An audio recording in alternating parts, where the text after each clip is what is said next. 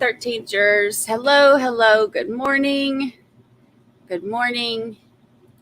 It is good to see y'all. It is early. Let's see who we have here.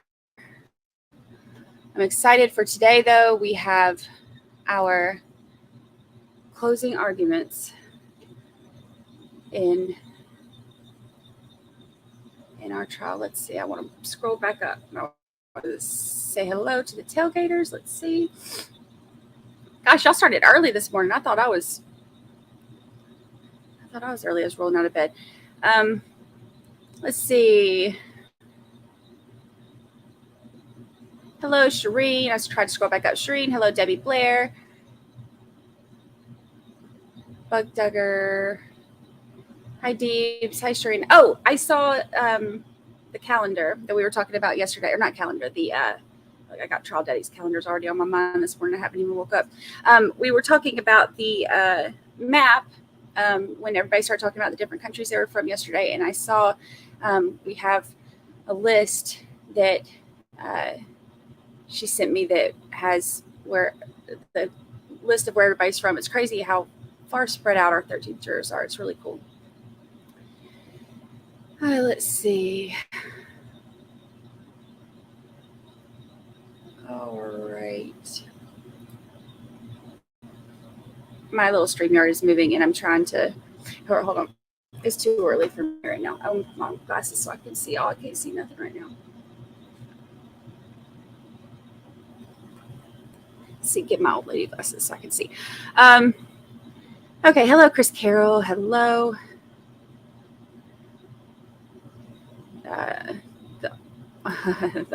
The only demonstrative missing from the defense was an artist's drawing of the 5'2" assailants like the Murdoch trial. I don't know. Yesterday I said something about how I thought he was describing the wet bandits from Home Alone. And I saw some of the comments about the 5'2" assailants. What is it? Gray ninjas and all that. His story wasn't original. Let's see. Good morning, Terry K. Tangled Crochet. Oh, all my stuff just jumped. Hi, 80s Music Man.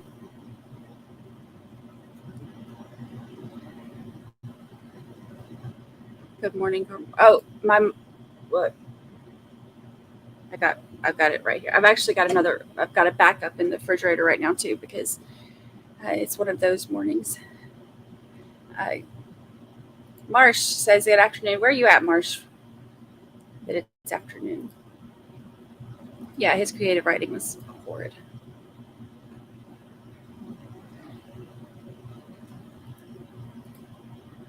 Let's see. Grab your coffee. I love that y'all hand out the coffee and the Kool-Aid, the cold drinks. Okay, let's see.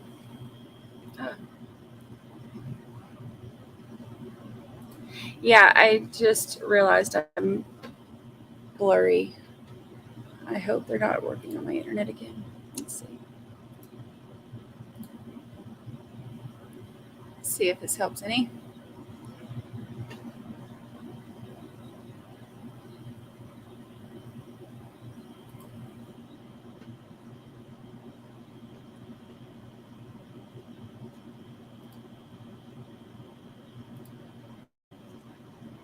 Check something.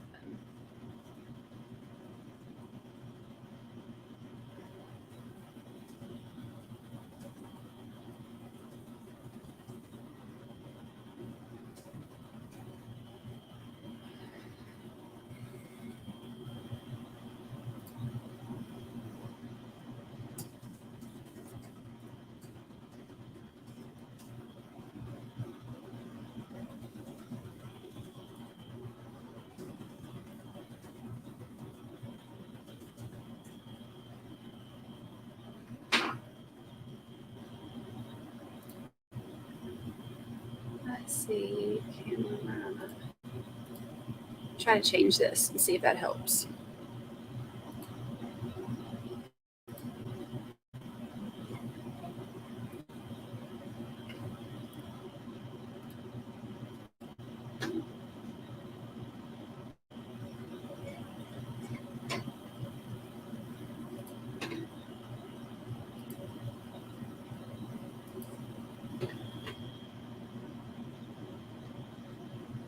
Okay, let's see if that helps any.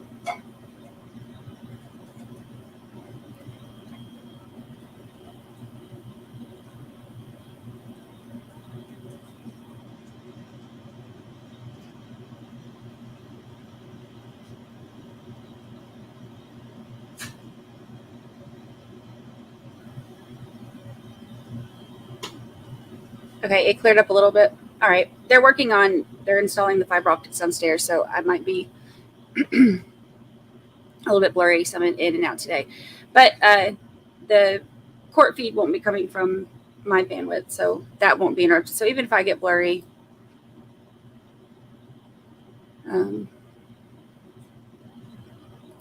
even when I get blurry, we won't miss anything. But we'll see if that helps. All right.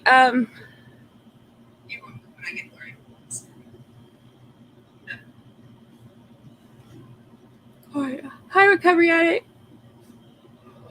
Good morning. Good to see you. I made it through almost all of your stuff yesterday, and I watched it last night, and I was so frustrated. I wish I had been in real time. I had so many questions I wanted to ask. That was such a good interview you did. Awesome show, like always. If y'all haven't seen the show the interview that Recovery Addict did yesterday with Solomon, Zachariah Anderson's brother, you have to go watch it. I'm curious if anything he said changed anybody's mind. Hello, Greeners. Good morning. He said the opening statements were juicy. I haven't got to see that yet. Good morning from Boston. Thank you. It's a blast. It's definitely a blessing. Good morning, Canon Ann. Good morning to you. Lucy's pacing around over here. We just got back. I took her out before we came in, and she's like pacing around like, are we really going to do this all day again today? I'm always torn between being here and being at RA, so I have to catch them on the replay crew when we do stuff now.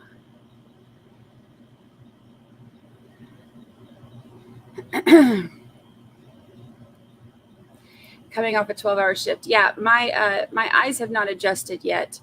The last couple nights I think I've gotten about maybe 4 or 5 hours combined of sleep and haven't been able to sleep that well. So my voice is scratchy today and my eyes are blurry. I'm just falling apart. But you know what'll perk me up when we start closing arguments? That'll definitely perk me up. Hi, Betsy. Yeah, the defendant was incredibly cringy and unlikable, and he just flat out lied. His lies weren't even believable. It was awful. Let's see.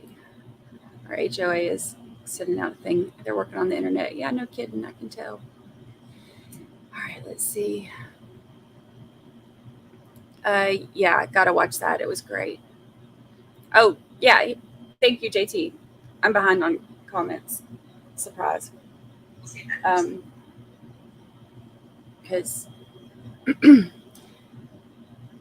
taken me a minute to try to read them. I try to not miss what I can from y'all. Let's see. Dizzy, you're late, but welcome. Oh, changed your mind? I'm interested about that. Tell me what. No, it did not. I can respect and appreciate some of the things that he said, but I had gone over all of that testimony so carefully because I'm very big on when I'm doing my recap videos and stuff that I don't want to get any information wrong. So I would watch live with Recovery Addict, and then I would go back and rewatch as I was making my recap videos and try to really focus on the details and make sure I didn't get anything wrong. So there were a couple things that he said that I respect his opinion, but I disagree with. So it did not change my mind. called in sick to watch. That's hilarious. At PTO, there's a good reason for it. That was an awesome show. Recovery Addict never ceases to amaze me. Hello, Poppet. I love that. Hello, Lisa Wilmot. Good to see you.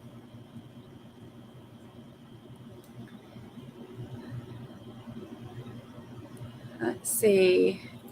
Yeah, the no mind change when you hear what Solomon says. Remember what Dr. G taught us about analysis. Yeah, I mean, and some people, I don't particularly care one way or the other who thinks what or puts weight on what. That's kind of the thing about having juries, is that everybody's going to think different and weigh different information, more heavily than others and that type thing. So it's just, for me personally, it didn't change my mind. But let's see. Yeah, the interview was definitely interesting. He did an awesome job on that. Y'all have to watch that if you didn't catch it yesterday, if you were in here. He did an awesome job. Changed my mind. I do have a couple more questions. There were some things that were not things I had heard before that were, like they said, not allowed in. Let's see. I'm watching to make sure we don't. I'm still catching up, y'all. Good morning. Good morning. I'll hear how scratchy my voice is today.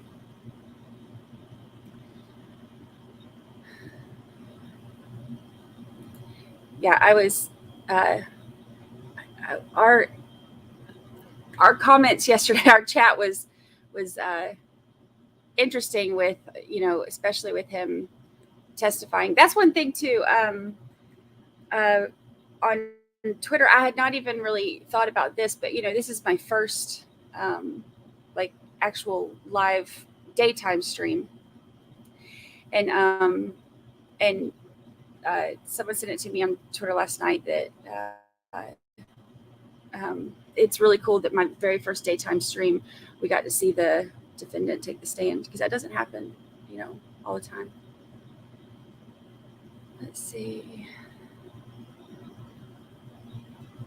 Yeah, everybody's talking about how great the interview with the Recovery Actor with Solomon, how great it is. It really is.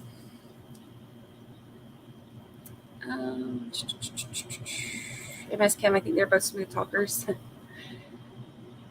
Hello, Nikki. Cannon said, I can see how some minds will be changed, but I had to go by the evidence that was present.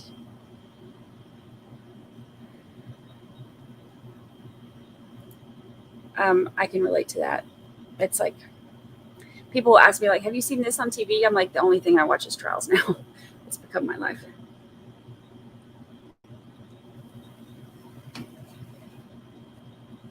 Let's see.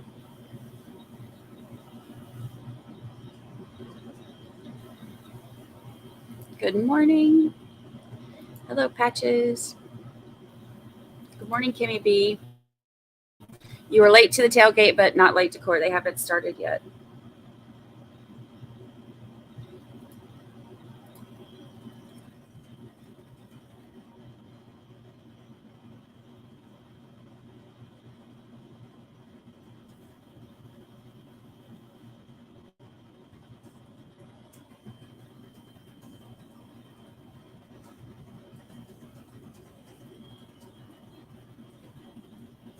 Okay. Let's see. Good morning, Penny.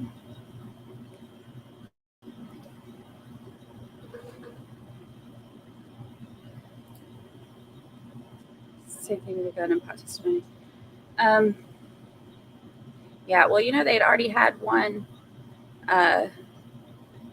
mistrial for that one before. Good morning. Good morning. I'm very interested to see what the defense lawyers do for this closing, too. And there's not much that they can do after his testimony, but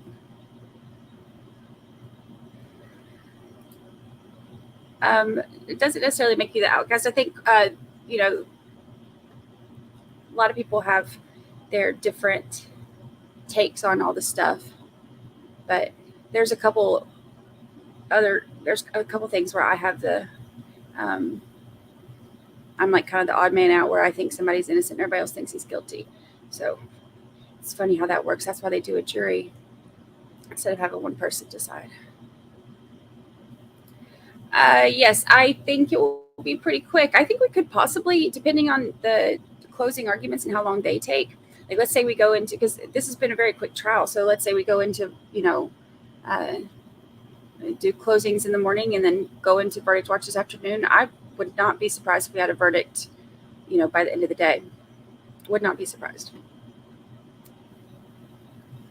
Mimosas with Brandi, that would probably wake me up more than my Monster energy drink over here does. Yeah, this is funny. So I had yesterday I went out with last night I went out with one of my girlfriends, and yesterday was the anniversary of the day that my dad passed. So Mexican food was his favorite. So every year on the 23rd I go have Mexican food, and so one of my girlfriends went with me last night, and we're sitting there at the dinner table, and she's talking to me. She's telling me about, like, you know, her kids and her husband and all the things they're doing. And I'm telling her about, like, Letitia Stock and Richard Merritt and, you know, these, like, non-dinner table things. And I was like, man, I guess this is like, when this is like all you like live and breathe and, you know, follow and report for a while. That's the thing. I can update you on every major trial for the last 3 months, but I realized how bad I was about it last night. Let's see. Yeah, this is how you know that he's got it in him. If he's a UGA fan and he can pretend to be an LSU fan. You know, I was a little bit bothered that this is a UGA fan because I'm a diehard dog. So I was a little bit bothered. And then I saw that he's also a Saints fan. I was like, oh, it makes sense. I'm just joking. Let's see. Still scrolling through. Yeah, that ridiculous story had us all laughing. It's ridiculous. Thank you. I love my gnomes. Hanging with my gnomies. I have a couple other ones that are kind of scattered around my condo, but I have one over there that has like pigtails. I have a little gnome planter too that's over there. It's cute. Hanging in my window. All right, so I think I'm caught up on those. So we are still waiting for court to start, but I do have, let me get it pulled up. I had one pulled up yesterday. Oh, JT, look at JT. JT's on it. He's already sent me another one.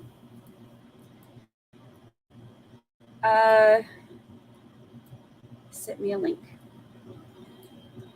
Let's see.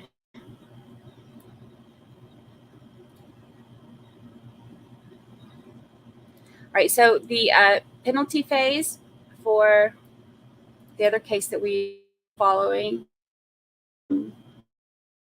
the cold case out of Florida, 33 years, they are going into, hi, Lucy, the, what do they call it? The penalty phase, I think is what they called it. Let's pull this up. JT just sent me something to summarize it. Let's see what's happening on that one. Penalty phase in the capital murder trial began Tuesday with each side's arguments, followed by testimony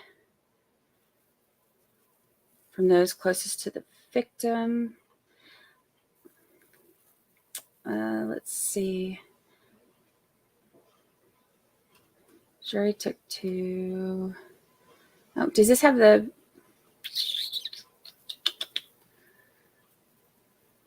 See, it's a death penalty case.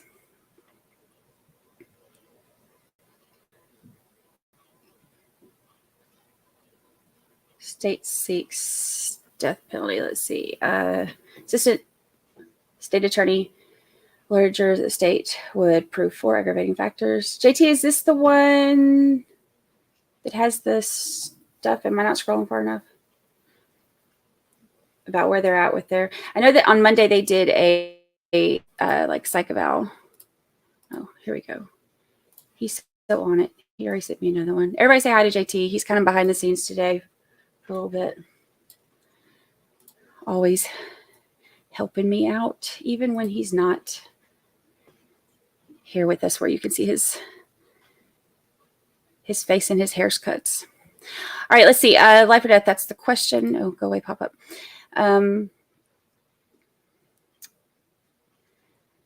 Penalty phase began Tuesday for the man who killed a Cape Coral girl and her babysitter in May 1990. To start the penalty phase, the state acknowledged the power the jury has in their hands. Prosecutor Daniel Feinberg said the decision they're going to be asked is difficult, maybe the most difficult they'll ever face. The state wants jurors to recommend. Oh, we have a new member. This is popping up. Hello, Nani of 3. Welcome. Welcome to the jury. We are waiting on court to start, so we're reading the update on the cold case sentencing. They call it the penalty phase. Welcome to the jury. Let's see. The state wants jurors to recommend death for Zeeler as after being, I say Zeeler. Is it Zeeler or Zeiler? I might be saying that wrong. I'm sure somebody will correct me if I am. Let's see. After being convicted of raping and killing 11-year-old Robin Cornell and 32-year-old Lisa Story.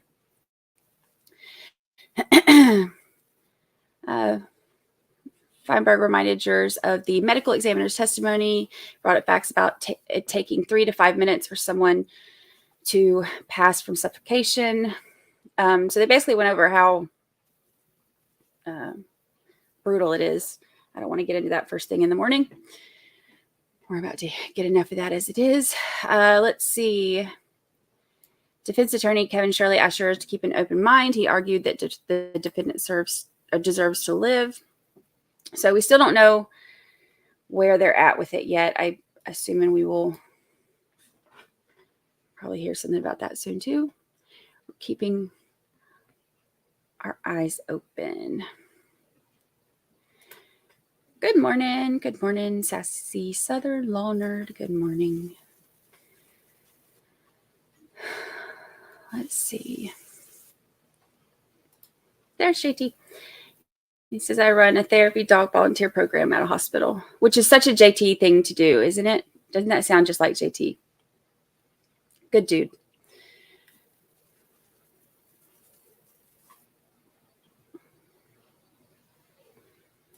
Oh, here we go. Shireen's always on it. There you go. Zeeler testimony yesterday was openings. Jan testified and Lisa's boyfriend. So they had that. So this is something I didn't realize too. It's a whole different thing for the sentencing. It's not the same jury that where they go through that. Oh, yes, I did. Yes, I did. I don't know what it is. I have to look it up. I did go because I thought everybody keeps telling me I'm going to do it. Okay, I have it. I can put it on our website and stuff too, but I got to pull it up. All right, P.O. Box 9635. We are so official. 9635, and that's Panama City Beach, Florida. 32417. I finally went. It's funny because my son rode with me to the post office yesterday, and he was like, "What are you doing at the post office?" I was like, "I gotta get a PO box," and he was like, "Don't tell me that you think you're going to be getting fan mail." I was like, "No," but he likes to put me in my place, whatever he can. I guess like a typical 19-year-old would. Let's see. We had apparently a gifted membership that I missed. Let me see.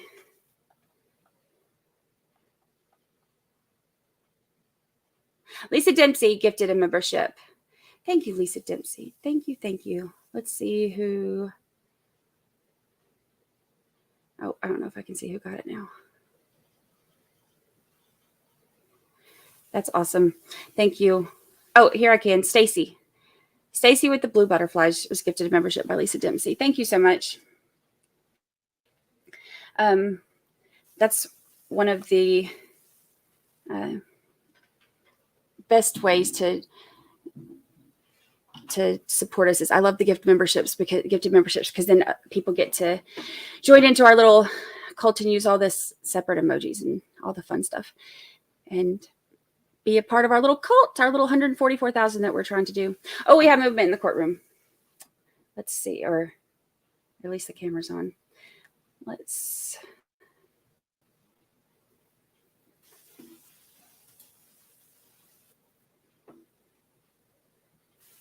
Oh, there we go. All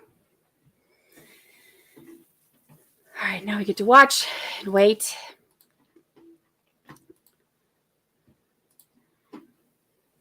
All right, let's see and catch back up on chat. Good morning, Jackie Hughes. Good morning.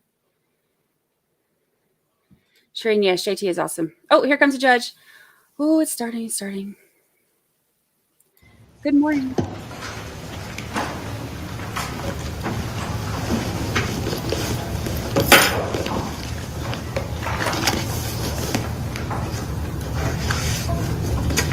Panama City Beach.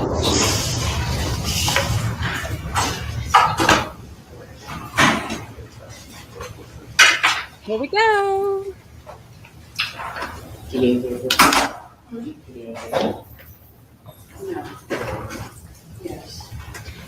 Yay, Dante, we're happy for you too.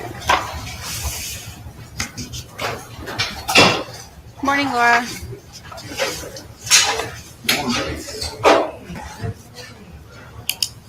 All right. Good morning, everyone. Sorry for the delay. Came outside this morning and my car had been broken into. So it's the joys of living in Atlanta these days, I guess. Oh, wow. But I did send you all copies of the charge last night. And I wanted to go over a few things this morning to make sure everything was included that should have been and see if there's anything else that needs to be added. If you'll go to page 3 of what I sent you, the highlighted portion that says prior convictions, limited purpose. I didn't know, Mr. Queen, if you wanted me to give any kind of instruction related to the Cobb County conviction that was admitted into evidence. I did not. Okay. And Your Honor, may I speak on that as well? There was something that I didn't even think of until I read this. We did use that conviction for impeachment purposes as well. I asked him about it, and so I would ask for that just subsection of the impeachment charge that says having been convicted of a felony. I don't think that's part of the impeachment pattern. I think she's talking about witness text. Right.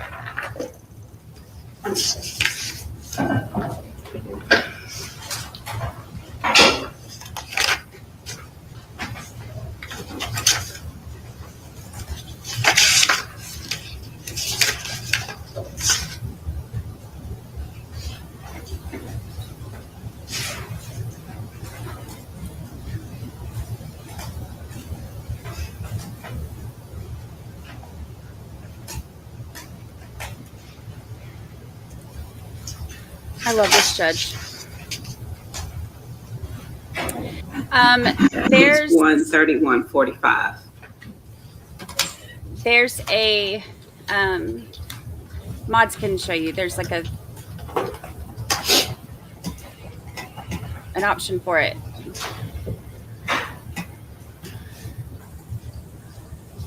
Y'all know I'm not good with that stuff. I run everything through StreamYard. Yeah, I love her. She's fantastic. Good morning, Virginia Little.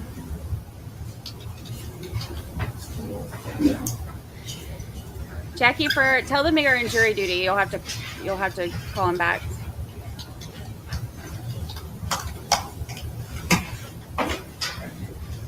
That One if 145, she's 140, Judge. depending on what part of Atlanta she's in, if Getting told. I think it's only 140. When it's attacked.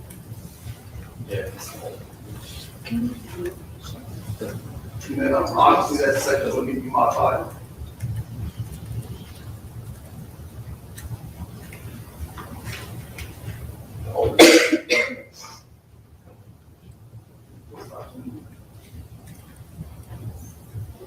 good morning. She could totally be a trial mama.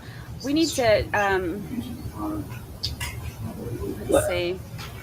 I need y'all to submit some of the trial mama And stuff. Also, crime with dishonesty would apply in this case, correct? Yes. Camille Vasquez needs to be the first one. She's a So babe. She's that's gorgeous, 130, beautiful, 140. like mind, smart. I'm gonna put it on the list. We have to start asking you now for more trial Credibility of mamas. witnesses and any testimony by them in court. You may consider where applicable evidence offered to attack, cast doubt upon, or challenge. Which one are you asking me to give? All Attack. attack, the credibility or believability of any such witness, Okay, I added the trial or mamas to cause the you to-do to list. disbelieve. Y'all start sending me your stuff. Believability of.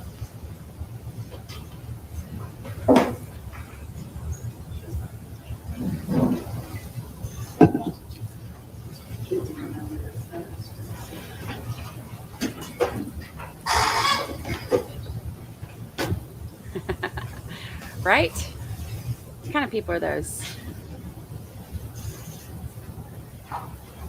If you're going to do it, you need to do it soon before they start their closing stuff. Then you can catch up. So once this hot mess starts, it's going to keep going. Good morning. I know I haven't had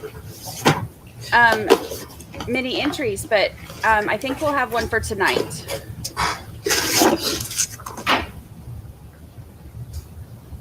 Work on one for tonight. Tonight we have day 2 of night court. Shelley, you have the exhibits down there? Okay. For Jody Can you hand me Arias. number 2? The conviction.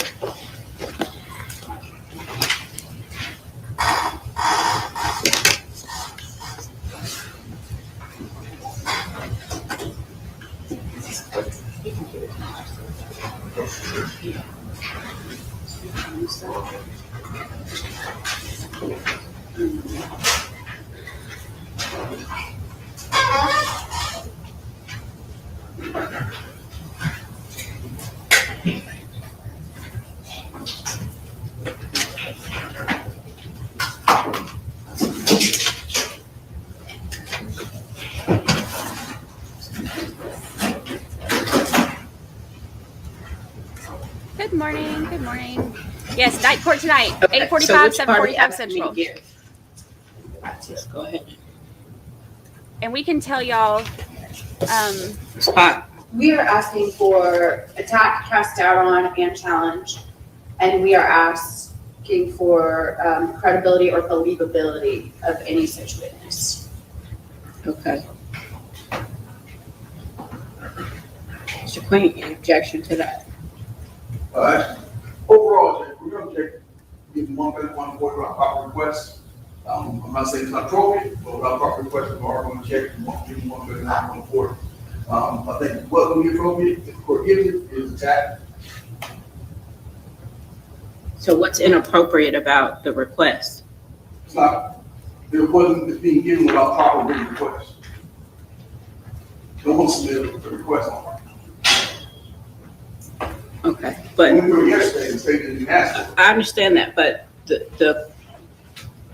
there were a lot of requests that weren't made, that weren't properly made, that I have put in the jury charge that we discussed yesterday. So what's good for the goose is good for the gander. So, all right, so let's talk about what I'm actually gonna read then. Evidence offered to attack.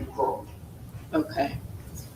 Well, I think all of them are appropriate because you've not only got the felony conviction, you've also got a crime of dishonesty conviction. So I would be inclined to give both of those sections.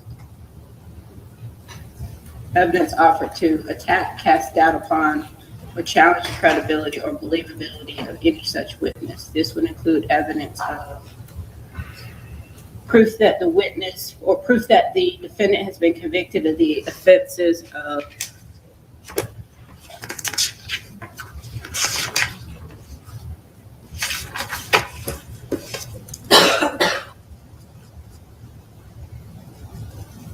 Like, she has me scared to, like, move or get up.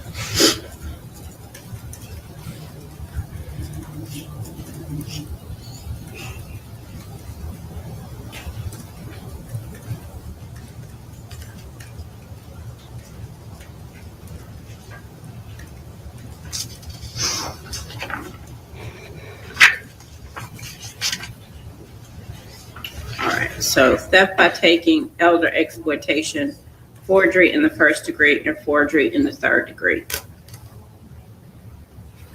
Proof that the witness has been convicted of a crime involving dishonesty or making a false statement.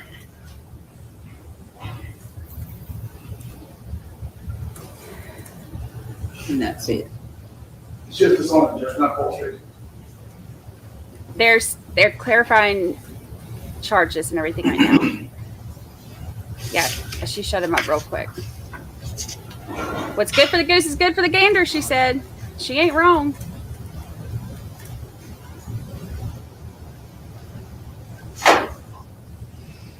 Well, I'm just looking at count 3. This is just the first one I've looked at that says elder exploitation.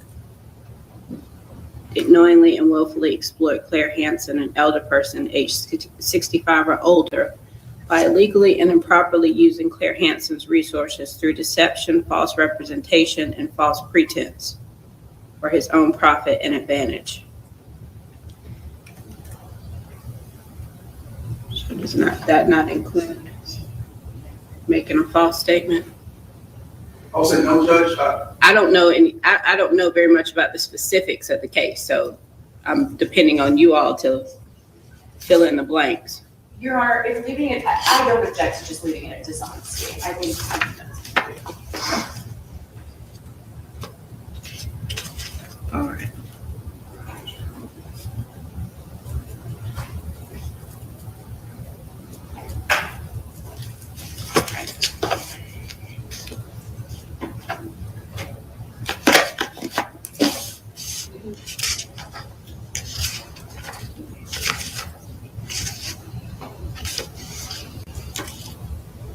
Any of the charges y'all want us to cover, if y'all will go to All right, if you'll turn to the page website and 7 submit it to under us. malice murder. Judge, can you go back for a We'll second? put it on our Sure. list. Even the court's decision to give 130, 140, and I guess it makes sense to leave prosecution back in.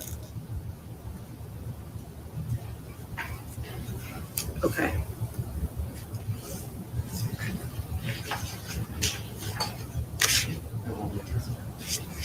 Okay.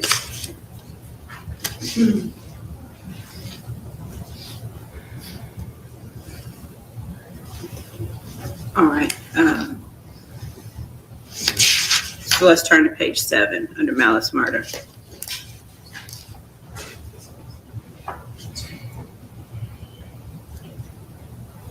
Alex, We didn't Manning, talk y'all about- send them to me. What I usually read is it is unlawful and is the unlawful intent to kill without justification, excuse, or mitigation. Yes. That's what we would ask for. Judge, I would ask you just to appear behind kill. There's no defense justification, no defense excuse, no defense thing. There's no mitigation offer. Yorkie poo.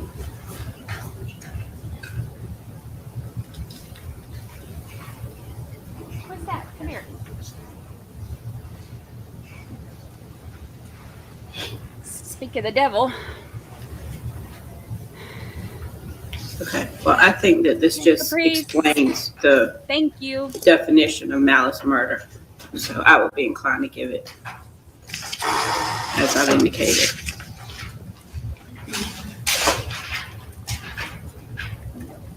Thank you, Priest. We appreciate that. Oh, they're the best. Next, let's turn to page 9. Hi, Daily Watcher. Yes, y'all submit the stuff to me. Go to the website. Submit it See, to there me. was an as left out. So it should read, in deciding whether the dumbbell as alleged in count 4 is an offensive weapon, you may consider all of the following factors. I left out as. And same on the next page. In addition to the additional element of the offenses charged in count 5, the state must also prove that the alleged victim was over the age of 65. Debated about over the age of 65 or over the age of 65 years old. I don't know if it really matters. It's one of the perks. All right. I think that's it. Was there anything else? Needed to address? No.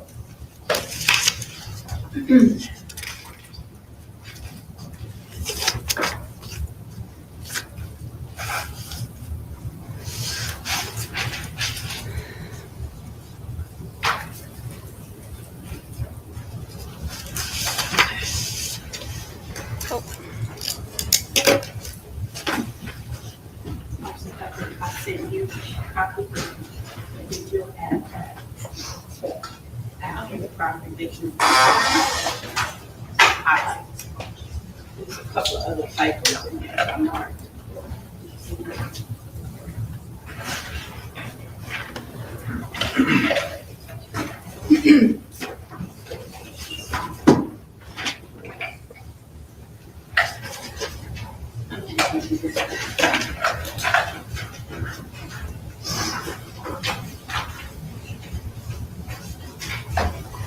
All right, we're ready to bring the jury out? Yes, Your Yes, sir. Oh yeah, she's great. She follows me on Twitter too. Post that she's going to take out of that.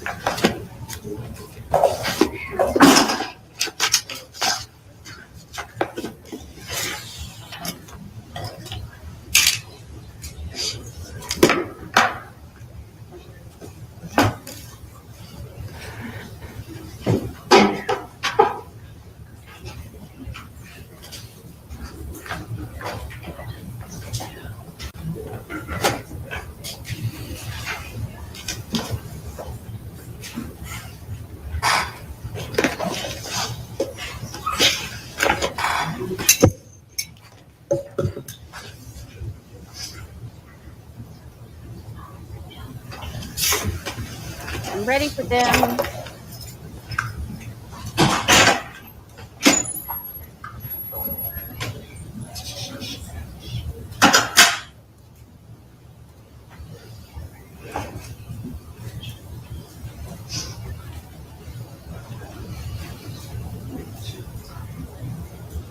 Yeah, so I was telling this funny story yesterday. I have a friend who has worked at this courthouse for a while, and she was telling me about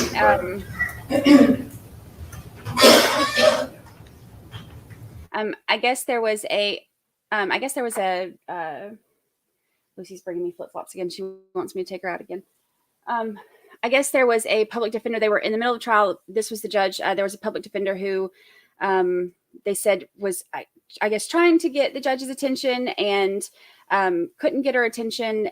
She needed to stop to go to the restroom, and I guess the judge didn't see her, and she was so intimidated by the judge, I guess, that she was scared to get up, and she ended up going potty in her seat in the courtroom while they were listening to a taped deposition or something. Interesting. Poor lady. I'll tell him. I'll rub it in his face. Be like, see, your mom's cooler than you think.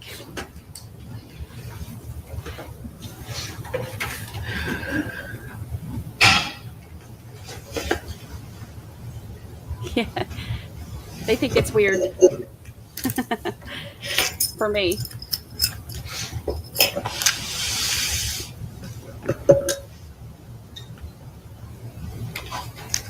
Yeah.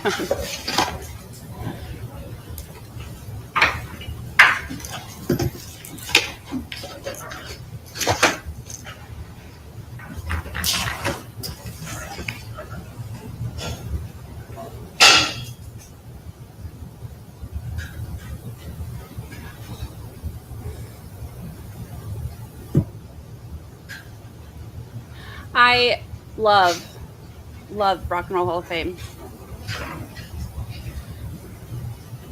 I went when I was in Cleveland for one of my surgeries, one of my major surgeries. I had to come in early the night before and stay, and we went to Rock and Roll Hall of Fame. It was so cool. I've gone twice when I was in Cleveland for surgeries before surgery. So cool.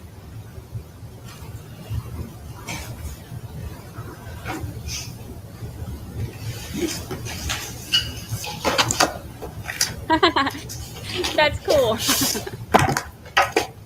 You are super cool.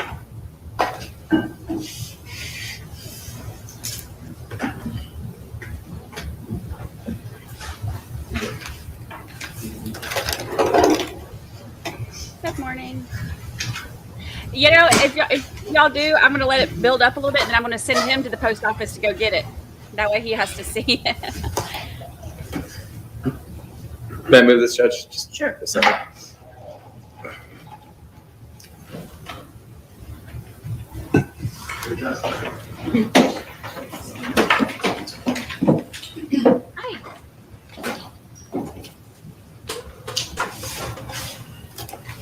Take that over.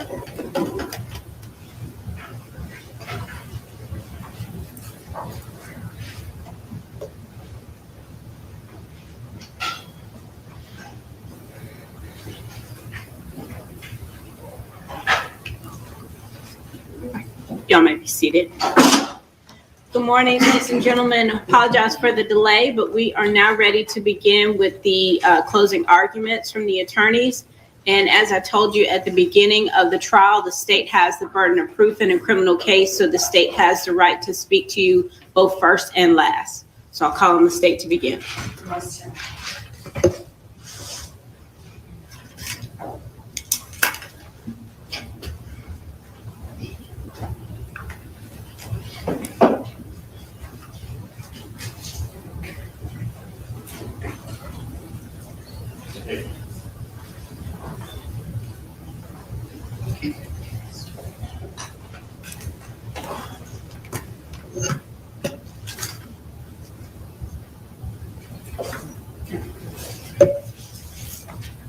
Good morning, ladies and gentlemen. As Judge Johnson just explained, the state has the burden of proof in this case and in every criminal case. And so that's why I'm going to have the chance to talk to you first. Then the defense will have the chance to give a closing argument, and then I'm going to have a chance to talk to you again. First, I'm going to address kind of the boring stuff, or what seems boring, but it's really important, and that's the law that applies to this case. Again, we have the burden of proof. We have to prove each of the charges beyond a reasonable doubt, and that is a burden that the state gladly welcomes, and that is imperative to the criminal justice system. And I know that you all have seen on TV and know that the state has to prove each of the elements and each of the charges beyond a reasonable doubt. Not turned on here this morning. Well, what does that mean? Beyond a reasonable doubt, it sounds like such an ambiguous term. But as Judge Johnson is going to instruct you in a few minutes, a reasonable doubt is the doubt of an impartial juror honestly seeking the truth. You know, when we questioned you during voir dire at the very beginning of this trial, one of the reasons that we asked you many of the questions that we did about your background and about your experiences is to make sure that each of you would come into this trial without any biases, as impartial jurors, and that you would come to a verdict not based on your past experiences, but based on what you've heard in court over the past couple of weeks. And we thank you for being here and being those jurors. But Judge Johnson is also going to instruct you that reasonable doubt is based on common sense. It's based on reason. And that is really the second thing that we were trying to learn when we questioned each of you at the beginning of this jury trial. And as I mentioned in opening statement, after trial, I've been practicing as a prosecutor for 16, 17 years. And after every trial, I get calls or I get approached by jurors and they always say, why? Why did you put me on this jury?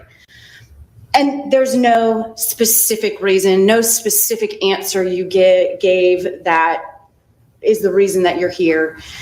The reason each and every one of you is here is because you all struck me and Mr. Emmons as folks who would use common sense when listening to the evidence in this case and deliberating and coming back with a juror.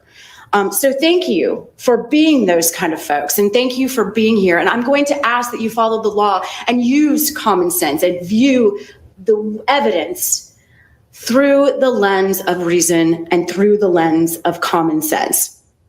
Now, reasonable doubt is also not certain things. It's not to a mathematical certainty. The state does not have to prove the charges to 99, 100, and 110%. It's also not beyond all doubt. And I'm going to go a little bit further into that in a couple of minutes, but there are always going to be doubts because we can't videotape every single murder and every single criminal incident that occurs in DeKalb County. So you're always going to have questions in your mind. Reasonable doubt is also not a possibility. And you are not, as jurors, to go out and look for doubt. Reasonable doubt means that if you came in here with an open mind, not knowing anything about the case, and after hearing all of the evidence and looking at all of the exhibits, you believe that the defendant, Richard Merritt, committed each of these crimes. If you reasonably believe that, then you can and you should convict. My favorite way to think of reasonable doubt and what beyond a reasonable doubt means is to think of it like a puzzle. When you sit down and you start putting together one of those gigantic jigsaw puzzles, you may start at the edges and work your way in. You're going to get to a point where you see something like this. There are pieces missing. There may be questions as to what color the eyes are or how many teeth this guy has. But because each of you is a reasonable person, you are able to look at what's there and say, yes, that's a tiger. And you know that beyond a reasonable doubt because you can put the pieces together in your mind based on what you do know about the case and the facts that the state has presented. That's just like a criminal case. You know, I don't know, and nobody will ever know, the conversation that Shirley Merritt and her son had before he murdered her. We're never going to know what clothes he was wearing that day or what he did with Shirley Merritt's cell phone. But what we do know are the facts that bring us to the proof of the elements of each of the charges in the indictment. We don't have to prove all that extraneous stuff. all we do need to prove by law is the charges. And we're going to go over those in a couple of minutes. Additionally, there are things that are not required by law when you render a verdict. The first is scientific proof is not required. And I am certain the defense is going to hammer home how there was no DNA evidence that proved that the defendant was holding that dumbbell. There were no fingerprints on that knife that proved that the defendant was doing the stabbing at the time of the murder. But none of that is required by law. In fact, the law recognizes how difficult it is to get scientific evidence. And you all heard from witnesses that this ain't CSI. Alexandra Jason, remember her? She was the DNA expert from the GBI crime lab. She testified that she tested the DNA that was rendered from the hairs that were found in Shirley Merritt's hands, and all the hairs that could be tested positively were matched to Shirley Merritt. And she also testified about that dumbbell. Yes, they were able to obtain a swab. There was DNA on that dumbbell, but there wasn't a sufficient amount to come to a conclusion. She said, yes, there was DNA, but because there was so little, we couldn't determine who that DNA belonged to. Now, that doesn't mean that DNA did not belong to the defendant. It just shows that it's inconclusive. And you know what Ms. Jason said that was really important? She said, the crime lab really doesn't like to test for contact DNA because it is so often inconclusive. It's so rare that we get that kind of result, especially when we're dealing with a metal object like a dumbbell or a plastic object like a knife handle, and not something like clothes where skin cells would get trapped and stay. The law does not require forensic proof. Again, we go back to those fingerprints. And as you heard from Jesse Worley, the fingerprint expert, not every item is conducive to containing latent prints. A plastic item that has some texture, like the knife handle, it just doesn't always hold on to those skin oils that would leave the latent prints. Same with the dumbbell. Because it was textured, it wasn't something that was likely to produce a latent print. Now, that doesn't mean that the defendant didn't have his hands on those items.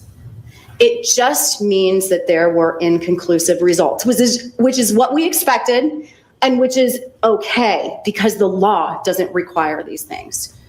Finally, the law does not require an eyewitness to have seen the incident.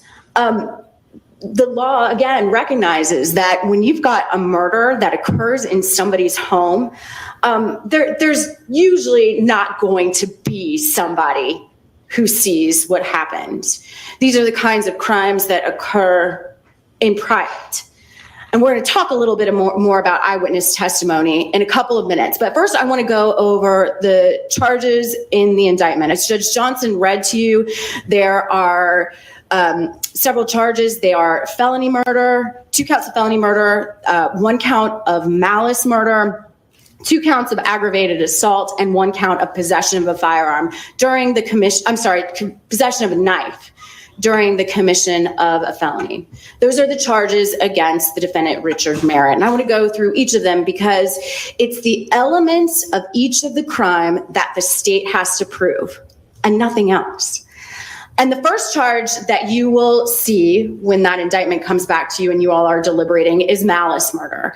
And the elements of the charge of malice murder are that the defendant did unlawfully cause the death of Shirley Merritt with malice aforethought.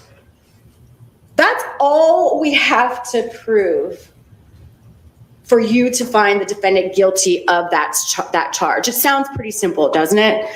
But what is malice? Well, Judge Johnson is going to read to you that malice is the intent to kill without justification, excuse, or mitigation. It is not necessarily ill will or hatred, and it does not require a proof of motive, because we can't read the defendant's mind at the time that he bashed his mom's head in. It does not require that we prove premeditation. This isn't something that he had to plan during the course of the day or even hours or minutes before the murder occurred. Malice and the intent to kill can be formed in an instant. He didn't have to have malice the morning when he woke up. He didn't have to have malice while his mom stood there making his spaghetti. When the defendant made contact with that blade to his mother's skin, that's when we have to prove that the malice occurred. And again, we can't read the defendant's mind. We don't know what he was thinking when he committed these offenses. And the law, again, recognizes that, so that it allows for malice to be implied. You all can imply malice existed based on the circumstances of the murder and what happened before, during, and after he killed Shirley Merritt. It can be applied when no considerable provocation appears. You didn't hear any evidence that poor 77-year-old Shirley Merritt provoked this murder. When the circumstances show an abandoned and malignant heart. That's actually what the law says. An abandoned and malignant heart. During this trial, you did get to see some photographs of the crime scene and of the autopsy, but out of respect to Shirley Merritt and to her family and friends who are sitting in this courtroom, I didn't publish all of those. But I will submit to you that when you go back into the jury room and you see the photos of what this man did to his own mother's face, you will find malice. Look at Exhibit 28 and look at Exhibit 62.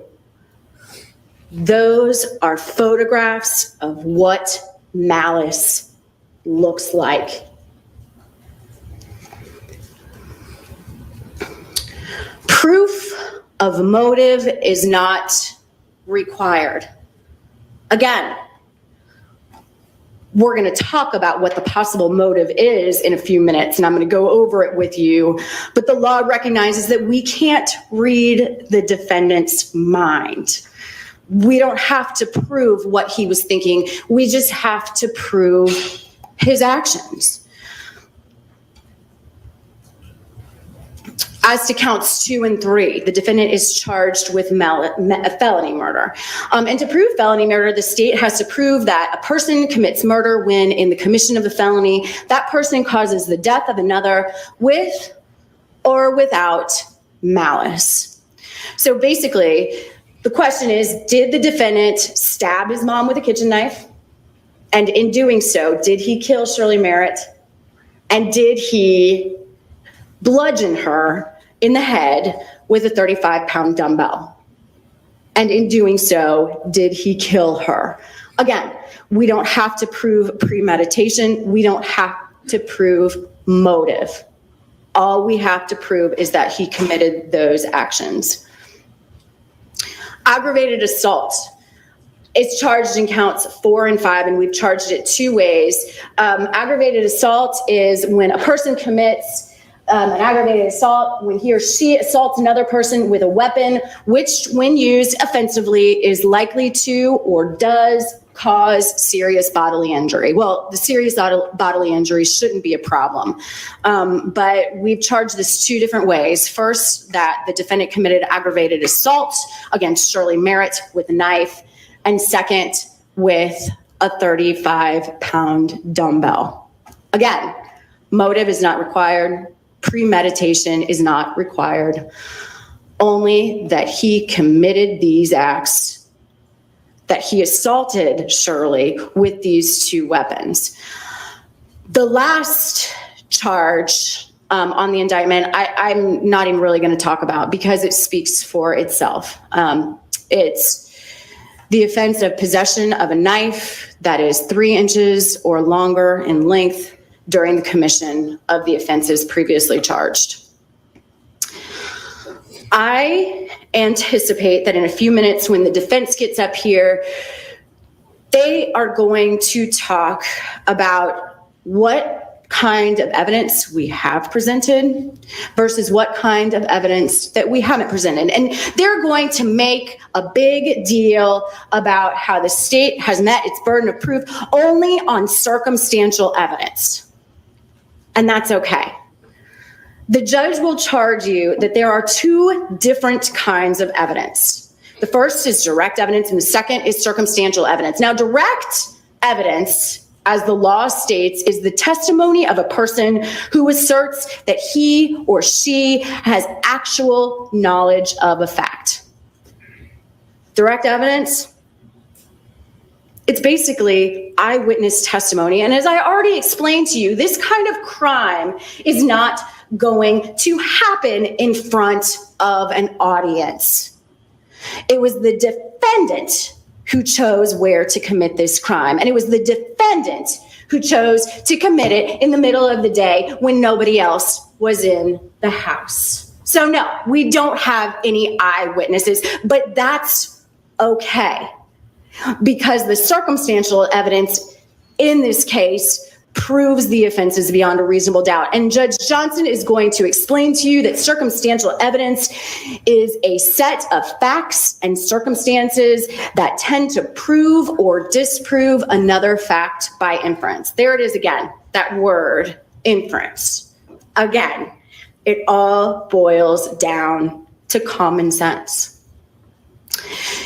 The law states you may use reasoning and common sense to make deductions and reach conclusions. So you can take all that you do know, from the crime scene to the timeline to the statements given by each of the witnesses, and you may make inferences as to the guilt of the defendant. And I will submit to you that all of that evidence is sufficient to make you believe that the defendant committed this murder. And that's enough to prove that he is guilty of these crimes, and that is enough for you all to render a verdict. By law, it's enough for you to render a verdict of guilty. There is no legal difference in the weight you may give either direct or circumstantial evidence. You know what that means? That means that you can convict on circumstantial evidence alone. So don't let the defense convince you otherwise.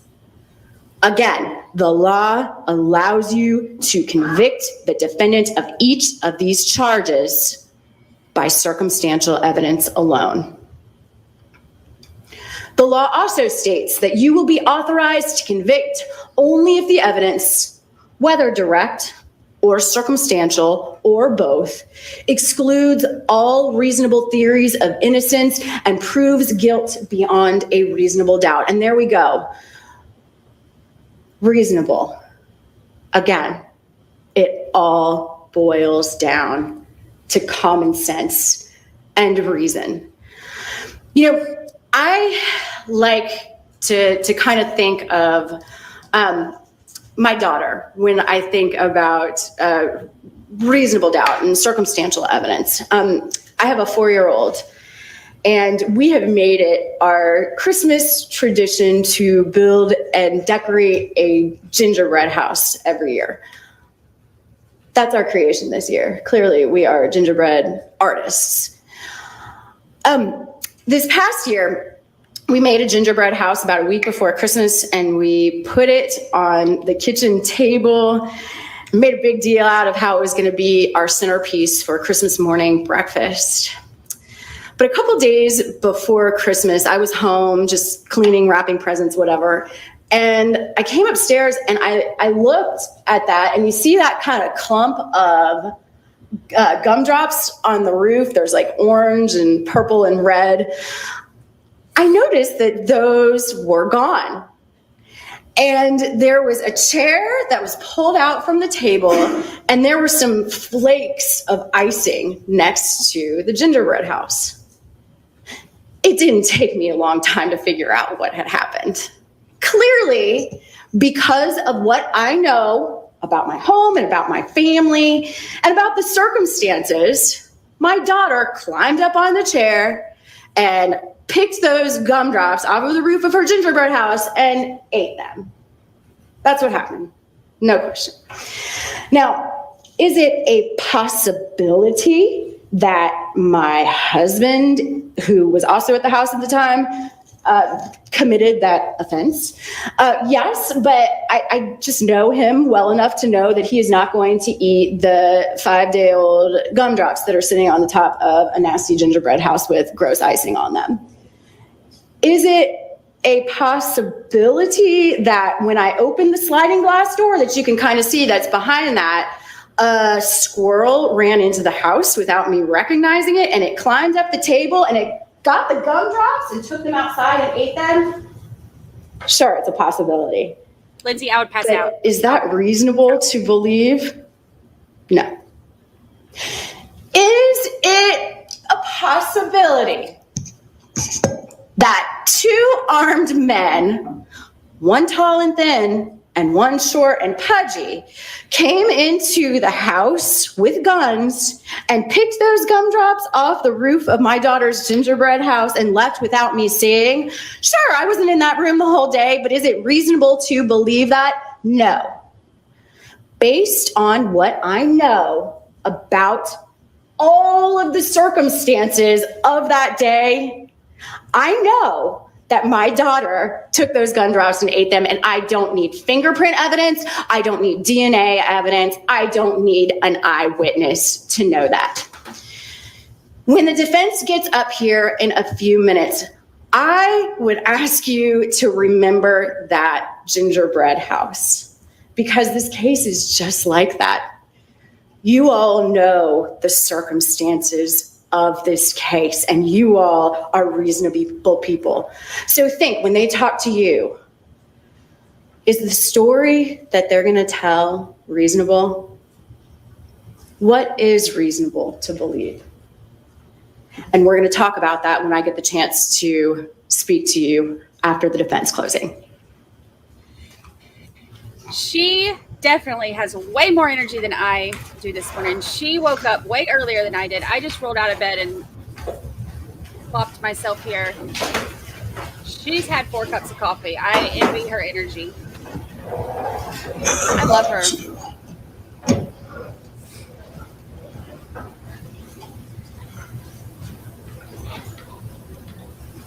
Yeah, I love her. She's hitting good points.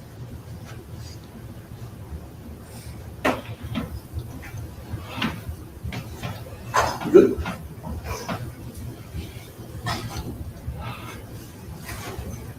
In the morning, ladies and gentlemen. We can do better than that. He ain't gonna stand in front of the mic. Good morning, ladies and gentlemen. Good morning. Thank you. This is State of Georgia versus Richard Merritt. And now my opportunity to give you my closing summation. The state heard from Ms. Potter already, and as she stated, she will be coming after you. The state, they have the burden the entire way, in the trial and the trial. So they get to go first and they get to go last, and I get sandwiched in the middle. Now, I just want to let you know, together we each have 2 hours. Judge had mentioned, we want to let you know we have 2 hours in which we can talk and give you what we think the evidence shows. It's 10:04. My hope is that within an hour, half the time I'm live, I can give you what I believe evidence shows. And what evidence doesn't show in this case.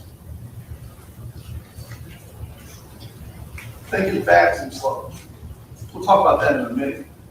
But I think what this boils down to The state wants you to think back, and down. You must be like this. But as Judge Johnson told you, every day, particularly she told you on Friday, that don't come to me until all the evidence has been presented and you heard from the lawyers in these cases. Now, I'm going to try to address about 4 things. 1, some housekeeping matters. Some nuts and bolts things that may help you along the way. Second, we'll address some numbers which are apparent in this case. Along the way, I noticed that a lot of the numbers have been thrown out and doing all the evidence which you see before. Third, there's the elephant in the room. And then finally, the boom mover, she gave the precursor, we'll talk about it. Emperors and flows. Housekeeping. You have it like, and as already, one thing. Ms. Potts said it last week. This case is not going to be. There are some issues with the evidence, and then as you mentioned to you early on, this is some hard evidence to look at. Because some of this is quite graphic to look at. As she mentioned, this is not going to be. But one of the first things you should do is pick a foreperson. The judge is going to tell you that. The judge is going to tell you one of your first duties when you go in the jury room is to pick a foreperson. And the foreperson is what? It's not the person that says, hey, this is what we're going to do. The foreperson is the project manager. Someone who helps organize and say, hey, let's look at this, step by step along the way. Try to meet your goal. And the goal is to come to a verdict if you can. That's the goal, right? And for the second thing, is the judge going to direct you to read the indictment. It is written in legalese. It ain't easy. But you'll have it for you, 6 counts. We're actually reading the indictment. Then also, what you're going to have an opportunity to do is read the instructions. When this pot is done, the judge is going to give you what's called a charge. And what that means, she's going to tell you what the law is. And she's going to tell you you must follow the law. She's going to tell you what the law is and what it means, that's up to you. And she's going to give each one of you individually a copy of the law. Because the law is going to direct you as to how I consider this, how I consider that. Like previously, Ms. Potter stood up and she gave you a couple of sections, a couple of tidbits with some underlines saying, hey, focus on this, focus on that. Now, some of those slides she gave you, people won't see. That is her. And she has a right to do it, giving you, I guess, her version of what it means. So as you pay particular attention, you give your pen. Read the instructions so you can make a decision in this case. And then each of you is going to get a pen. Why? Because each of you must determine this for yourself. Each of you must determine as to the elements and as to the facts and bring a verdict that speaks what you believe in your heart and then open collectively what is on your heart. And let me add this. Put your questions, if you have any, in writing. And particularly, four-person job, put it in writing, out the door, and we'll talk about it. The judge will make a decision, she'll tell you what to do. But one thing the judge is not going to tell you, the judge is not going to tell you what you heard. The judge is not going to tell you what you saw. The judge is not going to give you an opportunity to play it all over with you. No, this case extended over a weekend. But collectively, you guys have to learn what did they say? What is the evidence? And then finally, what does it mean? Jury duty. I know when y'all came in on Monday, all of you, were not excited. And the judge read you the charges. But jury duty is a very, very important task in this society. Now you have there one lawyer, President Lincoln, is the highest calling of any citizen. To be a juror. And then another lawyer, Chief Judge Rehnquist said, justice, you can't trust lawyers and judges to administer. It's other people, it's for the people. So that's why we asked 12 people to decide. Speak for yourselves. And of course, there's oath, which the judge gave. And we took that up. We took on the job. Reaching and working through his case. And that's been a good job for the last 4 or so days. One thing the judge want to say to this. It's hard. It's hard not to feel sorry for someone. Taking someone and climbing the steps. Comfort seats. It's hard. However, Judge, I'm going to tell you, not to feel sympathy from this side of the room, not to feel some sympathy from that side of the room, not to feel sympathy from this side of the room. Why? Because you have a job. And it's your duty to consider the fact without favor, affection, sympathy, anybody. That's hard. But it's a job. You're going to get the law's going to tell you on the side of this case. Numbers. Obviously, I'm a lawyer. Numbers is not my specialty. I went to Georgia Tech 2 years, and I left before they kicked me out. And I went back to Maryland, and that's where I graduated. Numbers is not my specialty. I realized that a lot of numbers came up in this trial. And the way it's sort of pressure at some of those numbers, let's talk about it. 1590 Planners Road. That's where the incident occurred. 1590 Planners Road. Stone Mountain was at the doors on Tucker, which was about 87. That's the coordinates of that average. I put a line there because actually you'll see, if you look at the attendee records, that those coordinates vary a little bit at the very end as here's a Mr. Merritt moving around the house. Now, allow us to get into January 18th, 2019. That's the day which Mr. Merritt earned in the Cobb County case. We've heard a lot about that Cobb County case. Apparently, the judge gave him 30 years or 15 years, and the restitution occurred. I think everybody's talking $500,000 restitution. I think the record's going to say that the restitution was $454,796, which is a big chunk of change. A lot of money. People were looking for that. And then we talk about February 1st, 2019. Now, it's like a morning. That's the time period of that Mr. Merritt left the house into the doctor's appointment. So, between and that coach and Mr. Merritt, it looks as though they're both off by a little. And because she said he was late towards the end, so the appointment was probably 8:30, 8:45. But as we know, going from Stone Mountain up to Sandy Springs, he missed out. He got there towards the end, he saw his child, saw his wife, and he left. And then we had February 1st, he had these phone calls. Now, the state, that first one, 839. That's the phone call, text messages. That's a text message from Mrs. Merritt to Mr. Jeffco.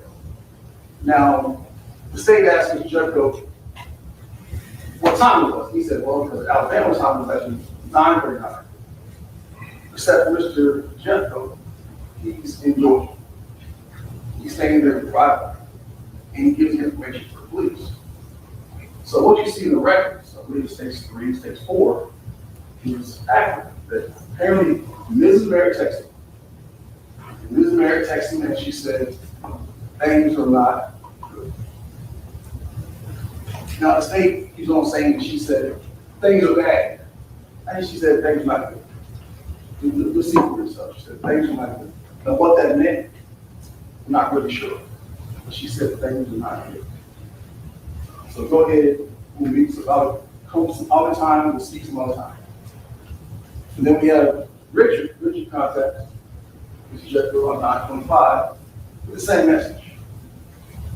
Don't worry about it, Mom.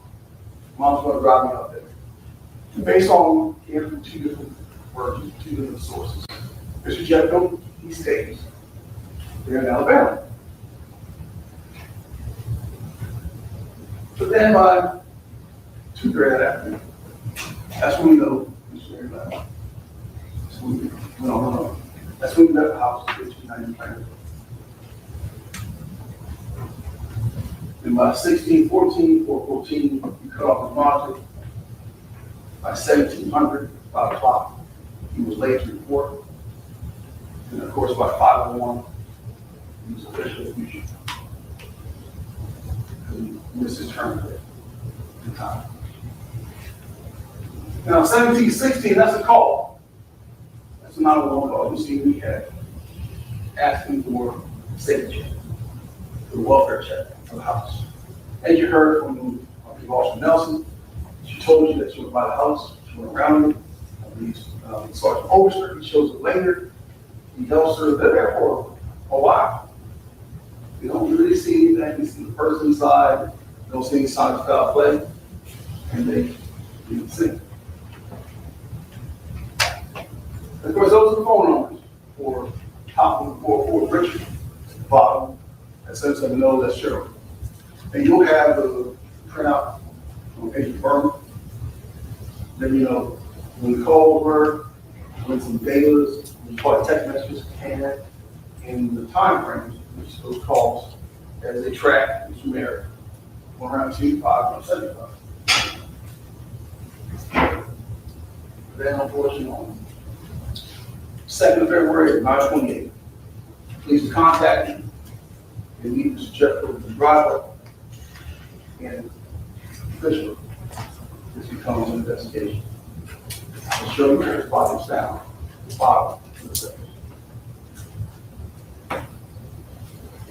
They would have 1847, 647.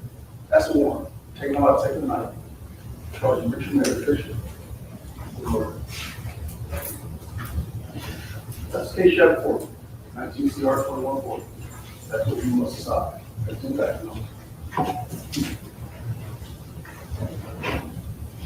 September 30th, I say Richard is arrested. Now, look on the indictment. Look on the indictment, you'll see. The indictment is issued by Richard Stormont. The case indicted on June 15th, June 5th, 2019. While he's on the run, and then when he's arrested, he is officially fugitive from Cobb County, and he was wanted on that indictment. That was wrong. 25 heirs, 8 which were usable, 18 which they got some DNA. That's what we got. Those 25 hairs in our hands, and those hairs where we got DNA, which is perfect. No surprise. And then finally, a couple out, 12 years. We actually determined this. So, of course, skeleton, Richard fled. He fled. He went to Nashville, took on our identity, spent time with Kelly. Yes. But that's not what he's charged with. He's not charged with stealing the law. He's not charged with being injustice. He's charged with the death of his mother on February 1st, February 2nd. And of course, yes, you heard from yesterday. And you told him, when you put him, he did not kill his mother. That is the difference. And the judge is not going to tell you, well, because he disappeared, you have to do this, you have to do that. Go through the past. You won't see anything where the judge is instructing you that because he fled, because he ran, he's guilty of killing his mother. So what is the evidence? regarding the death of this woman. So this woman who worked, a young associate, she had a little child. And this came on. There's a story called Emperor's New Clothes. I think it was written by, it was Hans Christian Andersen. Could be a grandbrother, I think this was Hans Christian Andersen. And the story is of an emperor. And two weavers, two tailors come to town. And these two weavers tell the emperor, hey, we're going to make you the finest outfit that you've ever seen. The finest outfit that's ever been worn. And the weavers, they go to work. And they're working on each week. They're working on each week. And they're taking measures. Ultimately, they're doing nothing. And on the day of the great unveiling, Emperor walks out. And everyone's like, wow, wow, wow. So finally, a little child looks and goes, ah, he had no passport. This is case. You heard from this. And you're right. This pot said it, and it's true. Where is the evidence? He is talking to Where is any of this in this case? Where is it? Listen, Mona. Ms. Manicosi, she said that the house, mom put up the house. She's wrong. The sequel paperwork is actually, she went to a bond company. Now, the second chance bond company. The sequel paper. She did not go to the house. There's some clarification, Richard. She took out the one, Ace bond company. Now, $40,000. This house is smoke rise. This house is massive. She did not fill the house. So there's no motive in order to avoid her losing the house. And then, of course, as you heard, there was no animosity between Richard and his mother. She helped provide for him. She helped provide for his wife. She helped provide for all her grandkids. She was above and beyond. No one has been in this court that said one ill word while she was married. And as we know, because we want to make things work, we want something to make sense. In this case, there is no law. There is no law. And the judge wants to tell you, you'll see the indictment. Motive is not having proof.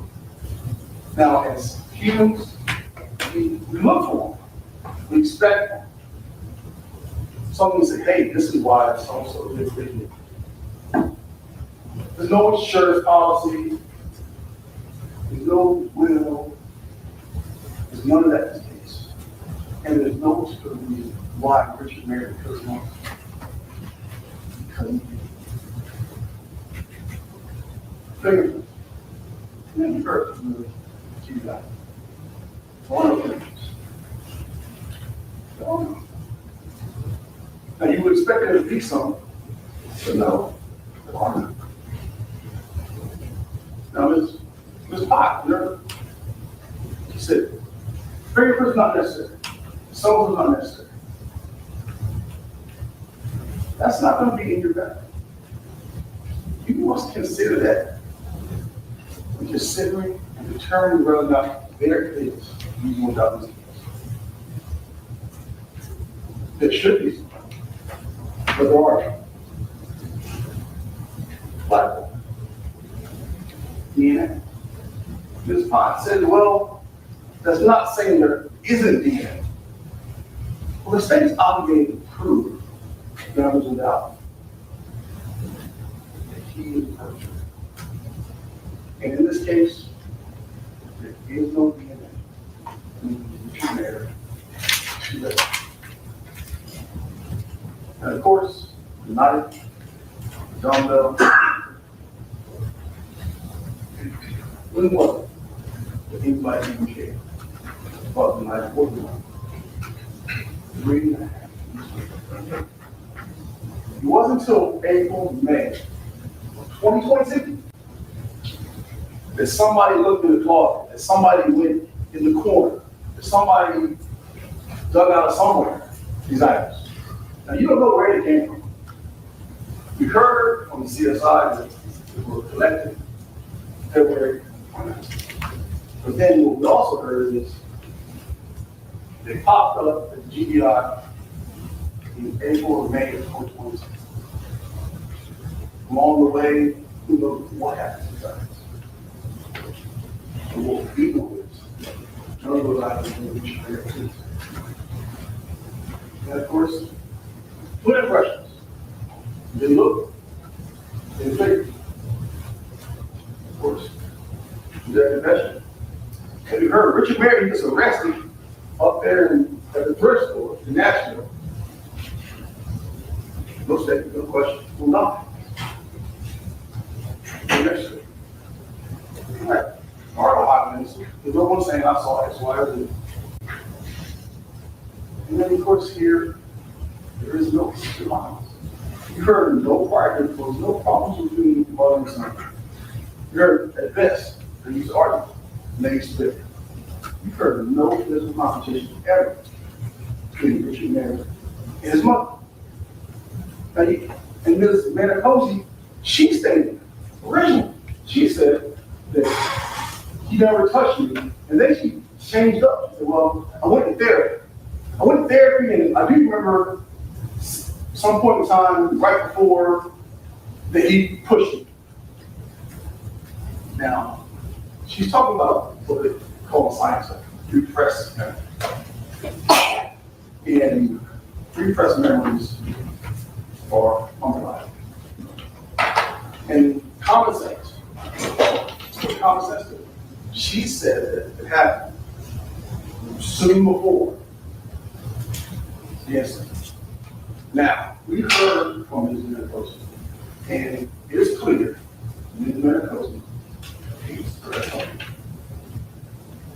And it's clear that if Richard Merritt laid hands on her, around about the time of years prior to this incident, she would have told me. She told me in Cobb County, she was digging up and finding evidence for the state. Because by that time, the Cobb County investigation hit, she hated it. She was working with the state to help commit. And of course, here's another day. She worked as my for the state to help commit. And of course, we heard from Ms. Richardson. Ms. Richardson, she told you that at best, she remembers that maybe be irritated about work schedules, about stuff at work. She said he remembered how it was her. And so that's the coaching for me. She's trying to say that, well, he was a bad drunk, violent drunk. And she said, speaking with her son, she recalled some incident where he had her scared. Now, as you saw, during the time the year prior to his conviction, Richard was on her. One issue was alcohol. And Richard violated the alcohol.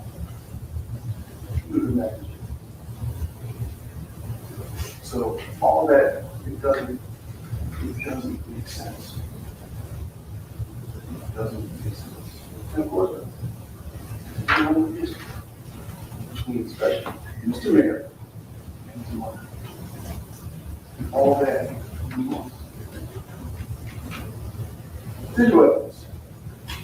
Having heard from CSI, they got 2 iPads, laptop, and also Kindle out of the house. Whatever habits with others? The answer is no. You see television shows, you see podcasts where someone's Googling how to get away with murder, how to do this, how to do that, how to hide a body, et cetera, et cetera. But in this case, they had 4 devices. And nobody could be involved to see what was on those devices.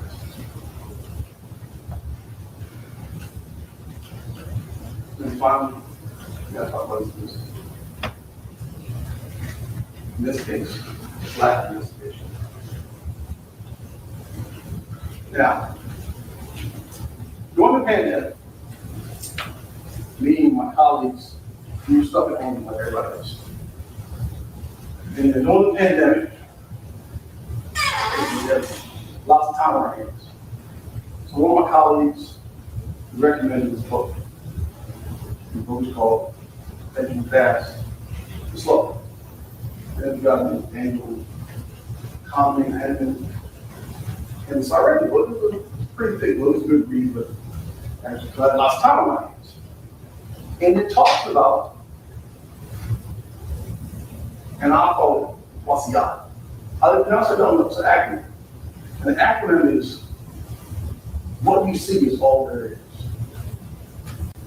So thinking back, so naturally, our minds work, we like to figure shit out. But figure out, hey, this is what this means. This is what that means. That's what we naturally tend to do.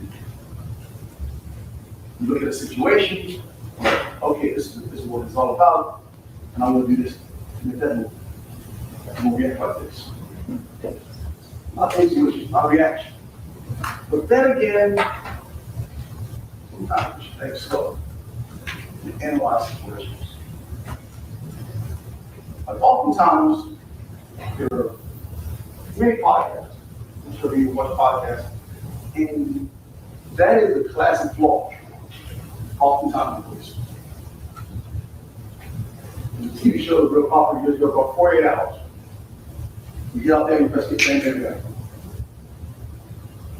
And oftentimes, the police they take what's in front of them as if that's all there is. And they reach conclusions and they move on. And yet, sometimes they're right. Often they may be right. As you've seen, oftentimes they're wrong. Oftentimes mistakes are made in corners because the evidence is not thoroughly investigated. You already saw this out. Great circumstances. There is no record of this. No one walked through the door and said, hey, I saw this. This is the circumstance where it is. Look at all circumstances, and you must make a decision. Now, the last paragraph. To authorize conviction on circumstantial evidence, the proof fact will not only be consistent with the theory of guilt, and the state's theory, but also exclude any other legal theory from the guilt of the accused. Must exclude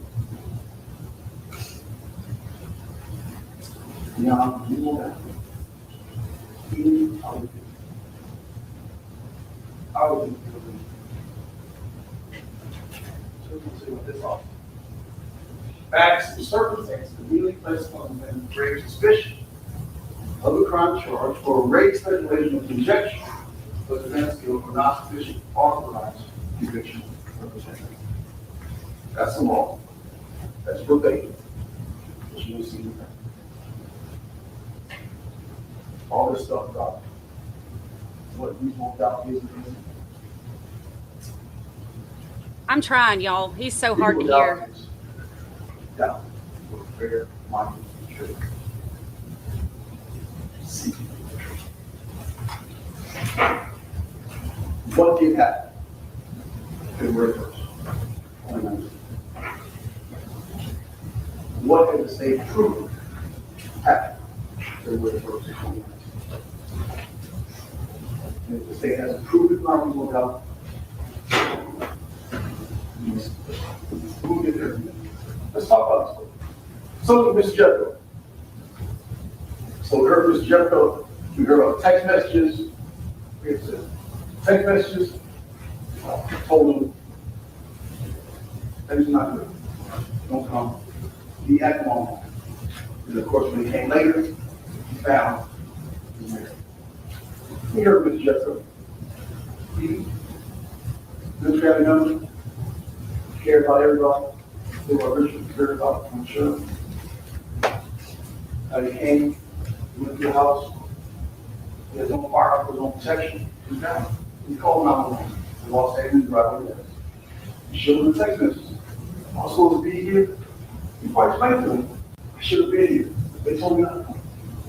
And he got screenshots of text messages. And of course, you heard Ms. Miracles. Ex-wife. Who should have? She has an accident on her. She told us we were living a jet-setting life. Kids in private school, going on vacations, having parties. And he wrote. Okay, he wrote it. And as she told you, I wanted to see him prosper. I wanted to see him in jail. And what he did to us. We heard Ms. Richardson. Ms. Richardson, she told us maybe a few months in Nashville when she met up with Mr. Merritt. And it sounded like she was working towards her goal in those last few days because he didn't have the car to visit the town with. He was in her way. She's trying to study. She's trying to reach her goal. And he's in the way. She wanted to leave. He gets sort of like, hey, why don't you go? And he's like, well, I really don't have anywhere to go. So he's trying to step. Here are these experts. There's Worley, there's Judith, there's Johnson. No. Now the state, they do 2022. If there was no terror evidence, there was no search and evidence looking at your marriage.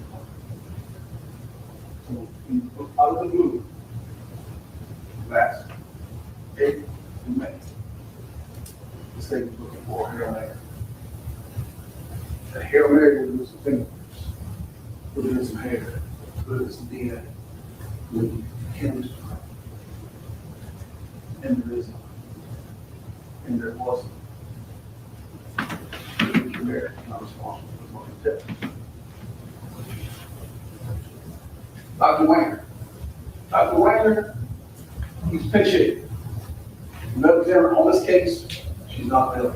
So he went through all the information himself, along with Mr. Dillon yesterday, Ms. Winslow. He told you how the medical examiner office works. And he explained to you how she had these two injuries, her chest and her neck area, and the injury based on dumbbells to her head. He knows cumulatively were the cause of death. Now the state said in open that she got stabbed and that was the cause of death. That's not true. Lots of things they said in open that don't pay out. So the state, that was not true. He said cumulatively, either one over time was the cause of death. Now ironically, probably the most striking thing is that the knife is not the cause of death. Especially the injuries are recent and then the head. And ultimately, he said within minutes before she was married, she lost her life. Now he said that also, was it one person, was it two? He can't tell you. He can't tell you. And then there was a discussion about time of death. And what he said? I can't tell you. I can't tell you what she has. He explained to you how rigor sets in a matter of hours. And then in another set of hours, rigor breaks. Now, we heard that at the time when she was discovered, she was reported by this country. Now, of course, at the time gap, though, was like 48, 72 hours, which is well within February 1st, February 2nd, even with that time frame. Now, oddly enough, the only person who gives you the time frame, and you can sort of figure out when this occurred, is Richard Merritt. He testified, isn't it? Law enforcement. Investigator Nelson. She now works for the Military Office. She was out there for the welfare check. She came and testified about the welfare check, and finding things. They were out there for a while, and then she moved on. Mr. Bennett, he's now a high school teacher. But at the time, he worked for CSI, or Jack County. And he explained to me, he doesn't interview people. That's not his job. His job was to collect the evidence and document the photographs. And that's what he did. Photographs together. He's the person that was responsible for taking the photographs. The evidence, he took it in. Now, where it went after he collected it, we don't know. We know hopefully something went to the GBI, but really we don't know. That was his person testifying. They would hear from Steve Queen. Of course, this Queen, he's on this slide, so law enforcement, technically he works for a probation office, where he's in charge of handling the monitor.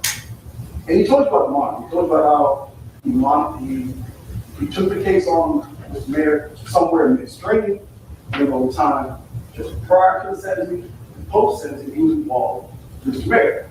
He never met the guy personally. He monitored and made sure Mr. Mayor was doing what he was supposed to do. And apparently Mr. Mayor was doing what he was supposed to do. Up until 4/14 on the 1st. And he got a notification that that monitor had done. And then he went out there himself. And he used the coordinates. Another the trash can. You got a picture of that. That's what Mr. Queen's job was. And he's working, of course, what he had got. And his job is to look at reference, data reference. Cell phone records, most commonly, but every now and then he does look at the monitor records. And he's able to map you exactly where Mr. Merritt was on February 1st. At, like I said, morning, into afternoon, into this late afternoon. That's what he told you. He gave you that information. Now, can he tell you what Mr. Merritt was doing at the time? No. He can say about the money. He can tell you about that information. But that's not what the case is. That's not what the case is. U.S. Marshal Hunt. Marshal Hunt, he works for the Jackson Sheriff's Office. And he's involved with computers.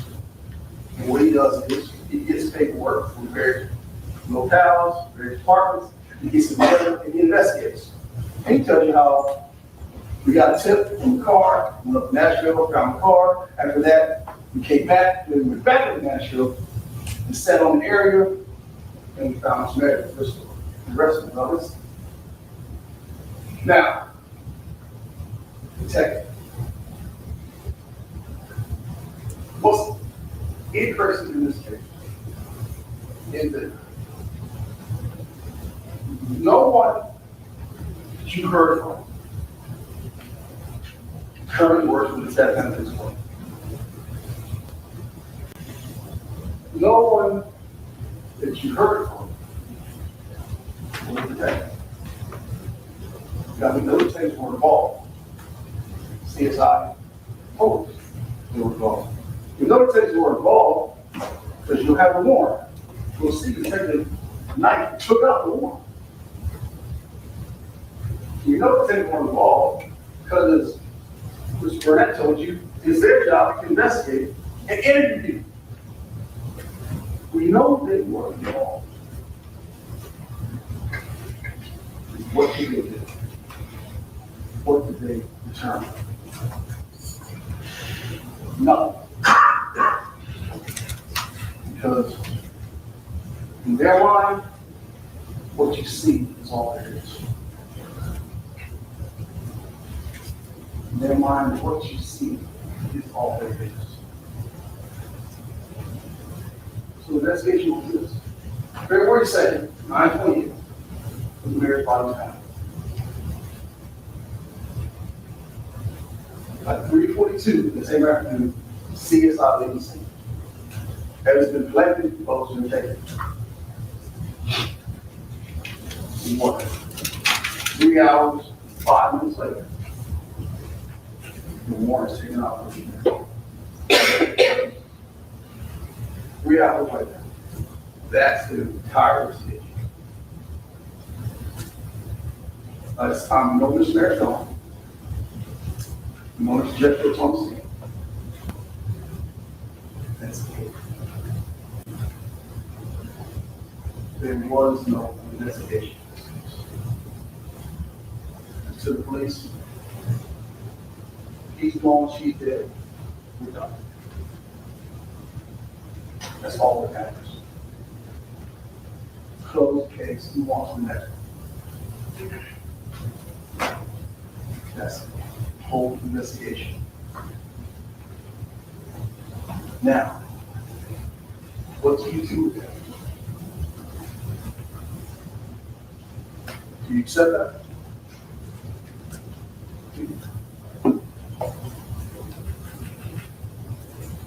This is a criminal case. We all know this case. When we go forward, that make a decision. What do we do with that? Is that good enough? The state's told you that it's easy. It's easy. That's what they want you to accept. Hey, that's it. And why did they try to test that? Because that's all it was. Because we know it's a situation.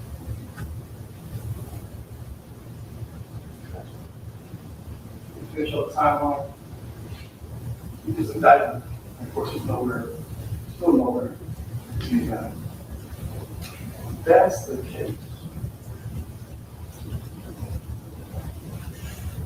So,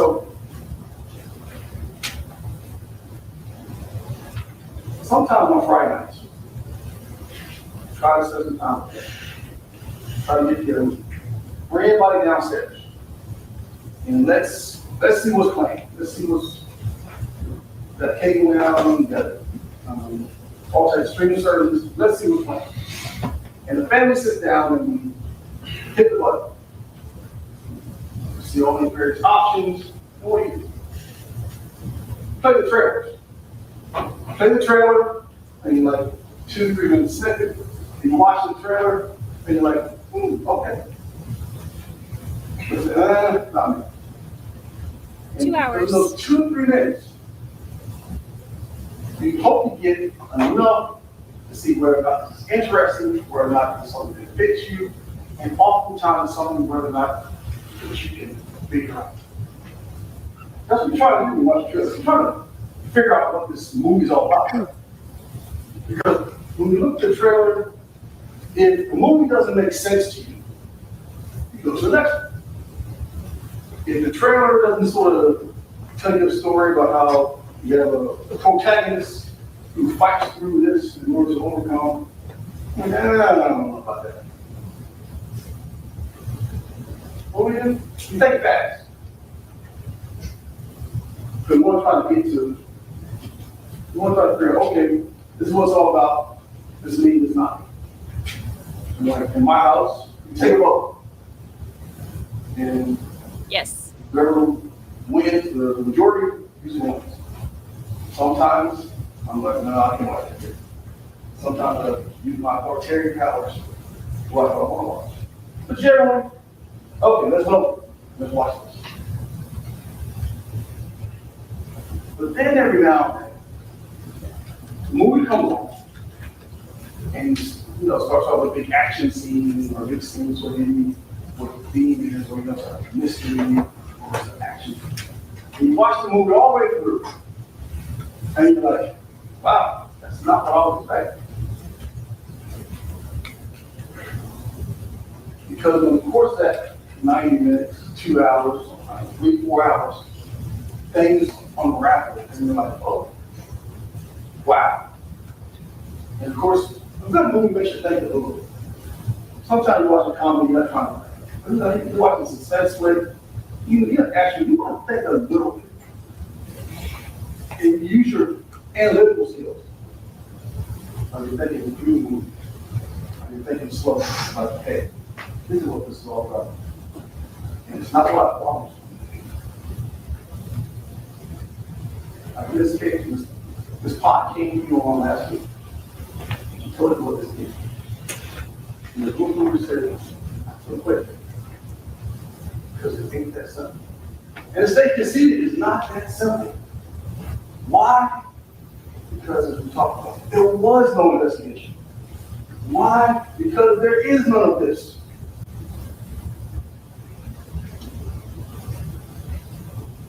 What happened? I think it's possible to give you a theory. Was it in support or was it just theory? You're Mr. Merritt. Mr. Merritt, he did good. Reasons you decide on. But in the end, the state has to disprove what he said. And the state must prove what they claim. That is what must happen in the end. States. Presumption is the burden of proof. We heard it before, we'll see it again, see it back. They have the burden. The entire problem. From the beginning to the end, they have the burden. And that lack of investigation, that lack of evidence, this pot will say, look, you got enough on that puzzle. You got enough pieces. You know what it is? No. You can guess what it is. You can speculate what it is. It has this thing proven what it is. Was that a leopard? Was that a tiger? The state must prove what it is God is without. And the state falls short. The state falls short. You must. The judge will get you in charge. And you'll see this word must in there a few times. Particularly, you'll see it. Burden of proof rests on the state to prove every material allegation. And the material allegation is Richard Merritt did this. That's the material allegation. But if the state fails to prove charges beyond reasonable doubt, he must quit. In this pot, said, let's just ask this question. And just clean this up here. Gingerbread houses, you make them too for Christmas. This ain't a gingerbread house. This ain't no game. This ain't no fun fun. Anybody can judge these. Go-go's. This is a trial. And you look at the evidence, if the state has got questions, the state should answer. The state should explain why we didn't hear from anyone about any type of community. Why did we hear from anyone about what did happen with this evidence? Why was it not tested? You know what? Nobody cares. He's gone, she's dead, done. Done, dusted, over. That's not the law. Because the state has the burden each and every step of the way. The police, the investigation, it goes down. Lack of any type of evidence, that goes down. And they should have to account for that. Hamilton proposed the place. He said the first thing in society is justice. I anticipate She may not. It's possible to tell you, justice is sure Merritt. That is not the job. Justice is this simple. Justice is the end and the administer the laws in this country. It's not a matter of justice for Richard Merritt. It's not a matter of justice for Shirley Merritt. It's a matter of justice for our society. And that society is what? Us. Us citizens who live in DeKalb County. Us citizens who live in the state of Georgia. Us citizens of these United States.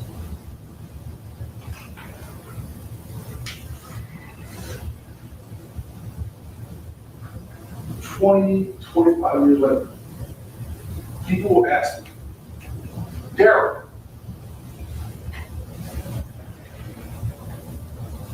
what do you think about O.J. Simpson? And I'll tell them this. 12 people decided that case. They heard all the evidence. They decided that case. Not interested. Likewise, people tell me, Daryl, we know who killed Trayvon Martin. Around objects, comparison of this case to other cases. I'm not comparing cases. I'm not comparing cases, Judge. I'm making no comparison between this case and Mr. Merritt's case. And I tell everyone, 12 people decided that case. They heard all the evidence, and they ran a verdict. Sure, ideology wise, the state and I disagree. That's why we're here, because we disagree. But in the end, yes, we chose no. We chose no. And the judge is tasked and empowered to decide this case without favor or pressure. And you must determine each and every element of the case. You must determine whether or not the state has met its burden of proving Richard Merritt guilty or not. And all, yes, or no. I'm asking you to find Richard Merritt not guilty. Thank you. Gentlemen, does anyone need a break before we hear the final closing from the state? Yes. I do. All right, let's take a break. I do. Okay.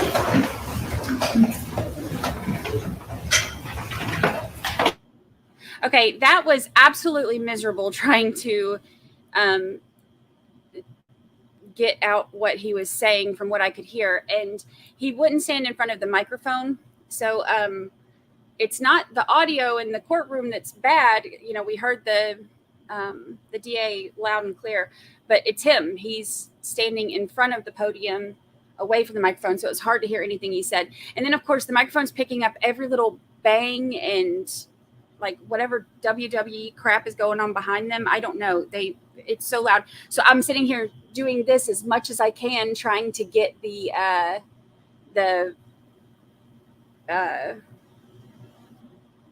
words he's saying, but then it would kill me every time they bang something.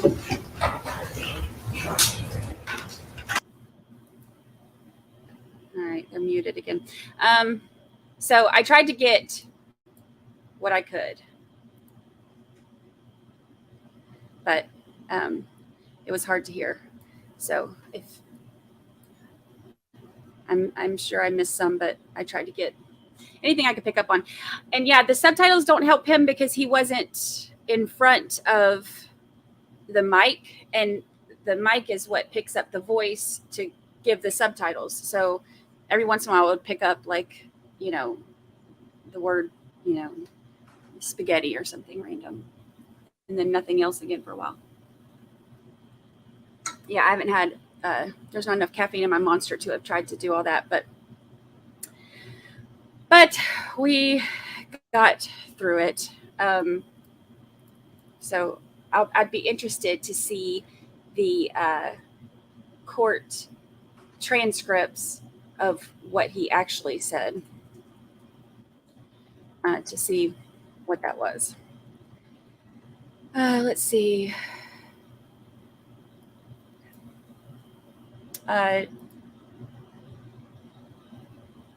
he may have. I was trying to pick up on what he was saying. Yeah, it's nothing we could do about it. I tried to be the attorney whisperer as much as possible and translate for y'all as much as I could. Yeah, jury nullification. So, when he's talking about justice, when he was going on that little tangent about how it's not about justice for Miss Shirley, it's not about justice, for or against Richard Merritt, all that stuff. I think that's where that came in. But it's when jurors kind of have like when he's talking about justice, like it's kind of what your idea of what justice is or should be. So, they, instead of going by what's actually written in the law, you go based on what, you think, let me look it up before somebody's like, that's not what it is. But that's my understanding of it. Like based on your own, how you envision justice going, whether or not you convict, instead of going by what's actually written on the law. But I'm going to pull it up, because Lord knows I get one little word wrong. All right, jury nullification occurs when jurors, based on their own sense of justice, refuse to follow the law and acquit a defendant even when the evidence presented seems to point to an incontrovertible verdict of guilty. Let's see. Oops. I almost closed that out. It says, according to the U.S. Supreme Court, juries have no right to ignore the law when rendering the jury's verdict.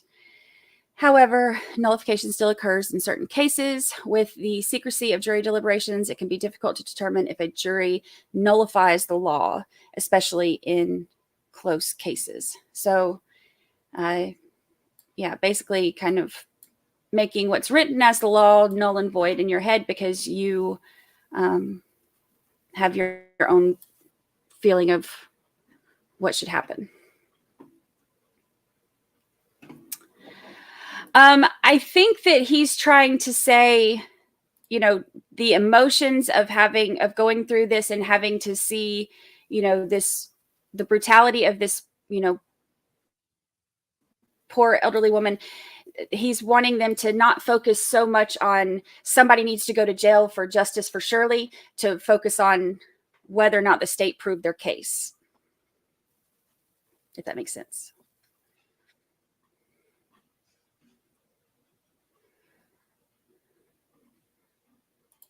There you go, Jess. Oh, see, I love having our attorneys up in the house. Jury nullification. The jury completely ignoring the law and don't convict despite the evidence pointing to guilt. You are also not allowed to tell the jury they can nullify.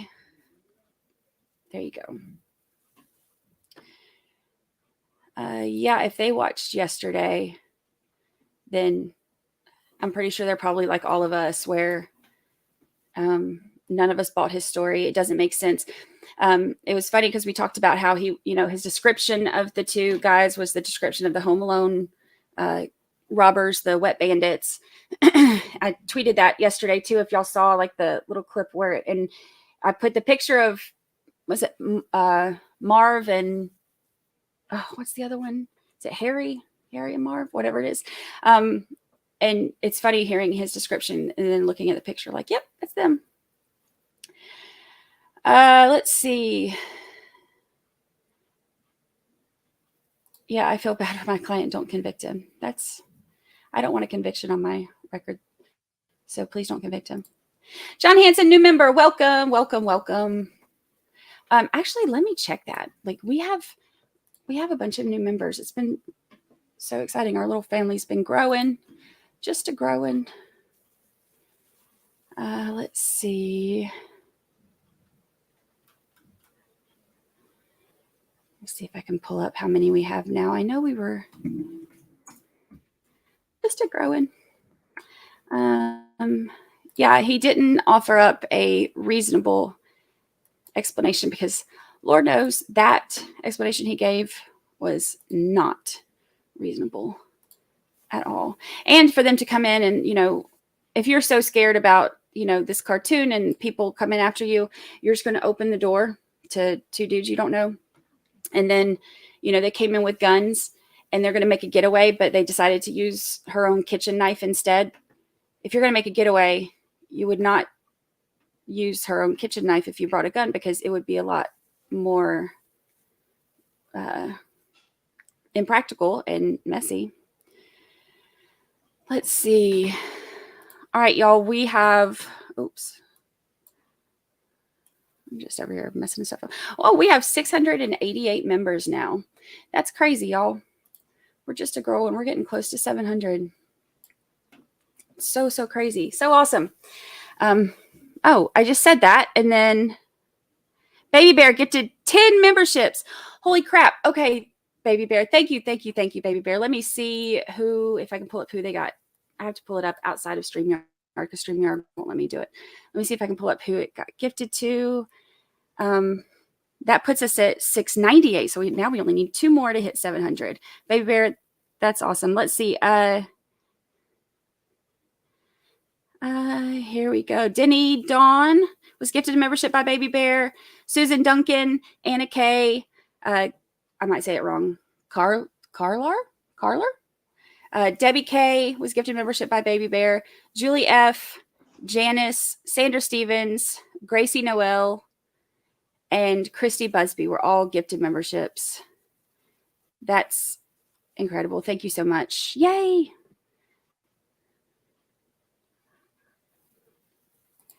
Yes, we have rebuttal left. And then jury instruction and deliberation. We go into verdict watch. Yes, our family's getting bigger and bigger.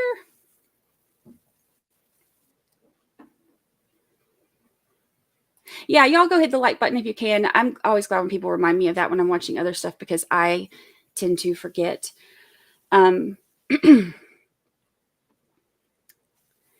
Let's see. And it helps our little family to keep growing. Let's see. No, he did not. He said that he disappeared because he was worried for them, but yet he did not try to contact any of them to see if they were safe after what had just happened. And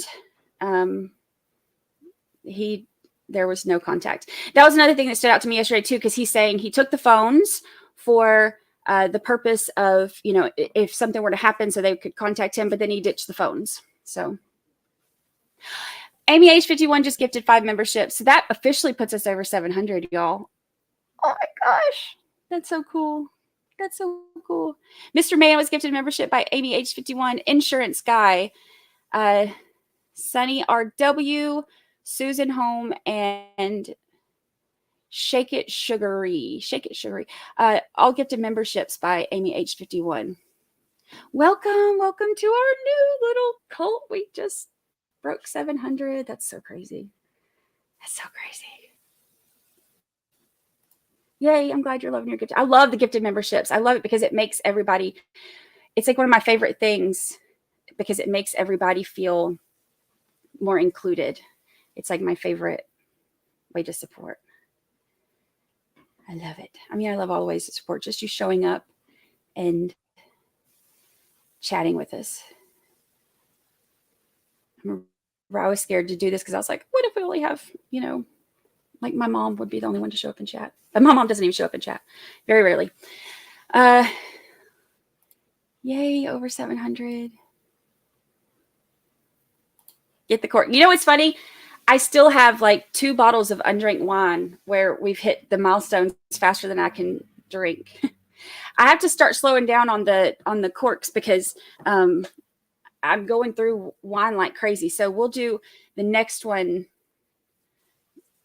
Maybe we should save the next one for when we hit 1,000, and that'll be the next one because I can't keep drinking all this wine, y'all. We love y'all. Thank you so much. Thank you. That's so crazy.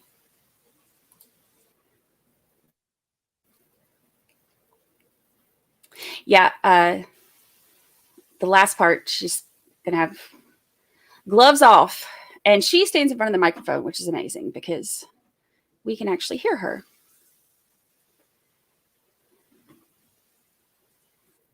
Let's see. I saw somebody ask to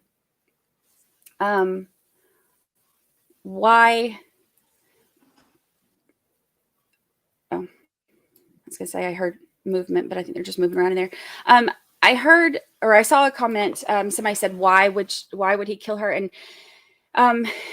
we aren't positive on the motive, but my theory that I talked about yesterday, which is just my theory, is, I think he didn't want to turn himself in. I think he probably talked to her about possibly going on the run.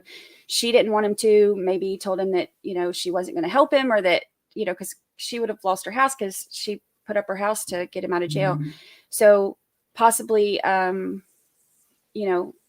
flipped out on her because she wouldn't help, or said she's going to turn him in, something like that. And then he did that so that he could take off, get a head start before they found her, took her car.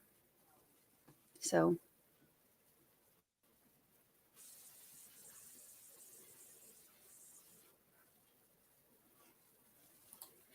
yes, we can do the unused corks. It's funny because like my whole jar started with opening a bottle of wine and having a glass of wine to celebrate special moments, and then I would write the special moment on the cork. And normally it's been like people would come visit, and so there would be other people to help me drink the wine. When I'm here, Lucy doesn't drink wine, so when I'm here it's just me, and so I open these corks for our special occasions, mm-hmm. and then it's just me, and then now I have uncorked wine. I need to get some more wine corks so I can cork the bottles back up until I can drink them before. So then I can just put them in my wine cooler. And AH51, it is happening fast, and it's been amazing. I love this little community that we've built. So amazing. Yes, thank you, thank you. I have used some of my wine to cook with before, depending on the kind. I used to when I was when Jacob was younger, and I was like,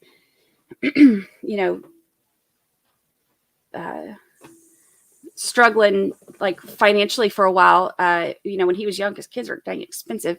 I used to like find all kinds of ways to, cut corners and stuff, but I've always cooked everything from scratch, and I would cook, probably 5 or 6 nights a week. And, so I like to cook everything from scratch. And, I used to buy good wine. And then when Jacob was a, kid, I started buying it's like a jug of cooking wine to use specifically for cooking. It's not nearly, you can taste the flavor. It's awful. It's so different. It's like it's funny because I can drink cheap wine all day long. But when I cook with it, I have to cook with stuff that ain't that big jug. It just says cooking wine. It's terrible. It's terrible. Or if it's not, then I haven't found a way to make it not terrible. Oh, and I sent out, somebody had asked for my biscuits and gravy recipe yesterday. I sent it out to the first person who emailed me and asked me for it. And I got the second email, and I'll send it out to you today. And somebody suggested a members only cooking video occasionally. So I'm going to try to start doing those because I don't cook that much anymore now that it's just me here. But I miss it sometimes. Sometimes I'll start craving something the way I make it. So then I'll cook it and then freeze some for later. Get down. Everybody say hi to Lucy. She's hanging out. She has now brought me, okay, we're on flip-flop watch with Lucy too. This is more than just verdict watch. We're on flip-flop watch. She brings me flip-flops to try to tell me to, I need to take a picture of this actually, to try to tell me to take her out. And I have right now, let's see, 1, 2, 3, 4, 5, 6 flip-flops over here piled up as her way of telling me to take her out. We'll see see how many we have by the end of the day. I might have the rest of them put up high enough to where she can't get them. But right now there's 6 of them over here. Okay, good. Char got the recipe. Good. I'll send it out again. Maybe we'll have like a little spot on the website. We'll put on the website with the cooking stuff or recipes. I stopped cooking for a long time after I was sick because it was hard to stand for that long, honestly. I was in the hospital for so long. I was in a wheelchair when I got out and a walker, and standing for long periods was too hard for me, and doing everything from scratch, it would take a long time. So I got out of cooking for a while because of that. And then finally was able to build my energy back up to stand for longer periods of time and walk and do all that stuff.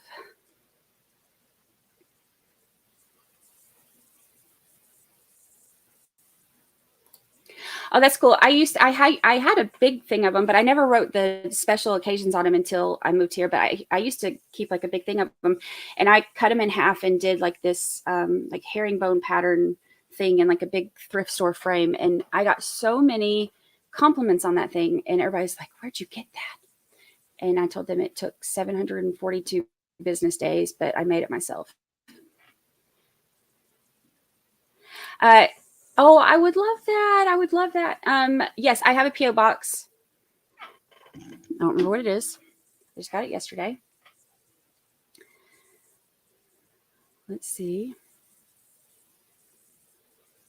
I had to take a picture because I don't remember. P.O. Box 9635, Panama City Beach, Florida, 32417.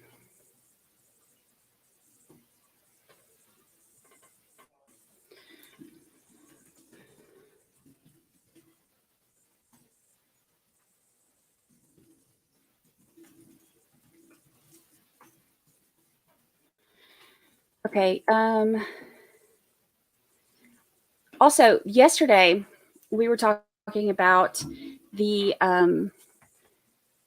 where everybody's, from all different places and stuff, and the mods made a list for me because they're insanely amazing, and JT just let me know that there is a map. We have a map. See where our people are from, which is so cool. I love that. Okay, let's see.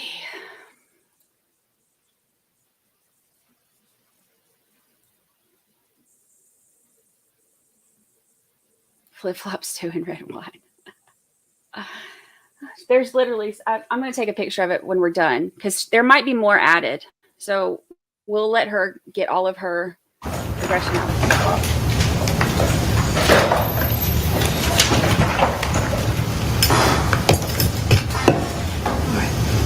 Before you drink.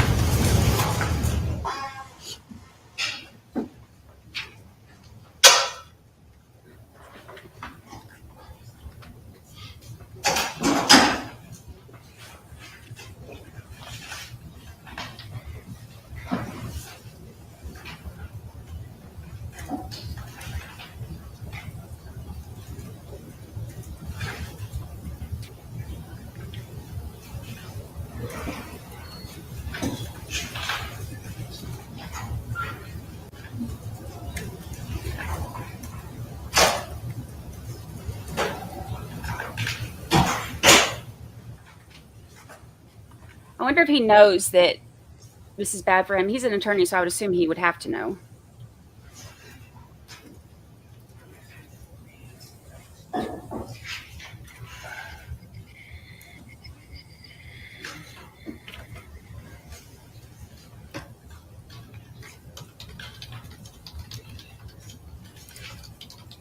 I love biscuits and gravy. Biscuits and gravy and cheese grits.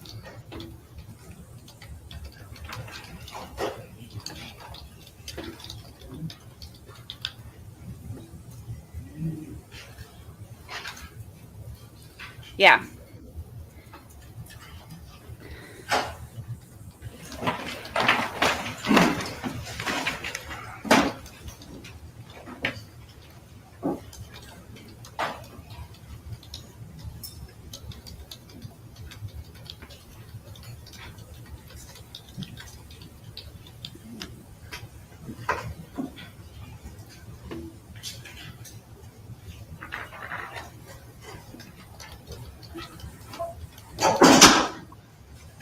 Y'all may be seated.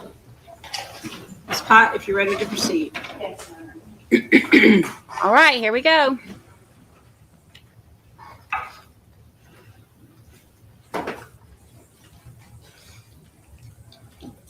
Look at her standing in front of the microphone.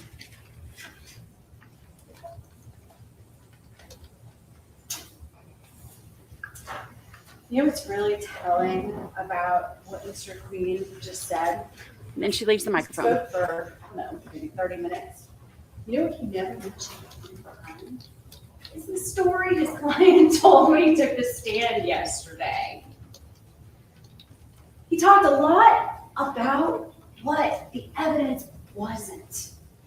But the whole purpose of that was to distract you from what his client said on the stand and what the evidence is. Let me give you an example. He talked about how the Detective McQuilkin, did not testify in this case. Well, you know what a detective does? A detective doesn't create evidence, and a detective is not evidence. A detective gathers the evidence that you see in trial. Who do you think took those search warrants out to get the phone records? What are we doing, okay? Facts on evidence? There's no evidence about the search warrant. Your Honor, I'm not speaking of any fact, just about how the detectives collect evidence. All right, the jury will recall what the evidence in the case was. How do you think we get surveillance videos? How do you think we get in touch with witnesses? Who do you think interviews them and takes their statements, which of course don't come into evidence because they're hearsay? You don't need to hear from the detective because you heard and saw the actual evidence in this case. Another distraction, whether the footprints on the floor in the basement, well, you saw that basement, it was pristine. In fact, one of the lies that I think the defendant told was that he lifted 3 or 4 times a week when I talked to him on cross-examination, because you saw the floor, the carpet, where that dumbbell had been sitting. It had the impressions it hadn't been moved for weeks. Ladies and gentlemen, they are all distractions, and there were plenty more. Plenty more. And you know what they are, so I'm not going to go into all of them, but I want to go into what the facts actually are in this case. Mr. Queen talked a lot about numbers. He put the slide up with all the numbers all over the place. Those numbers are evidence, and they tell a story. They tell the story of what happened the day before, the day of February 1st, 2019, and after the defendant fled from that crime scene.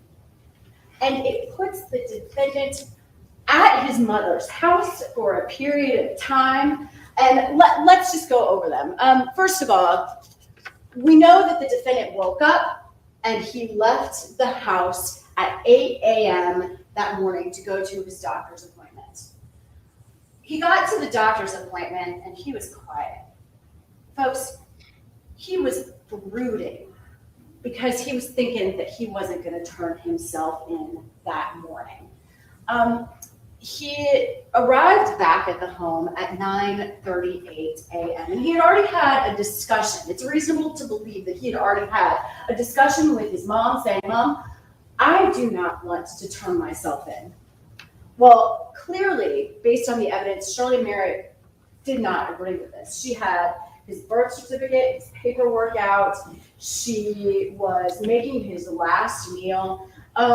She obviously didn't want her son to go to prison, but she wanted him to do the right thing. And the right thing was that he was going to turn himself in as ordered at the time that he entered his plea. So she wrote that text message to Mike Jeffcoat just a minute or two after her son arrived back home. And you know what's really telling about that text message? She says, "Things are not good here. He has a lot of things we need to talk about." Now, Shirley, as you heard, was an emotional person.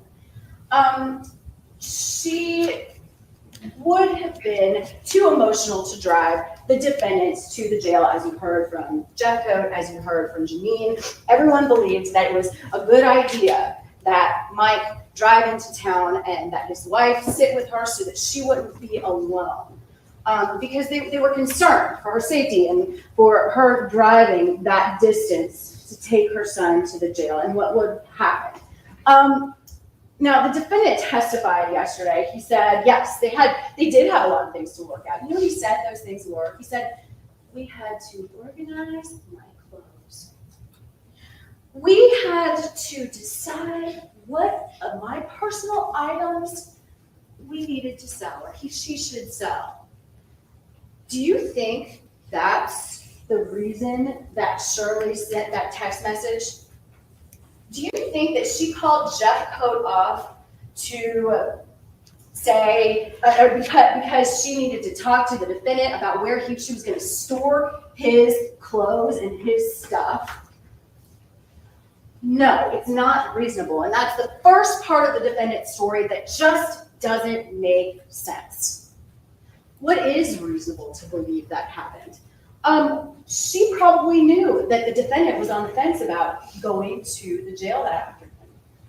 She didn't want Jeffcoat to come because she knew that she needed to have that conversation with her son and say, you need to do what's right. And even though Jeffcoat was a close friend and a confidant, she didn't want him to get in the way of that and be involved in that. So after that text message, the defendant leaves home. He leaves Planters Row at exactly 2:30 that afternoon. So he's there between 9:38 and 2:30. And we know that at some point during that time that Shirley started cooking lunch for the defendant and that he took the knife out of the kitchen and that he stabbed her, that she ended up at the bottom of the stairs and that he finished her off by bashing her head in with the dumbbell. It was during those times that the defendant killed his mother. Now, I can't say for certain what the conversation was between the two of them. I can't say for certain how Shirley Merritt ended up at the bottom of that staircase, whether she fell, whether he pushed her, or whether he chased her down there. But what is reasonable to believe is that Shirley started having a conversation with the defendant and told him that he needed to turn himself in, and he went off onto one of those rages that his ex-wife had described. He lost it. He lost it. He was not going to turn himself in that day, and the one thing in his way was his mom. And that knife just happens to be the convenient weapon that was in the kitchen where she was cooking, and she fell down the stairs or ended up down the stairs as he was stabbing her. He stabbed her in the jugular. She was on the ground, only had a few minutes left to live. He stabbed her in the face and the handle broke off of that knife. He heard her moaning and just couldn't stand the sound because he had things to do. He had to take a shower. He had to pack up his toiletries. So he grabbed the convenient thing, the weight that was in the basement, and he finished her off. Folks, that is what is reasonable to believe happened in this case. I'm not saying that we have to prove all of those events, but it is a theory of the case that is reasonable. The defendant stopped at QT at 5:52 p.m.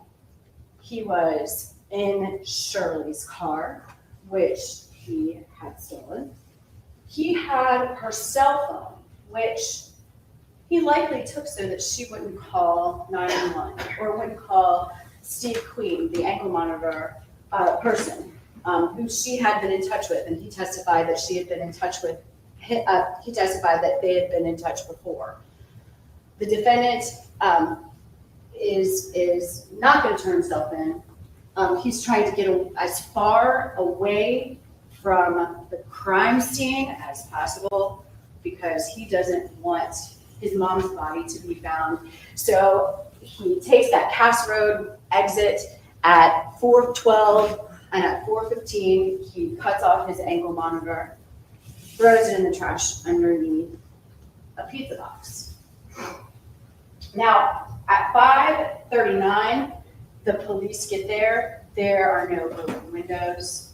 There is no overturned furniture that they can see from outside. The doors are all locked because that's the way the defendant left the house that day. And then the next morning, Mike Jeffcoat drives into town and he finds Shirley's body stabbed and beaten on the bottom of the staircase. It is up to you, as Judge Johnson will explain, to determine the credibility of the witnesses. You can believe them. You can choose not to believe each of the witnesses that testified. And that includes the testimony of the defendant. And I will submit to you, ladies and gentlemen, that the defendant's testimony was not believable. Judge Johnson is going to list some factors that you may consider. It's not, you can consider other factors as well, but by law, you may consider his manner of testifying. Now, this is a guy who told you about his mother being murdered by the two guys who just happened to force their way into his house. He showed no emotion during his testimony. You know why? Because he's been practicing for 4 years what he is going to say. His testimony conveniently matches the crime scene photos and the evidence, which he has been in possession of for 4 years in the discovery that he received from the state. You can consider the probability or improbability of his testimony. We're going to talk about the improbability of his testimony in a few minutes, but I'm just going to submit to you. Did anything about what he said make sense? Was any of it reasonable to believe? You can consider the interest or lack of interest in the outcome. Again, that's pretty important. The defendant is chiefly facing murder charges, and he has every reason to lie to you all, the jury, who are deciding his fate. You may consider his personal credibility. I will submit to you that there is none. He admitted to lying to his clients, to deceiving his wife and family. He admitted to lying to his employers in Tennessee and to Kelly Richardson, who he said that he cared about, but I will submit to you that he was using for a place to live. He made up an entire persona for himself under the name Mick Malvo. So why would you believe him now when he has everything on the line? And finally, Judge Johnson will instruct you that you can consider whether the speaker, whether the person testifying has any prior convictions for crimes of dishonesty. You have the indictment to which he pled guilty in Cobb County just 2 weeks before he murdered his mom, and you will see that this man is a serial liar. Sounds familiar. That story that he told you yesterday, I want to be the first to say it. Please say it. Mr. Merritt, that story was BS, and we don't believe you. I am going to Holy ask crap.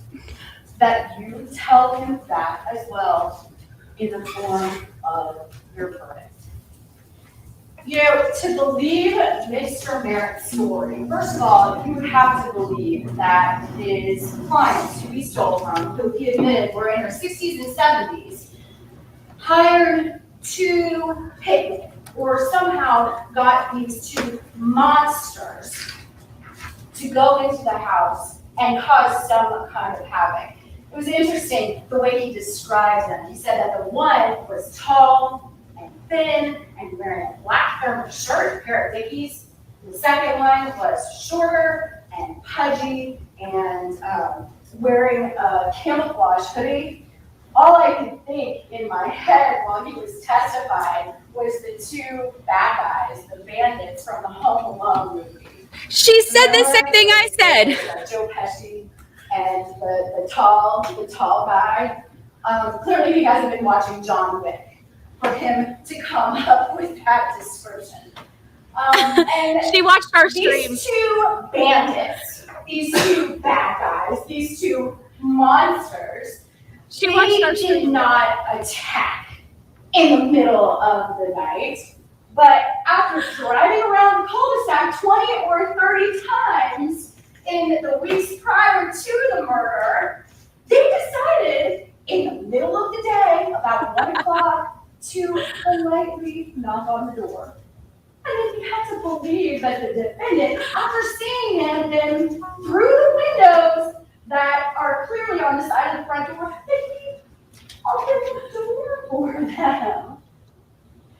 You would have to believe that both of the bandits had guns. The wet on them, bandits. and that they held both the defendant and Shirley Merritt up at gunpoint with guns to their backs and gave them orders, but they never shot those guns. Instead, they decided to go into the kitchen and get a chef's knife, which they used to stab not the defendant, who is the person that they were after, but Shirley, his 77-year-old mother. And they didn't use their guns to finish her off. Instead, they decided that it would be more convenient to use the dumbbell that they found in the basement. And then these two criminals, who were obviously pretty professional because they had photos of having seen the defendant's family on their phone. Now, they decided that they would leave the murder weapons at the scene to be found by the police. You would have to believe, ladies and gentlemen, that these monsters, these bad guys, these bandits, after the defendant, who was the person that they were after, watched them brutally attack and kill his mother, that they said, "Go, here's the princess treatment." Ladies and gentlemen, the mob does not let their witnesses go. And yet they did with not a scratch on him and a warning. Just a warning. Don't tell anyone or else. You would have to believe that the defendant then took Shirley's car because it was the one that stole gas. And that actually may be true.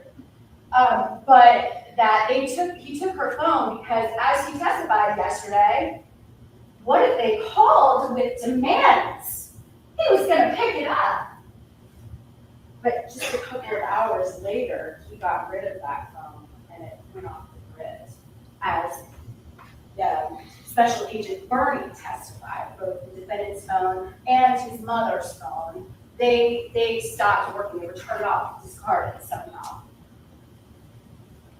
Again, to believe the defendant's story, you have to believe that this defendant was terrified for the safety of his family, so terrified that he got out of there. He left. Didn't turn himself into the jail, which would have been a safe place for him to go. Even though he passed the exit where his son's school was.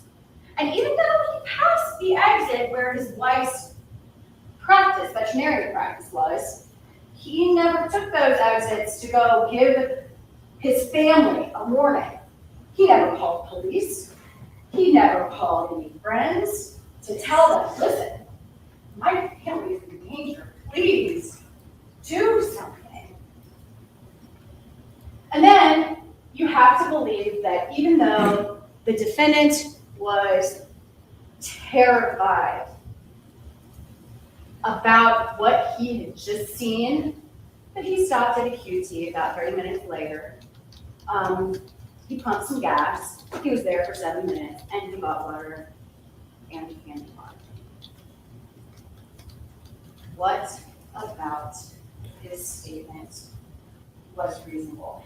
You know, the law states that to convict on circumstantial evidence, the evidence as shown must exclude every other reasonable theory.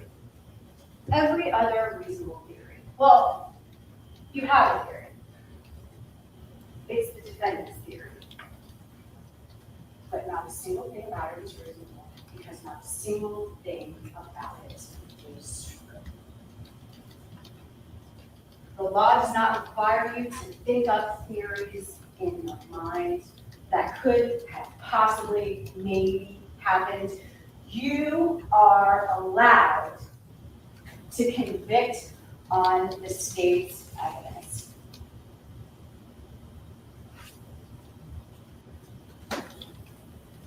You know, I have 2 hours to speak, and I am tempted to stay here all day, because there is a lot that I can say. But y'all are intelligent people.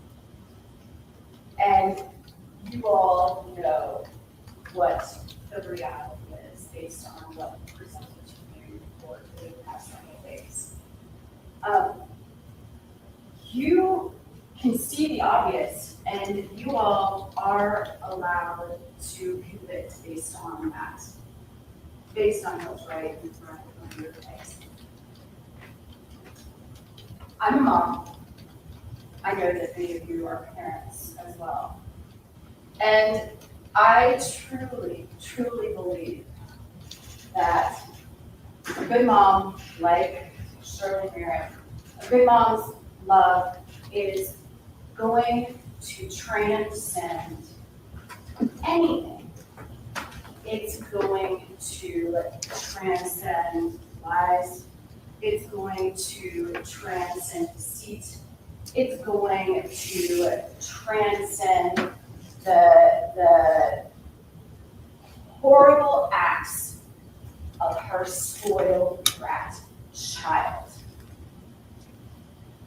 But that doesn't mean that Shirley doesn't deserve justice here on earth. Ladies and gentlemen, I would say thank you all for being here over the past several days.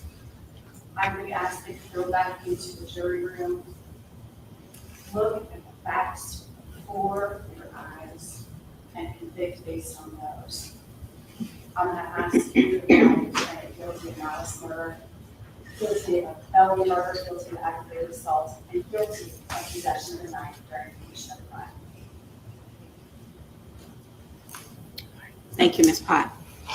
Ladies and gentlemen, I am now going to instruct you on the law that you are to apply to the facts that you've heard during the course of the trial. This will take me about 15 minutes or so to read it to you. You will all receive a copy of the charge as well as the indictment and a verdict form when you go back into the jury room to begin your deliberations. Members of the jury, it is my duty and responsibility to determine the law that applies to this case and to instruct you on that law. You are bound by these instructions. It is your responsibility to determine the facts of the case from all of the evidence presented. Then you must apply the law I give you in the charge to the facts as you find them to be. You are considering the case of the state of Georgia versus Richard Merritt. The grand jury has indicted the defendant with the offenses of malice murder, felony murder, aggravated assault, and possession of a knife during commission of a felony. The defendant has entered a plea of not guilty to this indictment, and the indictment and the plea form the issue that you are to decide. Neither the indictment nor the plea of not guilty should be considered as evidence. The defendant is presumed to be innocent until proven guilty. The defendant enters upon the trial of the case with a presumption of innocence in his favor. This presumption remains with the defendant until it is overcome by the state with evidence that is sufficient to convince you beyond a reasonable doubt that the defendant is guilty of the offense or offenses charged. No person shall be convicted of any crime unless and until each element of the crime is proven beyond a reasonable doubt. The burden of proof rests upon the state to prove every material allegation of the indictment and every essential element of the crimes charged beyond a reasonable doubt. There is no burden of proof upon the defendant whatsoever, and the burden never shifts to the defendant to introduce evidence or to prove innocence. When a defense is raised by the evidence, this burden is on the state to negate or disprove it beyond a reasonable doubt. However, the state is not required to prove the guilt of the accused beyond all doubt or to a mathematical certainty. A reasonable doubt means just what it says. A reasonable doubt is a doubt of a fair-minded, impartial juror honestly seeking the truth. A reasonable doubt is a doubt based upon common sense and reason. It does not mean a vague or arbitrary doubt, but is a doubt for which reason can be given, arising from a consideration of the evidence, a lack of evidence, or a conflict in the evidence. After giving consideration to all of the facts and circumstances of this case, if your minds are wavering, unsettled, or unsatisfied, then that is a doubt of the law and you must acquit the defendant. But if that doubt does not exist in your minds as to the guilt of the accused, then you will be authorized to convict the defendant. If the state fails to prove the defendant's guilt beyond a reasonable doubt, it would be your duty to acquit the defendant. Facts and circumstances that merely place upon the defendant a grave suspicion of the crimes or crimes charged, or that merely raise a speculation or conjecture of the defendant's guilt, are not sufficient to authorize a conviction of the defendant. Your oath requires that you will decide this case based on the evidence. Evidence is the means by which any fact that is put in issue is established or disproved. Evidence includes all the testimony of the witnesses and any exhibits admitted during the trial. Evidence does not include the indictment, the plea of not guilty, opening or closing remarks of the attorneys, or the questions asked by the attorneys. Direct evidence is that which may be seen or heard or otherwise directly sensed, such as by smell or taste or touch. It may be brought into court in the form of exhibits or the testimony of direct witnesses to such matters. It is evidence that points immediately to the question and issue. When direct evidence by inference points to an obvious, likely, or reasonable conclusion, even though that conclusion was not directly seen, heard, smelled, tasted, or touched, that is said to be circumstantial or indirect evidence.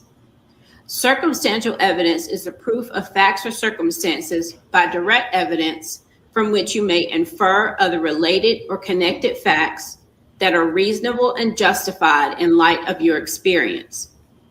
It is evidence that only tends to establish a conclusion in question by its consistency with such conclusion or elimination of other conclusions. Sometimes circumstantial evidence may point to more than one conclusion. To authorize a conviction on circumstantial evidence, the proved facts must not only be consistent with the theory of guilt, but also exclude every other reasonable theory other than the guilt of the accused. The law does not require a higher or greater degree of certainty on the part of the jury to return a verdict based upon circumstantial evidence than upon direct evidence. Whether dependent upon direct evidence or circumstantial evidence or both, the true test is whether there is sufficient evidence or whether the evidence is sufficiently convincing to satisfy you beyond a reasonable doubt. If not, you must acquit. If so, you may convict. There is no rule that either circumstantial or direct evidence is stronger than the other if conflicting. The comparative weight of circumstantial evidence and direct evidence on any given issue is a question of fact for the jury to decide. The jury must determine the credibility of the witnesses. In deciding this, you may consider all of the facts and circumstances of the case, including the witness's manner of testifying, their means and opportunity for knowing the facts about which they testify, the nature of the facts about which they testify, the probability or improbability of their testimony, their interest or lack of interest in the outcome of the case, and their personal credibility as you observe it. Testimony has been given in this case by certain witnesses who are termed experts. Expert witnesses are those who, because of their training and experience, possess knowledge in a particular field that is not common knowledge or known to the average citizen.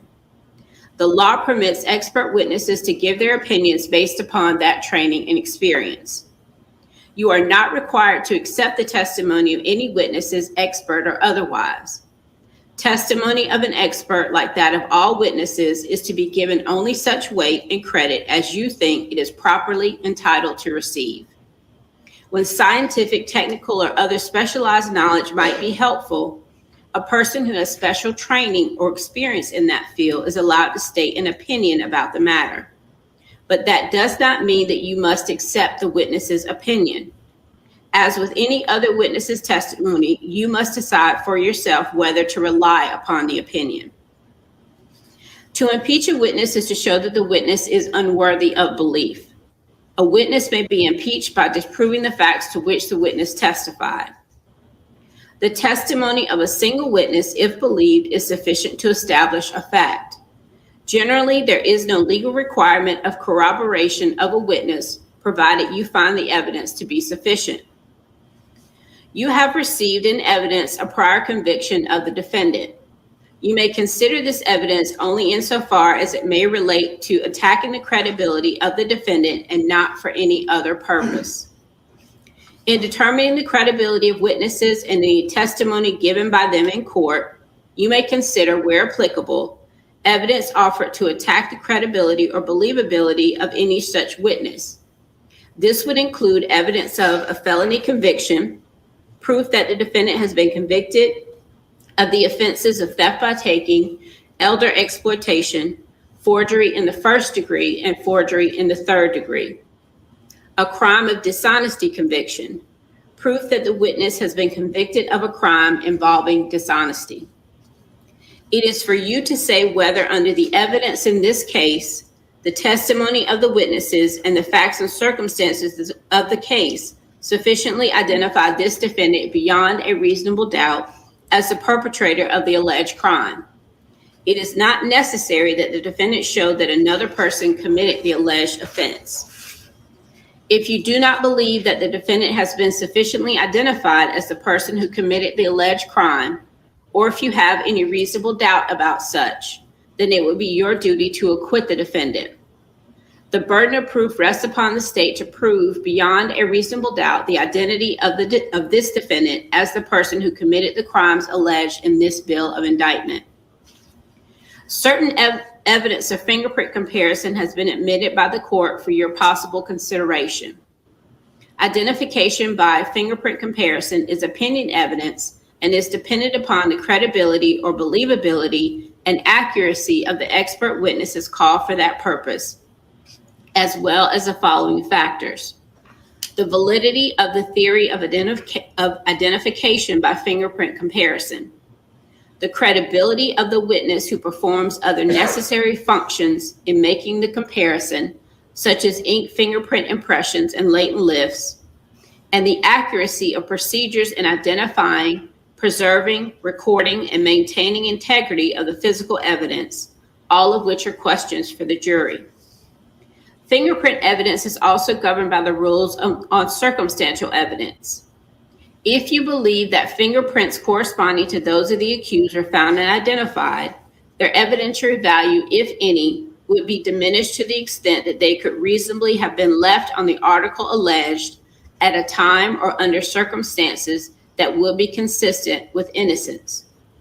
A verdict of guilty may not rest upon fingerprint identification alone, unless you are satisfied beyond a reasonable doubt that fingerprints left by the accused were in fact found and that they could only have been impressed by the accused on the weapon at the time of the commission of the crime, and that such identification under all of the facts and circumstances of the case is sufficient to satisfy your mind of the guilt of the accused to the exclusion of any other reasonable theory and beyond a reasonable doubt. Evidence relating to DNA comparison has been admitted for your consideration. Identification by DNA comparison is considered opinion evidence and is governed by the law concerning opinion testimony as has been given to you. As opinion testimony, evidence relating to DNA comparison is dependent upon many factors. Among the factors are the credibility or believability and accuracy of the witnesses who were involved with the process of obtaining, identifying, preserving, recording, and maintaining the physical evidence, and upon the accuracy and validity of the testing procedures themselves that were used to form such opinions. All of these issues are matters for you to consider and determine. It is for you to determine what weight, if any, you will give to the evidence relating to DNA comparison in your decision in this case. You have heard evidence of the character of the defendant for a particular trait, more specifically character for nonviolence, in an effort to show that the defendant likely acted in keeping with such character or trait at pertinent times or with reference to issues in this case. This evidence has been offered in the form of opinion of a witness. You should consider any such evidence along with all of the other evidence in deciding whether or not you have a reasonable doubt about the guilt of the defendant. This defendant is charged with crimes against the laws of this state. A crime is a violation of a statute of this state in which there is a joint operation of an act and intention. Intent is an essential element of any crime and must be proved by the state beyond a reasonable doubt. Intent may be shown in many ways, provided you, the jury, believe that it existed from the proven facts before you.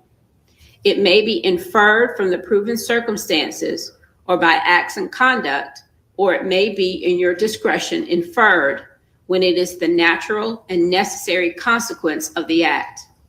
Whether or not you draw such an inference is a matter solely within your discretion.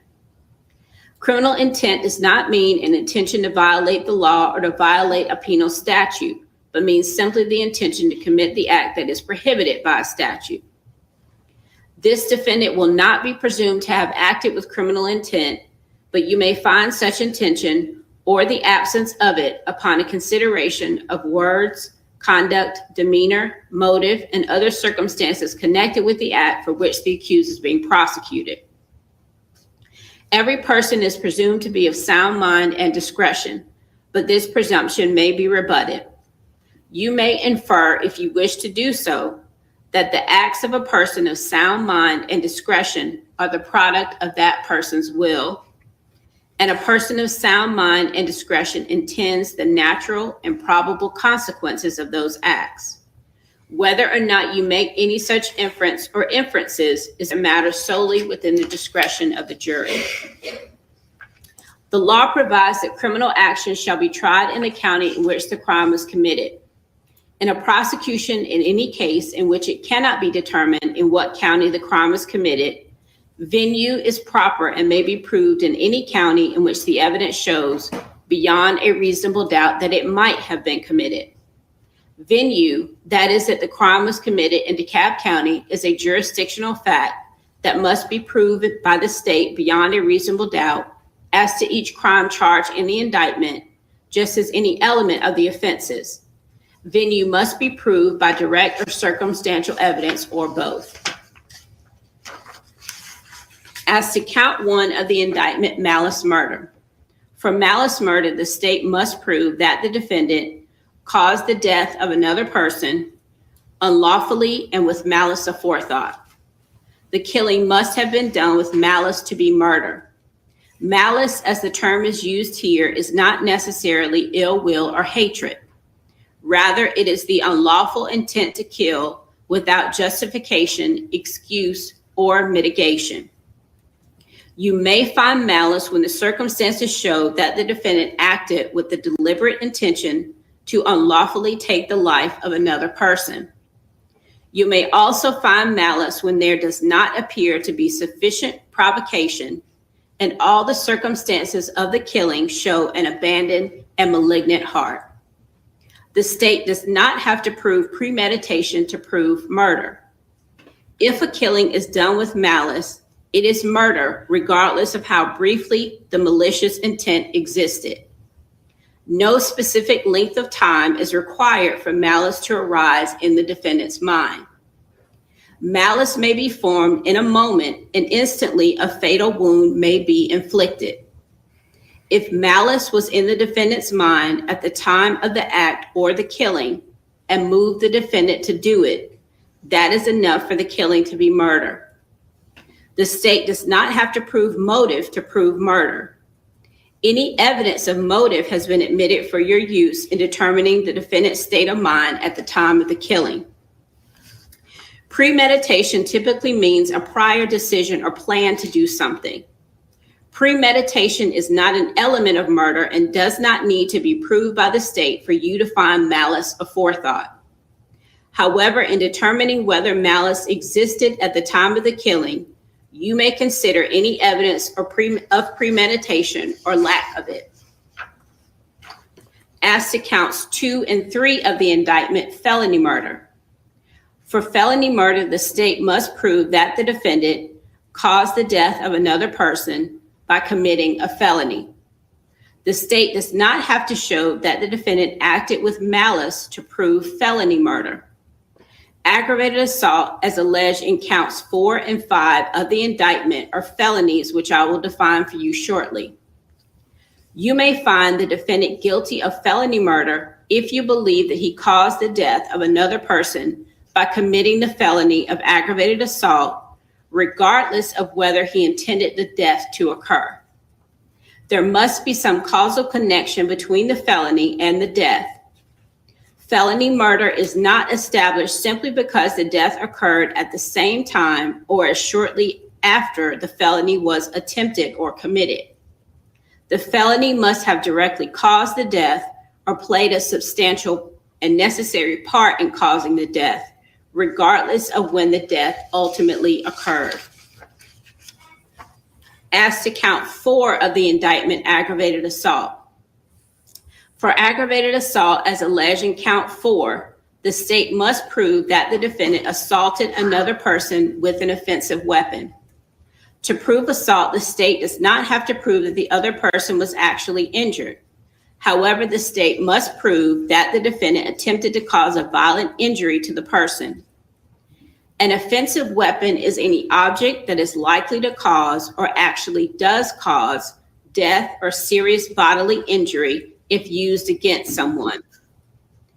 In deciding whether the dumbbell, as alleged in count 4, is an offensive weapon, you may consider all of the following factors: the nature and extent of any injury inflicted, the character or capabilities of the weapon, the manner in which it was used, any display of it to the jury, and any other circumstances of the case. As to count 5 of the indictment, aggravated assault. For aggravated assault, as alleged in count 5 of the indictment, the state must prove that the defendant assaulted another person with an offensive weapon. And as an additional element of the offenses charged in count 5, the state must also prove that the alleged victim was over the age of 65 years old. To prove assault, the state does not have to prove that the other person was actually injured. However, the state must prove that the defendant attempted to cause a violent injury to the person.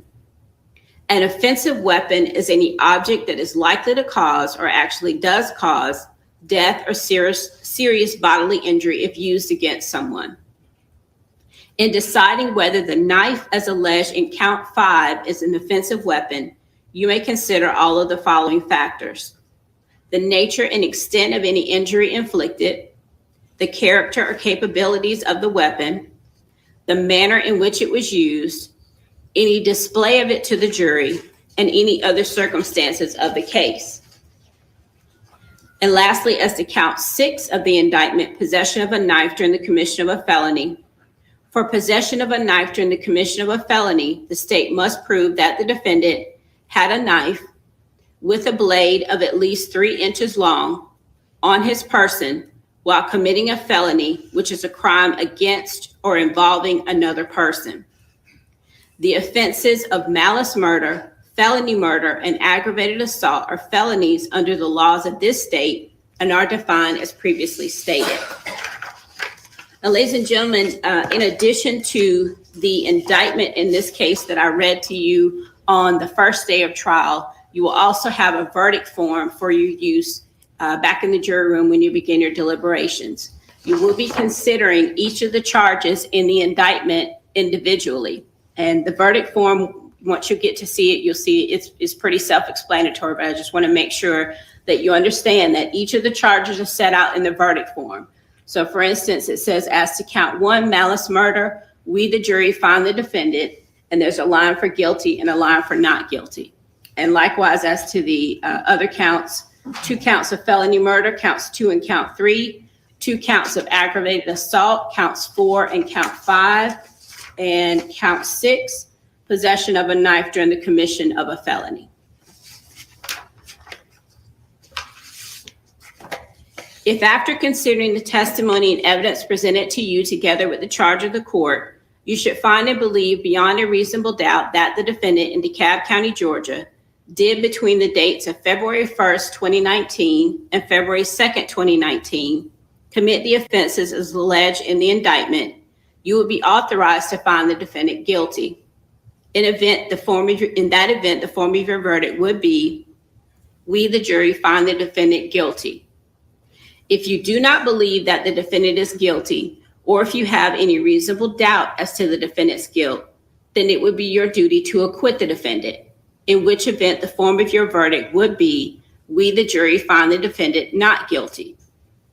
By no ruling or comment that the court has made during the progress of the trial has the court intended to express any opinion upon the facts of this case, upon the credibility of the witnesses, upon the evidence, or upon the guilt or innocence of the defendant.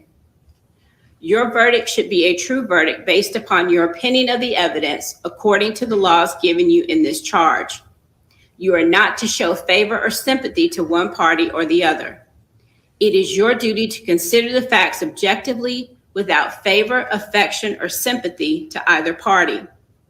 In deciding this case, you should not be influenced by sympathy or prejudice for or against either party. You are only concerned with the guilt or innocence of the defendant. You are not to concern yourselves with punishment.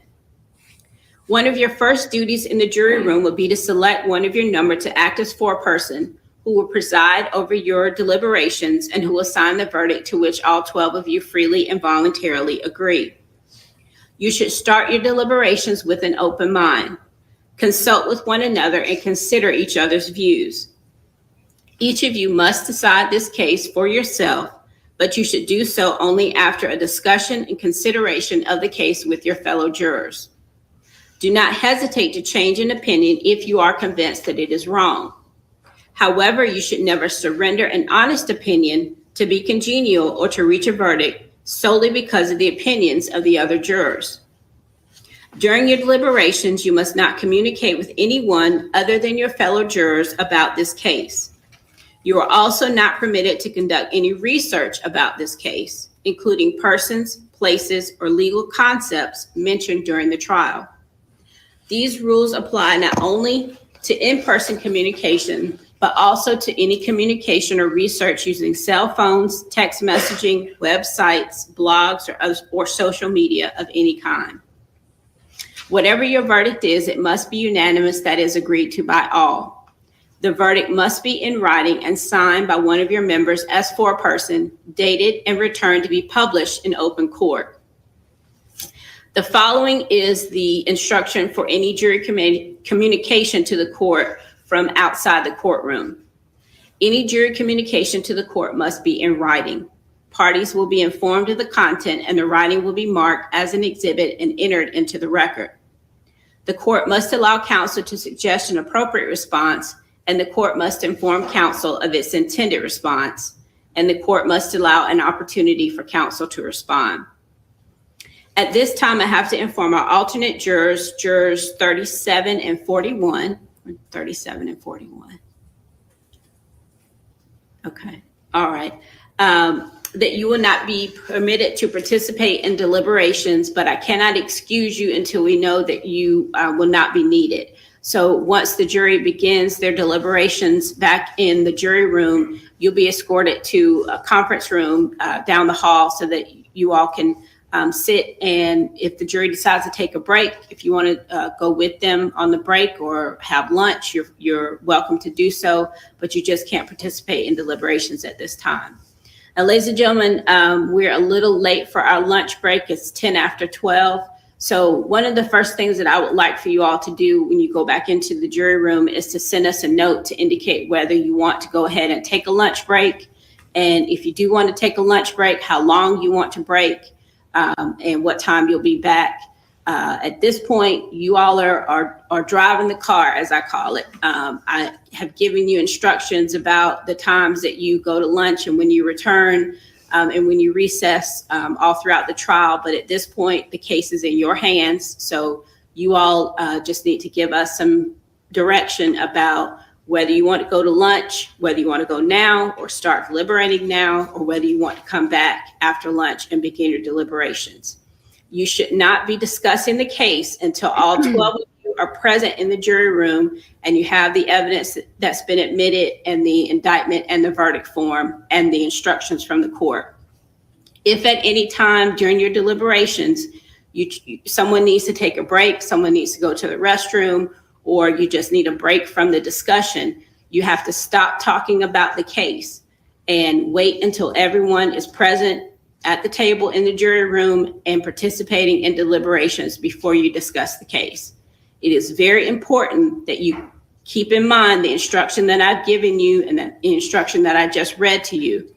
Your decision about this case must only be based on the evidence that you've heard, the instructions that I give you, okay? No independent research, no contacting friends or family or anything like that during your deliberations until I accept your verdict in open court.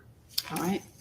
You may now retire to the jury room, but please don't begin your deliberations until you have all the evidence and the other documents. And please let us know whether you want to go to lunch.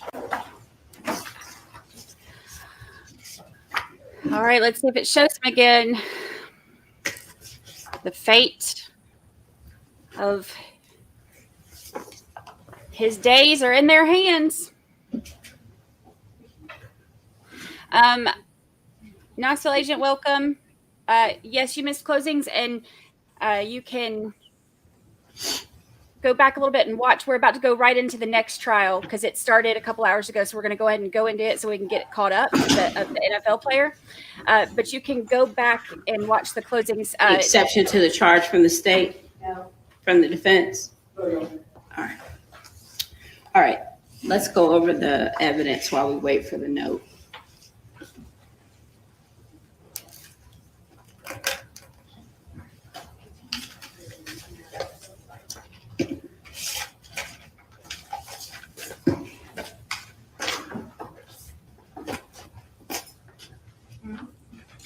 Hello, welcome. Better late than never. Welcome, welcome. As soon as I finish up here, we're going right into the next trial so we can get caught up. He was an FSU player, and then he played for the New York Giants, and now he is on trial here in Florida.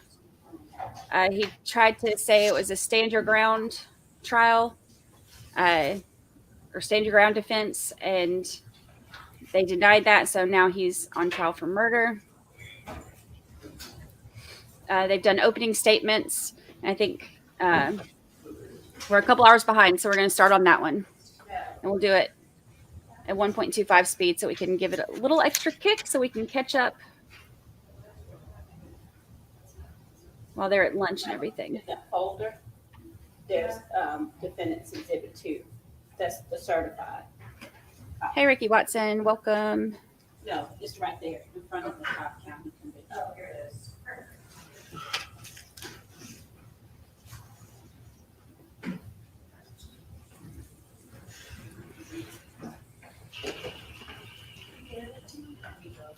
Yeah.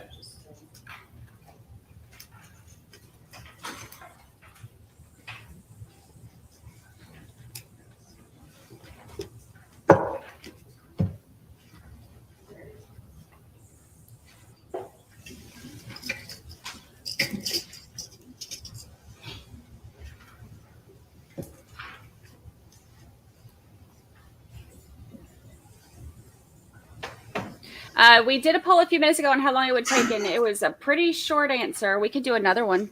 We did one on if you thought it would be today or not, or today or tomorrow or next week, and they said today. And then we did one about how many hours you think it would be today, and I think the majority said 2 hours. And the hotline, Ellen, gonna take the alternates down. Yeah, they just sent the jury back. They're finding out now if they want to take lunch now or if they want to go ahead and start deliberating.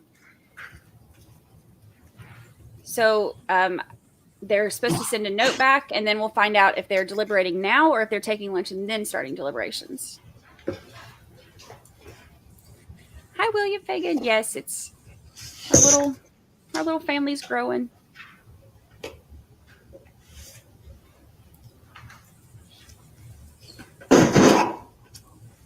Okay, awesome. Shireen's going to start clock now. So for how long they've been waiting.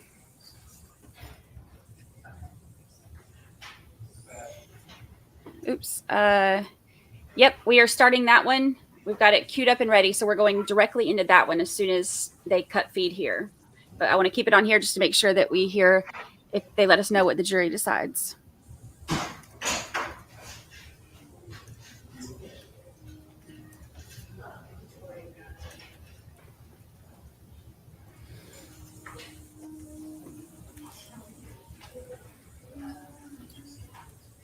Passing notes. Do you love my verdict? Check the box. Check the box. Yes or no.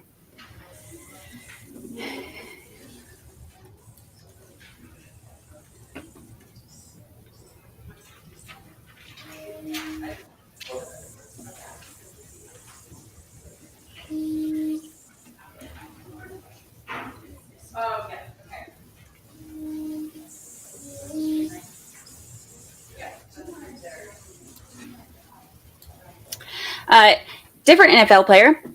Trying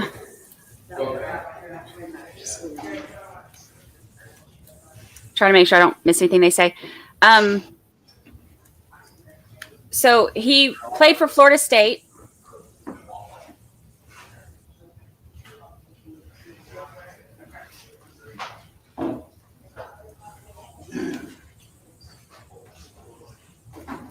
Yeah, I'm about to do that. I was just trying to listen and make sure I don't miss anything that they're saying.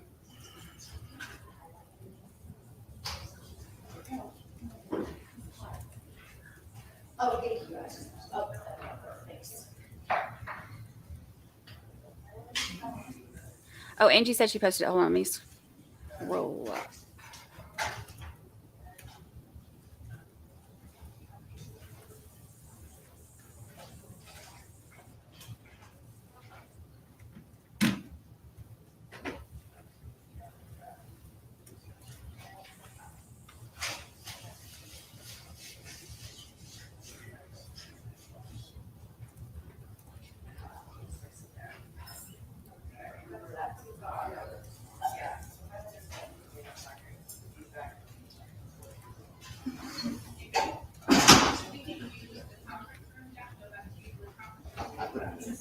Yeah, I remember last time. Oh.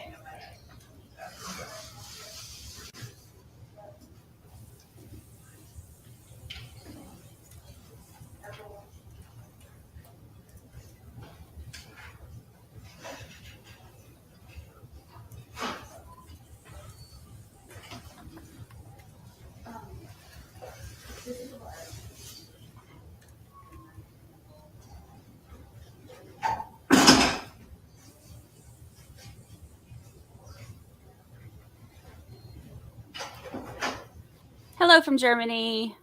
Oh, we got to add you to our map. I don't think we've had a Germany yet. They just cut audio.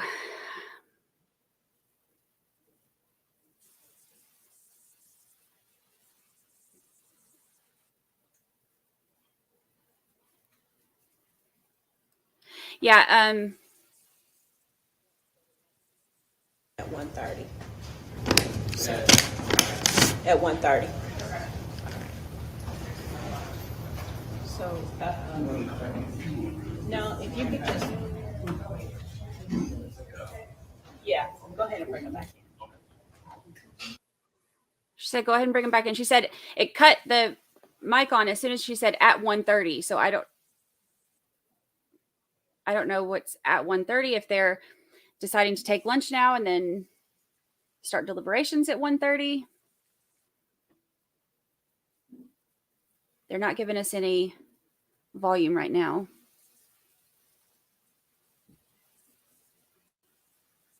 Yeah, we're going to go over to the NFL one as soon as this finishes. I want to make sure, because we're going on verdict watch with this one. So I want to make sure we don't miss anything that they're about to say now. And then as soon as they cut feed to here and our countdown or count to begins, we're going to start the NFL one.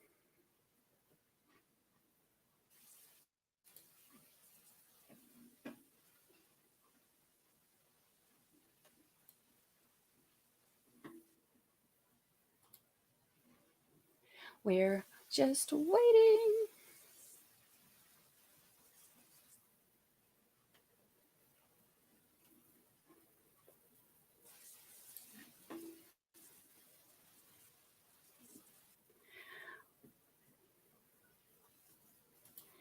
He played for FSU first, and then he played for New York Giants, and I think he played for the Dolphins too.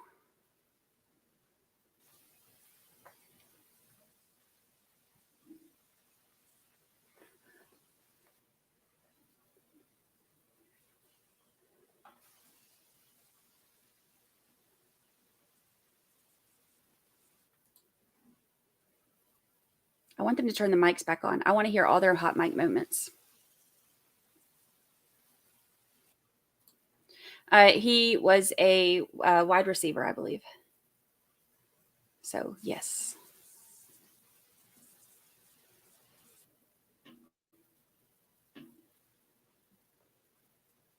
Yeah, who was the team after? Was it the Dolphins? I swear, I could be wrong. I know y'all will let me know if I am, but I swear it was the Dolphins. Because he's back here in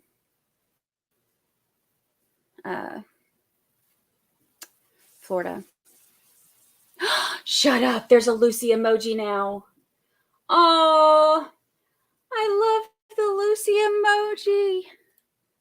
Oh, thank you, JT. That's the best emoji that we have. Oh my gosh, it's so cute. Oh, sweet little Lucy. Too cute.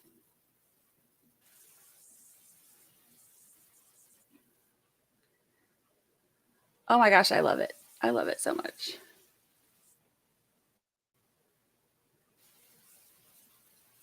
That is so cute.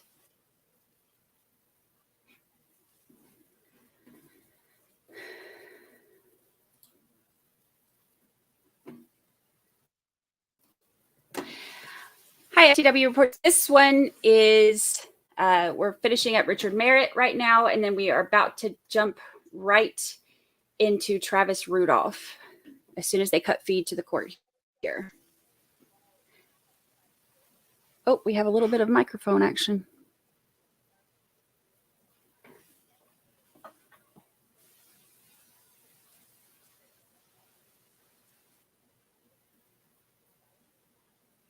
The evidence, then you can begin your deliberations, okay? Have a nice lunch. See you all at 1:30. Thank you.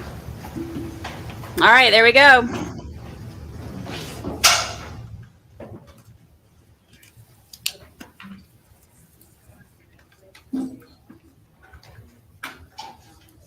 All right, so they're going to lunch. So our deliberation countdown will start at 1:30 Eastern.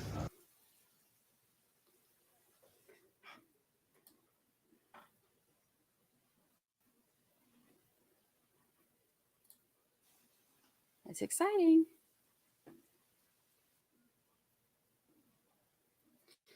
Yep, so after lunch, they begin. You're going to take a lunch break.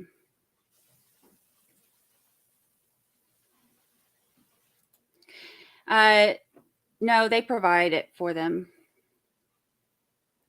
All right, and the NFL trial is at lunch right now too, which gives us time to catch up a little bit. because we're about to jump right into that one. I just want to make sure we don't miss anything else on this one real quick. As soon as they leave and cut feed, we'll swap over. So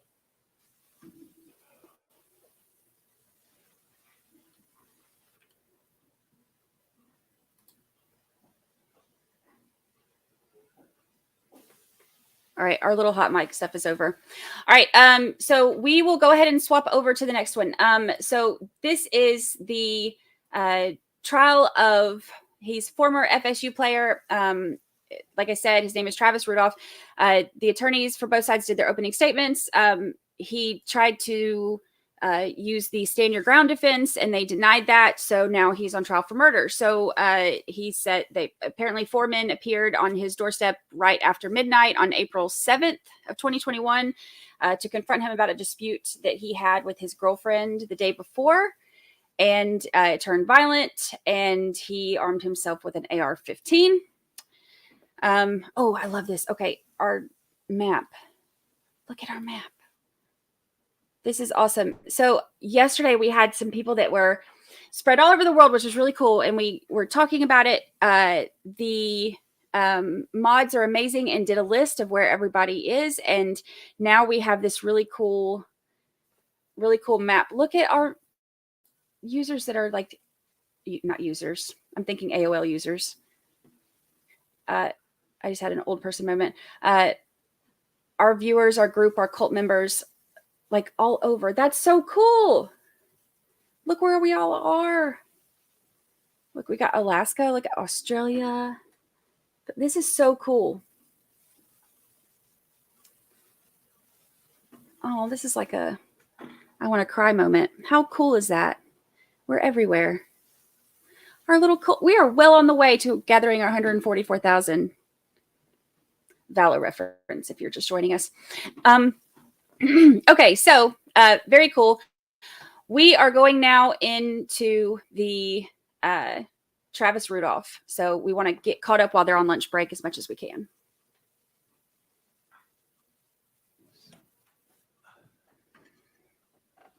Okay, folks, we ready to bring the jury in? Oh, Finland. We got to add Finland. What motion? Hi, Marco.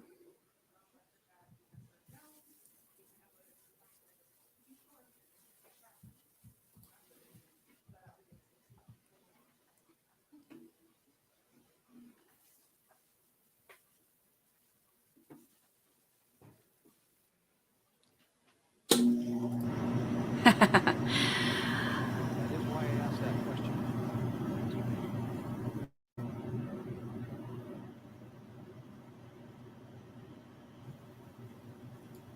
I love this. I love this. I love this. Mr. Main is one of the red dots in England. Hello.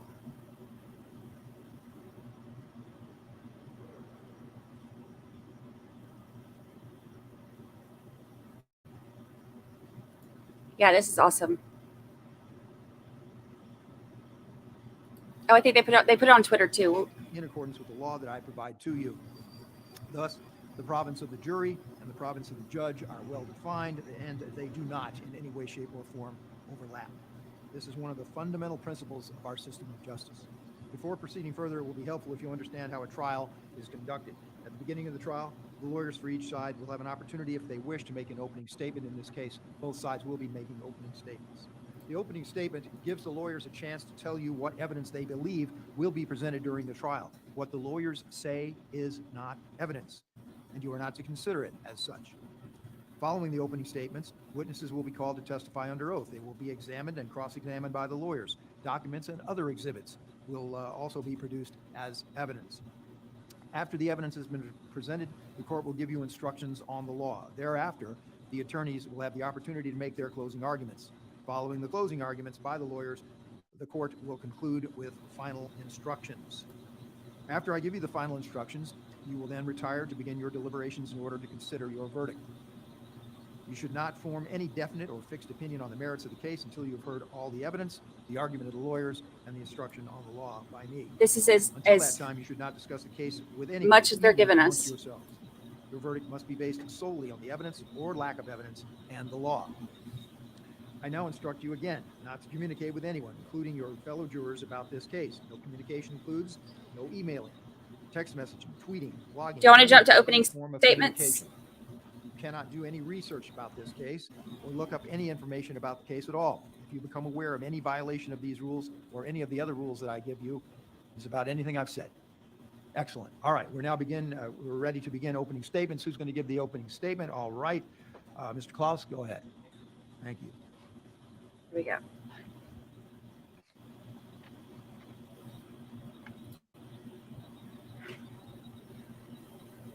Yes, please do. And remember, excuse me, to stay near a microphone. If you need a handheld, that's fine too. Okay? We do. Deputy Lubinsky, will you provide Mr. Klaus with a handheld microphone, please? Oh, handheld microphone. Maybe he'll be louder then.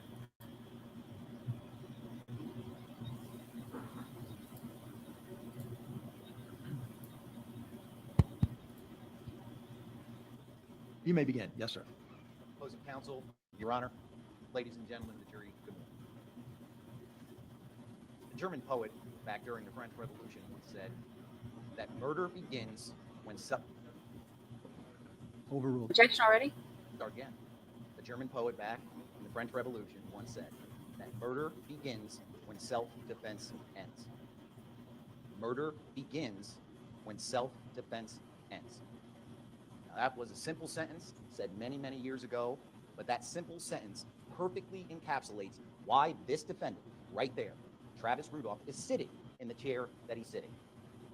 The reason he's sitting in that chair is because just after midnight on April 7th, 2021, he took it upon himself to take out a semi-automatic rifle-like weapon, pursue 4 boys that were leaving the area of his home, and as those boys were trying to leave the situation that had occurred minutes before, this defendant used that weapon and fired 39 times.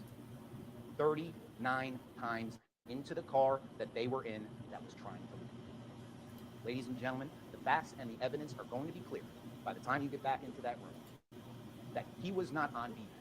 He was on offense. He was not under attack. He was on the attack, and that's exactly why he's in that chair. Now, as you already know, talked about a lot, my name is Richard Clausey, along with my co-counsel, Ms. Adrienne Ellis and Ms. Francine Edwards. We represent the state of Florida. And as has been discussed at length, you all know already because we have many questions. We have the burden of proof. We have the burden of proof. This table right here. We have to prove to you beyond every reasonable doubt. We're going to keep bringing that up. Every reasonable doubt. Not possible doubts. Not speculative. Not possible doubts. Not imaginary doubts. Not forced doubts. Reasonable doubts about what happened. And we embrace that burden. We embrace it. And we intend on meeting that burden for all 4 charges that this defendant is presented with here today. You all know what those 4 charges are. First-degree murder with a firearm for an individual by the name of Sebastian. And 3 counts of attempted murder. 3 counts of attempted murder for Tyler Robinson, Christopher Lowe, Tyler Robinson, Christopher Lowe, and Keyshawn Jones. Okay? Now, what do we have? Well, you're going to get jury instructions. Ms. Edwards already talked about those jury instructions. I'm going to talk briefly about them again, but don't go. Okay. First degree murder. Well, number 1, we have to prove that's the passion. Approach, please. Ladies and gentlemen, feel free to stand up, stretch, and you remember the basic 4 cardinal rules while you're doing that.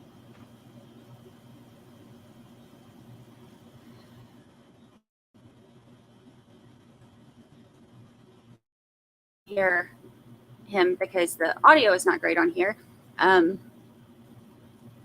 There's not a way for me to turn it up.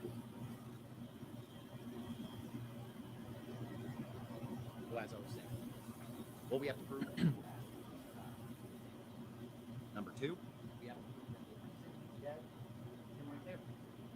The unlawful act, the criminal act is the thing. And the third thing we have to prove, premeditated killing of Sebastian. Meaning, he thought about it before he did it.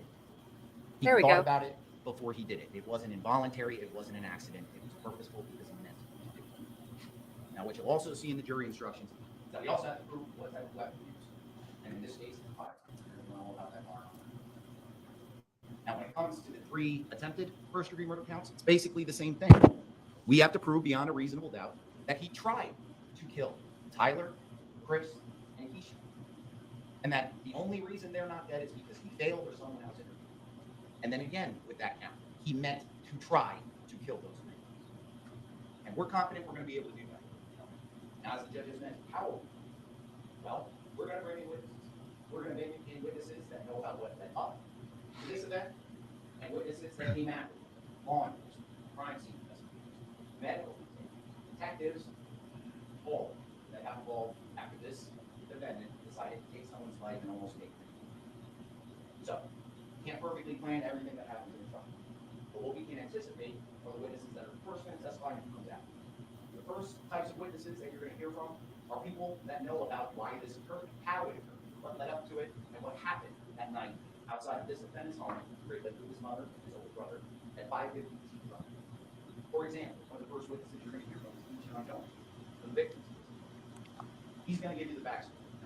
Now it's not time for me to give you the whole backstory. We're going to play the days in this actual people that give you the backstory. But as a sum, in essence, what we're going to learn is that on April 6th, in the PM hours of that day, Keyshawn Jones learns from his sister. Microphone. Oh, my phone. Sorry. Ah, thank you. That works. Yeah. if you wanna do Thank that. you. Yes, remind him.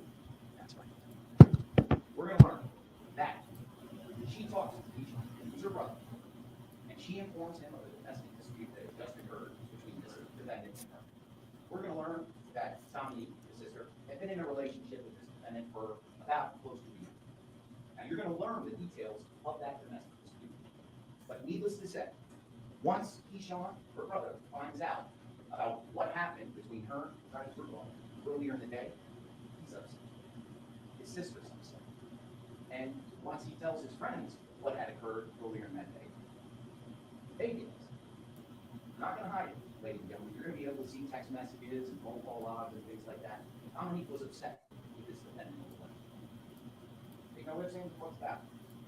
Keyshawn was upset about what happened. They know what Sam's what's about. And when they were upset, they talked in a way that was threatening. You're going to see text messages where Dominique says, go shoot his shit up. You're going to see a text message from Deshaun where he's like, Travis is a dead man. Walk. This is all before they actually get to Travis's house. And ladies and gentlemen, actions speak louder than words. They truly do. We talked about it during jury selection. Sometimes people say things they don't mean. And what's important in this case is not what is said and done before, right around midnight. It's what did happen right around midnight when Keyshawn, Tyler, Chris, and Sebastian decide to go to the defendant's house to confront him about what had just taken place earlier in the day. Now, you're not going to just have to rely on people getting up and testifying to that. Because what we're going to learn from the law enforcement officers that got involved after the shooting took place is they started getting as many from around the neighborhood, from anywhere that might be able to pick up information about why this all took place. And what we're going to be able to see is just after midnight on April 7th, 2021.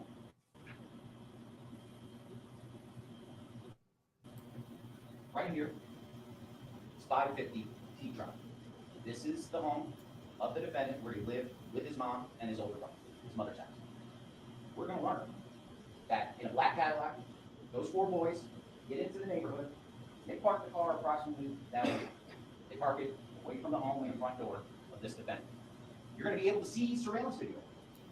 This house right down here had multiple cameras, and you're going to literally be able to see the car parked here. All of them get out of the car, all of them put stuff in their trunk, and all of them start walking in the direction of this house, which, from where they parked, is approximately 300 feet away, 100 yards away. Now, you're also, to the benefit of a Ring doorbell camera that was installed on 550, you're going to I see what you did there. those 4 boys coming up to the door and knocking and saying, hey, we got fucking Travis out here about what happened. You're going to be able to see that. What you're not going to see, what you are not going to see, is a gun in any of their hands. We do have it on 1.25, so we can catch up. Now, we are going to be upfront. There was one person out of those 4 that brought a handgun. That was Ty Robbins. But the facts and the evidence by the conclusion of this trial, ladies and gentlemen, are going to show beyond a reasonable doubt he never pulled it out. He never pulled it out. You're going to be able to see it on that Ring doorbell video when you first come.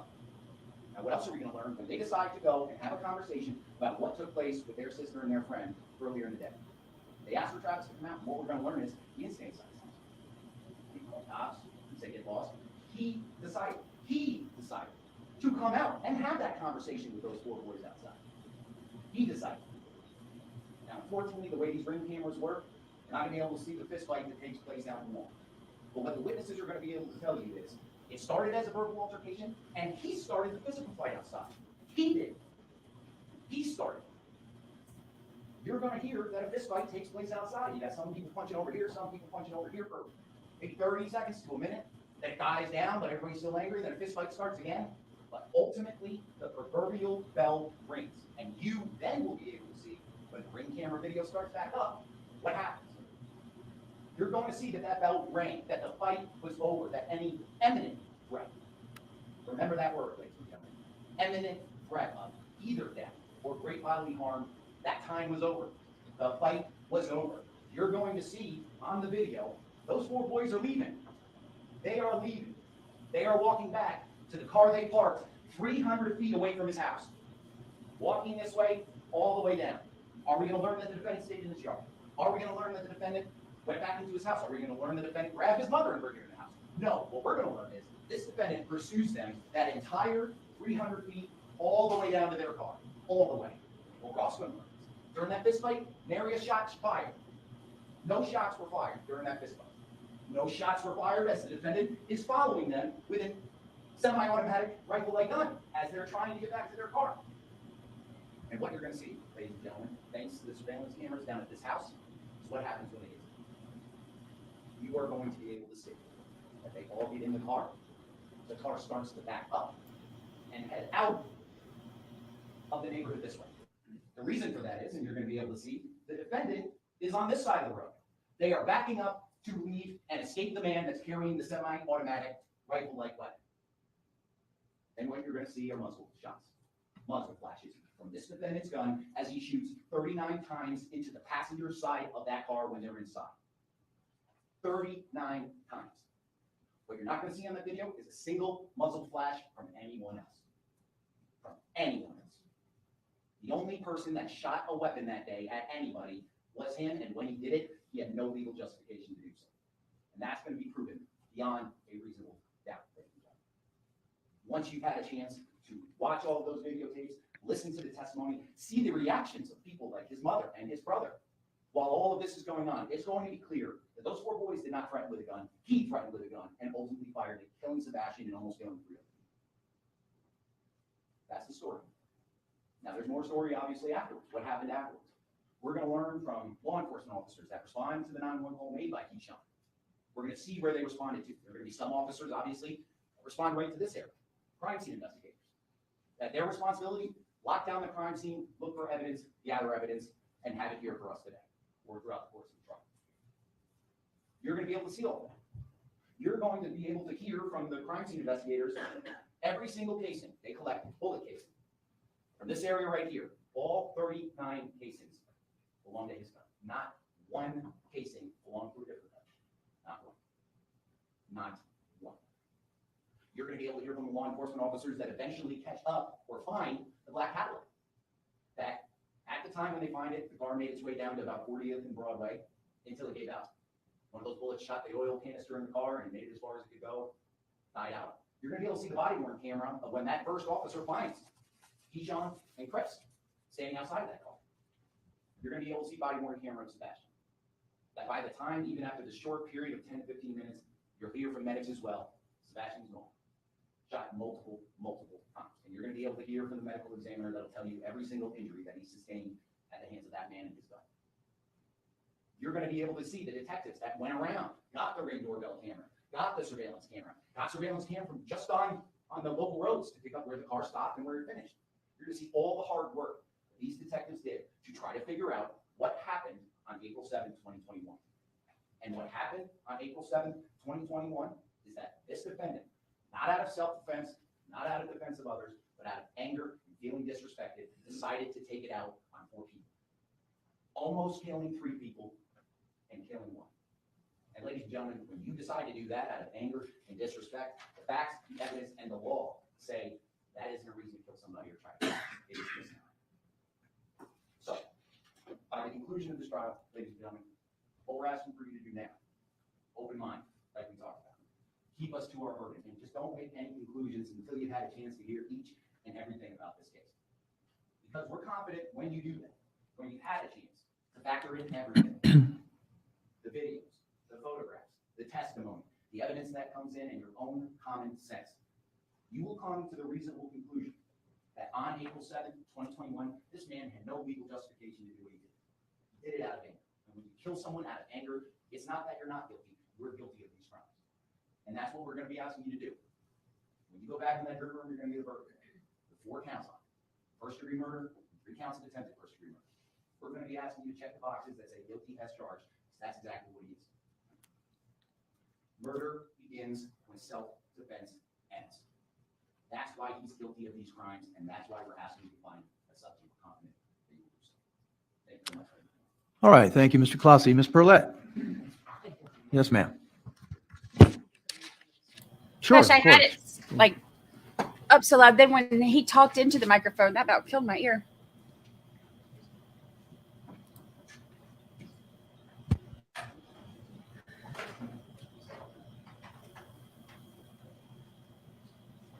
Okay, hopefully this guy talks into the microphone.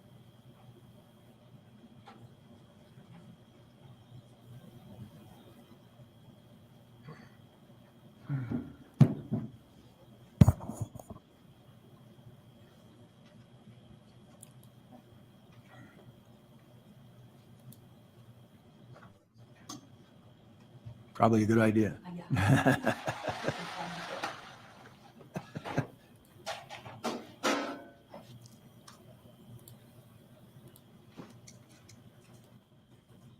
Yes, ma'am, you may begin. Good morning. Hell hath no fury like a woman scorned. Hell hath no fury like a woman scorned. The evidence is going to show that on April 6th of 2021, Dominique Jones, a woman scorned, set a series of events that ended in a tragedy and forced Travis Rudolph to act in self-defense. Her rage and jealousy set this entire thing in motion. That's what the evidence is going to show. You're going to hear that in 2021, Travis Rudolph was 26 years old at the time. He lived in Lake Park on 550 Teak Drive with his mother, Linda, and his brother, Daryl, who also goes by DJ Rudolph.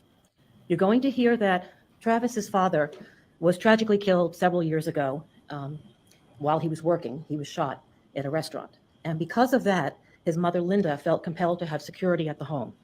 They bought a door ring bell camera. They bought a security system called a night owl. She was very fearful for her safety as a result of that incident. Her boys were there. They lived with her. Travis bought some firearms as a result of that for home protection. You're going to hear that he had a concealed weapons permit, that all the guns he owned were legal. There was nothing illegal about his firearms. He kept them in the home, primarily in his bedroom. He went to the range. He practiced. He was trained. He knew how to use these firearms and never did.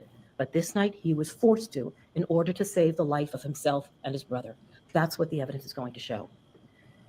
You're going to hear that on April 6th of 2021, well, let me step back for a moment. You've already heard some of this in jury selection, that Travis went to Cardinal Newman High School. He graduated. He went to FSU on a football scholarship. He was a standout receiver, both at Cardinal Newman and at FSU.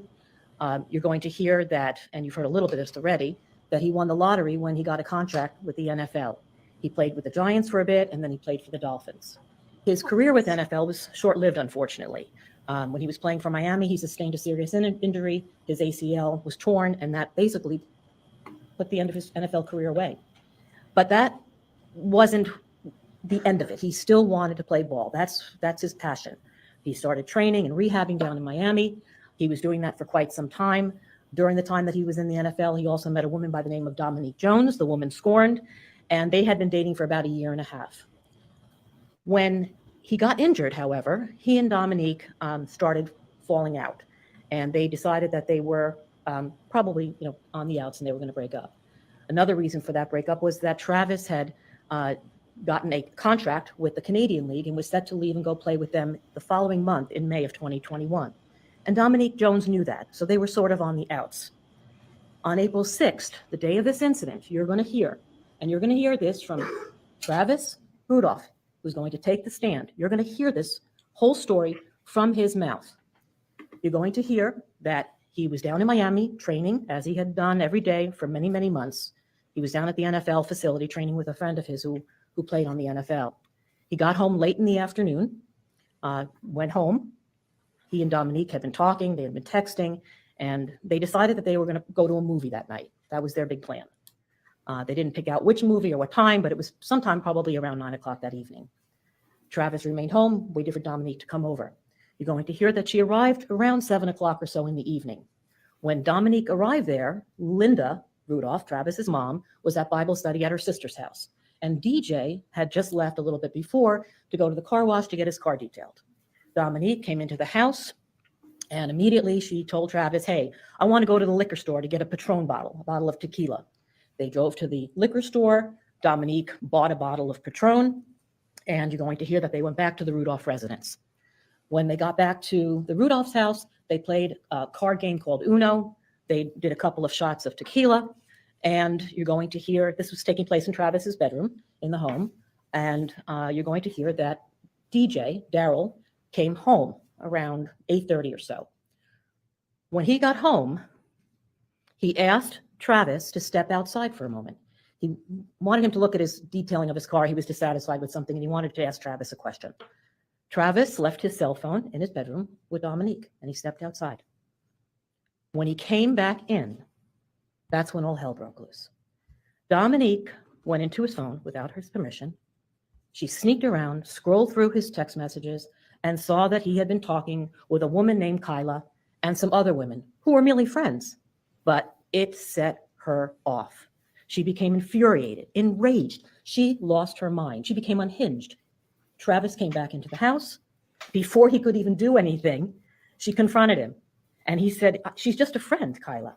She could not control her anger, her jealousy, her rage. She lost her mind. She picked up Travis's phone. She FaceTimed Kayla, turned the phone around and said, talk to her. I want to watch your reaction while you talk to this woman. And he did. And they were talking as though nothing was wrong, and she could not control her rage. She took the cell phone, smashed it to the ground, and broke it, screaming, I'm sending my brother over to kill you. I'm sending my brother over to kill you.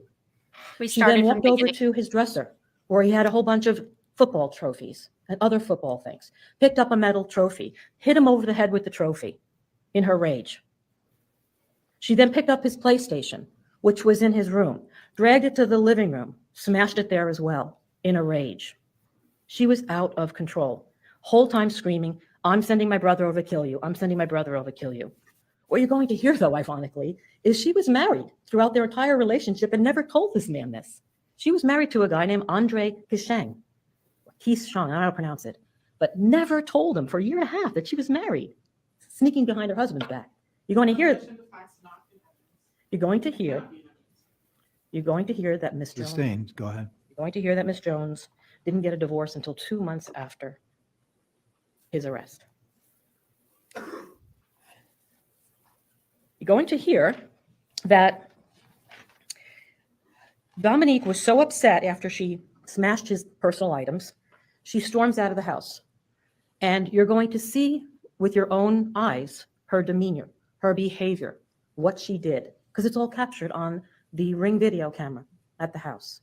You're going to see her storm out of the house. You're going to see with your own eyes her attacking and beating up Travis. Travis is like this. He does nothing to retaliate. He does not touch her. He doesn't hit her. He tells her to calm down. But he's mad. He'll tell you that. He's mad. She broke his PlayStation, hit him over the head, broke his phone.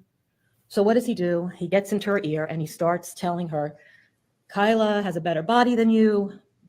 She's better looking than you. And this sets her off even more. She storms out of the house. You're going to see on the video that she trips and falls. She had some recent cosmetic surgery, but she pops right back up. He did not touch her. She claims, and she's going to tell you, and has made prior statements, that he picked her up off her feet and slammed her to the ground 2 times. That's not what you're going to see. You're going to see him backing off, not doing anything as she pounds him and beats him up. He's in her ear saying Kyla has a better body, Kyla's better looking than you, and this just enrages her even more and more.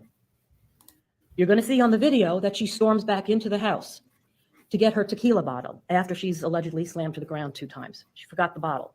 So she runs back into the house to get her tequila bottle, goes back out the door. You'll see this on the video. And you're going to see Travis following her, and he's still in her ear talking about Kayla, and this infuriates her even more, that she takes the tequila bottle and hits him over the head with the tequila bottle. At this point, DJ is now coming out, and he's involved, and he's trying to calm the situation down. And you're going to hear from DJ as well. He will tell you this occurred. She picks up a brick by the front house on the lawn near a palm tree. And she starts heading towards Travis's BMW truck, which was the first big purchase he made when he got his NFL contract. This is his most precious thing. He's no longer in the NFL. He doesn't have any more money. This is his pride and joy. And she takes the brick and she's walking towards the car, the truck, to smash the window. But DJ and Travis stop her and they take the brick from her hand. Okay? That car window mysteriously was smashed that evening, but Dominique says she didn't do it.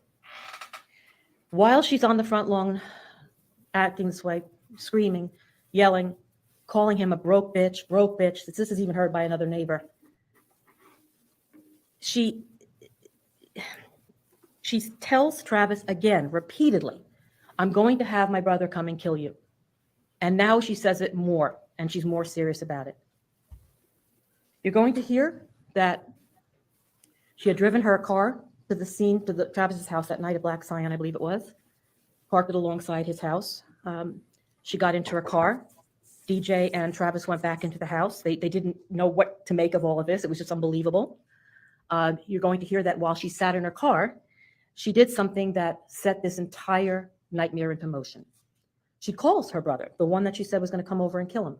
And she's crying and yelling and upset, tells him what happened. He slammed me to the ground. He disrespected me. I just had cosmetic surgery.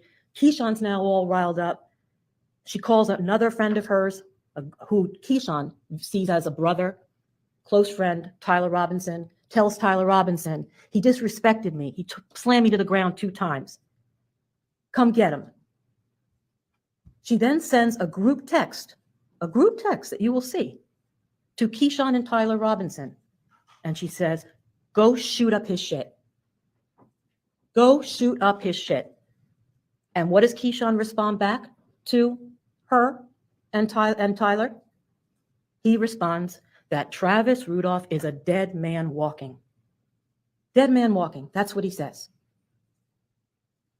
You're going to hear that Dominique also, in her rage, calls Tierney Coleman. Tierney Coleman is Travis's sister.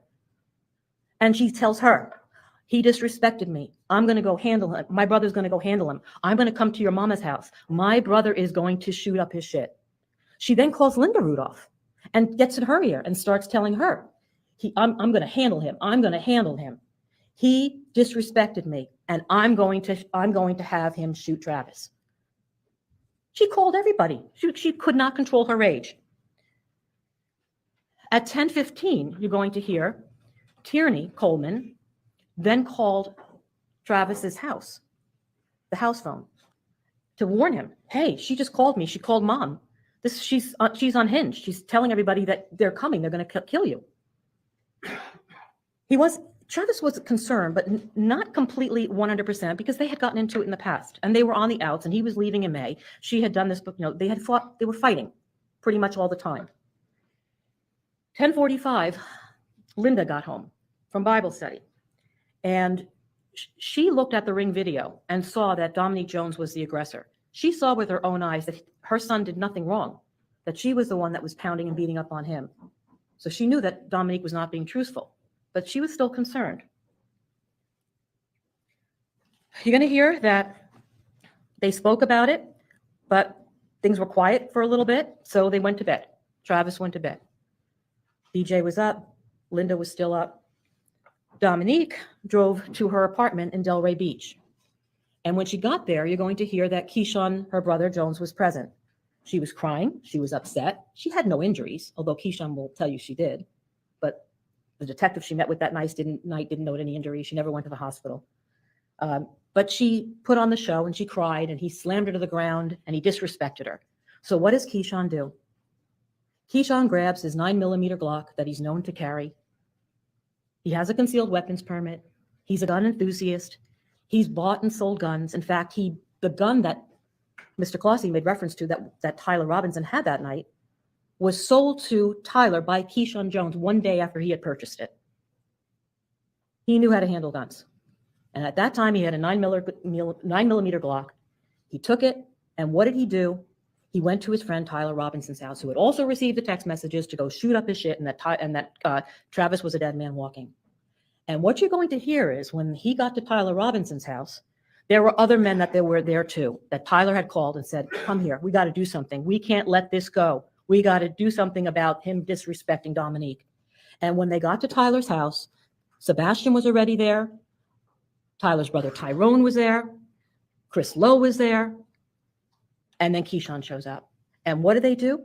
They conspired and planned to go to Travis's house at midnight, several hours after this alleged slamming to the ground, to retaliate and to kill him, just as she ordered him to do.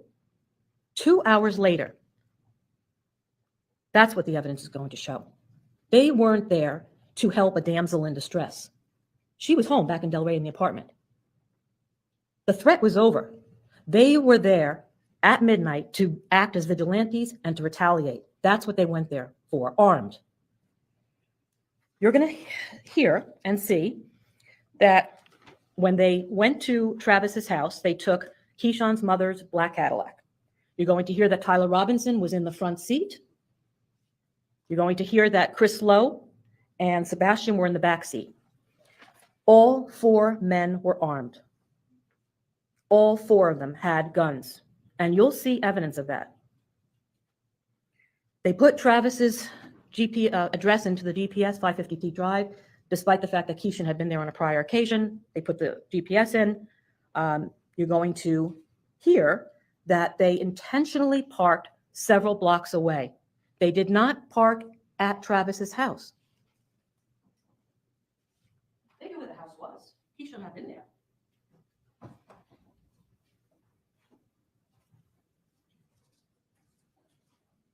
This is Hi, Travis's Denise. house. The men parked down here somewhere. And the reason they did that was it was midnight, dark. They knew that Travis had cameras at the house. They didn't want to give Travis an opportunity to prepare himself for the attack. So they parked the car way down here, never expecting a neighbor, Mr. Nash's camera to capture that. Never expecting that. And what you're going to hear is when they parked the car way down here from Travis's house, despite the fact that there was parking available, they could have parked it on the car. They did it on purpose to come up and do a sneak attack on this man.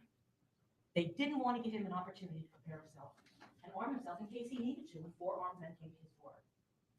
You're going to see on the video something very interesting. You're going to see that they park the car, they get out of it, all 4 men pile out, they open the trunk of the car, and you're going to see Keyshawn Jones put his cell phone in the trunk. He takes his house keys, puts them in the trunk. Sebastian takes his cell phone, iPhone, expensive iPhones, puts it in the trunk, takes his backpack, puts it in the trunk. They put all their personal items in the trunk because they know they're going there for violence. They don't want their property to get destroyed. That's what the evidence is going to show. What do then? They pile back into the car, and then they creep up a little bit closer, another block towards Travis's house, but still almost 2 blocks away. Again, so that he doesn't see them coming, so that they can sneak up at the door, so they can catch him when he's off guard and do what they've been told to do, is to go shoot him. That's all on video. If you're only going to talk to someone, why would you do that? Why would you do that? And Keyshawn Jones is going to tell you that that's all he went there for. He wanted to talk. He wanted to have a peaceful chat with Travis, why he disrespected his sister. But he has no good answer why he needed his 4 brothers to go do that at midnight. Because that was not the intent. The evidence will clearly show he was there to shoot and kill Travis. That's what they were going to do. Ring video.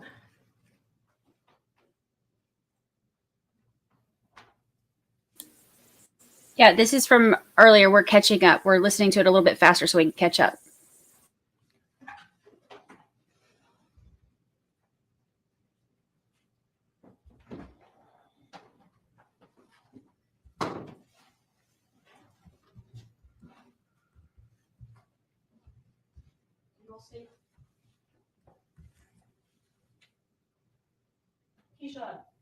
Keyshawn Jones, Sebastian.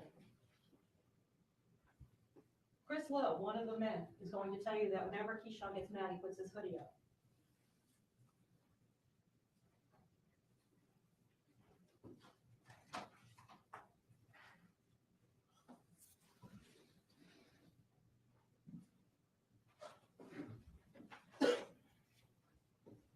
This is when they're at the front door. Keyshawn Jones, Sebastian, Chris Lowe, Tyler. You can see Tyler Robinson has his shirt on when he first comes up. Sebastian just banged on the door and is now walking away.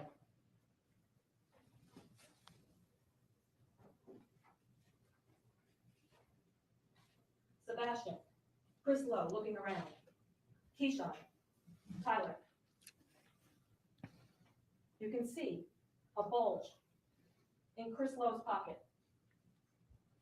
A bulge in his right front pocket that is consistent with a gun.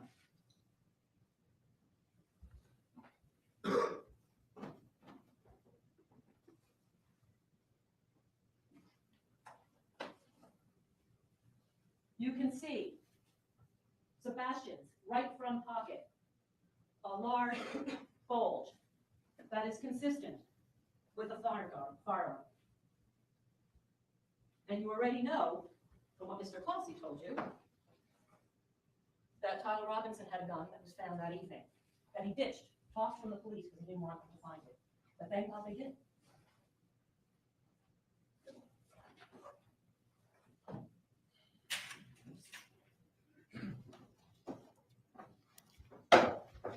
This is the gun that Tyler Robinson had. 9mm Taurus with an extended clip, hollow point with bullets. That's what was found that night.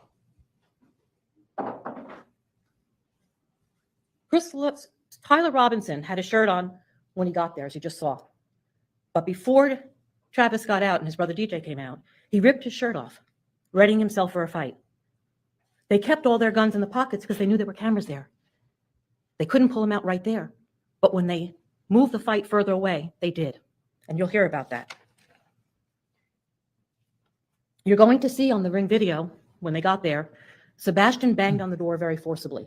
DJ was right there, his bedroom's closest. He came right out, answered the door politely. They'll all tell you that. What do you want? And they demanded to see Travis. We want to see Travis. Get your brother. Now Travis, who was sleeping, hears some commotion at the front door. You're going to hear that he grabbed his gun. He ran to the door. He did not take the gun out. He put the gun by the door and the couch area. He didn't run right out with the gun. He goes to the door. He steps outside. And the minute he stepped outside, you're going to hear that Tyler Robinson sucker punched him on the side of the face. And before he could do anything, all four men were on top of him, immediately attacking him, beating him up. He had no chance. He didn't run back in to get his gun and shoot.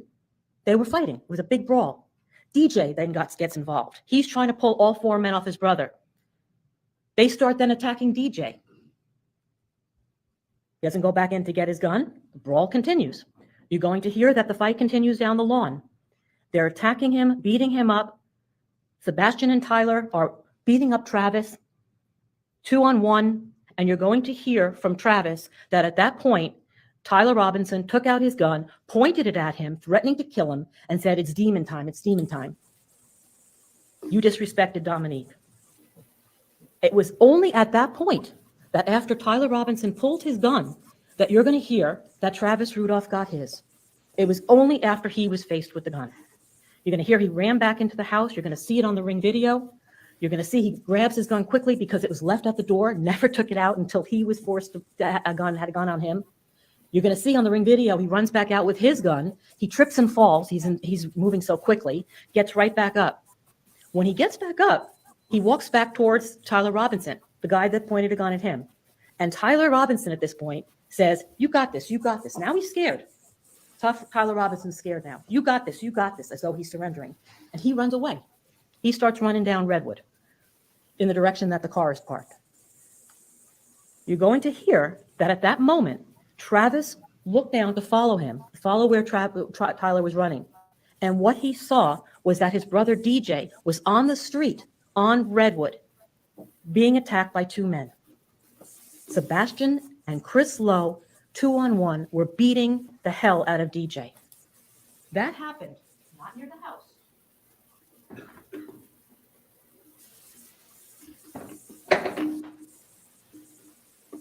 Nowhere near here. It happened down here closer to where the car was parked. DJ was being attacked, beaten by Sebastian and Chris Lowe. Chris Lowe will even tell you.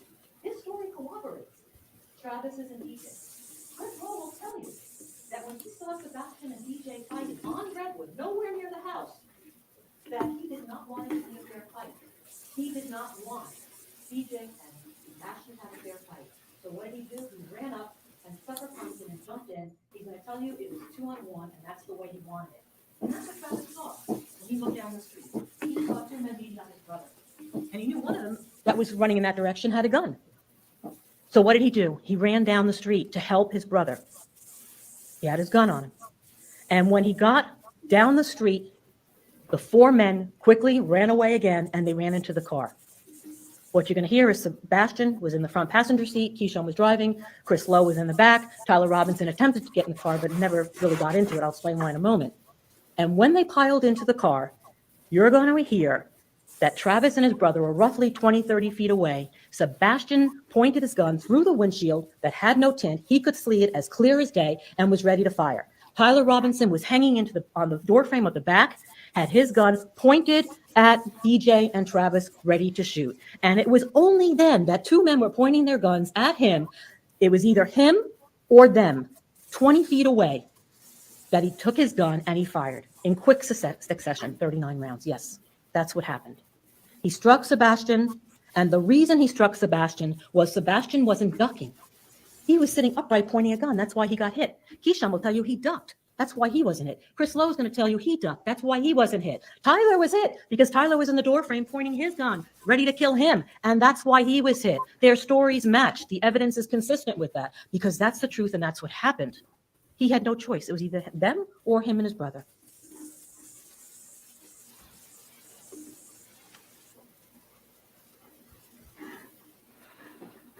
You're going to hear, as I said, that when Chris Lowe tried to get in the car, he either jumped out, fell out, we don't really know, but he never made it in the car. He ran away. He ran several blocks away. You're going to hear that rather than keeping his gun on him, he didn't do anything wrong, right? He ditched it. He didn't want the police to find it, so he tossed it. Thank God for the... Mr. Robinson, excuse me. Mr. Robinson. Oh, hang on, let me rule on that objection. I want the lawyers up here, please. Ladies and gentlemen of the jury, please stand up and stretch. While you're doing so, remember to obey the four cardinal rules.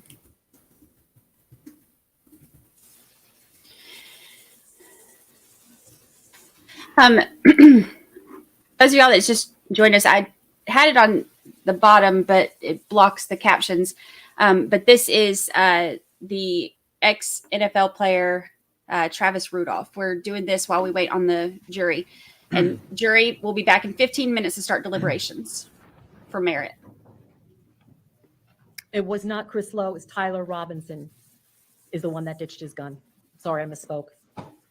He ditched his gun. He did not want the police to find it, so he tossed it. But a dog found it later that evening. And it was in his path of travel. They were able to find the blood trail, and that's how they found it. After the shooting, DJ and Travis went home. Linda was crying. Travis was shaken. DJ was shaken. Adrenaline was running. They couldn't wrap their head around what just occurred. You're going to hear that within an hour or so of that happening, Tierney Coleman and her husband, who's an ex-FBI agent, came to the house. And they weren't there for that purpose. They were dropping something off, coincidentally, but of course they walked into this mess. and they spoke about what happened. You're going to hear that DJ was pacing, Linda was shaken, Travis was shaken, everybody was crying, everybody was upset by what happened. They did not call the police, though. You're going to hear that Ms. Coleman and her husband left shortly thereafter. When they were leaving the house, they were stopped by law enforcement officers who were in the area. They were detained. They were taken out of their vehicle at gunpoint, hands up. They were zip tied. They were thrown in the back of a police vehicle. Eventually, they were released because they realized they had nothing to do with this. You're going to hear that a neighbor across the street, a guy named Ruben Estes, who's lived in this neighborhood for many years, good friends with the Rudolph family, he heard fighting earlier in the evening between Travis and Dominique Jones. He heard Miss Jones calling him a broke bitch over and over and over. Mr. Estes is going to come in and tell you that he also heard the fight and the yelling and the attack later in the evening at midnight. He's going to tell you that it was so scary that he went and got his gun, put a clip in it because he feared for his own safety, and he was inside his house. That's how bad this was. He'll tell you that at any given moment when he was watching, there were at least 2 men on top of each of the Rudolph boys. They didn't stand a chance. That's going to be his testimony. What you're going to hear is that after Keyshawn Jones left that area on Redwood, he started heading south towards Delray. What you're going to hear is that he drove 5 miles on US 1, which then turns into Broadway in West Palm Beach. The car was shot. You're going to hear that no time during that 5-mile drive did they call 911 while Keyshawn lay beside them, shot, bleeding to death. Not once. You're going to hear that during that 5-mile drive, they had ample opportunity to toss their guns. That stretch of road is dark. There's a lot of abandoned buildings, closed businesses. It's not a well-lit residential area. This is US 1 turning into Broadway. They ditched their guns, either there or where they eventually ended up. When they got to 40th and Broadway, that's the spot that their car basically died. It ended up in a dark, abandoned automotive shop. You're going to hear from an officer, the first officer on scene, Officer Panagua, that he found something to be very suspicious. When he drove by 40th and Broadway, he saw 2 silhouettes. And he found it odd that these 2 people were not flagging him down. He noted that. He rolled up on them, and they never said, "Hey, help, we need help, we have someone shot." They tried to duck him, and he thought that was strange. You're going to hear Keyshawn did call 911, but not until the car stopped.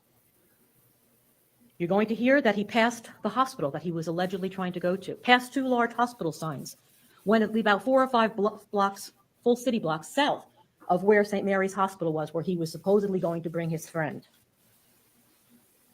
You're going to hear that this investigation involved roughly 50 police officers at the 2 scenes, Teak, Redwood, and then at 40th and Broadway. Of the 50 police officers, roughly, there were sergeants, detectives, PBSO deputies, West Palm Beach officers, lieutenants, sergeants, a number of detectives. Not one of those people searched that path of travel that Keyshawn Jones drove for 5 miles. Never looked for any tossed guns. You're going to hear that while at 40th and Broadway, Keyshawn and Chris Lowe had roughly 2 hours together to get their story straight before they were interviewed by what would eventually be the lead detective, Vanderland. You're going to hear that while on scene at 40th and Broadway, Keyshawn Jones was interviewed first. His interview was 10 minutes long in a homicide investigation. You're going to hear that Detective Vanderland was a rookie cop. She had only had 1 or 2 homicide investigations done prior to this incident. She was overwhelmed, didn't care, out of her league. Sustained. You're going to hear that this was a shoddy investigation.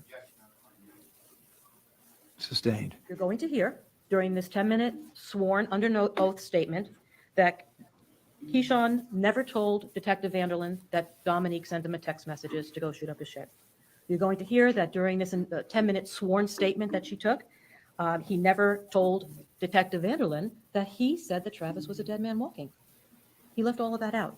What he did tell Detective Vanderland was that he and his friends were going over to Travis's to have a talk, and he painted a portrait that this was just a peaceful discussion. He never mentioned to Detective Vanderland that anybody had a gun. He never told her that Tyler had a gun. Never mentioned that. At 2:09, Chris Lowe was interviewed, and that was a 7-minute interview. He never told Detective Vanderlyn anybody had a gun. And Detective Vanderlyn had an opportunity to take his cell phone that night and never did, and has not to this day, because she believes his cell phone is inconsequential to this case, and anything contained on it, cell phone logs, text messages, anything has nothing to do with this case. 17-minute investigation. That's what it took, and they arrested him for murder. Sustained. All right. Between the two interviews, there was a 17-minute investigation between those two witnesses. And Travis Rudolph was arrested that night.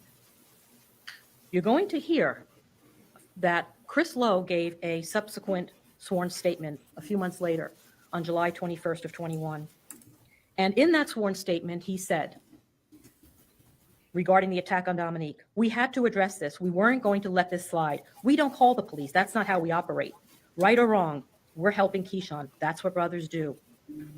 All four would back each other up to the end of the earth. And he's the one that said when Keyshawn gets mad, he puts on his hoodie, and he said, Keyshawn always carries a gun.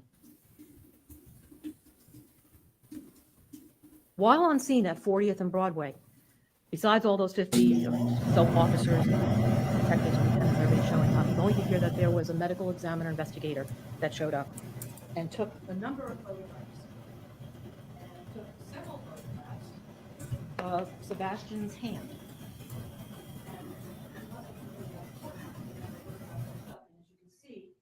It appeared that something was held in his hand. Finger pointing like that, there's a grip right here. There was nothing in his hand when the ME got there, and you're going to hear that nobody touched his hand, but it appears that something is or was in his hand at some point. You're going to hear from a defense witness, an expert, Dr. John Maricini, Harvard-educated forensic pathologist, former medical examiner, Palm Beach County, former medical examiner, Dade County, that he has handled many, many cases involving suicides and death where somebody was holding a gun in their hand. And he's going to talk to you about something called a death grip and what that means and why it's his opinion that the position of his hand is consistent with Sebastian having held a gun. After Chris Lowe and Keyshawn were excused by Detective Vanderlyn from the scene at 40th and Broadway, you're going to hear that they made a FaceTime call to Dominique Jones and told her Sebastian was dead. And they talked. You're also going to hear that that Dominique FaceTimed Keyshawn and Chris Lowe while they were at Tyler's hospital room, which is where they eventually went. And the four of them, Keyshawn, Dominique, Tyler, Chris Lowe, were all FaceTiming in Tyler's hospital room at St. Mary's Hospital before Dominique Jones was interviewed by the police. Detective Emma was sent to St. Mary's Hospital to interview witnesses. And when he got there, you're going to hear that Dominique Jones was there, and he interviewed her. He was surprised at how much detail she knew. Dominique Jones never told Detective Emma that she ordered Keyshawn to shoot Travis. She never told Detective Emma that Keyshawn was a dead man walking. She never told him that she broke Travis's phone, hit him over the head with a trophy, or broke his PlayStation, hit him over the head with a tequila bottle, that she made threats to Tierney and Linda. She never told him anything. She only painted a picture that he was going there to talk to Travis, that her brother was going there. At 3:51 in the morning, and he doesn't see any bruises or injuries on her either. At 3:51, Detective Ema takes a sworn statement, just like Dominique's, of Tyler Robinson. Tyler Robinson doesn't tell him that he carried a gun. He never told him that he tossed his gun. He never mentioned anything about a gun. The evidence is going to show that Tyler was just grazed and he was released from the hospital the following day on the 8th. On April 8th, he's now interviewed by the lead detective, Detective Vanderlyn. And he is now confronted with the gun because they found it a few hours earlier. Now he can't lie. Now he has to admit it was his gun because they have it right there. He tells Detective Vanderlyn that he's the one that called everybody to his house to gather up. Detective Vanderlyn tells him at that time that there was a camera outside, but doesn't say what it showed. And that's important because when Tyler came to the state attorney's office for a sworn statement a couple of months later on June. Sure. Feel free once again to stand up and stretch, ladies and gentlemen, remembering and obeying the 4 cardinal rules.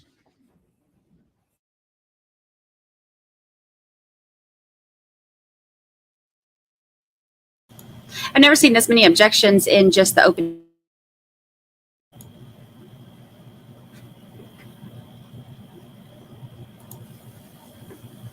Yeah, these are just opening statements. So I'll be curious to see all the evidence and see what it supports.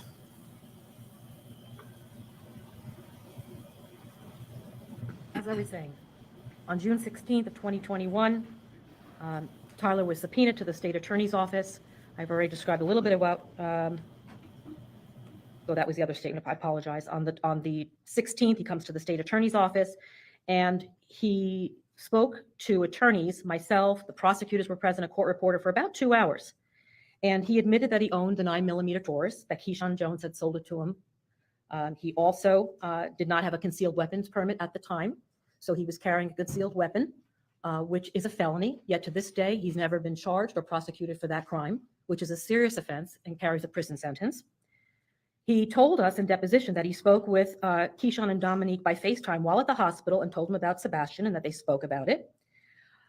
Chris Lowe came to the hospital room to see him before he was interviewed or spoke to the police, and said that Dominique FaceTimed Chris and Keyshawn while he was in the hospital room, and that all four had talked before he was interviewed by the police.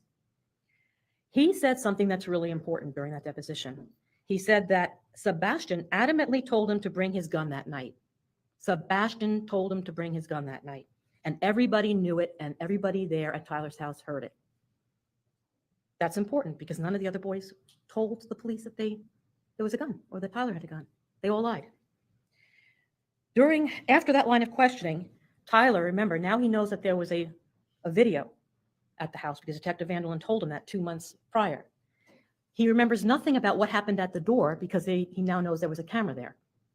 But after questions about what happened after the attack at the door, he now has a memory again.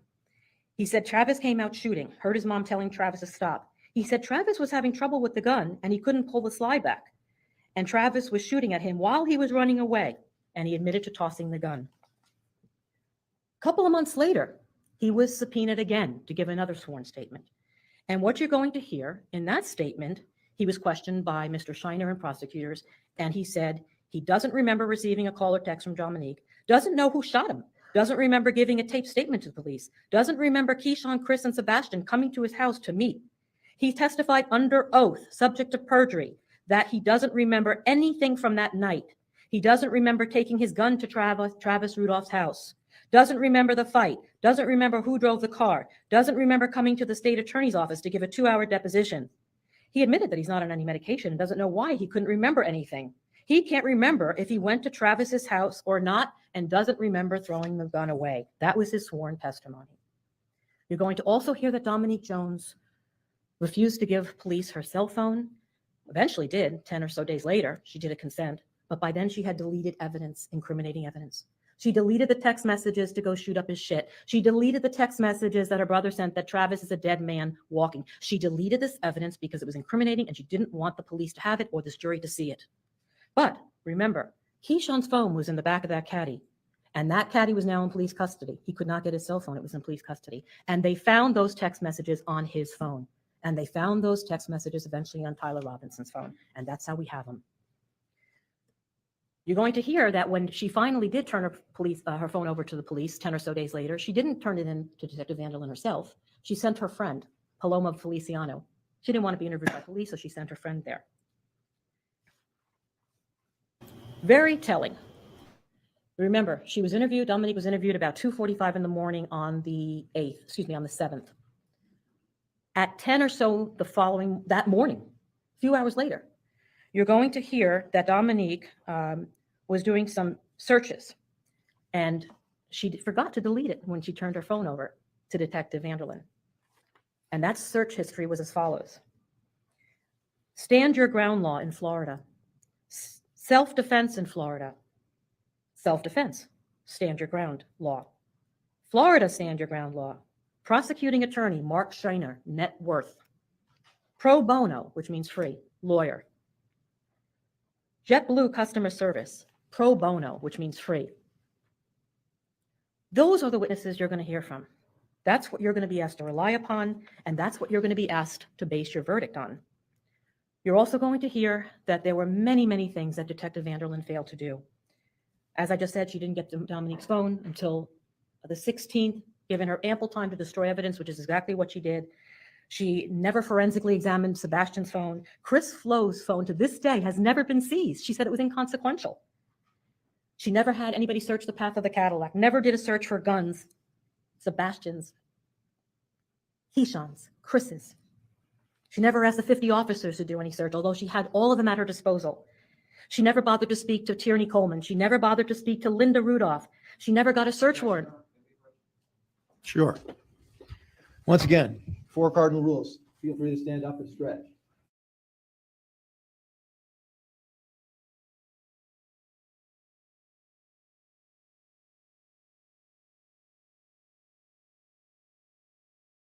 Concerning the interview.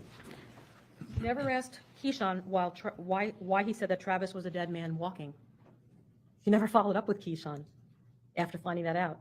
She never followed up with Dominique about her text to this day.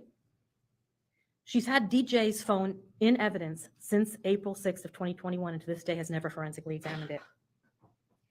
You're going to hear that between the hours of 10:16 p.m. and 1:31 in the morning on April 6th into April 7th, that Tyler Robinson made 29 outgoing calls, texts, and FaceTime calls to Dominique, Keyshawn, Sebastian, Chris Lowe, and some others. Tyler Robinson received 24 incoming calls, texts, FaceTime calls between the hours of 10:16 p.m. and 1:31 p.m. from Dominique, Keyshawn, Chris, and others. These other people included someone by the name of Hack, H-A-C-K, who Tyler Robinson FaceTimed at 11:39 a.m., 20 minutes before the shooting and before the men arrived at Travis's house. And the text from Tyler to Hack says, Travis's address is 550 Teak Drive. We don't know why Hack was going to the house to meet these 4 armed men or what role he played, or why Hack was needed at the Rudolph residence to talk for the purpose of talking to Mr. Rudolph. Keyshawn and his armed brothers were not noblemen. They weren't chivalrous. They didn't witness an attack on an innocent woman. They were vigilantes. They were 4 men who went there to retaliate and kill, just as they were ordered to do. We don't want to plunge you in the darkness. We want the lights on. We want the fag unfolded. That's what we want, and that's what you're going to hear from the defense. Travis Rudolph acted in self-defense, and that is the truth. Thank you. All right. Thank you, Ms. Perlette. Ladies and gentlemen, you okay, ready to hear the first witness, whomever that may be? Yes? Do you need a break? Anybody need a break? Raise a hand. Okay, I don't see any hands. Let's bring in the first witness. And who is that? All right, thank you. Okay, thanks.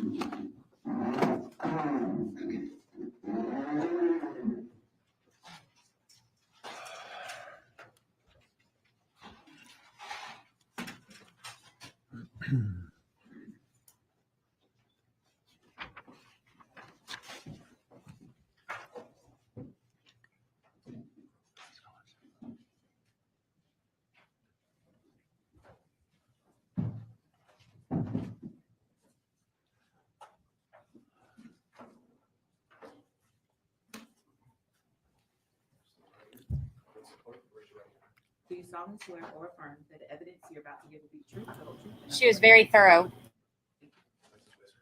All right, so ladies and gentlemen of the jury, now you're going to begin here evidence. All right, when you're comfortable up there, sir, please say and spell your first and your last name for the record and for the jury. Go ahead. Yes, sir. Keyshawn Jones, Keishaun Jones, Jones. All right, thank you. You may inquire Miss Ellis. Good morning. Sure.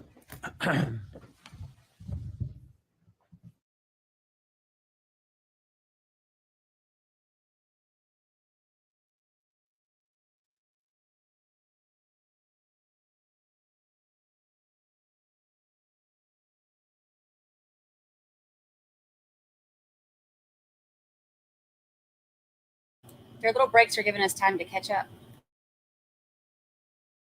All right, you may begin, Miss Ellis.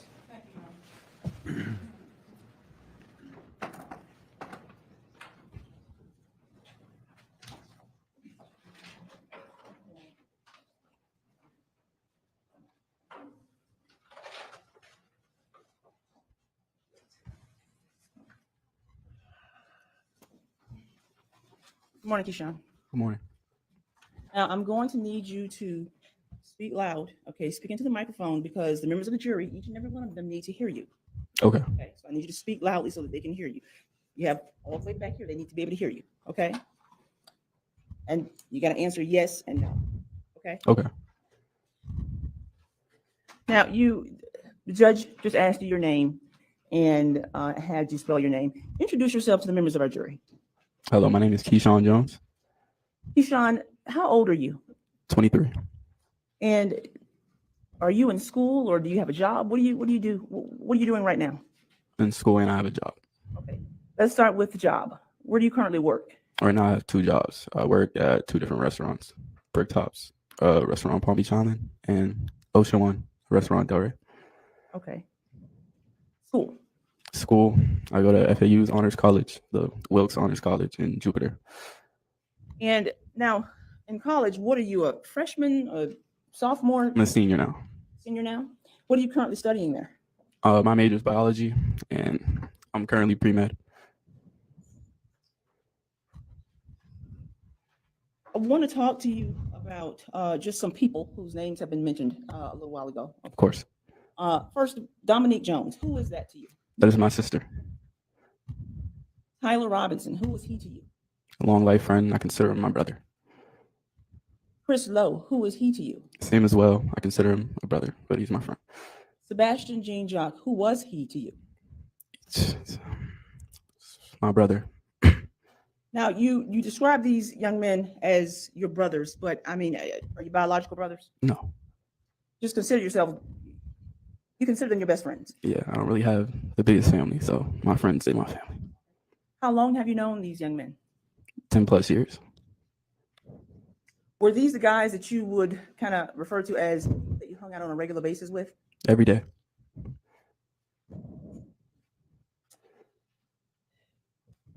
Do you own guns? Yes. Okay. And when did you purchase your first gun? I think it was around 2021 when I got my concealed license. And you, would you consider yourself a gun enthusiast? No. How many guns have you purchased since you got your concealed weapons permit? 2, I believe. Yes, 2. Okay. And what kind of guns did you purchase? Handguns, 1 Glock and 1 other P Shield bodyguard, I believe. Okay. These were both handguns? Yes. Now, did you ever sell any of your guns to one of you, the guys that we just talked about, either Chris Lowe, Tyler Robinson, or Sebastian? Yes, Tyler. And when did you sell? First of all, why did you sell that gun to him? I really didn't want it anymore. I didn't really like it. I wanted to get a Glock, so I got a Glock, and I didn't need that gun anymore. I don't need a lot of guns. Do you own guns as of today? I still have 1 gun, the Glock. Do you go to the shooting range with your gun? I haven't been since a couple years, but yes. Have you that 1 gun that you still have today? Have you fired that gun before? Yes. Where have you fired that gun? At the shooting range. Have you fired that gun anyplace else? No. The gun that you sold to Tyler, did you sell that gun to Tyler before April 6th of 2021? Yes. So the day that this incident occurred, back in April of 2021, you had already sold that gun to Tyler. Yes. And at that time, is it your testimony that you only owned 1 gun? Yes.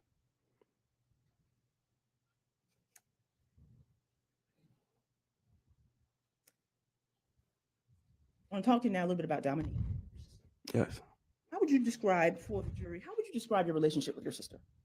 We have a very close relationship. That's literally, if not the closest, one of the closest people to me. Talk every day. I love her to death. Like, it's my sister. This is the state. We're just starting this. This is first witness. How would you describe your relationship with your brother? Close. Close as Dominique? No, I'm probably closer to my sister though, but I still love my brother too. How would you describe the relationship that you are your friends? And when I say your friends, and I'll refer to them as your friends, you consider them your brothers. Yes. How would you describe their relationship with Dominique? The same. They're close to her as they're close to me. We're all close. Like, And when you say you guys are all close, that includes Dominique? Yes. Okay. Now, would the other guys hang out with Dominique as well as you? Us all together, yes. And do you know what they thought? Did they? How did they treat her? Did they treat her like a friend? Did they treat her closer than someone who they would consider a friend? Did they treat her like a sister? Like a sister. So now I want to talk to you about what happened before we get to actually April 6, 2021. Did you know your sister was dating Travis Rudolph? Yes. And do you see him in here today? Yes. Okay, where is he? Right there. Okay, Judge, would you please allow the record to reflect that he's identified the defendant? It shall and it does. Thank you, Your Honor. Now, when did you learn that your sister was dating Travis Rudolph? But probably over a year before the incident. And are you older than Dominique or younger than Dominique? Younger. So you're like her little brother. Yeah, essentially. Were you aware of other men that prior to her dating Travis Rudolph, the defendant in this case, were you aware of other men that she dated prior to him? Like, did she Yes. talk to you about people she was dating? Yes. Okay. And was it to kind of get your approval, or why would she talk to you about the guys that she was dating? We're close. Get my approval, as well as to, if someone's important to her, they're gonna eventually become important to me. Like, that's my sister. Like, so when you learned that she was dating Travis Rudolph, how did you feel about that? I didn't feel any type of way. I didn't know him, so I met him. Seemed fine.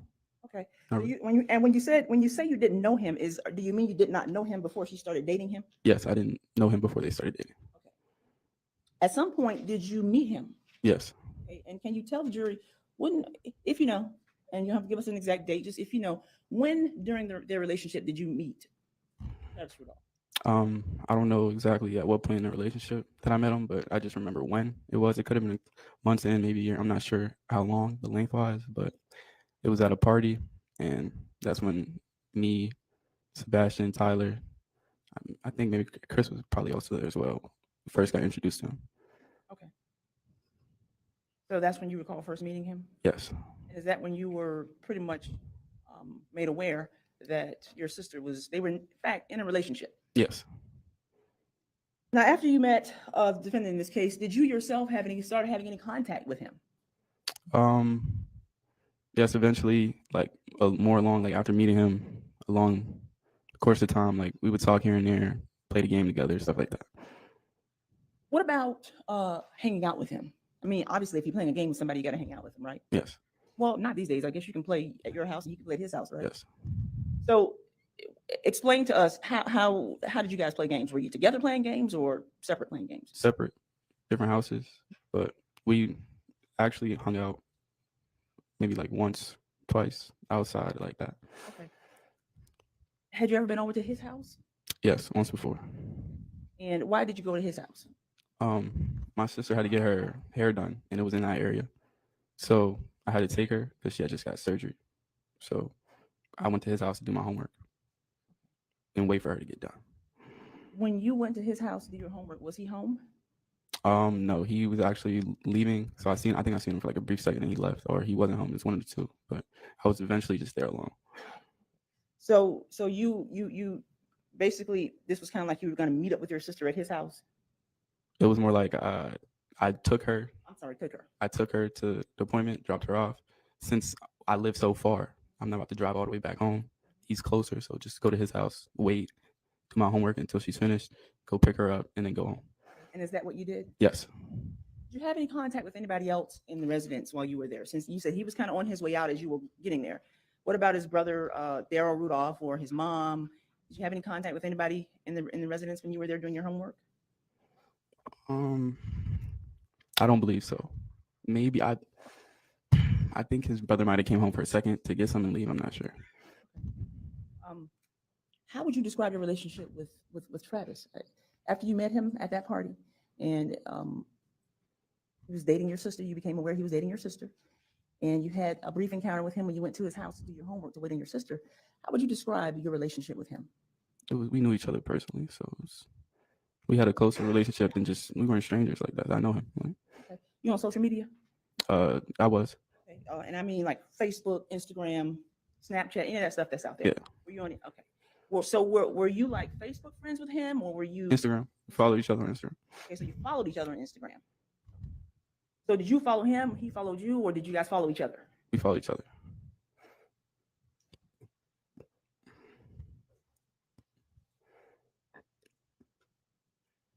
Once you got as you're at his house waiting on your sister to get done, do you pretty much just kind of wait that out and eventually pick her up and you guys leave?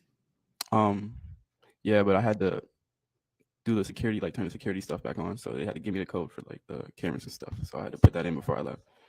So you're at his house waiting for your sister to get done with whatever she's doing. Is that right? Yes. Now, you just indicated that they had to give you the security code for certain, I guess, recording devices, systems in their house. Is that right? Yes. When you were there at the house waiting, did you become aware that they had cameras at the house? Yes. Okay, where were the cameras at the house? Where did you see them? They're just in the house. I don't remember the exact locations, but interior and they show the exterior as well on the exterior, like in the front door. House, there's just cameras around. I don't remember the exact positions, but I just knew there was cameras. And so they left you with the code to put in when you left the house so that you could basically secure the house, the home, Yes. right? Yes.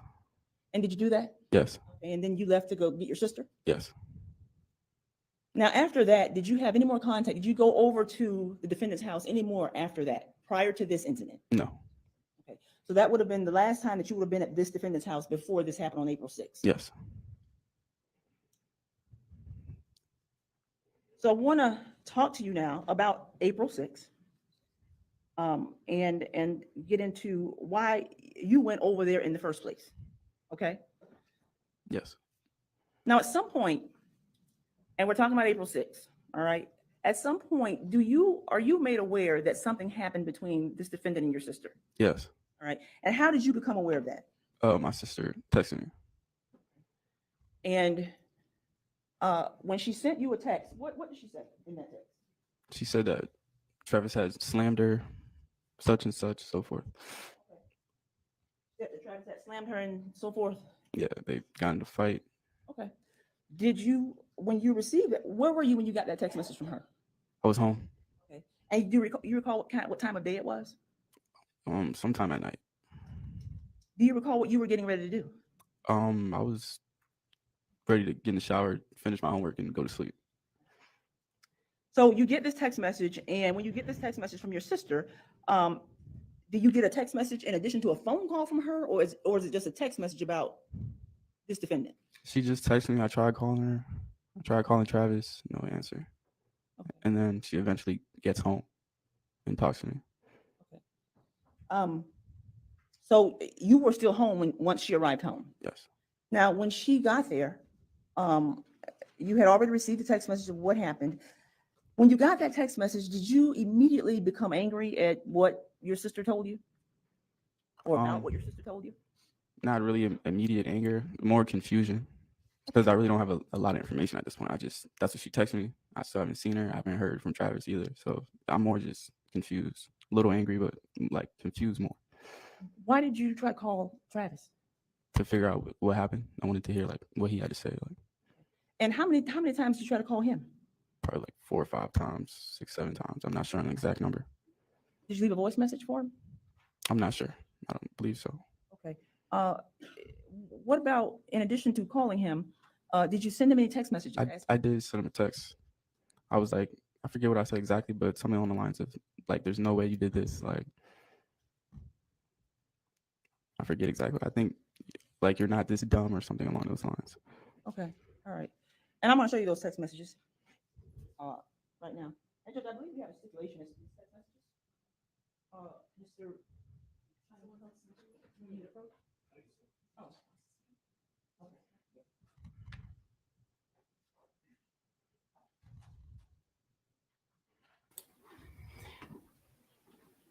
We don't have a counter, but the jury has been, we're working on something. But jury's been back for about 20 minutes. You pretty much say to him something to the effect, until I show it to you, to jog your memory, you're not that dumb. Yes. Okay. And what did you mean by that? What were you trying to convey to him? I just didn't think there's no way like he's not able to like put his hands on a female. Like you got to know, like you're supposed to know as a man, you can't hurt a female. So that's what I meant. Like he's not that ignorant in that sense. Did you get a response from your text message to him? No. Hold on one second, because before I move on, I want to get into something else.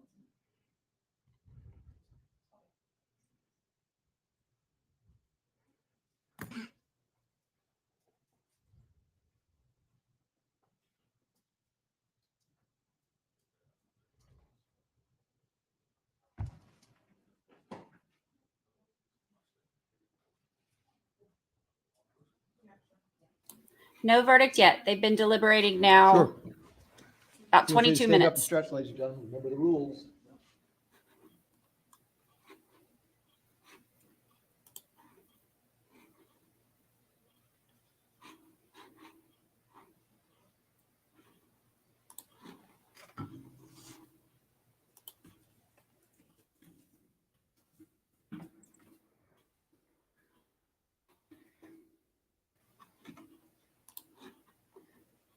We're keeping an eye on it for you. I have all these screens pulled up, watching everything. So we're keeping an eye on it.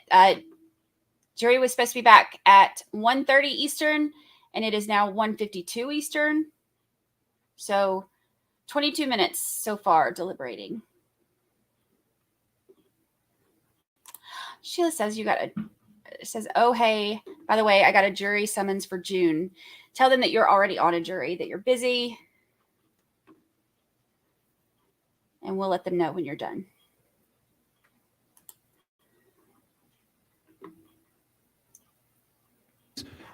Keep your voice elevated. Thank you. All right, you may continue, Ms. Ellis. There we go. So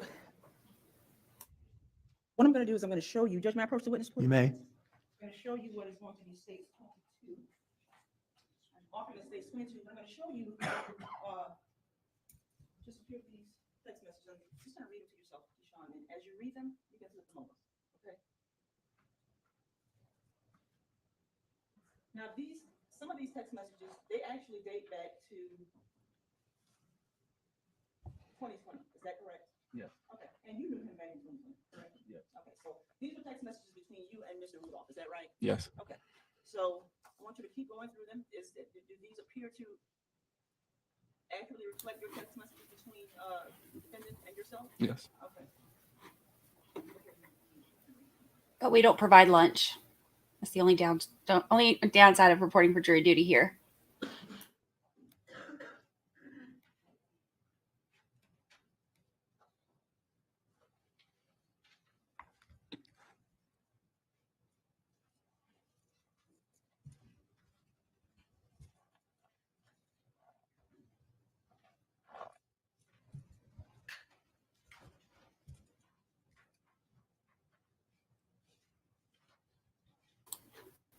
Oh, their deliberation started 14 minutes ago.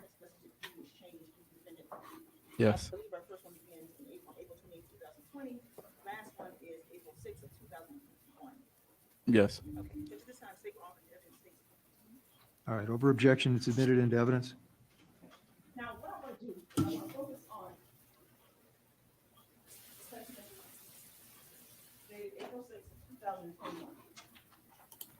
Which is the last page of State's Exhibit 22. Sorry. That's all right. The last page of it is actually the 13th of State Street.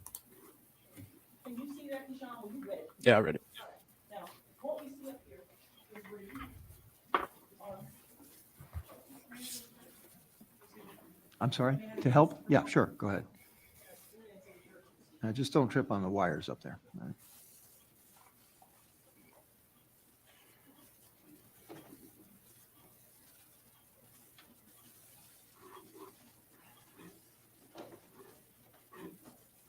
They're still not likely to be able to read that. Yeah. I'm going to read it for you. I'm going to read it for you. Any objection to that? Okay, thank you. Okay, so on April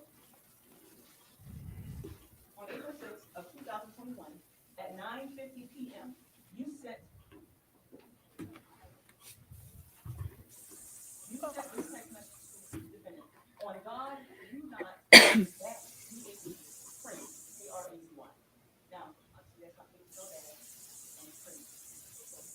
explain that you Yes.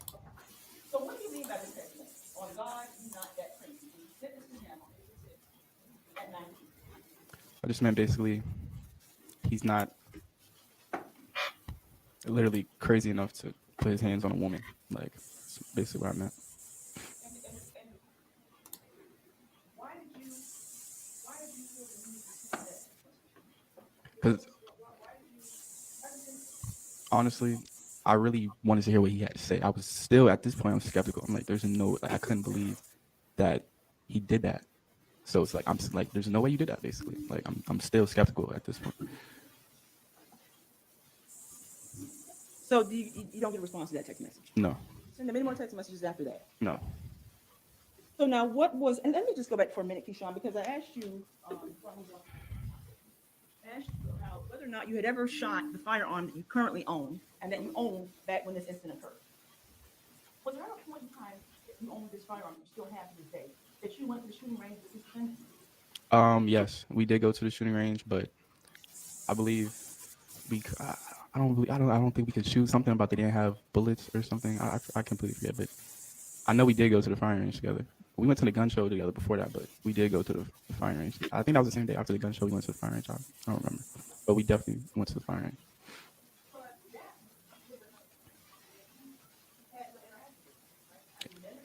Yes. There was times before that. Went to the party. That's when I first met him, and then time goes by. I believe I went to his sister. I believe she was getting married or something. Went to their house for some type of reception, and then after that, I believe that's when it was the homework. So that was before that, and then the homework.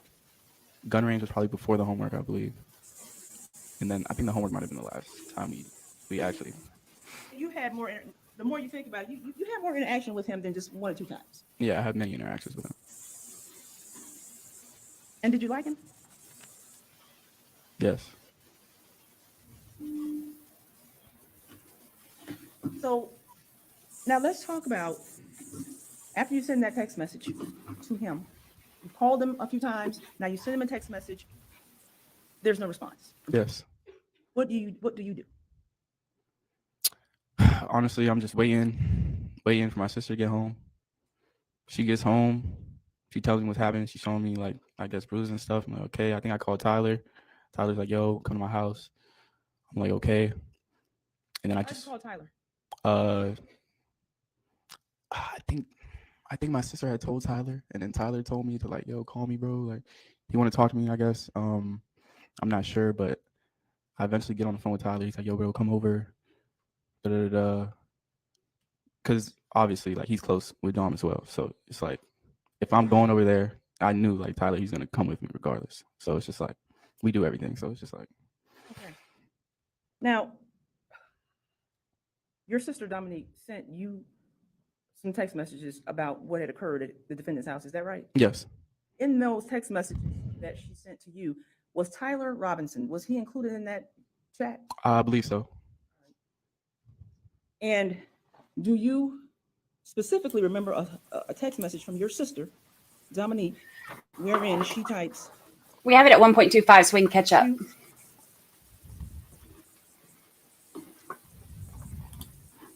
Give it a little kick to catch up to him, so we can get to live. Let me get this right. Hold on 1 second.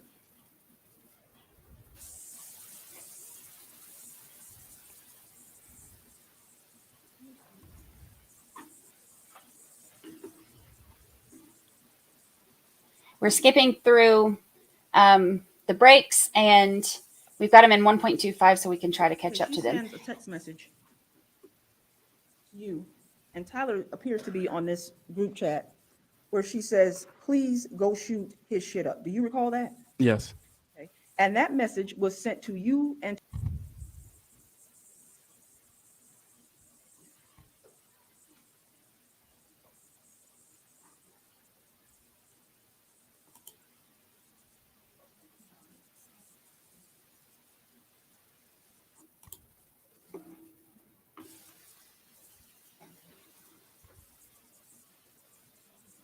We just hit 17 minutes of deliberation.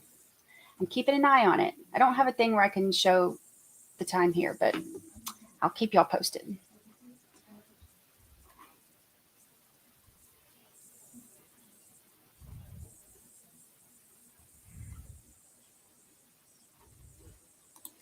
This is a former FSU player and NFL player from New York Giants and then the Dolphins.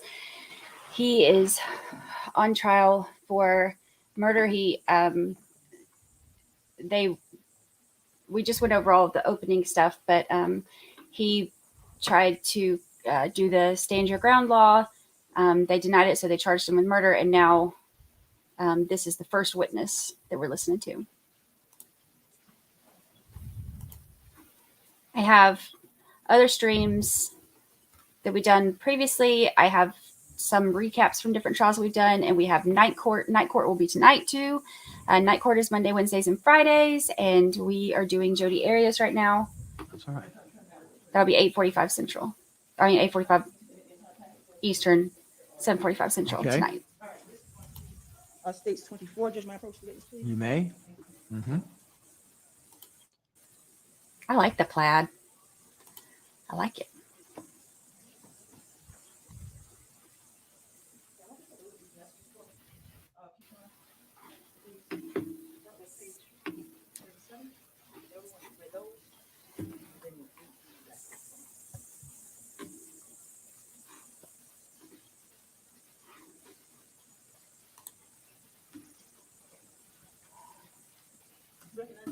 Yes. Now, are these text messages an accurate and fair reflection of what was written by you and your sister Dominique back on Wednesday, April 6th, 2021, 2 of their written 7th, 2021, and then there are 2 more, 7th, April 6th, 2021. Those are accurate and fair reflection of what you and your sister were writing to them? Yes. Gosh, I wish she would talk in the microphone. All right, thank you. Without objection, States Exhibit, Composite Exhibits 24 is admitted without objection, as I said. Okay, and since it's kind of hard to read these on the I'm just gonna read what's written here. So on April 6th, there is some communication between who appears to be on this text message chain is you, Tyler Robinson, and your sister. Is that right? Yes. Now, the name that I see here, because this is admitted into evidence and the jurors will get a chance to look at it, K-E-I, who is that? That's me. Okay. Roxy T-Y, who is that? Tyler. Doba with several B's, D-O-B-B-A. Daba, Dominique. Daba? Yeah. Okay, that's Dominique. Okay. Now, so that's all those are the people included in this thread, right? In this Yes. Yes. And on April 6th at 10:14 p.m., you write, Travis is a dead man walking. Is that right? Yes. Why did you write that text message? That's pretty much just hyperbole. I just wanted to honestly just calm my sister down, make her feel better, try to get her in a better headspace, but I didn't mean anything literal by that. Travis is a dead man walking. I mean, that's pretty serious, don't you think? Yes. And you are telling the jury that you did it because you were trying to calm your sister down. Is that right? Yes. Honestly, I feel like I wasn't threatening him directly. So it wasn't to the point where I'm telling him, when I see him, it's like this. But I was just saying that to my sister to calm her down. She then responds to you at 10:15. You wrote that at 10:14 p.m. She then responds to you at 10:15 to you and Tyler. Please go shoot his shit up. Sorry, my language. Text messages. What was that? Hyperbole as well. My sister it was a lot of emotion. She was really angry. There was a lot of emotion between all of us. Well, you're calling this hyperbole. That is a dead man walking. Go shoot his shit up. Pretty inflammatory. Would you agree with that? Yes. When you write, Travis is a dead man walking, do you have any plans or do you have any intentions on going over to Travis's house and make him a dead man walking? No. Do you have any intentions on carrying out that what appears to be a threat in a text message? No. So you just wrote it to satisfy your sister? Yes. What did you think she was going to think by you saying that? I knew for a fact that she wasn't going to think I was going to kill him. She knows me. She knows what type of person I am. And she knows I would never do something like that. So it's Were you trying to appear to be her protector? yes. Do you think that was the best way to try to No, obviously be not. her protector? No, in hindsight, obviously not. And then she responds to you a minute later, shoot his SHIT up. Now, how do you know she didn't mean that? I know she didn't mean that because that's something I would never do. And I know she just says things out of anger. I've known my sister my entire life. I know when she gets mad, she says things she doesn't mean. Well, you own a gun, right? Yes. She knew that you owned a gun, right? Yes. So tells you to go shoot his shit up after what she told you he did to her. Why would you think she's not serious about that? My sister knows she loves me, and she knows that what I'm trying to do in life. She knows that I'm in college. She knows that that's illegal, and she knows that I could never do something illegal to jeopardize my entire life. Like, she knows I have things that I need to do.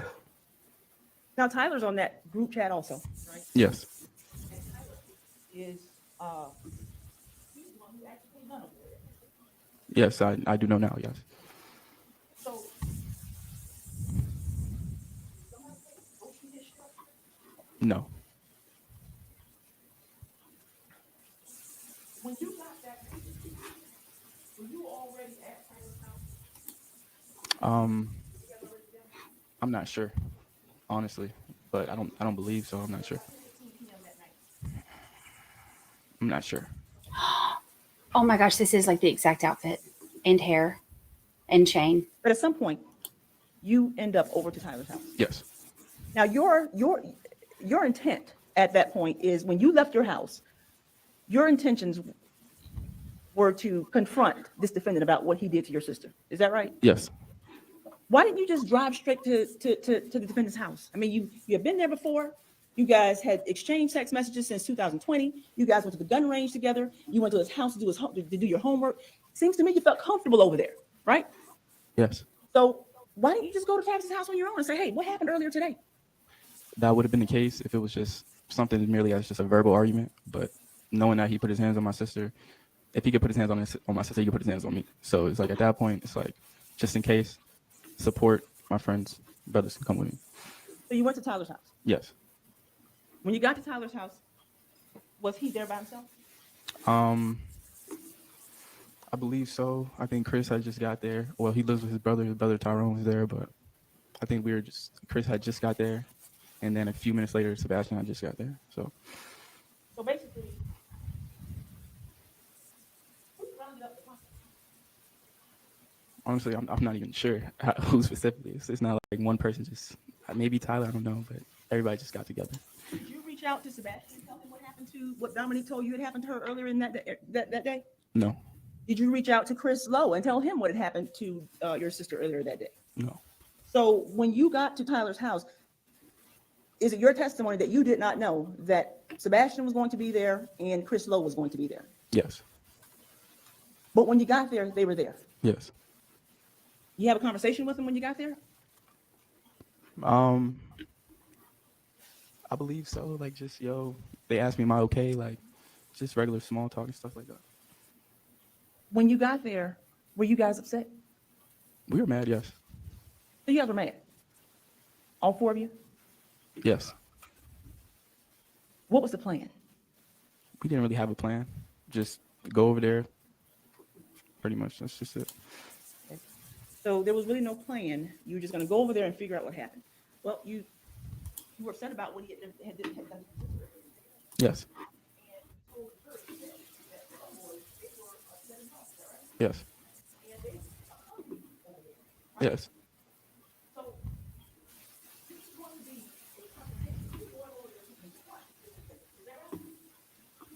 I mean, it really just depends, because if you go to talk to someone and they're talking to you with like, okay, bro, that's what I expected. Like, I'm sorry, bro, I didn't mean to do that. We just got me out. If you get met with that energy, it's like you can't have a conversation after that. Like, there's no fighting, because it's not a fight. But that's honestly in my head what I was expecting to happen when I got there. More so apologies and bro, I didn't mean to do this. Like that's kind of what I was thinking. More so, I wasn't really thinking, oh, big old. That's my worst case scenario in my head. Like, oh, it goes left, disagreement. I wasn't expecting that.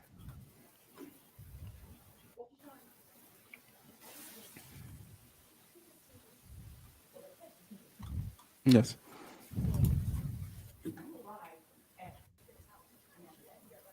Yes.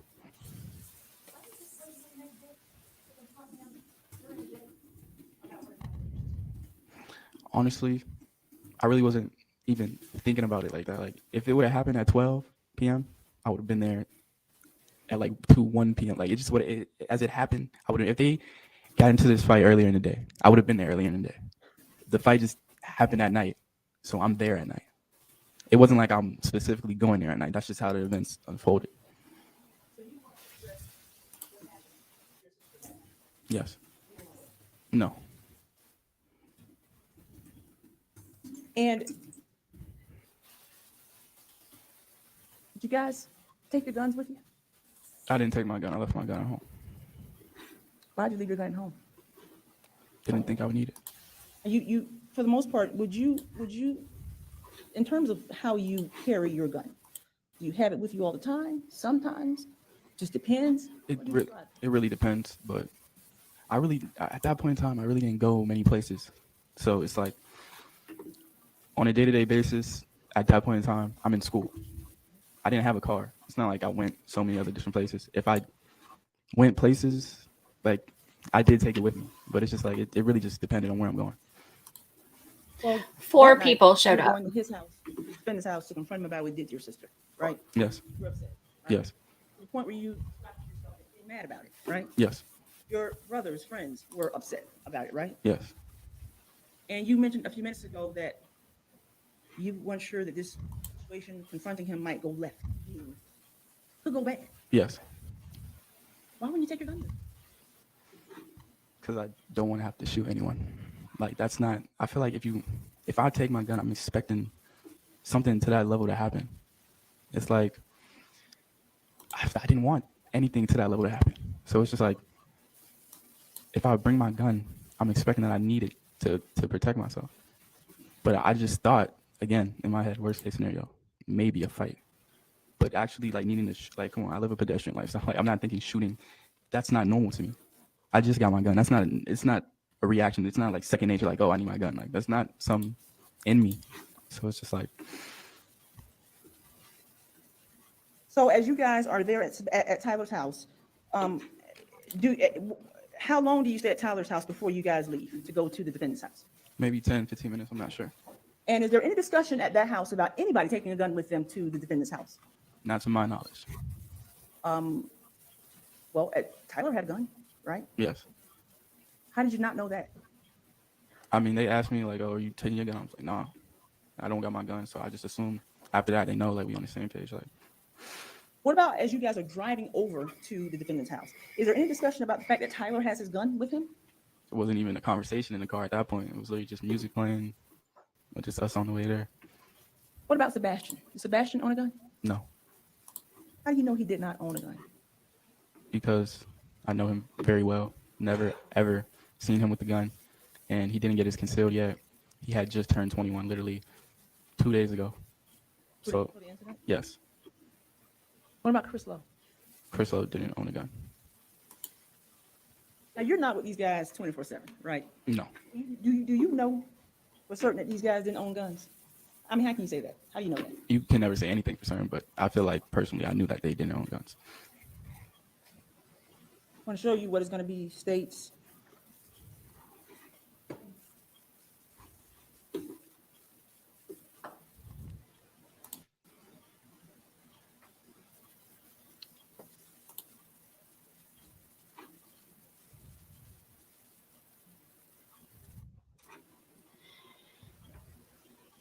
Yeah, it's a little bit damning for them to have said he's a dead man walking, and then 4 of them show up after midnight to confront him. Here's my approach to witness, please. You may. Going to show you what is going to be stated. Welcome, Grit Grinder. Welcome. We have a new member. Welcome. We're glad to have you. You Yes. can take your seat. Yes. Sebastian. Any objection? Thank you. States 57 is admitted without objection. You may. That's Sebastian. Yes. Right? Yes. So now, you guys head over to the defendant's house. Whose car are you driving?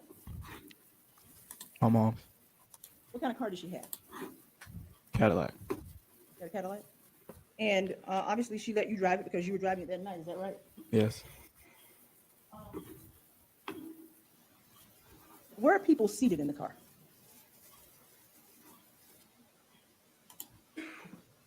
Yes, we hit it today. Yay. There's 4 of them. I'm trying to answer y'all's questions as we go. I'm sorry. You need a second? There's some tissue up there for you, Keyshawn, if you need some. 1 victim died. I believe. Let me double check. Well, let me ask you this. You're the driver, right? Sebastian. Driving, right? All right. Let's take a 10-minute recess. All right. Remember and obey, ladies and gentlemen, the 4 cardinal rules when you get back out there. Now you've started to hear some evidence, but keep an open mind. Don't discuss the evidence. Don't discuss anything having to do with this case, and obviously don't do any research because you'll be back in the jury room. You will not run into any of us, so we don't need to worry about that cardinal rule. See you in about 10 minutes.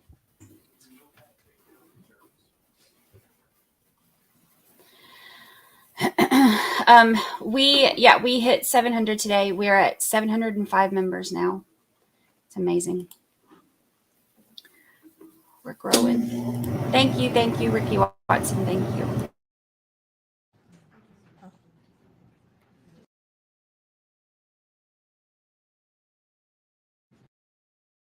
Sebastian is the victim.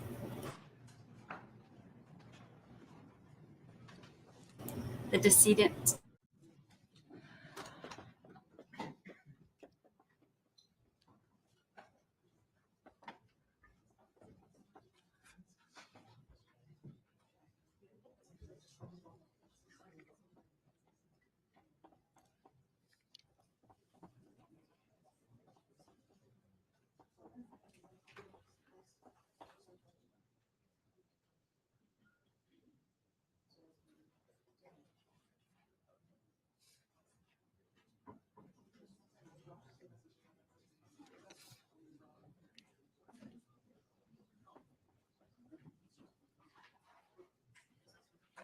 Okay. All right. As soon as they're ready, let me know.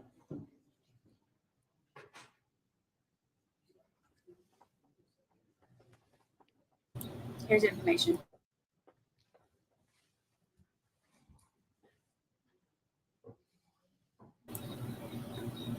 We're at about 40 minutes in the jury deliberations. 40 minutes. Okay. All right. Welcome Let's bring them aboard. in then, please.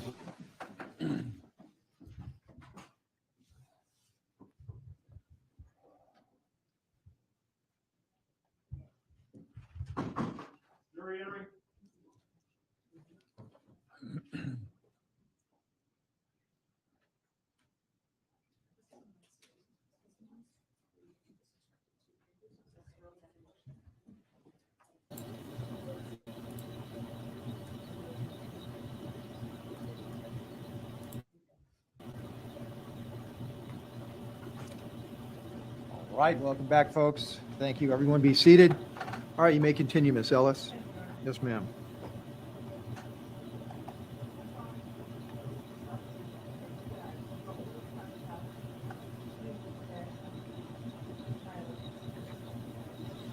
Yes.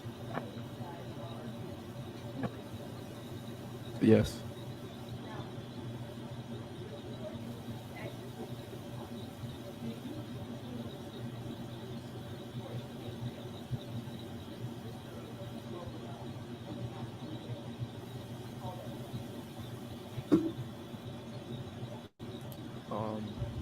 I think probably to my sister, telling her we're on the way. I'm not sure.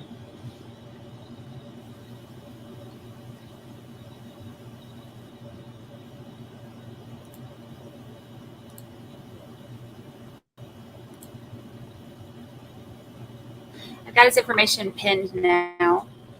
The witness and the trial should be pinned in chat.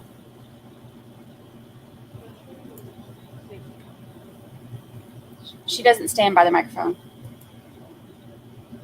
You may. Who's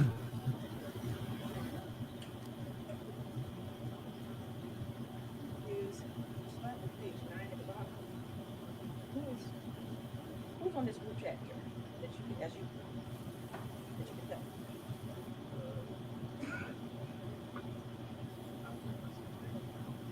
Me, Tyler, my sister, and Sebastian. And who is, well, first of all, read them to yourself. Recognize them? Yes. Okay, and these are dated April 6th, 2021, beginning at 11:44 p.m. And after reading them, do they accurately reflect the text message exchange between you, Tyler, and your sister and Sebastian? Yes. Judge, this time state law evidence states composite.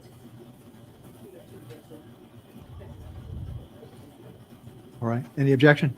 All right. Thank you. States 23 composite of text messages among this witness, Mr. Jones, and his sister, and whom? And Sebastian, Your Honor. Okay. And Tyler Robinson. Okay. Thank you. Are admitted without objection. Okay. So the first message is appears to be from your sister at 11:44 p.m. Says, "Where y'all at?" Someone who is referred to as owner replies, "We're on the way." RN, I guess, what is the R? Right now. Right now. Okay. And then someone replies, that same person replies, owner replies, "I love you so much, I got you." Is that Tyler? I believe so, yes.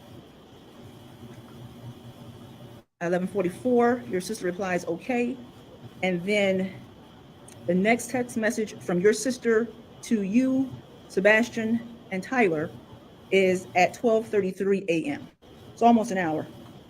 And then the last text message is from her to you guys again, and that's obviously we're on April 7th. We're in the morning hours of April 7th. The last one from her is at 12:58 a.m. where she says, "Call." You recall all that, right? Yes. Now, by that time, she sent a question mark and then she says, "Call." By that time, the shooting had already occurred. Is that right? Yes.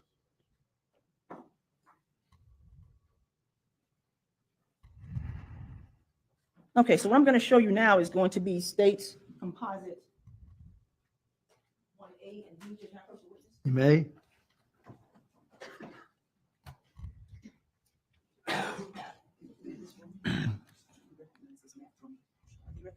Yes. Okay, and then take a look at this board.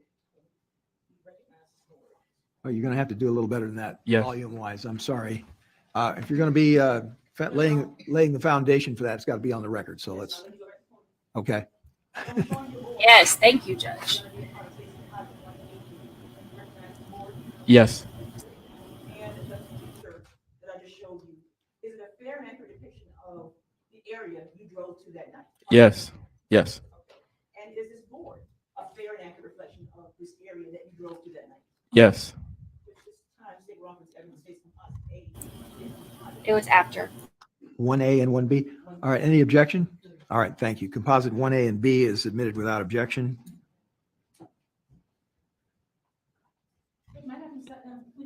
Yes, you may. Watch your step, Mr. Jones. We should have a pointer if that's going to be useful. All right. So it can highlight his So necklace Mr. because Jones it's isn't got like standing in the front, or no one is standing in front of angel that aerial. because it's hot right now in Florida, y'all. This is not turtleneck weather. I think it's probably to showcase, make sure that necklace is seen. So it looks like one of the angel wings, like victims, necklaces. Now, you just told It does look like the rock. this map, is that right? Yes. This star, right here, what is that? Whose house is Travis's house. And you see this star right here? What does that star reflect? Where we were shot at. Now, this road, obviously, Yeah, a lot of y'all are saying tattoos too. Redwood Drive, is that right? Yes. And the crossroad here is Tate Drive, is that right? Yes. Okay. Now, when you drove to the location of where Kemp lives, right here, how did you enter this community? How did you enter this community? How did you get in? Is it gated, first of all? No. Okay. So how did you end up parking where you parked? I made a right on whatever road. What does that say? Jasmine. Oh, right here? Right on the Jasmine. And then left on the Teak. And so you, Yeah, because I-95 is that way. So. so you actually would have driven past his house, is that right? Not like straight past, but like. Yeah, like down. Yeah. Yes. Okay. When you drove down Redwood here, why did you drive down this road and his house is right here? Honestly, I just wanted to. Again, I didn't really know what type of energy I was gonna get or what energy I was giving off. But in my head, in hindsight, I don't even know if it makes sense. But in my head, I'm thinking, park a little bit farther. I don't want to give too much aggressive energy. Parking straight in front of someone's house, pulling up, just walk up, knock on the door, and then talk. But I don't. That's what was going through my head at the time.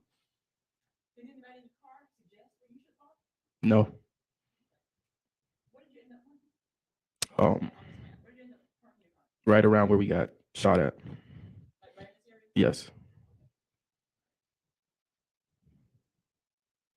And when you parked in this area here, did you guys walk to the defendant's house? Yes.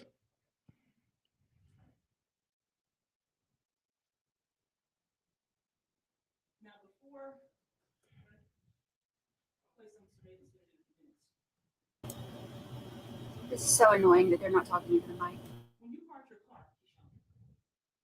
where was it facing? Was it facing towards his house? Towards his house. Or was it facing towards like going this way down here? Towards his house.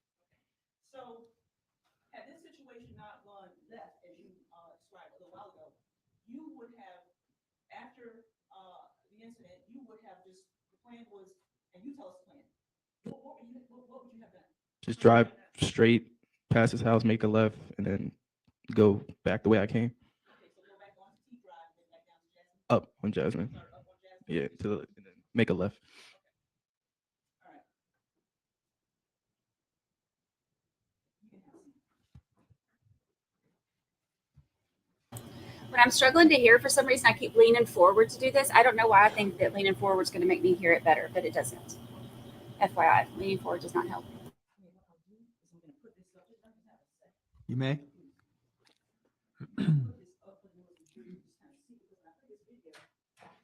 It's this area, and to orient them. Yeah, you're gonna have to move it to one side or the other.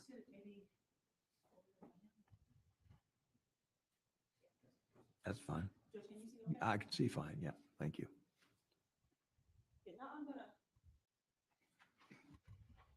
You guys got there, Sean, before I play this video of the footage that we collected?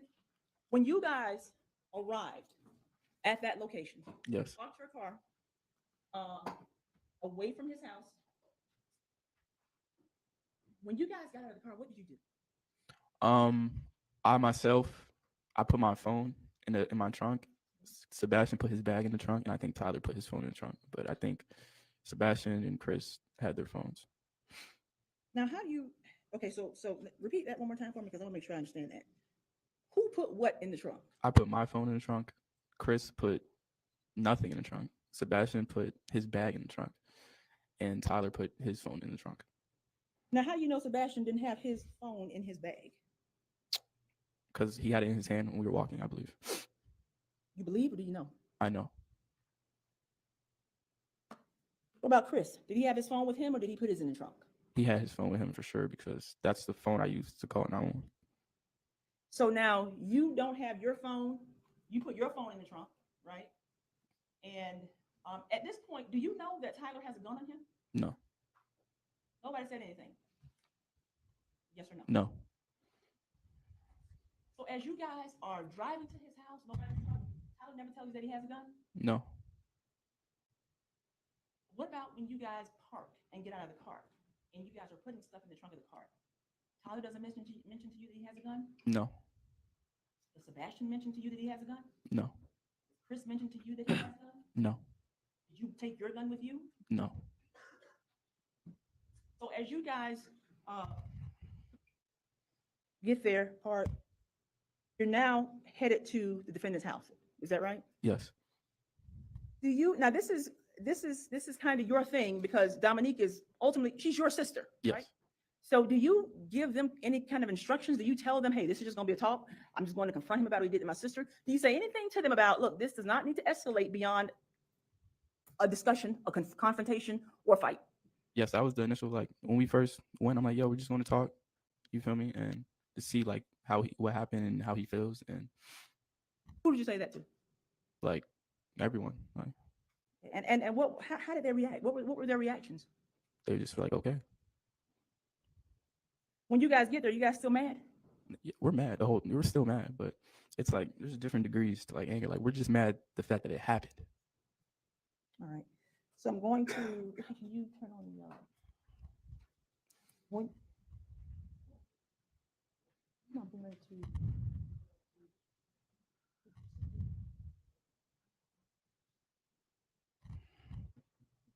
This is going to be.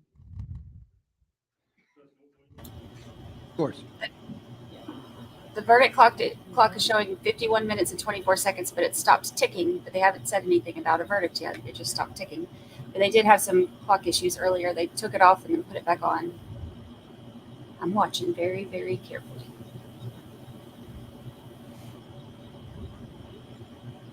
And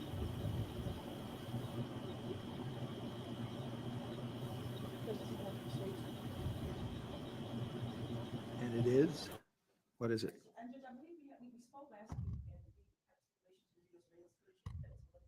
Okay. All right. So is it all of the surveillance footage on a single Pinned on the drive top of some kind? Because what I of the did, chat. Device? I'm sorry, Your Honor. Or storage device, I'm sorry, go ahead. What I did was I put them on 4 different devices. Okay. Only because they're different scenes, kind of different. Okay, So this is, for instance, them arriving and parking. all right. But is 31, is that a composite of all 4 of those things, or is 31 is just the first one? All right, very well. And I think I heard there's no objection, right? Thank you. All right, states 31 admitted without objection.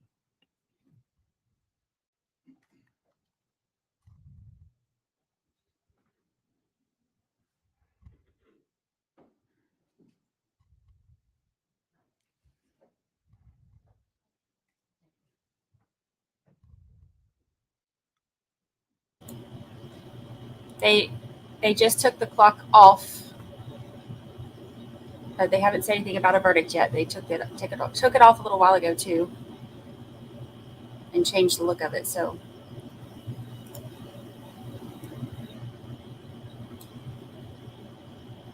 I'm watching y'all.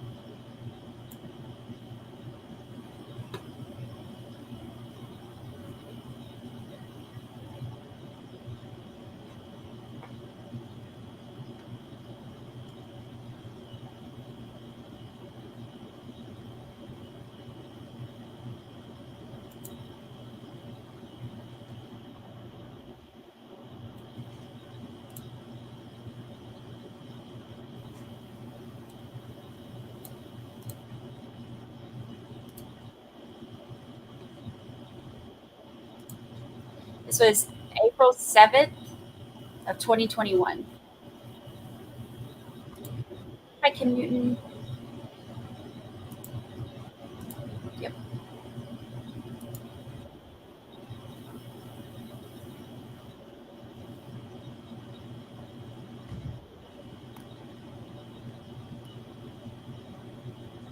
You may.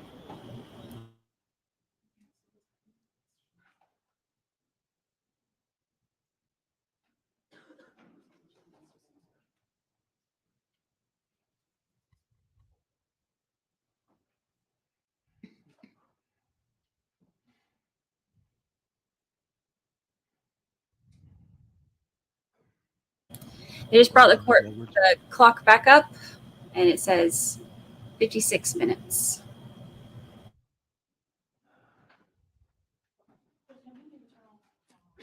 Sure.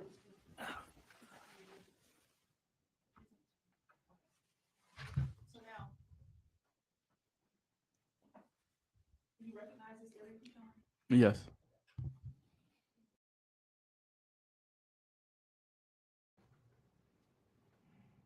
Now, have you had an opportunity to view this video prior to today? Yes.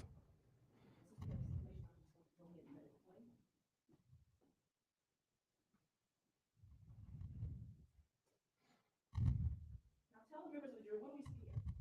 Is this You see us arriving? That's me driving, yes.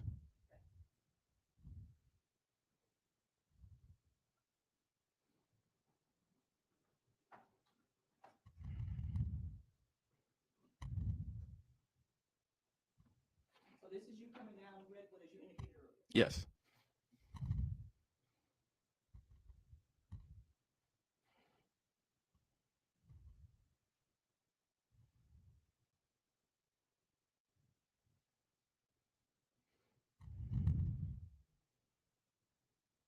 Now, who is this right here? Can you make out who these people are getting out? Sebastian, Chris, Tyler.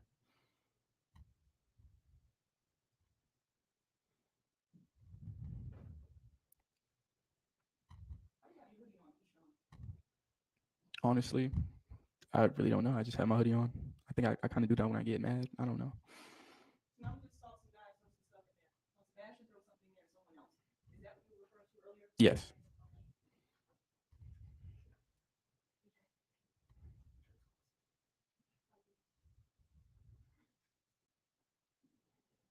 Now we see you pull up.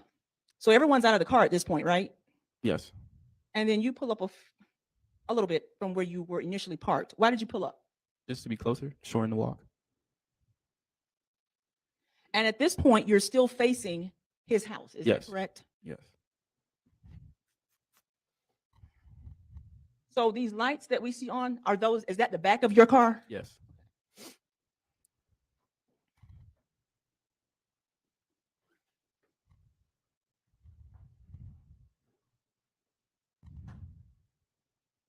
Okay, now your lights are back on again. So is this at this point, the incident has happened, the fight has happened, and you guys are back at the car? Yes.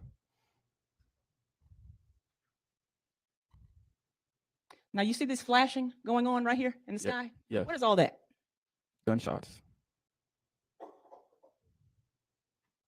What were you doing when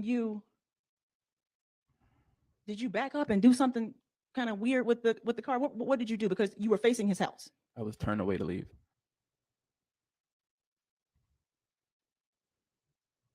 Who is this right here walking? Can you tell? Right there? Can you tell who that is? I can't see from here. Can you tell who this person is? Can I get closer? Yes, you may. Watch Yeah. your step getting down, particularly in the dark. Want to back it up a bit, please? Actually, back it up. Can you back it up to where he's backing out? Where they're back in the car.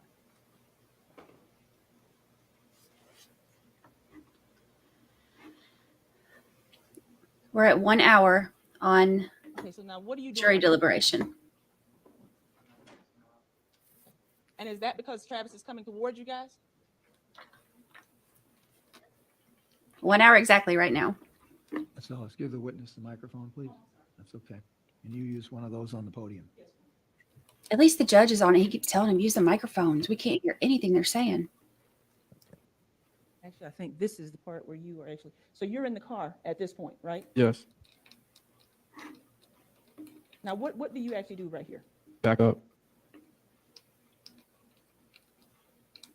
And you turn to go in the opposite direction where the bullets are coming from? Yes. Okay. Yes. Now tell me, can you see who this is? Can you see this person here? Yes. Who is that? Travis.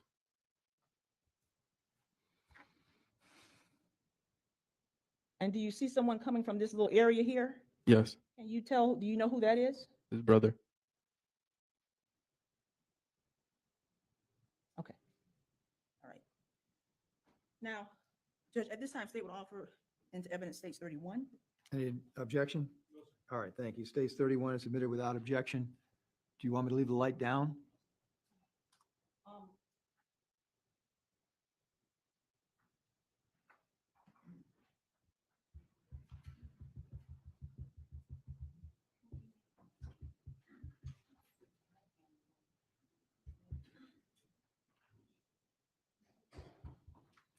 Okay, so they're still not saying that there's a verdict, but green lights came, like the little green screen on the computers came on in the courtroom. So I'm watching to see if the juries have a question or if there's a verdict after only an hour. I'm watching. There is, we'll swap over to that.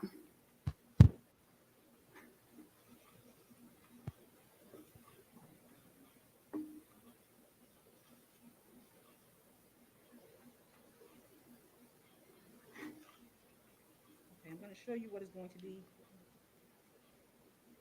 states 30. And Judge, I believe we have Some more video? All right, very well. So that's from the so-called ring camera? All right. You This need one's light or in not? Florida. Well, I can turn the light on. Okay.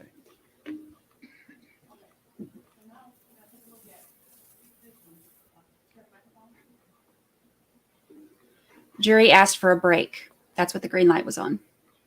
Was coming on for. So jury's taking a break. Apparently, Tina Turner passed away.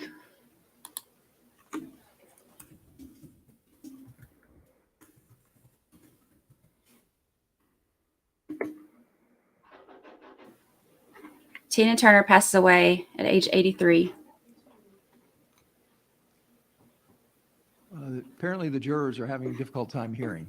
All right, so stay with that microphone. Yes, Judge, And I apologize. all right, and Mr. Jones, when you respond to a question, make sure you use that microphone. He keeps telling them that over and over. Okay, so, Keyshawn, who are we looking at in this video? At this point, it's Sebastian, Tyler, and Chris. This is Sebastian? Yes, I see something, or that's my elbow. that's you? Yes, And who is this person right here? Tyler. Okay, so you're gonna have to pull that podium back. Because I can speak, I'll speak loud enough. Oh, okay. I want to make sure the jury's concerned. And who is this person right here? Chris. You can go ahead and play.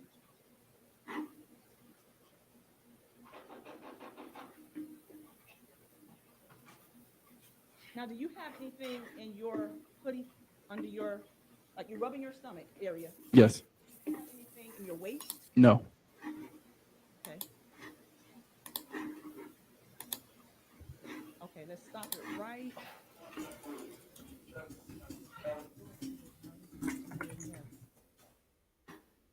Sebastian said before Daryl comes out. Okay, so right here. You see this bulge right here? Yes. Sebastian, right? Yes. Okay, and you see this bulge in his pocket. Yes. Do you know what that is? His phone. His phone. A little bit, Ricky, because I think you can see this.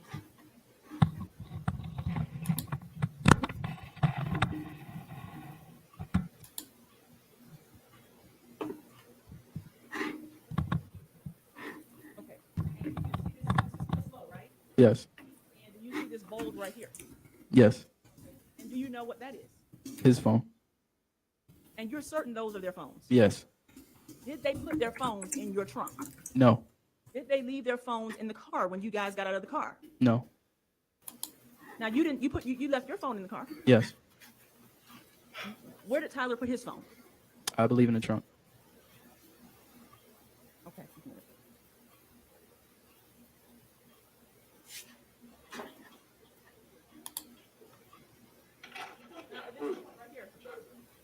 You saw Tyler with his shirt off. Is that right? Yes. At what point did Tyler take his shirt off? I wasn't really paying attention to whether he had his shirt on or not, but it could have been when we got out the car or on the way there. Probably he put it in the trunk with his phone. I'm not sure. Do you know why he took it off? No. do you, as you guys are walking up to the house, obviously, before you get to the house, he removes his shirt, right? Yes. Did you see a gun in his waistband or in his pocket? No. So at that point, you still don't know that he has a gun on him. Yes.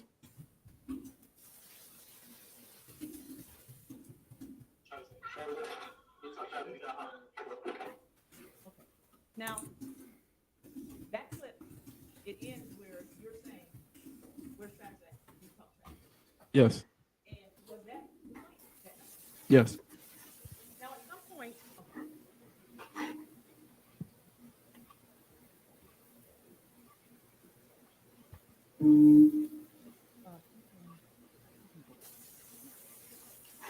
Light? yes, Judge, I'm sorry. Officers have arrived with the judge and attorneys So, in Merritt, but we don't know what that means yet.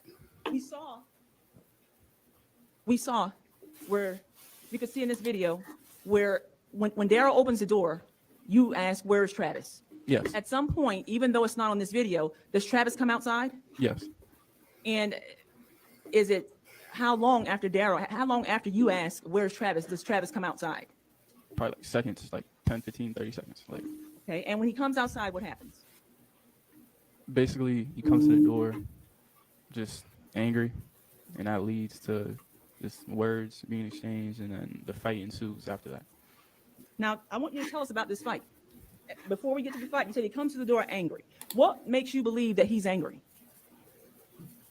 Cussing, What did he say? just exactly like just like what the F y'all doing here, da da da, like F y'all, like stuff like that. And are you responding? No, because honestly, I'm not really like a loud person. Like I don't really like, even in like situations like that, like I'm always in my head. So it's just like I'm talking, but I'm not like, nah, like I'm not really arguing. I'm just like, what happened? Like it's nothing really to the argument end, but I'm just trying to, you feel me, talk to them, figure out what's going on. But it's like I'm getting hit with just anger. So it's just like the situation, this is all happening in a matter of seconds. So you gotta understand what I'm talking about. It's just escalating from that point on to just loudness, arguing, and then eventually fighting. This is all in a matter of seconds. So Did you have a chance to ask him about your reason for going over there, which is what happened between him and your sister? no. And why not? Why didn't you ever get the chance to ask him what happened earlier that previous day? Because of, again, like I said, the energy. It was more of an argumentative energy, and then from there it just escalated. It wasn't any time to really have a conversation. Was his brother outside with him still when he came out? Yes. Did his brother stay outside with him when he came out? Yes. And now you said that it escalated from there. How did it? What ends up? Tell the jury what happened. What happened after that? Honestly, I just remember, first thing I remember is I'm just picked up in the air. I get slammed, and then from there on it was just fighting. Just like they rush to get him off me. We fighting, and then it's like I can't look everywhere at one time. Like I can only know what I'm looking at. But I just remember that they get him off me. Everybody's throwing punches. His brother's fighting. Are you fighting? Yeah, I'm fighting, but like it's not like it's one-on-one fights because there's so many different people. So it's just like at this point I'm really just trying to assess the situation and figure out what's going on. But it's just in between like fighting, and then I remember at one point like they finally get him off me, and then They're on a I break. think Tyler, I forget exactly, but I think they had somebody. Honestly, I think Tyler. I don't even remember the exact fight, but I just remember at some point there was a break in the fight. We're standing there, and then Travis just like punches Tyler, and then from there we're fighting again, and then eventually his mom's there. She's trying to like. When you say, let me stop you right there. When you say his mom is there, does his mom come outside? Yes. And before his mom comes outside, though, you guys are fighting with the defendant and his brother. Is that right? Yes. Hey, aren't you? Yes.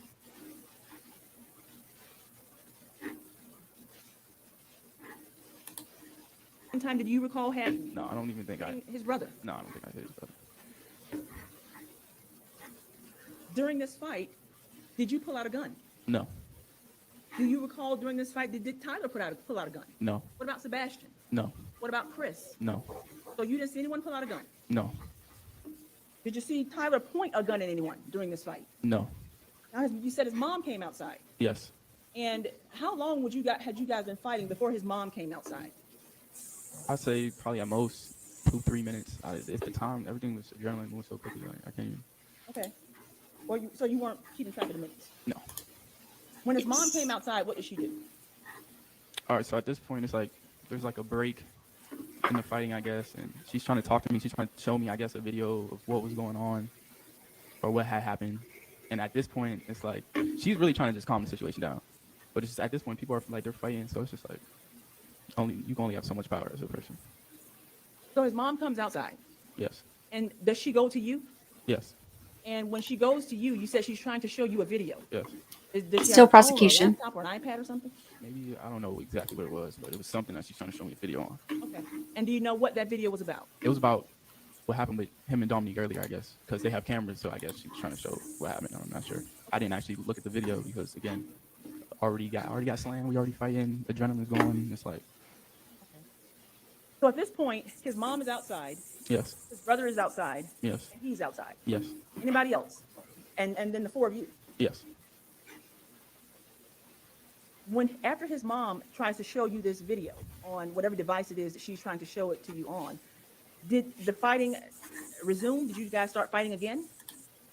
At this point, this is before like there was a break, and then he punched Tyler, and then like his mom's trying to show me this is all happening like around the same time, and then at this point, the fighting is kind of subsiding. So now my focus is all right. It's time to go. Like I'm yelling like yo, we gotta go. Like Now, so, at what point are you yelling, yo, we gotta go? this is like it's around the same point that his mom's trying to show me the video. The situation is clearly just gotten too out of hand. So I'm just like, all right, it's time to leave. We gotta go. So I'm trying to it's hard to get 3 different people attention at one time when fighting's going in. Like everything's done, subsiding. I'm trying to, it's time to go. So When you said, yo, we gotta go, is the defendant still outside fighting with the people that you came with? like in that moment, at first, when I first started saying that, yes, and then he goes in the house and I'm still saying, yo, it's time to go. Like this is all happening, like literally right after one another. Like. Okay, so you say, yo, we gotta go.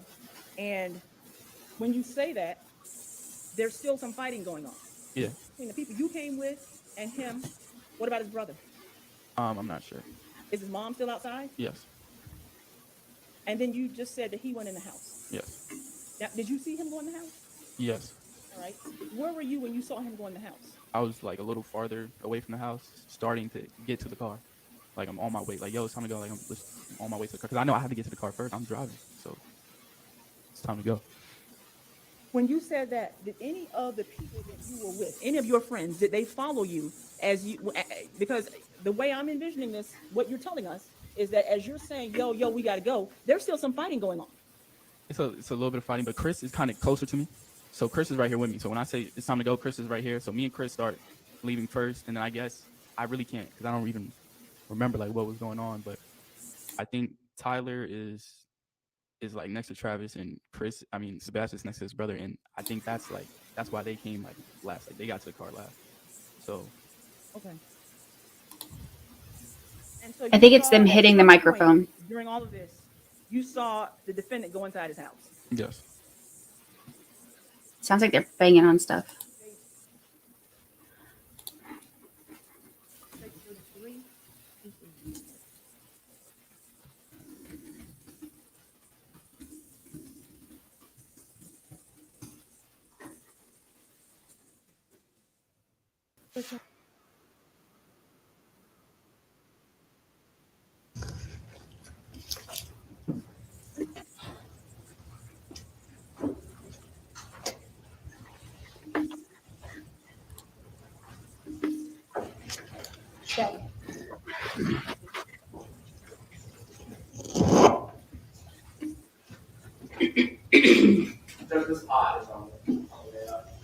Sorry, I didn't say anything. I wanted to swap over real quick.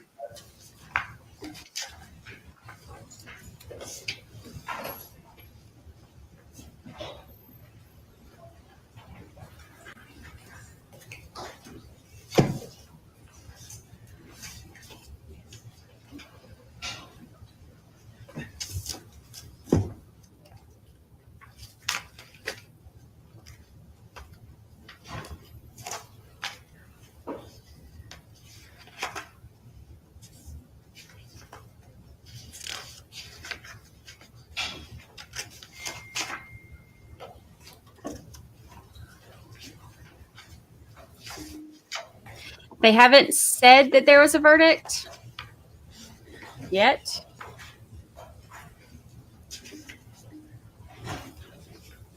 The only thing that they've reported so far is that they wanted a break, so we're about to find out what they say.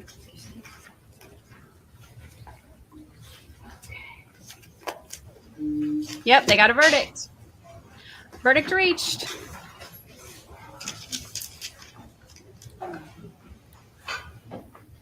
Here we go, guys.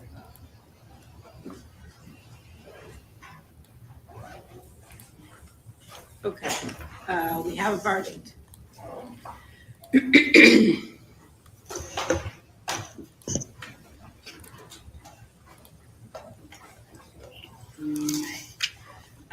Deputy Madison, are the alternates still down the hall? Okay, can you go ahead and bring them up closer? Because I want everybody to come out at the same time.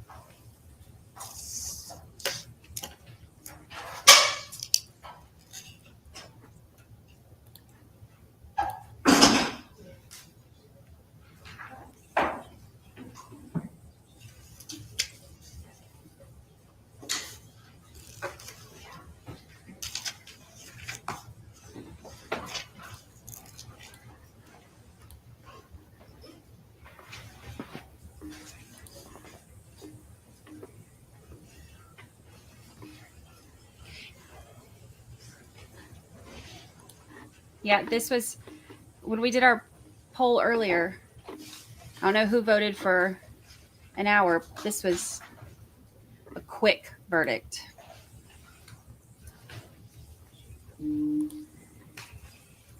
Which will pretty much guarantee guilty.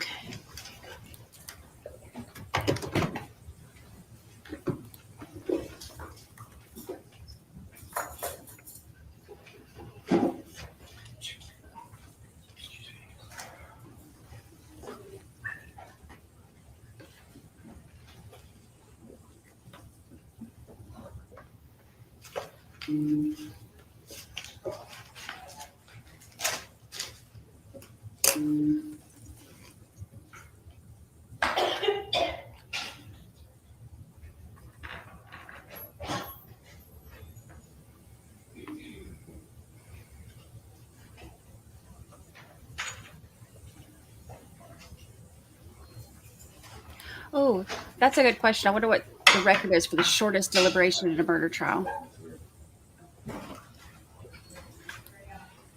Yes, Your Honor.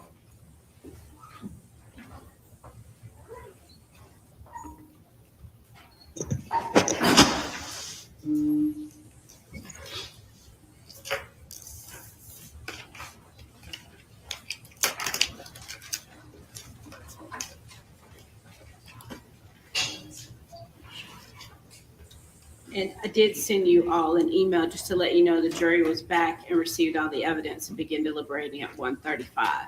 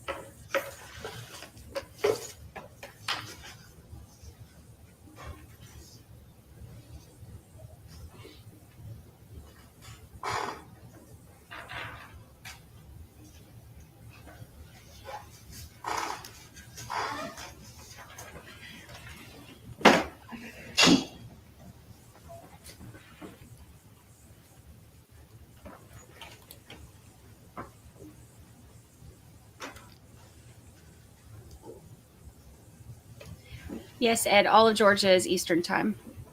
The time changes at the Alabama line.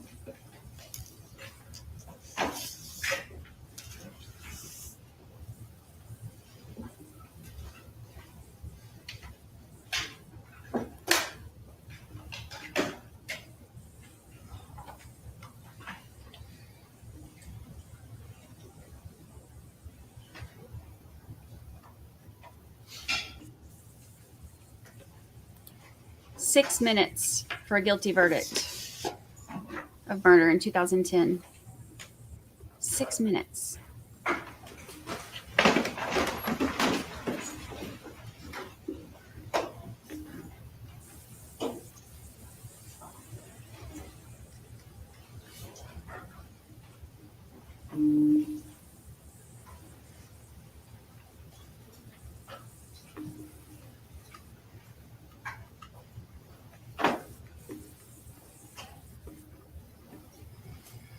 He knows his goose is You all may be cooked. seated. All right, ladies and gentlemen, I understand that you all have reached a verdict. If the foreperson will please stand. And if you will switch seats with that gentleman on the front row, so you'll be closer to the deputy. If you will give the verdict form to the deputy. She still got her straw upside down too.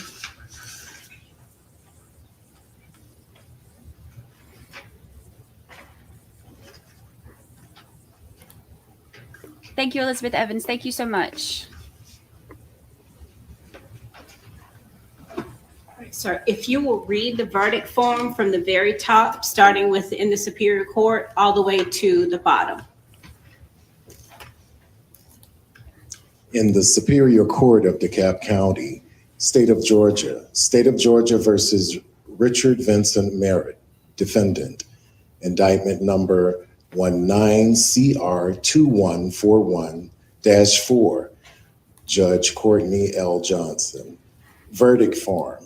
As of count 1, malice murder, we, the jury, find the defendant guilty. As of count 2, felony murder, we, the jury, find the defendant guilty. As of count 3, felony murder, we, the jury, find the defendant guilty. As of count 4, aggravated assault, we, the jury, find the defendant guilty.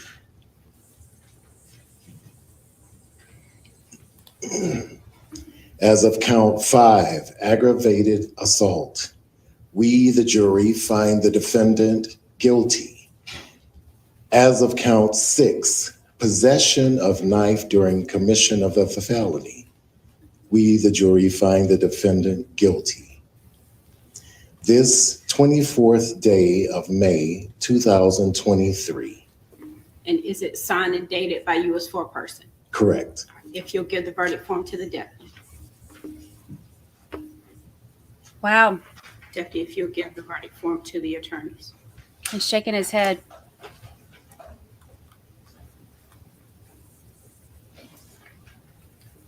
He'd have been better off not talking about that nonsense story from yesterday.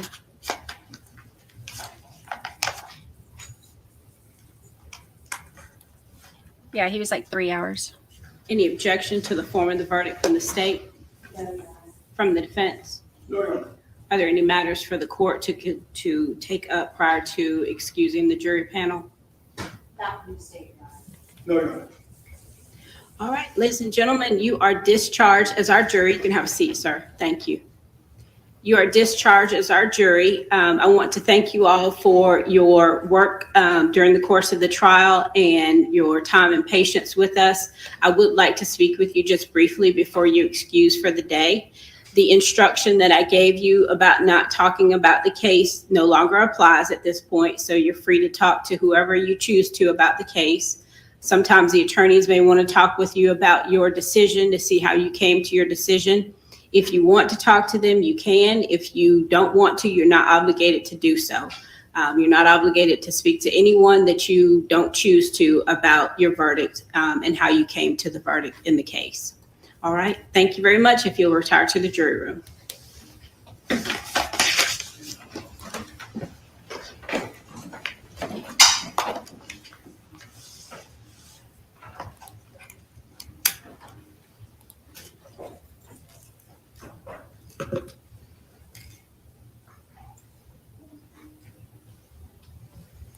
All could have been prevented.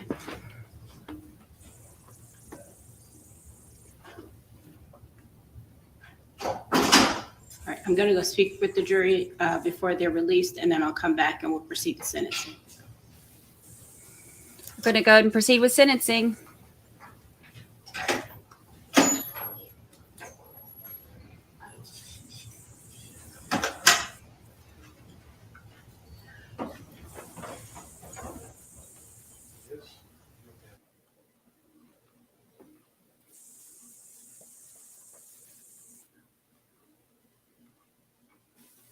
Wow.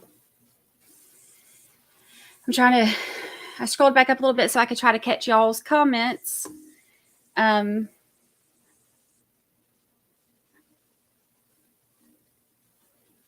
we go. Justice for Miss Shirley. He wasn't offered 15. He was sentenced to 15. He was sentenced to 30, served 15 for his financial crimes. And this all happened the night he was supposed to turn himself in. So he should have just taken his 15. Thank you. Thank y'all for being here. They are about to do sentencing now.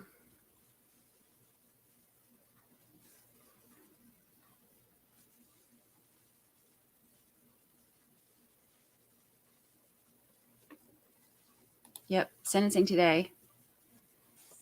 You don't get his 2 weeks to turn himself in now.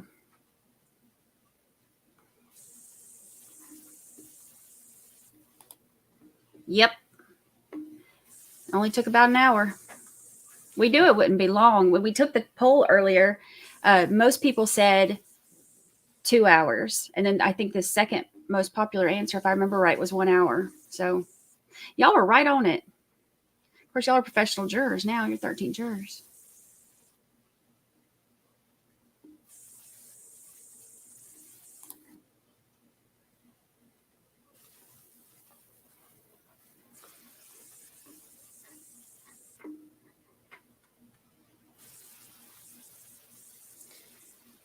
No death penalty on the table for this one, I believe.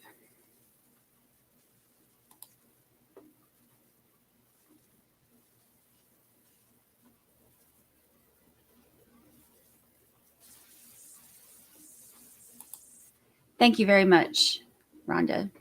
This has been, it's been awesome getting to do this with y'all. Ivan, we are about to go back to the football guy, but we're going to watch the sentencing real quick. They're about to do sentencing now.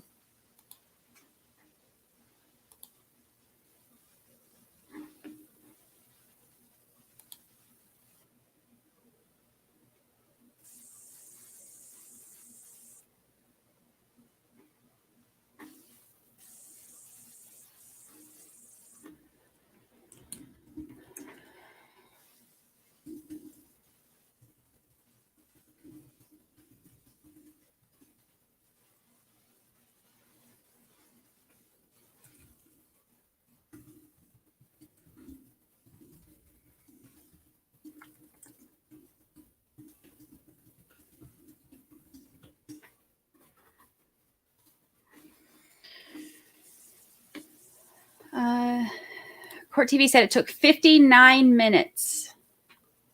59 minutes.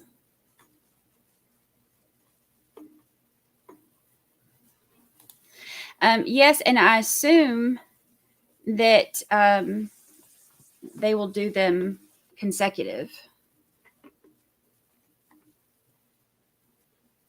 I'm curious because he's supposed to do I don't know if they've said this. If they did, I missed it because I've been trying to multitask and keep up with everything over here. But I'm curious if she's going to do the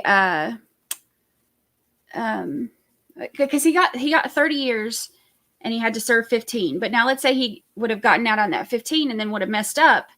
Then that other 15 years, they are able to lock him back up for the remainder of that. And I'm wondering if, since he never even made it to the 15 years and he already messed up, if they will take away the 30 serve 15 and give him a full 30-year sentence for that on top of what he's doing, what they give him now. I guess we'll find out.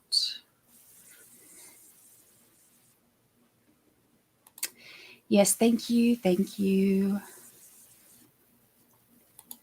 Silver Gaming, I'm not real sure if he's got family in there.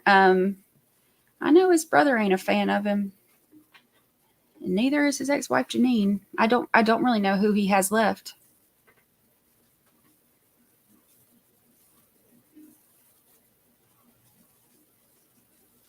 Yeah, somebody tell her, look, somebody in there might be watching our feed since they said the same thing that we said yesterday about the wet bandit. So somebody, hey, y'all out there, all my kinfolk in Georgia, if y'all are listening, somebody tell her that her Yeti straw is upside down and it's been driving us nuts for 2 days. Somebody tell her. Jimmy Lawson, we are glad that you got through with your job so you could be here too. 59 minutes and 36 seconds. How funny is that? If they'd only taken that extra 24 seconds. 24 seconds short of an hour. Yeah, he cooked his own goose, taking the stand. That was awful. It was great for us, but an email to send something to me. Yes, Brandi at brandychurchwell.com.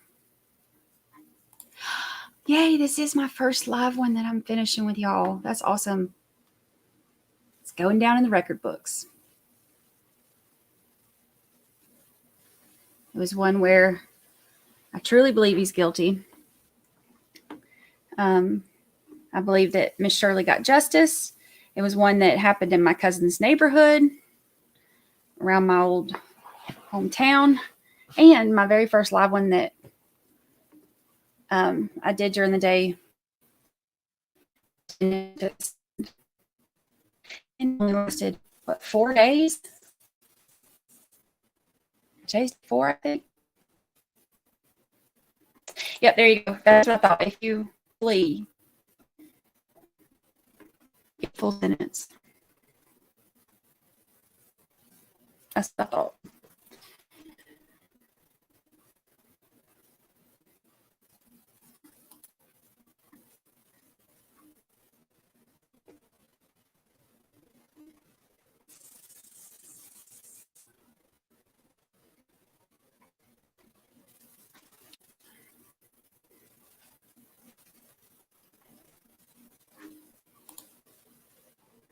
Let's see.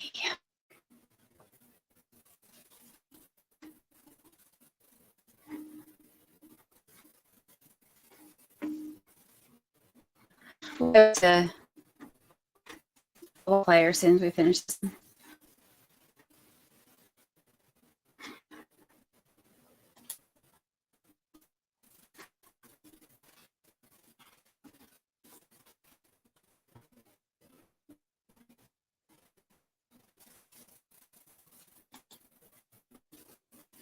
Yeah, somebody tell her.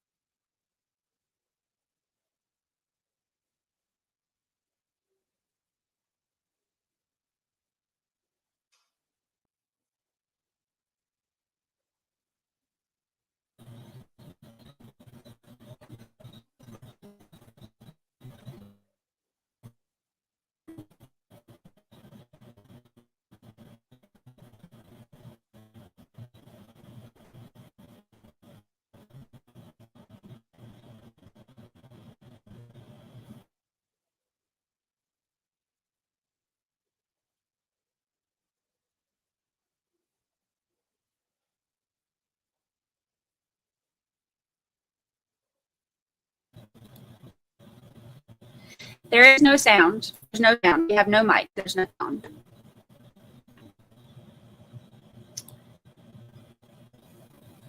I'm trying to do a poll, but it's not cooperating right this second. Give me just a second. I'll see if I can reboot my YouTube.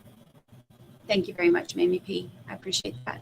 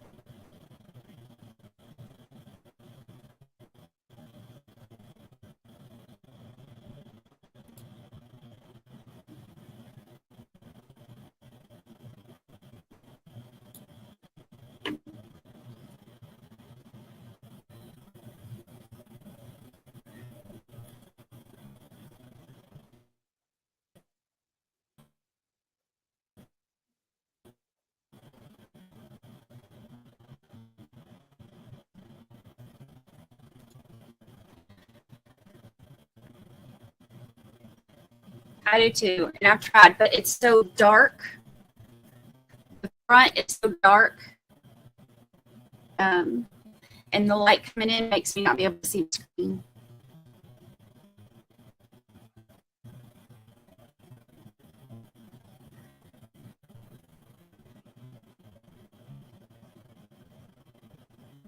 They don't have any of the main mics on. There's one little microphone that I'm hearing some stuff.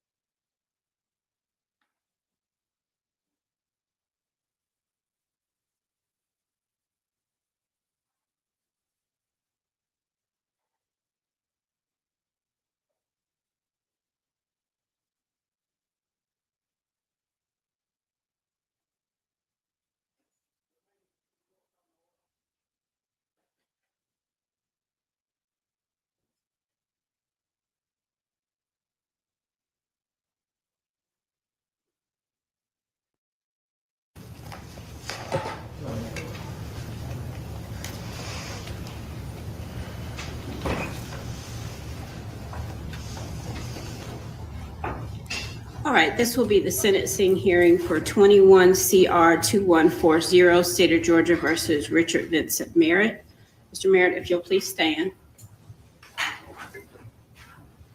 Mr. Merritt, you were charged in this indictment with 1 count of malice murder, 2 counts of felony murder, 2 counts of aggravated assault, and 1 count of possession of a knife during the commission of a felony. The jury has just returned guilty verdicts on all counts. This will be the sentencing hearing for your case. I will hear from the state any evidence that they wish to present in aggravation and their recommendation for sentencing. And then I will hear from your attorney and any evidence that you wish to present in mitigation. Thank you. Ms. Pott. Yes, Your Honor. First of all, this is case number 19 CR 2140. Case number that you read was backwards. Your Honor, Mike Jeffco would like to address the court. Would you like to hear from him now? If that's how you want to proceed, yes. Yes.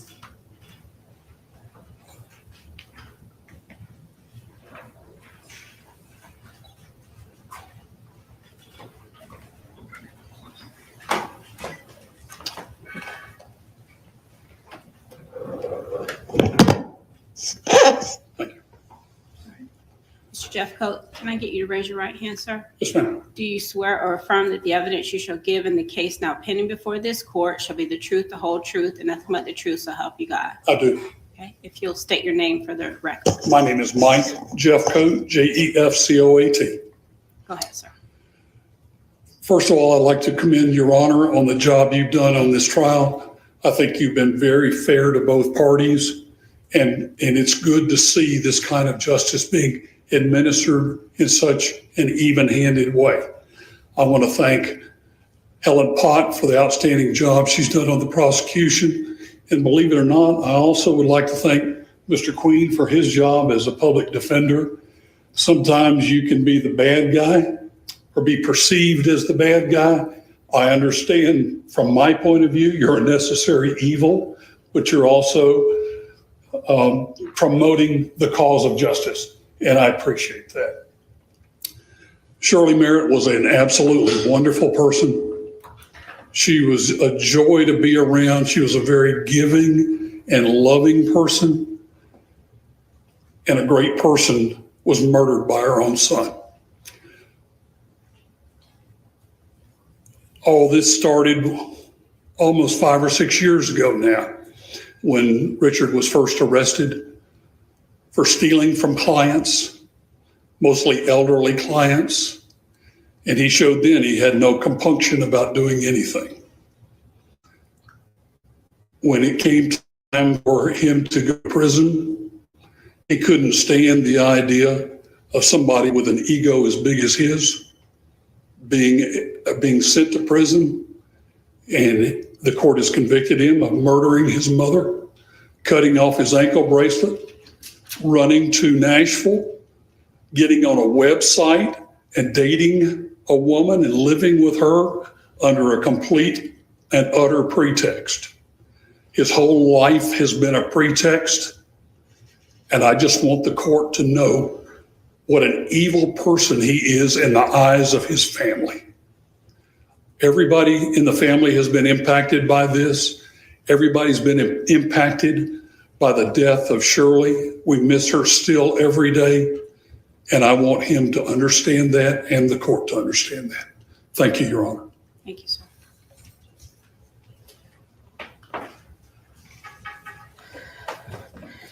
Your Honor, as the court saw, this was a brutal, violent crime at the hands of Richard Merritt, committed upon his 77-year-old mother in her own home. As Mr. Jeffcoat just said, he then went on and lived a lie and caused a nationwide manhunt for 8 months. The state is asking, as to count 1, malice murder, for a sentence of life without parole. Count 2 and count 3 are felony murder. They would be vacated by operation of law.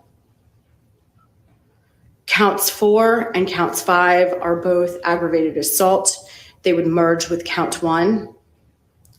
And as to count 6, which is possession of a knife during the commission of a felony, the state would ask for the required sentence of 5 years to serve to run consecutively to count 1 for a total sentence of life without parole plus 5 years to serve. I have spoken to various members of Shirley Merritt's family. They agree that this is an appropriate sentence, as Mr. Jeffcoat just explained. They do not wish to speak at this time. Specifically, Rob Merritt, who has been present during the entirety of this trial. He is Shirley Merritt's older son, and he agrees that this is a reasonable outcome for the case. However, he does not wish to address the court today. So that is how I would ask the court to sentence the defendant. And he's entitled to credit from what day? He was arrested on September 30th of 2019.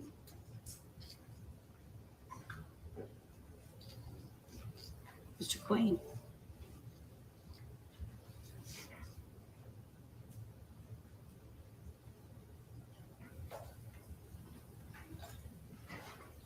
No, Mr. Mayor, wish to address the court this time.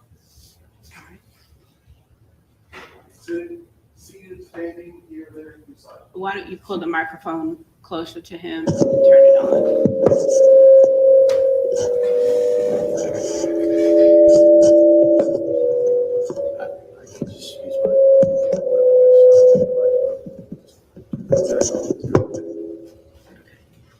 Mr. Merritt, I do need to swear you in. If you'll raise your right hand. Do you swear affirm the evidence you shall give in the case now pending before this court shall be the truth, the whole truth, and nothing but the truth, so help you God?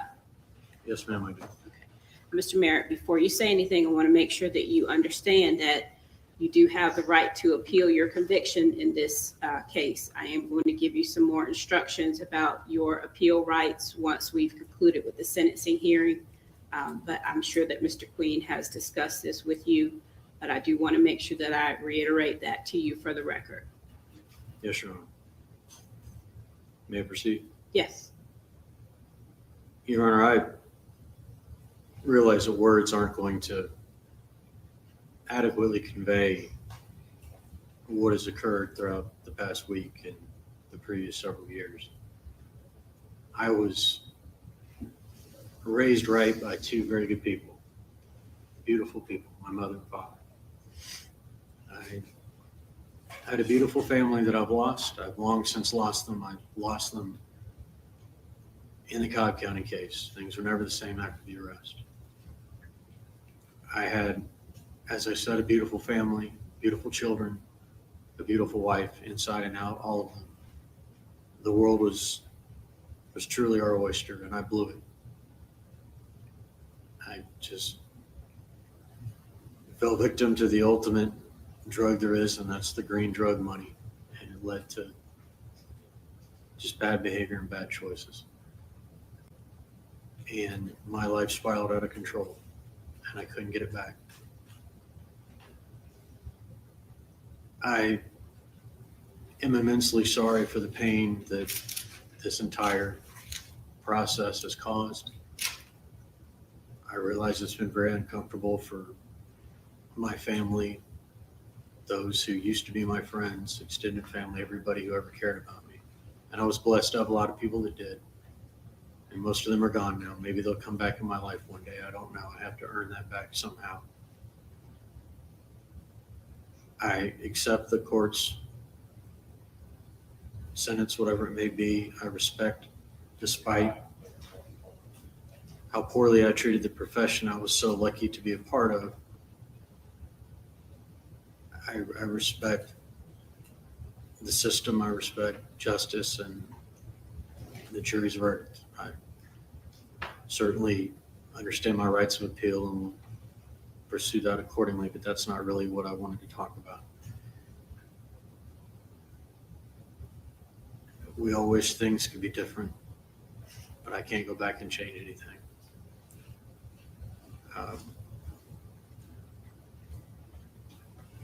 As I said, I just,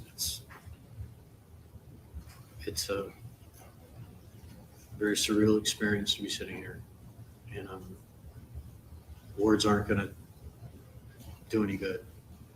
And I just want my family to know, as I sit here now, that I wish none of us had to go through it and endure the pain of this entire ordeal. And I hope that one day, when they're ready, if they're ready, that I'd be blessed to have them in some form in my life.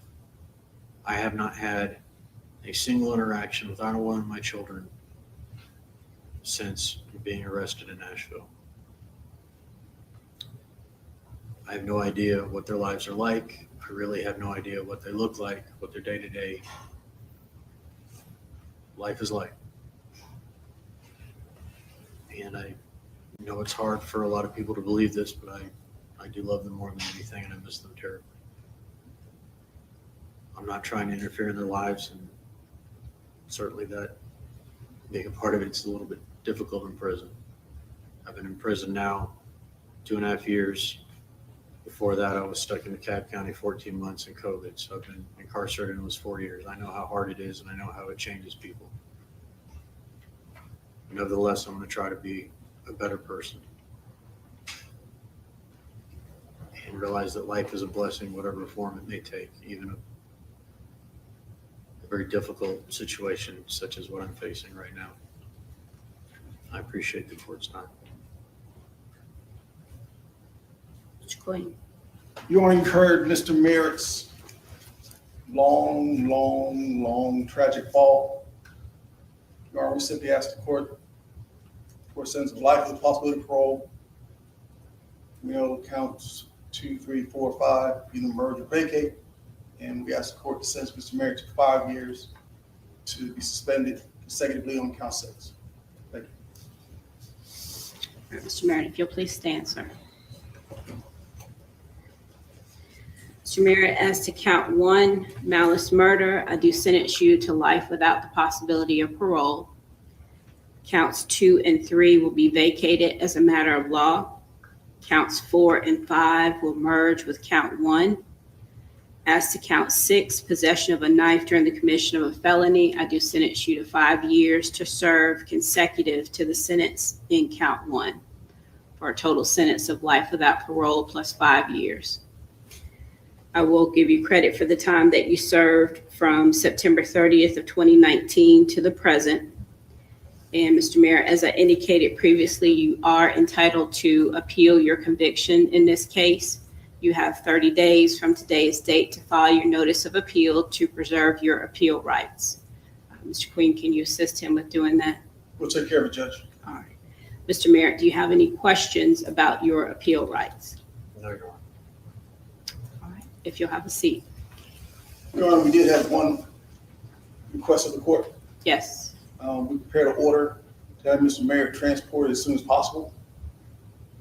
I'm not sure if you want it sent to your staff or placed in the queue. If you send it through the queue, it'll be sent directly to the sheriff's office. So that's the fastest way. Thank you, Your Honor. All right. Okay. I'm going to sign the sentence and then you all can be excused.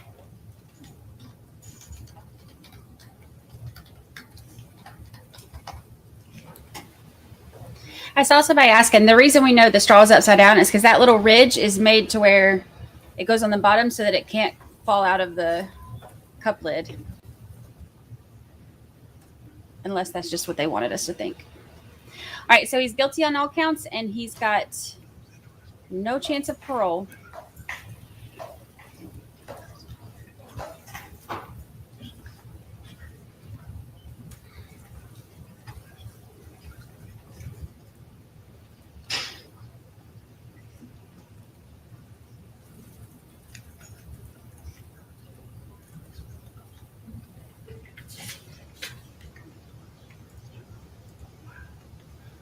I'm so trying to make a hot mic moment happen.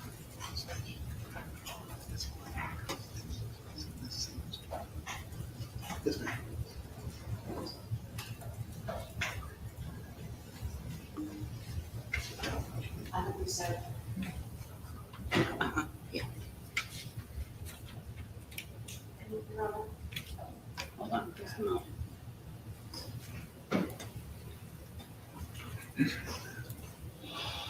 Yep.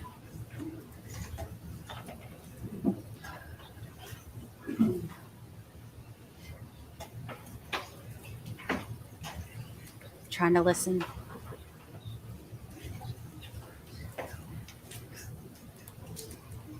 Thank you. I have to turn my air conditioner off because you can hear it real loud. Mr. Merritt, in just a moment, the clerk is going to ask you to approach the podium so that you can sign the Senate sheet.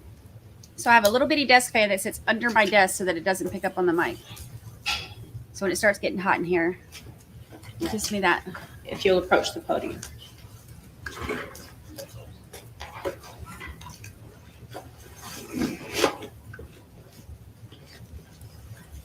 That's probably true.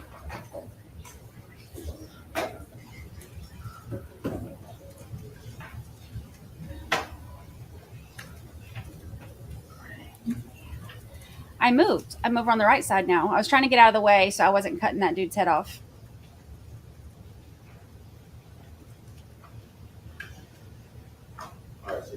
Moving around like a ninja.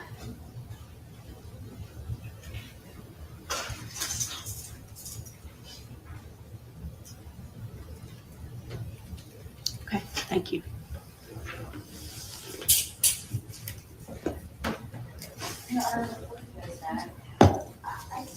I don't know if I missed it, but I did hear you are new habeas rights. One of the defendants habeas rights.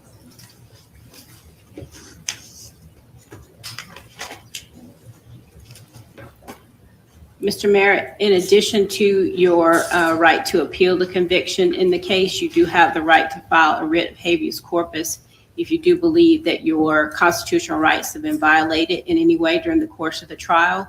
You have 4 years from today's date to do so, to preserve your rights. Do you understand that? Okay. Do you have any questions about that? Okay. All right. Thank you, sir.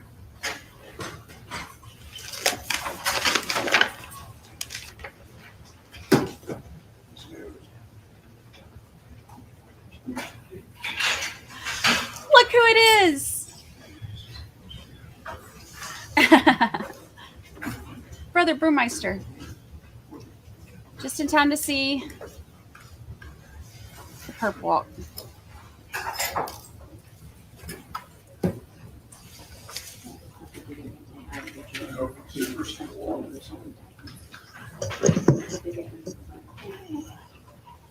Trying to push it through.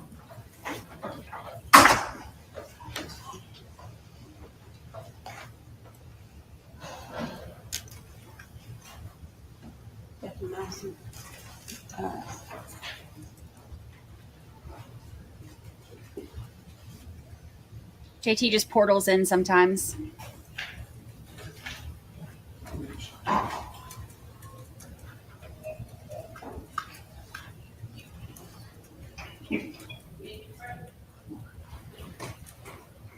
No.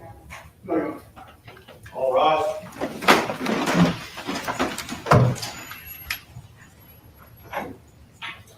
Wow. All right, we can bounce back over to our football trial. Get caught back up on that.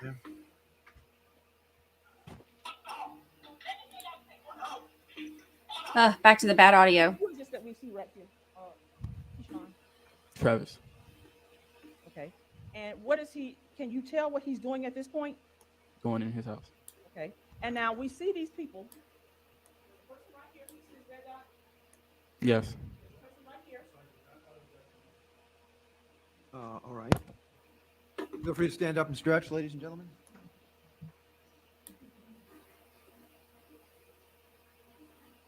I like that he gives them the stretching moment. It reminds me of Murdahl.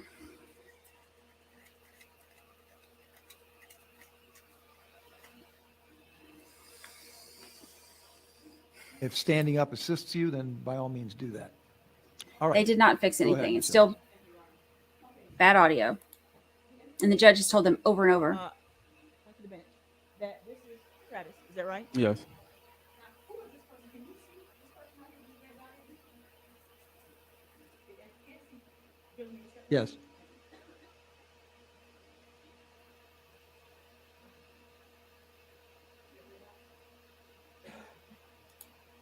Is that you? Do you have, Yeah, we need the microphone.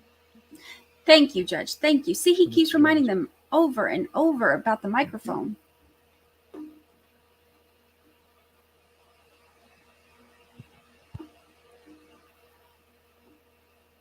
I wish I knew how many times he's told them that. See, me in the hoodie. That's me. and if you know, if you don't know, that's fine. Can you bring out who this person is right here?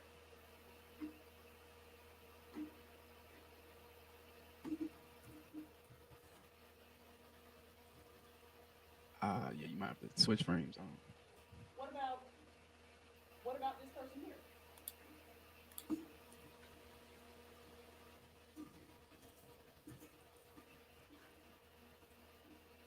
I don't really know, but I don't know. What about this person here? His mom.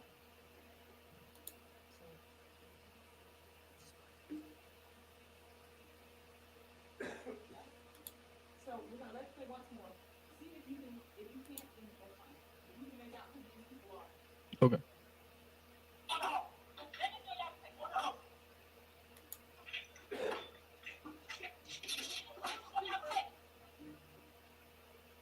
Okay. Yeah.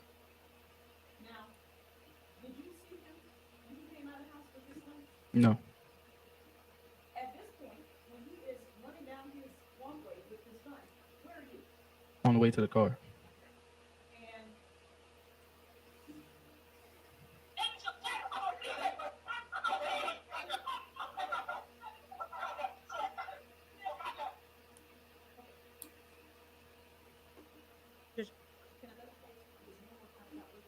Sure. Yes.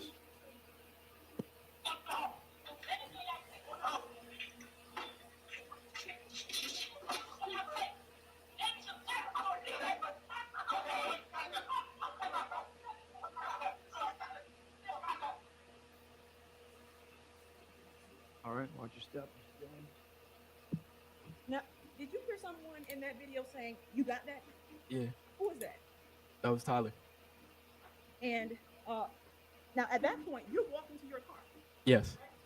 and you just saw on here what his mom was doing.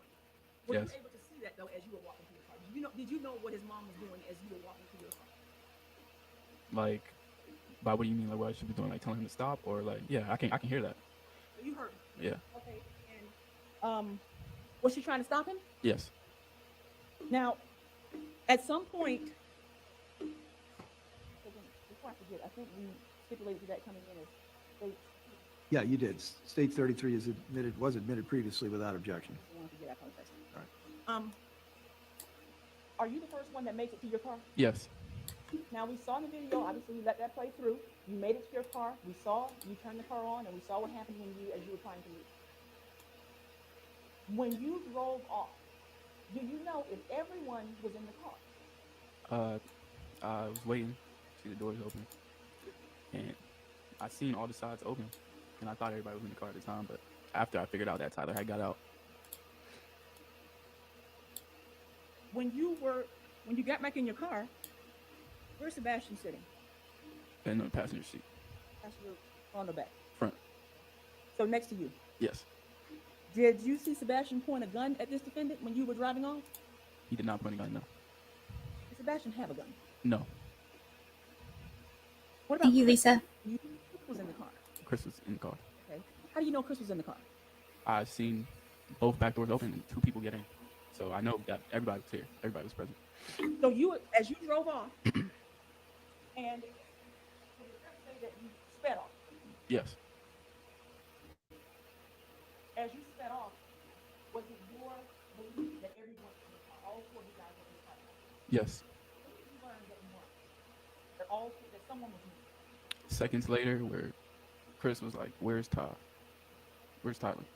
It's like 30 seconds later. Just like, "Yo, where's Tyler?" Now, He's told them over and over. Over and over. at what point, Chris is asking about Tyler. Do you realize Tyler's not in the car at that point? Yes. And when you look over at Sebastian, what's going on? This is all happening at the same time. Sebastian, I heard him. He told me, he's like, "Yo, I'm hit." So at that point, like, my head is just snapped. Like, I don't even know what was in my head. I'm just trying to make sure he's okay. But I also have to drive at the same time. So I'm touching him physically. Like, I'm touching him. Like, "Bro, you okay?" Like bro, it's really my brother. So I'm trying to make sure he's good. And he's telling me like, "Yo, I'm hurt." Like, He's hurt. And when he tells you that, do you at that point, what is your plan? What do you? the only thing on my mind is hospital. So I'm telling Chris, like, "Chris, search up a hospital into your GPS." But Chris is so stunned, like he can't even do that. So he's handing me the phone. So now I got the phone. And I'm trying to drive, type in hospital at the same time. So I get it. I just, whatever I see hospital, click it. I'm trying to follow the GPS, drive at the same time, make sure SB good. It's a lot going on. And you said you had to search for hospital. Yes. Yes. Yes.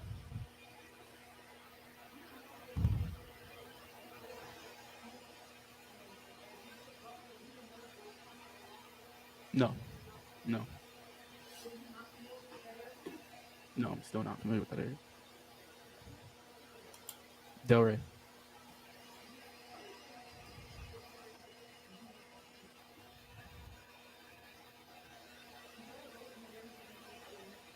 No. So did you know that as his body away, and once you learned that Sebastian was hit, did you know that there was a hospital near you? No. So what happens once you drive the car away, and at this point, at some point during your when you drive away, you end up on Broadway. Yes. What happened when you ended up on Broadway? Or driving on Broadway? Driving, I guess, since so many bullets went through the car, it stopped it in some way, I'm not sure. But it became inoperable. So I was forced to pull over wherever I stopped at. Okay. Well, I told you what is going to be the state.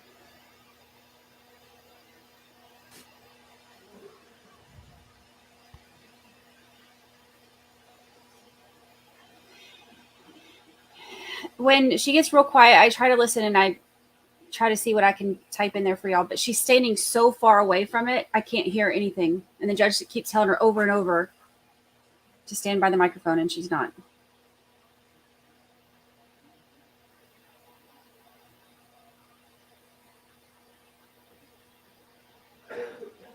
States 11.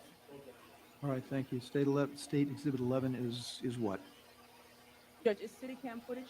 Okay, thank you.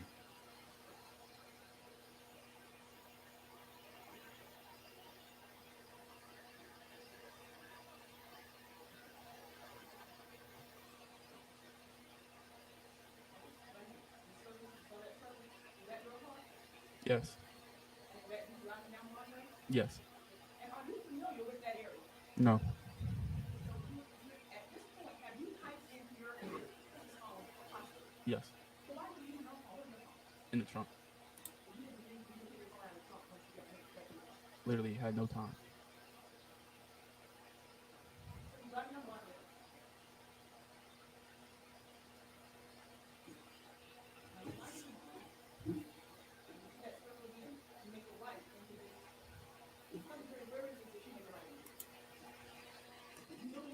No. Somewhere on Broadway, yes.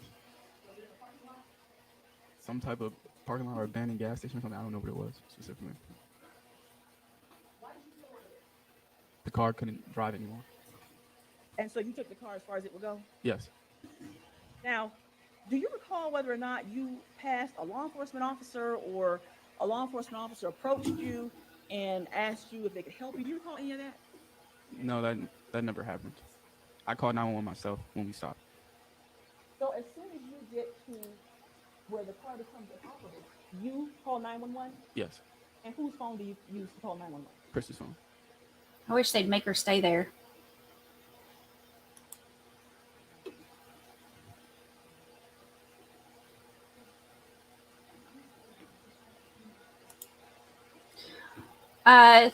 LJ Gibbs, did you miss it? We just did the verdict Well, and the I wasn't sentencing. going to get to lunch yet. I was going to see how far into direct you want.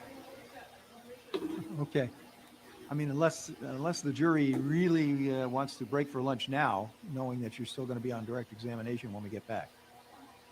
Are you? Well, then let's.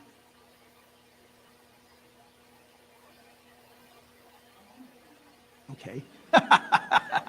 You had to think that long about. Okay. No, I appreciate that. I really do. All right. So let's go ahead and play the looks like a CD.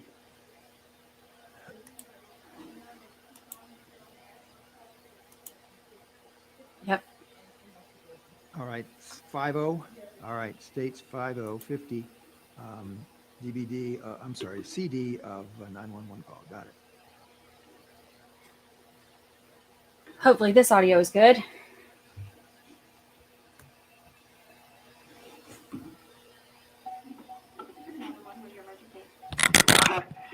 We need ambulance. Who are you? We're on 40th Street and I don't know, we're in Northway, 40th Street and Broadway? Broadway, yeah, 40th Street, Broadway. What's going on? We have someone who shot. He has a PSW. He shot? He's not moving. Yes, he's not moving. All right, we need to make the line. 1 moment. Please hurry. Yeah, I'm dropping it now. It's West Palm, 40th and Broadway, Jim Mel shot. He's not moving. Do we know where he was shot? What part of his body? I'm not sure. I can't tell. But he's not moving. And he's the only one that's injured there? He's the only one that's shot. Yes, please. Okay. We have help on the way here. We're sending police and paramedics. And you say you can't tell where on his body he was shot, right? I can't tell. All right. And he's laying in the road Broadway or on 40th Street. 40th and Broadway. There's a gas station, a vending auto park, something. 40th Street and Broadway. Okay, again, is he on 40th Street or on Broadway? We are on 40th Street and Broadway, the intersection. I hear from the sirens. All righty. West Palm will stay for you. All right, no problem, sir. Did you see the person who shot him? Travis Rudolph. Sir, he pulled off? No, his name is Travis Rudolph. He shot at him. Travis Rudolph shot at him? Yes. Okay, is he black, white, Hispanic, Travis? Black. What was he wearing today? I don't even know. He came out the house in no shirt. Okay, what house does he live at? He lives at 40th and Broadway? No, he lives in Northlake somewhere. I'm not sure. Off like Northlake and up like Costa Riviera? Like Lakefront, I don't know. Please, I think I understand they're going to come help in a medic turnaround as well, but you're saying Travis Rudolph shot him here, so was he in a car? He shot him around this neighborhood. He came outside with the gun and shot at him. Shot at us. He shot at all of us. Okay, but where did that happen? You guys drove to this location? Yes, we were trying to get to the hospital, and we came down the street, and the car stopped working. Okay, Northlake. Are you shot as well, sir?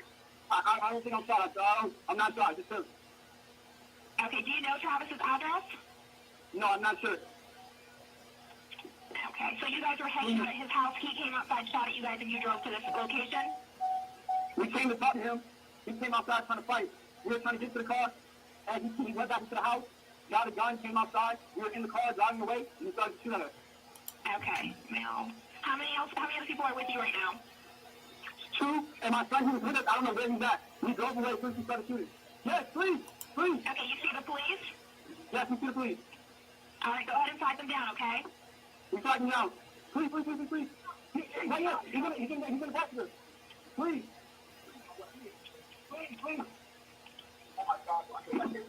Oh my gosh, I love you, bro. I love you. So, Yeah. So now you recognize that car? Yeah. And obviously that's you help for Sebastian, is that right? Yes. All right. Now, when you, after you made that phone call, towards the end of the call, you can hear you say, yes. Do you recall who you referring to when you're talking to that point? Police officer. So at that point, law enforcement started to arrive when you got there. Yes. Do you know at this point, at the point where you're on Broadway and law enforcement starts to arrive, do you know where Tyler is? No.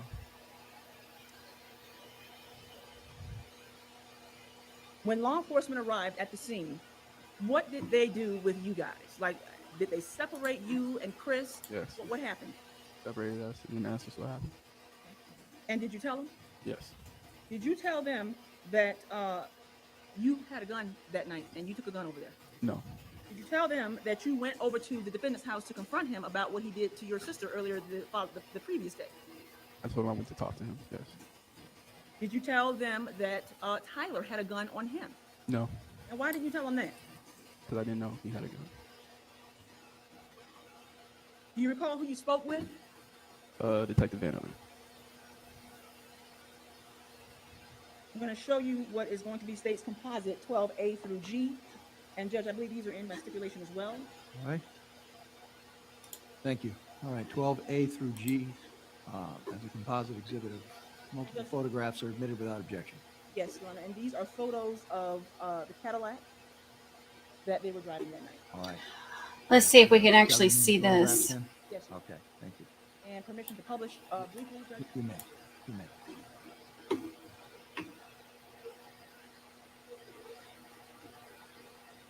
It's a terrible angle for all of the stuff.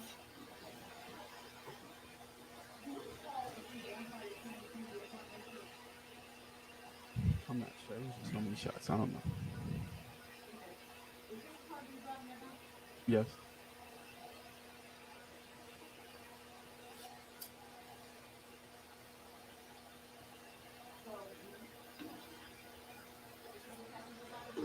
Yes.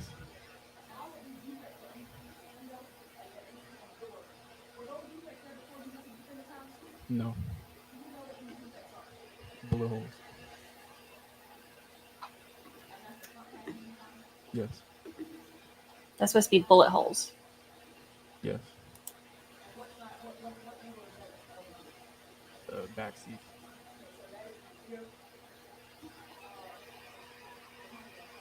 Yes. No.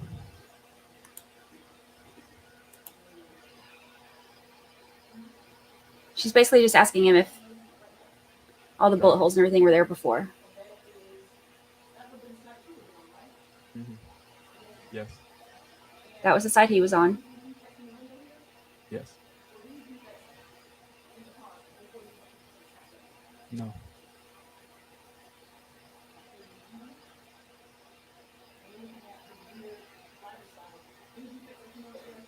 No.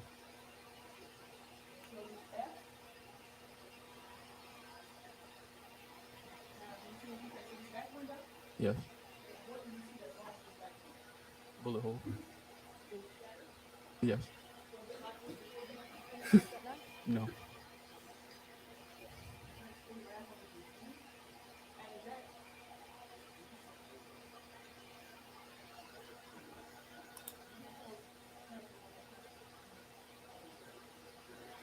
If you show it to me, yes.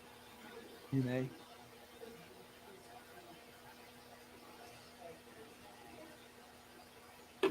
Yes. Yes. Now, at this point, Keyshawn, your stuff is still in the trunk of that car, right? Yes. Sebastian's bag is still in the back of that car, in that car, right? Yes. So everything that you guys put in the trunk of that car when you drove to the defendant's house that night and put in the trunk, it's still there, Yes. right? Did you ask them, hey, can I get my phone? I wasn't even thinking like that, no. So after you have a conversation with the police about what happened that night, did they keep you there on Broadway in that parking lot or that area where you ended up when the car became inoperable? Did you stay there for a while? We stayed there for a while and then they let us eventually go home. Did you at some point talk to your sister? Yeah, eventually she had called, I think she called Chris's phone. I'm not sure, but I eventually talked to her. Okay. And did you tell her what happened? Yes. And did she come to where you were? No, I think she went straight to the hospital because Tyler was in the hospital. Okay. Now, you said Tyler was in the hospital. Yes. Now, did you know when you were in that parking lot, in that area where the car became inoperable, did you know that Tyler ended up in the hospital?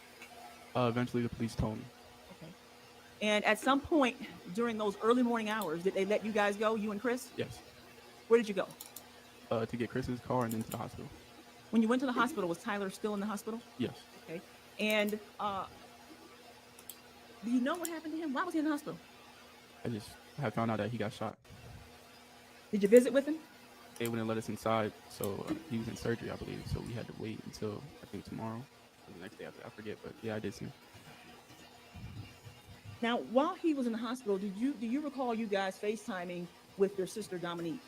Yes. Okay. And so what was that about? I had to tell him that we lost SP, Sebastian. And that the purpose for the face? Yes. What happened after that?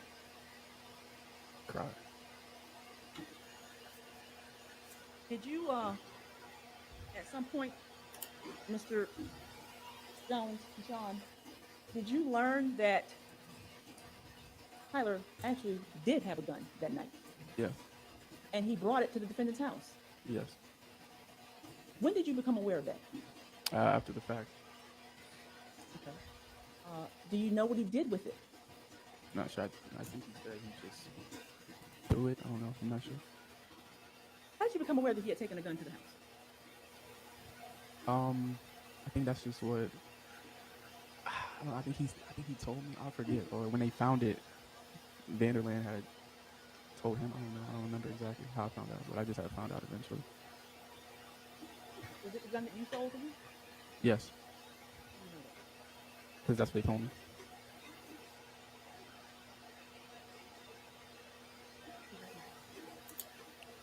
Sorry, Miss Ellis, I couldn't hear you. You want to consult? Of course, yes. I'm sorry, Miss Ellis, we couldn't hear you because you won't stand near the microphone like you've been instructed at least 7 to 12 times already today.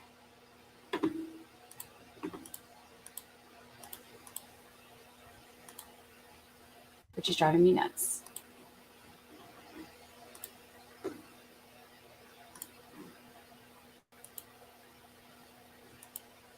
Yeah, we were just talking about that. He's got interesting body language, this one.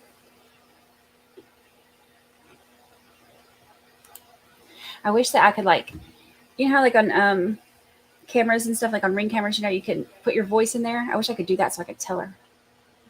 Yes.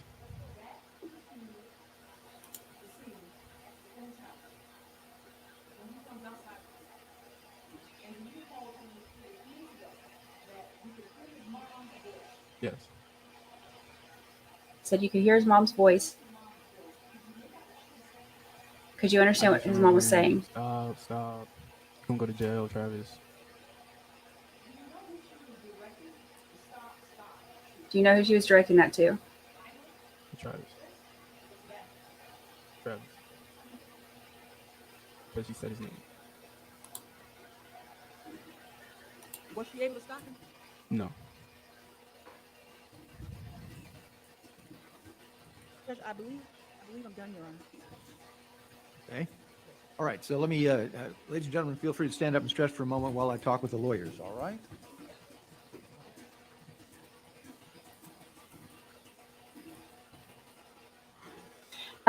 They are doing the sentencing, or the, what do they call it? Penalty phase, I think is what they're calling it, for Zyler. For those of y'all who have been with our night court where we followed that one, so we're going to go over some of that tonight too, before we continue with Jodi Arias.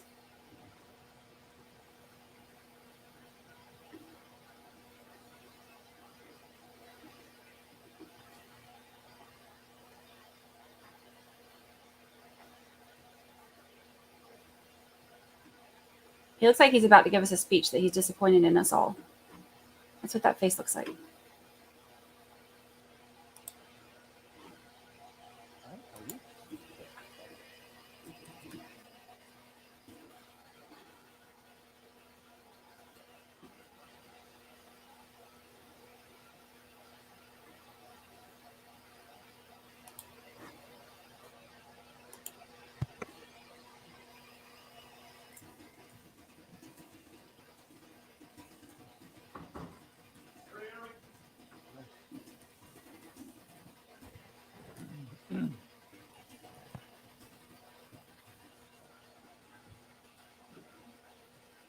He looks like what's the dude on Coach? That old show Coach? Is that the one I'm thinking of, Coach? What was that? All right, welcome back, folks. Everyone take your seats, please. Ladies and gentlemen of the jury, thank you for your punctuality. All right, who's going to do cross-examination? All right, Ms. Perlette, you may begin.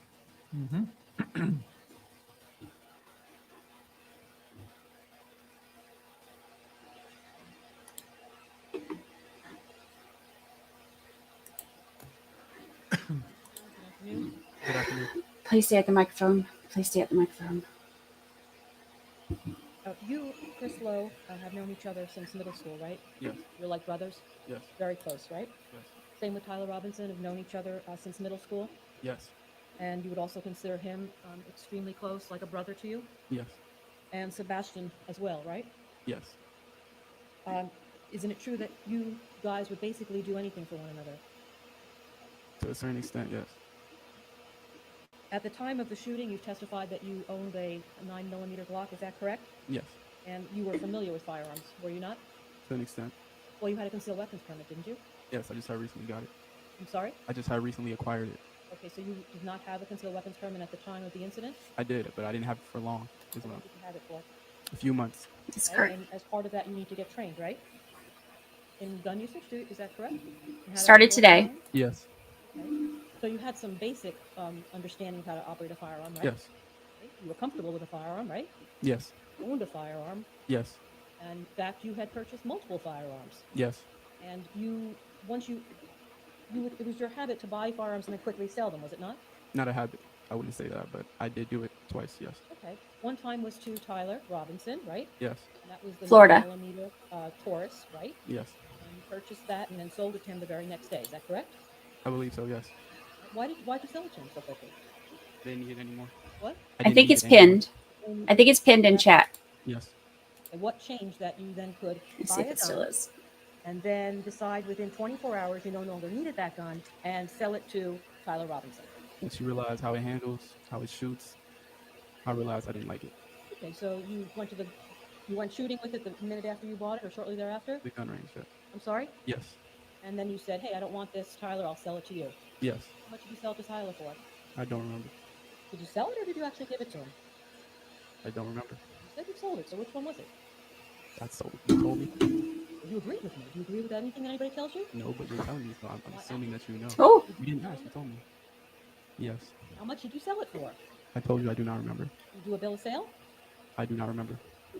And if you did sell it to him, that your name would have been on it, right? And the price and the legal transaction, right? I believe so, yes. Now, you said on direct examination that you're not a gun enthusiast. Remember that? Yes. But you certainly have familiarity with guns. We've established that. Yes, to some extent. Well, yes? Yes. You also had a different gun that you said at one point that you owned, a peace shield, and then you sold that one to a student up in Jacksonville. Is that correct? Yes. And what's a peace shield? Another 9mm. Actually, I believe it's a 380. I'm not sure. Okay, and when did you purchase that gun? I don't remember the exact date. What year, what month? Do you remember that? No. Was it before or after you bought and sold the Taurus? It was before the Taurus. And why did you sell that gun to the college student? I didn't like that gun either. So did you sell that one the very next day as well? I don't believe so. How much did you sell that gun for? I don't remember. Who'd you sell that gun to? To a friend. What's his name? Landon. Landon? Yes. Okay. Any other guns that you bought and sold? No. And you've been to the shooting range, right? Yes. It's crossed now. You've been to the shooting range with Chris Lowe and Tyler Robinson, haven't you not? Not with Chris. No? No. Okay. You sure about that? Yes. 100%. Yes. You've also been to gun shows. Yes. And you've been to the gun show with Chris and Tyler? I believe so. Yes. You sure about that? Yes. With Chris, right? Yes. So Chris had an interest in guns too, right? I can't speak on his interests. Well, he went with you to the gun show, right? Yes, that is true. Right, South Florida gun show? Yes. Did Chris buy a gun too there when he went with you? No. Tyler buy a gun when he went with you? No. On the occasion that the three of you went together, did you buy a gun? Did I buy a gun? I believe that's when I got my gun. Yes. The 9mm Glock? Yes.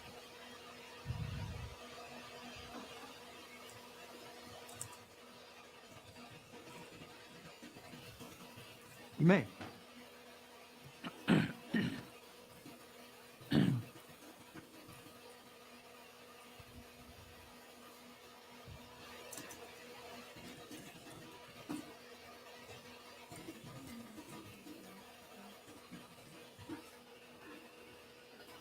Yes.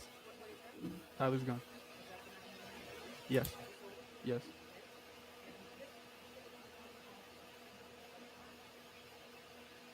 I believe so. A clip with more bullets than standard.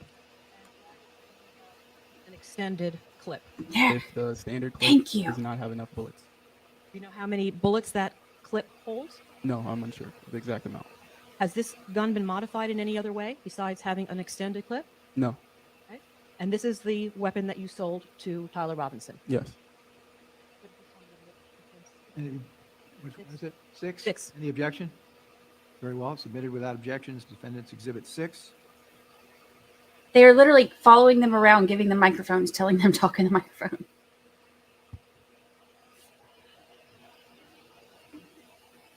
And you've learned that that is, in fact, the gun that Tyler had with him on the night of the shooting. Is that correct? Yeah.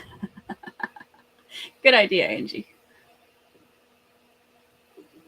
It's your testimony. You told the jury that on the night of the shooting, you did not bring your gun with you. Is that correct? That is correct. But it's your habit to carry your gun pretty much with you at all times, is it not? No, it is not. Tell me or tell the jury under what circumstances you carry your Glock with you. I started carrying my Glock when I got my concealed license, and it depends on where I'm going, but anywhere, like, it just depends. I can't really give specific examples. I really don't have any specific examples to give you. All right. Well, we know one place that you took your Glock was when you were subpoenaed to come to the courthouse for a deposition, right? You remember that? Yes. All right. So you received a subpoena, and you were summoned to come to the courthouse. Yes. To give a deposition in this case. Yes. In this situation, there were lawyers you're right. present, court reporter. Remember that? Yes. And you felt the need to bring your Glock with you to that deposition? It wasn't inside the deposition. It was in my car. Right. But you brought it. Yes. You put it in your sister's car, right? Yes. And so that's an instance, right, where you believe that it was necessary to carry your Glock. Right? Yes. Okay. Can you give us any other examples when you would take your Glock, under what circumstances? I really don't have any other examples to give you. This is after I was shot at. So now I really feel the need that I have to have my Glock. Right. Before being shot at, can you tell us when you would take your Glock with you? I really don't have any examples to give you. Before you were shot at, how did you carry your Glock? Where'd you put it? In my bag. In your where? My bag. In your bag, like a backpack? No, like a bag. A bag across your chest? Yes. Not my chest, but yes. Like, yes. You have a holster? No. What about Tyler? How would he carry his gun? I'm not sure. And at the time of the incident, do you know if Tyler had any other guns? No.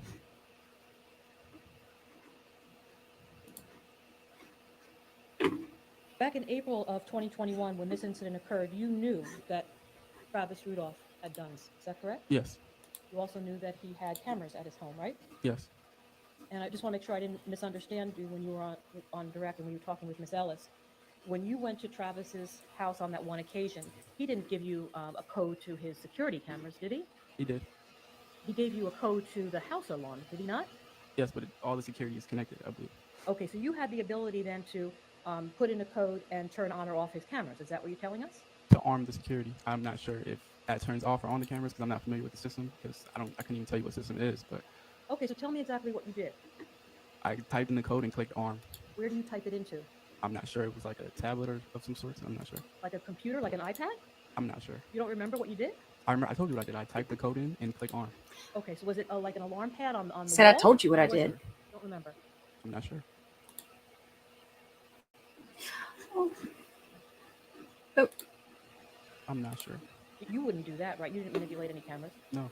And on the night of the incident, you didn't turn any cameras away from the way. Sure. Feel free to stand up and stretch, ladies and gentlemen, remembering and obeying 4 cardinal rules while you do it.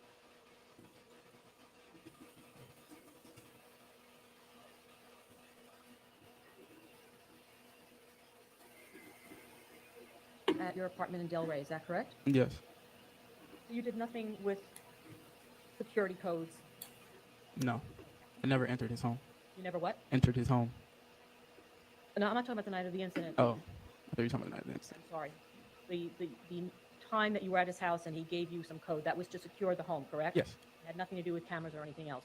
I'm not sure. To the best of your knowledge. Yes. Now,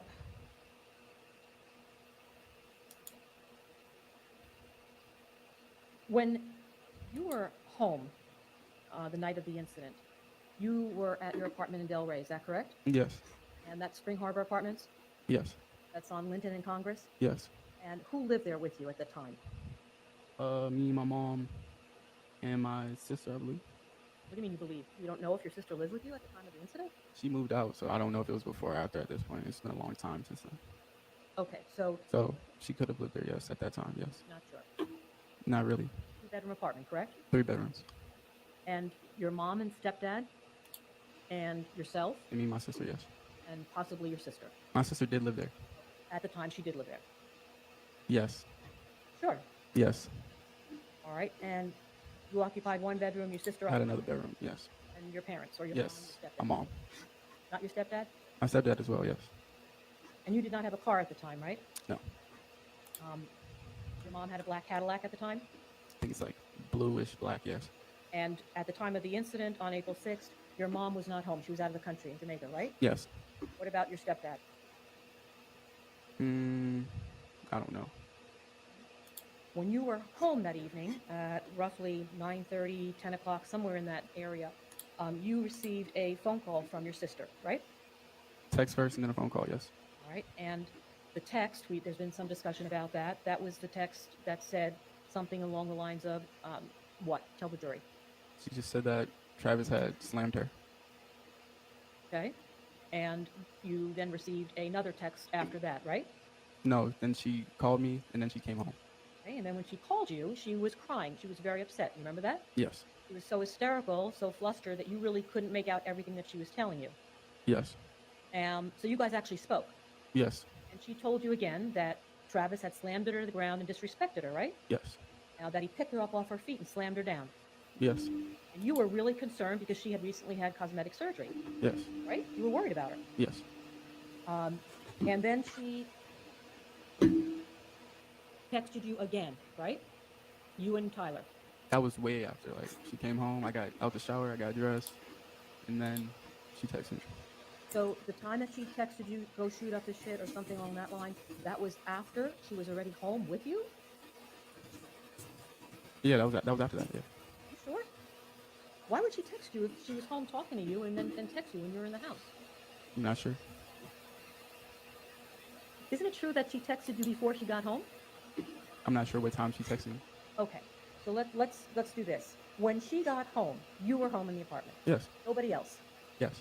You had already spoken on the phone. Mm-hmm. Got a yes? Yes. And you had already received a text from her saying that he slammed her to the ground 2 times, picked her up off her feet and slammed her to the ground and had disrespected her, right? Yes. She was crying hysterical. Yes. When she got home, what did you two do? She told me and I told her I'm going to go over there and speak to him. That was really pretty much it. I just told her that. Okay, and in that circumstance, you did not take your Glock, right? Yes. You left that, okay. Why are you looking down every time there's questions about guns? I'm not looking down. So when Miss Ellis was questioning you, Sustained. okay, so you're telling this jury that under this circumstance, after your sister tells you that she's been slammed to the ground, disrespected, basically beaten up, that in this circumstance you don't take your gun to go talk to the offender, right? Yes. Okay. So when you were at the apartment with Dominique, you saw a number of bruises. You testified to Miss Ellis. Remember that? Yes. Okay. And you remember seeing bruises on her face? Scratches on her face? I'm not really sure of the exact location of the bruises and scratches. I just remember she had bruises and such. Okay, and you remember them being on her legs? I don't really recall the exact location. Moment, Your Honor. All right.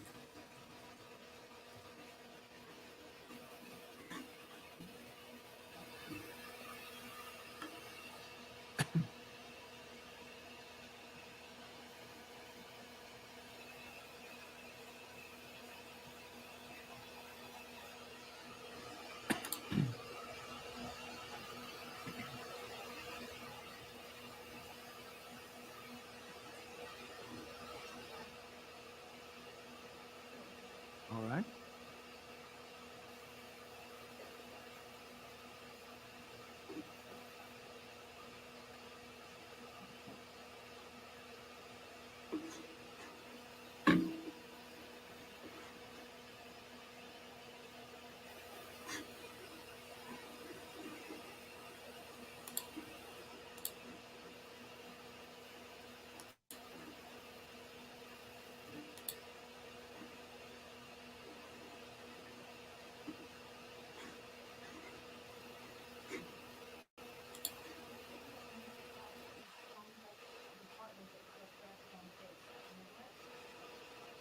Yes.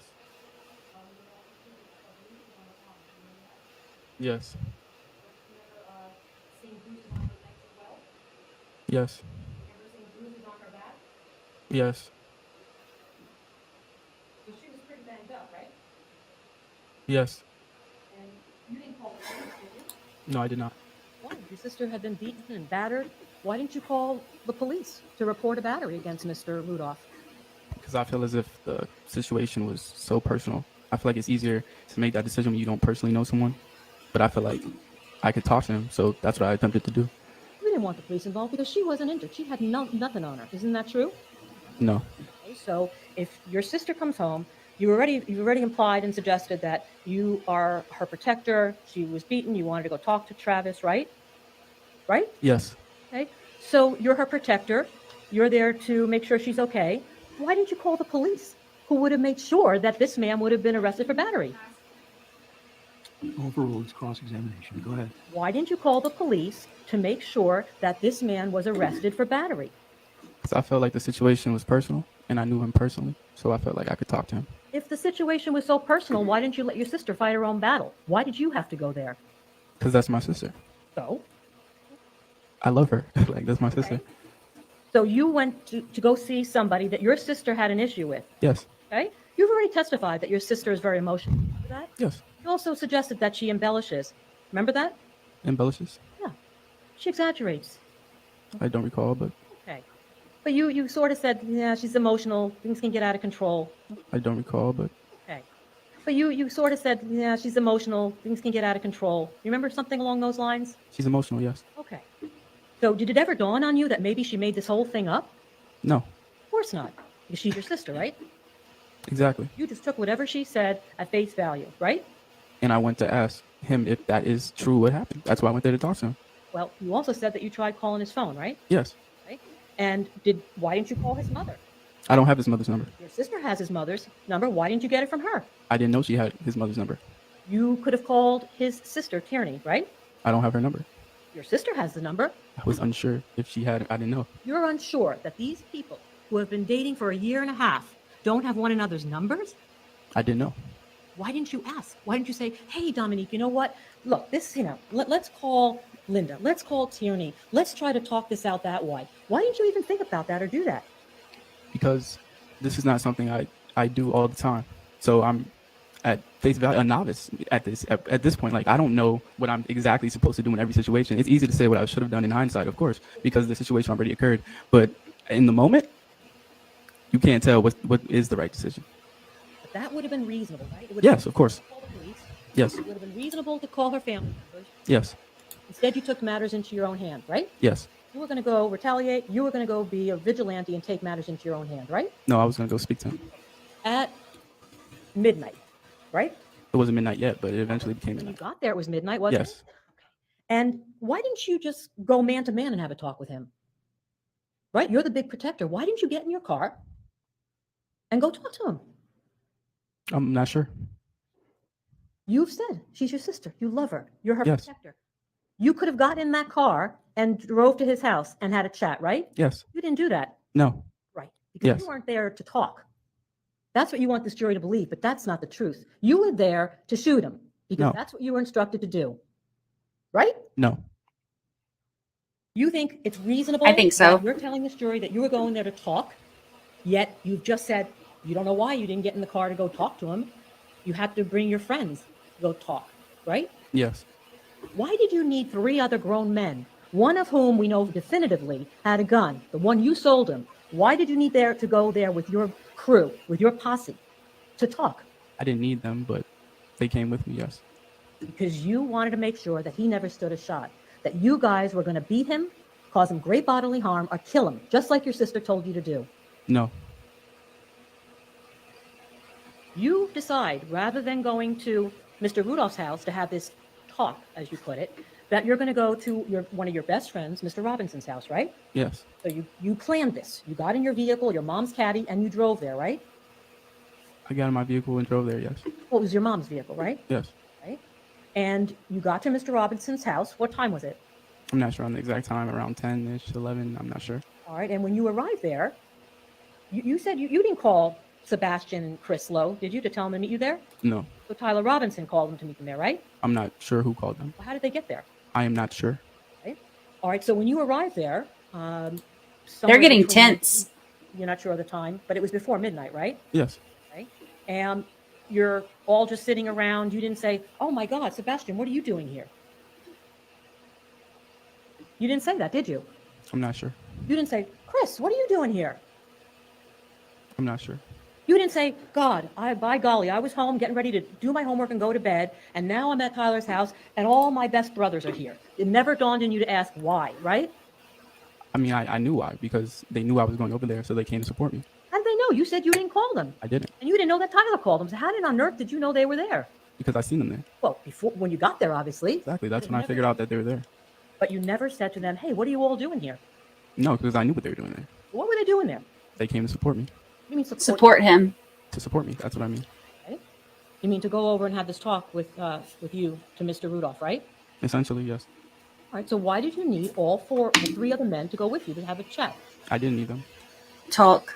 You A brought little them, heart to right? heart. Yes. Okay. You didn't say to them, "Whoa, never mind, guys. You know, I want to do this man to man. You guys all stay here. I've got this. I'm only going there to talk," right? Exactly. No, I didn't say that. Why did your brothers ask you if you had your gun with you? You said that on direct examination with Miss Ellis. You said your brothers asked if you had your gun with you. Why did they ask you that? Because they know I have a gun. So you do carry your gun as a habit. Not as a habit, but I do carry my gun, yes. Okay. So you're there only to go to this man's house for a talk, and you're talking with your brothers, and somehow in that setting, in that context, they ask you if you have your gun with you, right? Yes. And you're telling the story you didn't. I did not have my gun. Yes. And isn't it true that while you were all at Tyler's house, sitting around talking, planning on going to Mr. Rudolph's house, that Sebastian kept urging Tyler Robinson to take his gun? Isn't that a fact? I don't know if that's a fact. Isn't it true you were all there together talking about what you were going to do and what you were going to do at Mr. Rudolph's house? No. So you were all in different rooms? You weren't talking together? We were in the living room. All right, all of you together, right? Is that a yes? Yes. And you're telling this jury that you never heard Sebastian adamantly insisting No, I did not. that Tyler take his gun? No, I did not. Who's Tyrone? His brother. And Tyrone Tyler's. was there too, right? Yes. Okay. Was there anybody else there? No. Did you guys call anybody else to meet you? No. No? Did you guys FaceTime anybody else or text anybody else to meet you at Mr. Rudolph's house? I don't believe so, no. Well, what do you mean you don't believe so? Did you? I don't remember. It's so possible. I don't know. Who's AP? Do you know somebody by the name of AP? No, You know somebody by the name of Hack? no. No? You sure? I know a Hackshaw. Jonathan. Okay. Who's that? Jonathan, my friend. Okay. And tell me about Jonathan. Mr. Hackshaw. What would you like to know? How old is he? 23, I believe. How do you know him? We went to the same school. And he's also a friend of Tyler Robinson's? Not really. More so my friend. More so your friend. Yes. Did you ask Hackshaw to go to Mr. Rudolph's house that night? I don't remember. He had stopped playing. I don't remember. So you don't remember. So it could be yes, Injury. it could be no. I don't remember. Why would you even tell somebody like Hack possibly to go to Mr. Rudolph's house that night? What do you mean by someone like Hack? Or anyone? Why you said you don't remember? So I'm implying, or I'm taking that as it's possible that you did. So I'm asking you, if you're going to go to somebody's house at midnight for a chat, why is it possible that you would have asked Hackshaw to maybe meet you there? I don't know. You have no idea why you would do that? No. You would agree that makes no sense, right? Doesn't. You know somebody by the name of Natalie? Yes. Who's that? At this point, no one, but someone I was talking to at the time. Somebody who? That I was speaking with at the time. Okay. Is it friend, girlfriend? Friend. Does Natalie also know Dominique? No. Does Natalie know Tyler? No.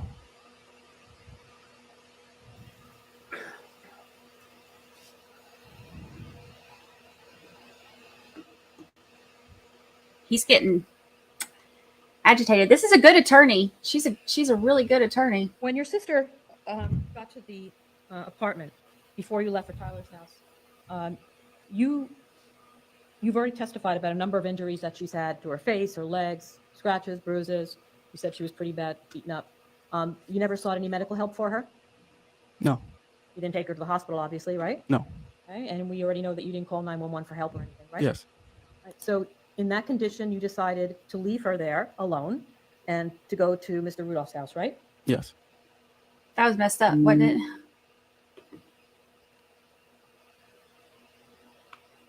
Was there anybody else at Mr. Robinson's house other than the people we've just discussed? No. Why didn't Tyrone go with you guys? I don't know. You didn't ask him? No. When you left Tyler's house, you left in your mother's caddy, right? Yes. And Tyler was seated in the front seat next to you? Yes. And Chris Lowe was in the back? Yes. And Sebastian was in the back seat? Yes. Okay. And do you remember while you guys were driving, let me ask you this, how long did it take roughly to get to Mr. Rudolph's house? Around 30 minutes. I'm not sure the exact time. Okay. And you put his address in your GPS, is that correct? I believe someone GPS, I'm not sure who, but yes. It may have been one of the other guys? Yes. But it was GPS? Yes. And you had been there on one prior occasion, right? Yes. You remember how to We get could there? try to look it up. Okay, so then why'd you GPS it? Just to double check. Just to double check. Yes. So you knew where Mr. Rudolph lived. You had been to the house. Yes. There's no question about that, right? Yes.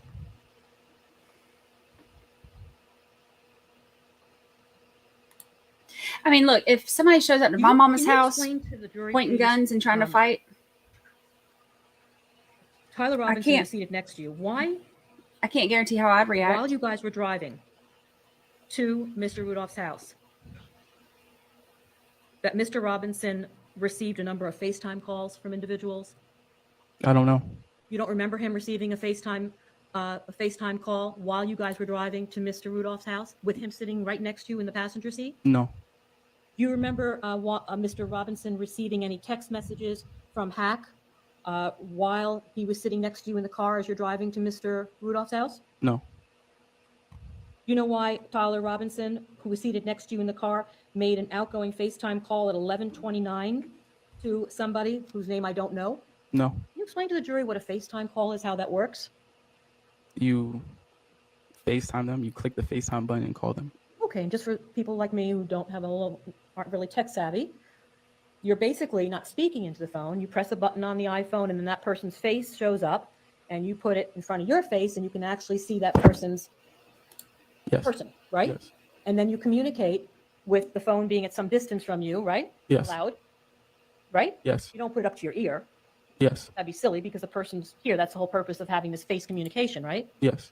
And you're telling the jury that during this drive to Mr. Rudolph's house with Tyler Robinson next to you, you don't recall him receiving or making any outgoing FaceTime calls to any individuals, including Hack. Is that right? Don't remember. You don't what? Remember. I do not remember. So it's possible. I don't remember. Okay. Can you tell this jury? She's a good attorney, why, y'all. if you know, Mr. Robinson, who's seated next to you during the drive, would have texted your friend Hack Mr. Rudolph's address about 20 minutes before the shooting, 550 Teak Drive. Why would your friend have done that? I don't know.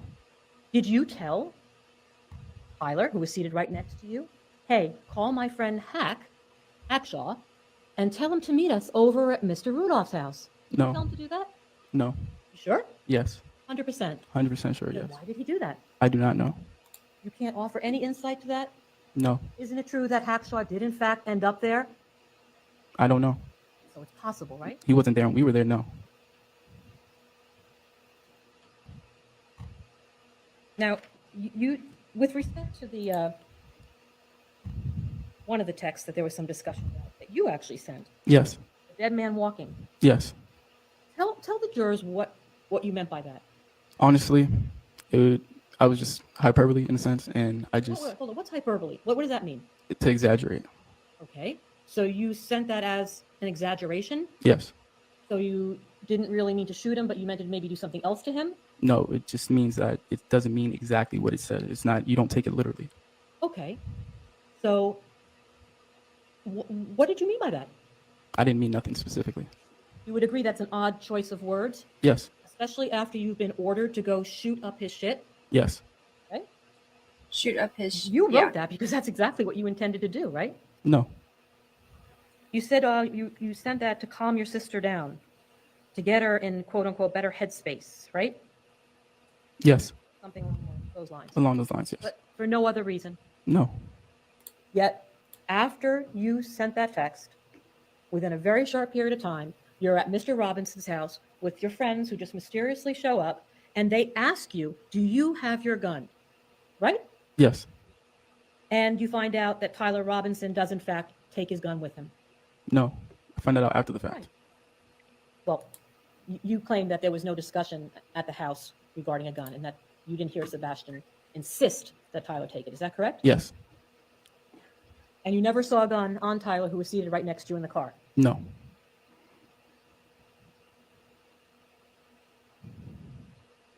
When you got to Mr. Rudolph's house, well, let me ask you this.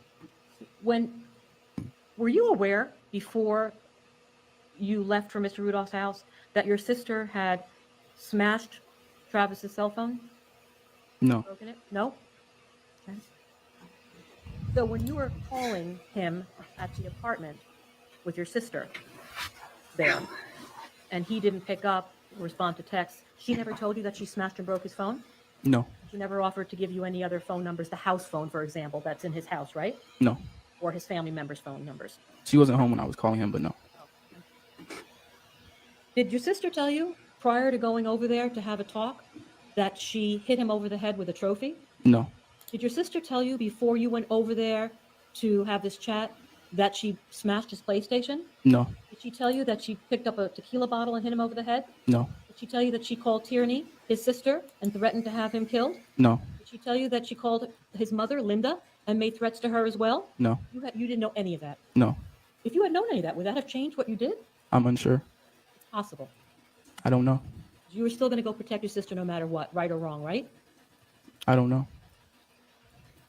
You had blinders on. You didn't care about the circumstances. It just took her saying, he slammed me to the ground, picked me off my feet, slammed me down, disrespected me. You go take care of him. That's all it took.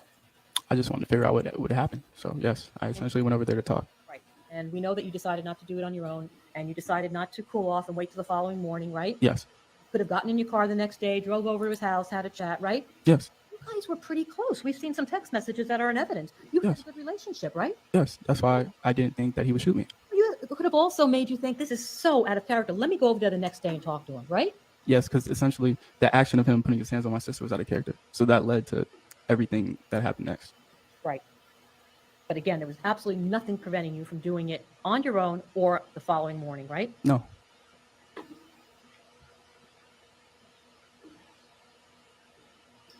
It's just hard to believe his story because his story makes no sense.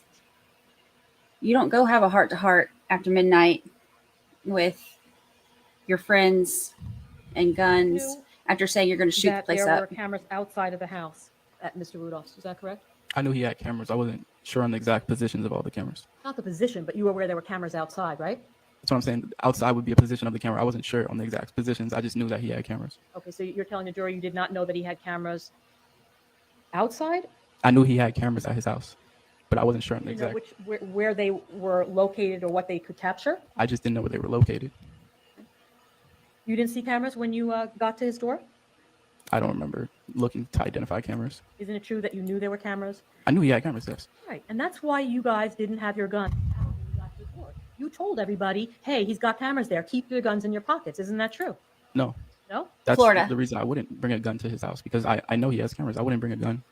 Well, you had your hands up underneath your hoodie. You remember that? Yes. You testified that you put your hoodie up when you're mad, right? Yes. You weren't fiddling with your gun underneath your hoodie? You didn't have it in your waistband? No, I was touching my stomach.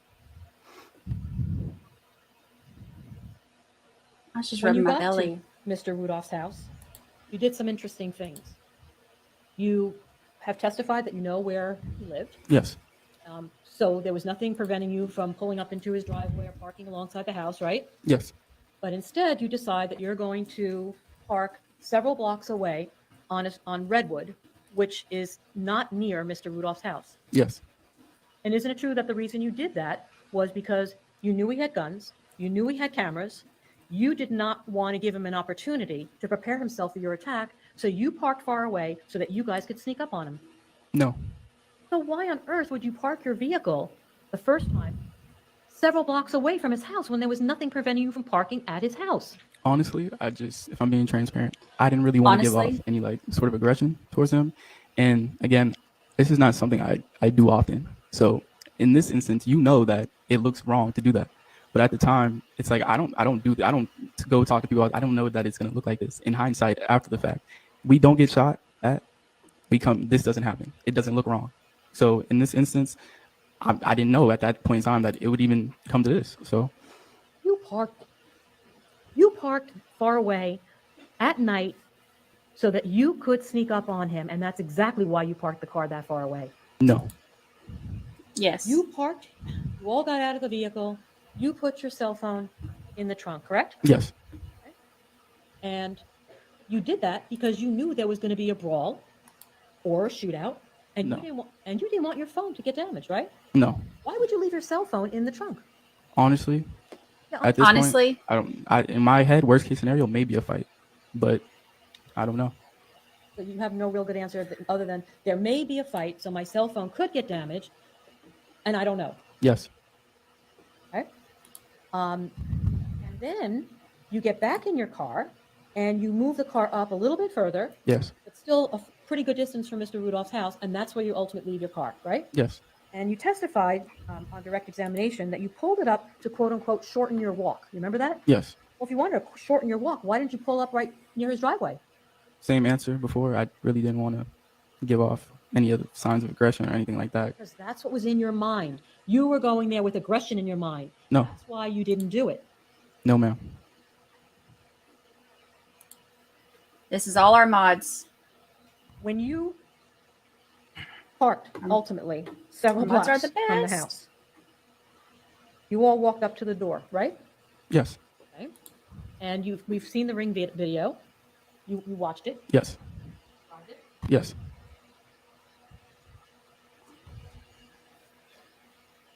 May. So they're not saying that he can't get off on the stand your ground. They denied the motion because they wanted the jury to decide it. Hello? If instead of having a judge decide it. Do you recognize this? Okay. Yes. Let me see how to best do this. Can you see this from over here? Oh, Mr. there she Jones? Yes. She found the microphone Yes. again. Okay. Can you tell us who this is in the hoodie? That's me, Who's this person right here? Travis's brother. Travis's brother? Yes, And who's this person in the back? Sebastian. Okay.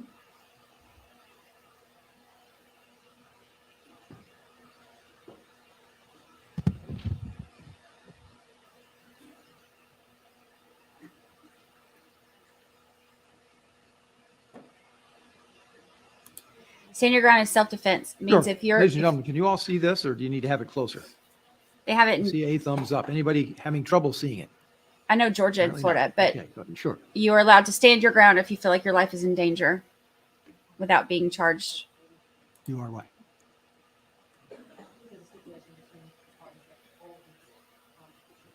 Oh, all right. So you want to identify them then? Okay. So what are they? Okay. Defense Exhibit 1 is admitted without objection. Yes, ma'am. That is a blown up image of something. Okay. All right. A portion of the video, a still from the video blown up. Got it.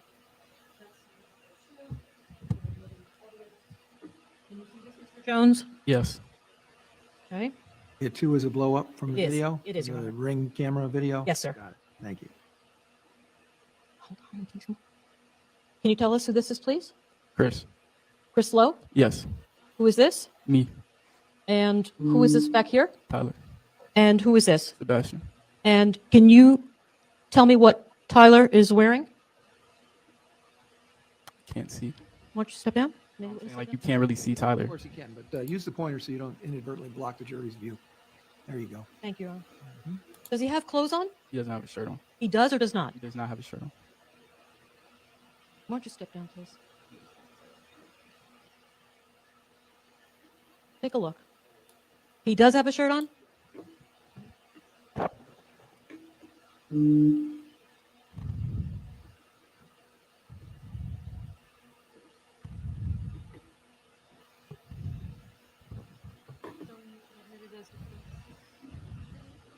There's also a video, the Ring video that was taken up the front porch. Who is this? Chris. And this? Sebastian. And who is this? Me. Okay. May the witness step down, Your Honor? Yes, ma'am. Ricky Watson gifted a membership. Do you have any trouble with your vision? Welcome, Susan B. Is okay? Welcome to the jury. Thank you, Ricky. You sure? Can you tell the jurors what this item is in Chris Lowe's front rum pocket? His phone. You're 100% sure. Okay, how do you know that? So he had his phone and you saw him, or he told you that he's putting it in his right front pocket? He told you that. I think I'm in trouble. Well, then maybe you need to move that over there. And then that way you can use the microphone, one of them, 3 microphones on the podium. And Mr. Jones can use the handheld. Oh, wait a minute, maybe we got it better. Thank you, Ricky Watson. And right Welcome, here- Christy Busby. You have a membership. That's incorrect. Yes. And there is a very large, what appears to be a fairly large item in his right front pocket that has a pointy front. Do you see that? Tip. See that pointy tip? I'm not sure, but you're telling me, so yes. No. I don't want you just to agree with me. But tell me, does that tip on that item appear to be pointy to you? Or am I imagining that? It's really subjective. I'm not sure. How would you characterize the tip of that item? Looks like it's something in his pocket. I'm not really sure. Would you represent to the jury that that tip of that item is square and flush, or does it appear to be a tip? It looks like a corner. Okay. With respect to the item in Chris Lowe's front right pocket. Yes. Okay. There also appears to be a bit of a tip, but less of a tip, and a long line or edge on the right. Do you see that? Yes. Right. Just wait there for a moment. Of course.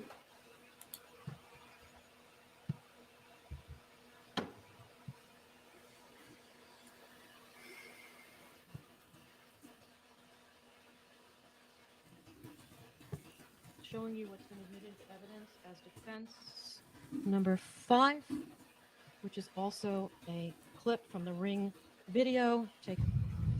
So it's another still image, and they're 1 through 5? Yes, sir. Okay, all 3, 1 through 5 are admitted without objection. They're all stills from the ring camera video.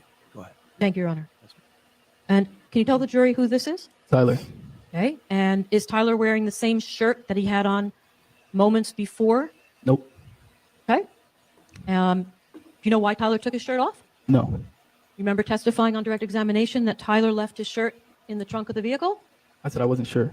Okay. We can have some. He is not liking this line of questioning at all. I think sister is up next, I believe.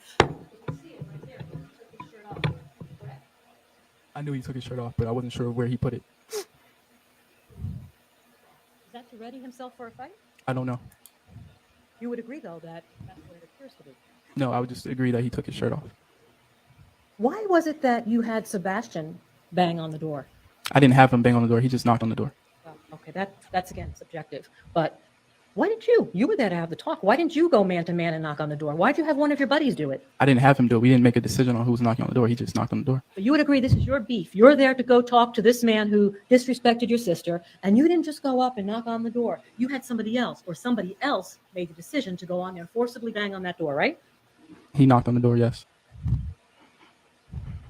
He does not like this. You didn't break Travis's windshield that night, right? On his vehicle?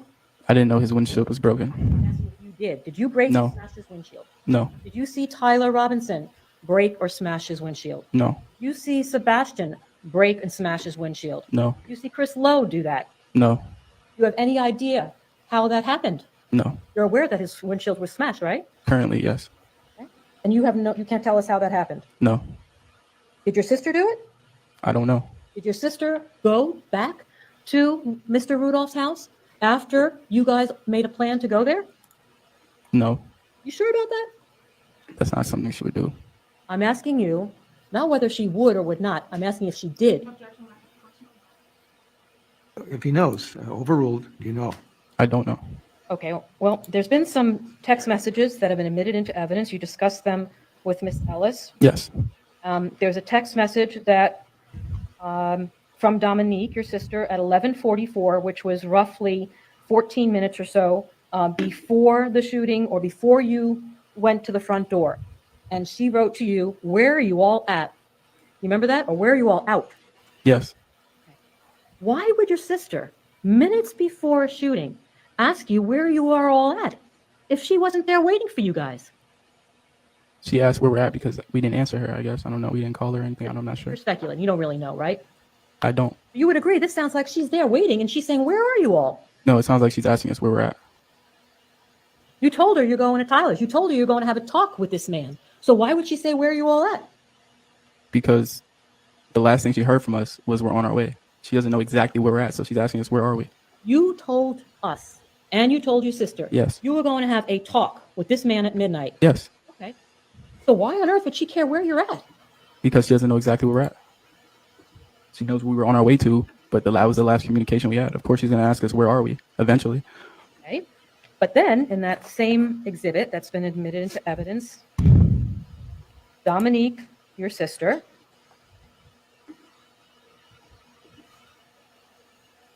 sent a text. Well, let me backtrack. There was a text between you, Sebastian, Tyler, and Dominique. It was a group text. And so was that last one, that one where are you all at, that your sister texted you guys? That was a group text that she sent to you, Sebastian, Tyler. Is that Yes. correct? Yes. So she knew you were all together. Yes. And you then wrote back, or was it you? I don't know if that, I believe it was Tyler. We're on our way. Is that correct? We wrote that back to what? You just said something about, you said you're on your way. You remember that? Yes. Okay. And then Dominique sent another text at 12:33, so this would have been after the shooting, with a question mark. And then another text to the same group at 12:58, a few minutes before 1 o'clock in the morning, so roughly an hour after the shooting, with one simple word, call. Right? Yes. Why would your sister be following your every movement and keeping track. If you just went over to go talk to him. Because she knows my intentions, but she's not aware of Travis's intentions.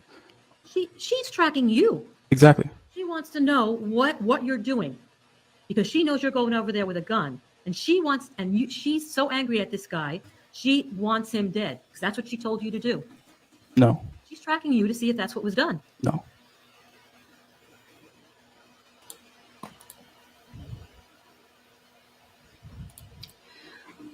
Where I'm at, it's 4:03, but I'm in the Panhandle. They're in the main part of Florida, so it's 5 o'clock there. But we're a little bit behind because Sebastian, we prior to started this incident, was not friends with Mr. Rudolph. Is that correct? Because we had our other trial. No. Chris Lowe wasn't friends with Mr. Rudolph, right? No. Tyler wasn't friends with Mr. Rudolph. No. They didn't have a relationship, right? Not really a direct relationship, but no. They didn't hang out with one another. I mean, they met him before. They were there when we went to the gun show. So. But other than that, they didn't really know each other like that, right? No.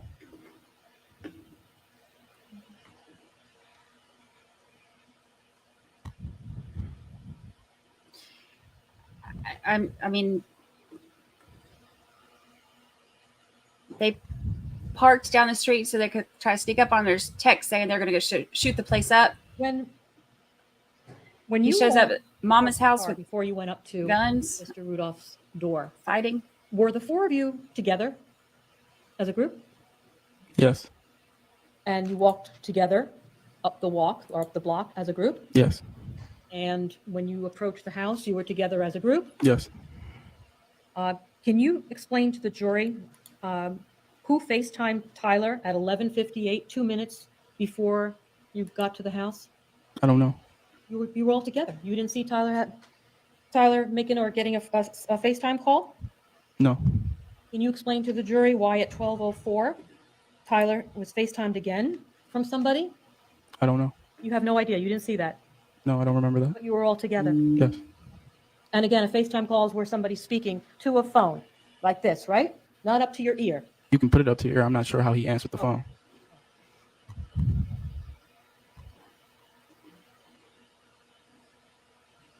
How was Tyler getting FaceTime calls?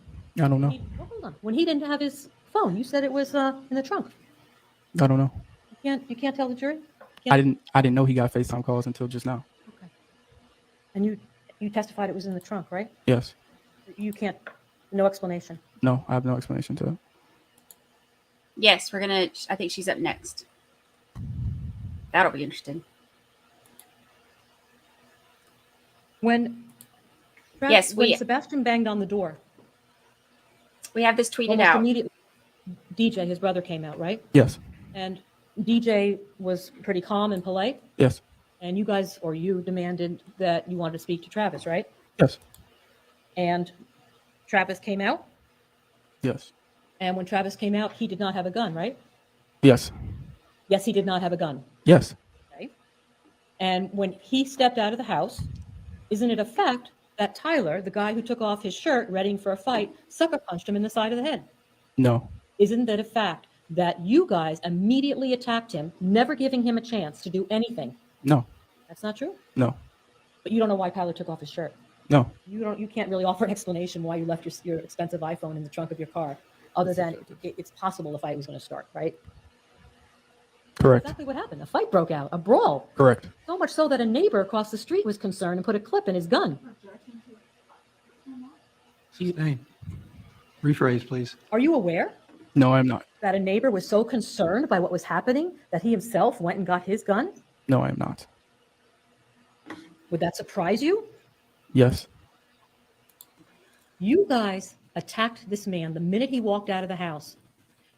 After Tyler punched him in the side of the head, all four of you jumped on him. Isn't that true? No. Isn't it a fact that Tyler cornered him after he stepped away out of the camera's view and pulled his gun on Mr. Rudolph? No. How would you know if you were over here fighting with DJ? I wasn't fighting with DJ. Okay, so who are you fighting? Travis. So you were the only one fighting Travis? I told you at the beginning of the fight, that's when I got slammed by Travis. Okay. And then you've also testified that at some point all of you were fighting, right?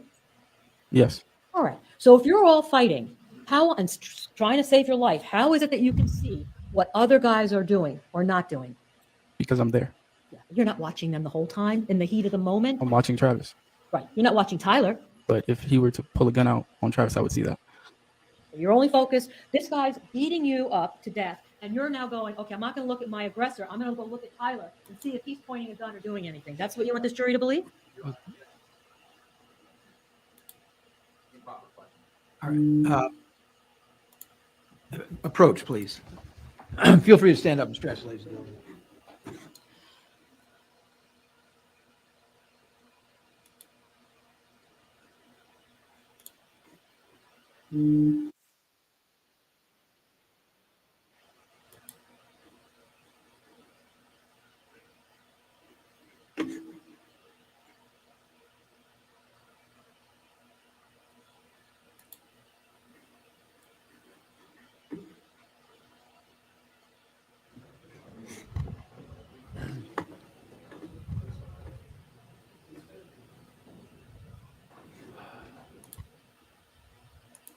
May I proceed, Your Honor? Yes, please.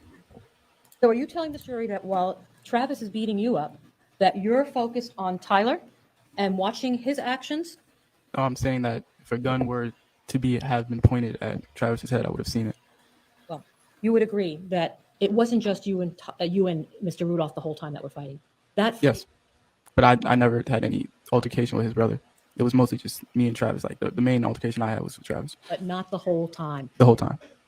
There were other times where there were other groups that had broken off and people were fighting. You're telling this jury that the whole time you were only fighting one individual? And Me personally, yes, I never fought DJ. Fought I never fought his brother. So again, while you were fighting with Mr. Rudolph, it's your testimony that you had the wherewithal then to focus on what another one of your brothers was doing? If a gun were to have been pointed at his head, I would have seen it, yes. Wasn't it a fact that's exactly what happened? That he took out his gun and he pointed it at Mr. Rudolph's head? No. You would agree, though, that there was a time where Tyler was off to the side near a palm tree and was fighting Mr. Rudolph. Do you remember that? I'm not sure. And you certainly remember when now that Mr. Rudolph ran into his house to get his gun, right? Yes. And isn't it a fact that the only reason he did that was because Mr. Robinson had pointed a gun to his head? No.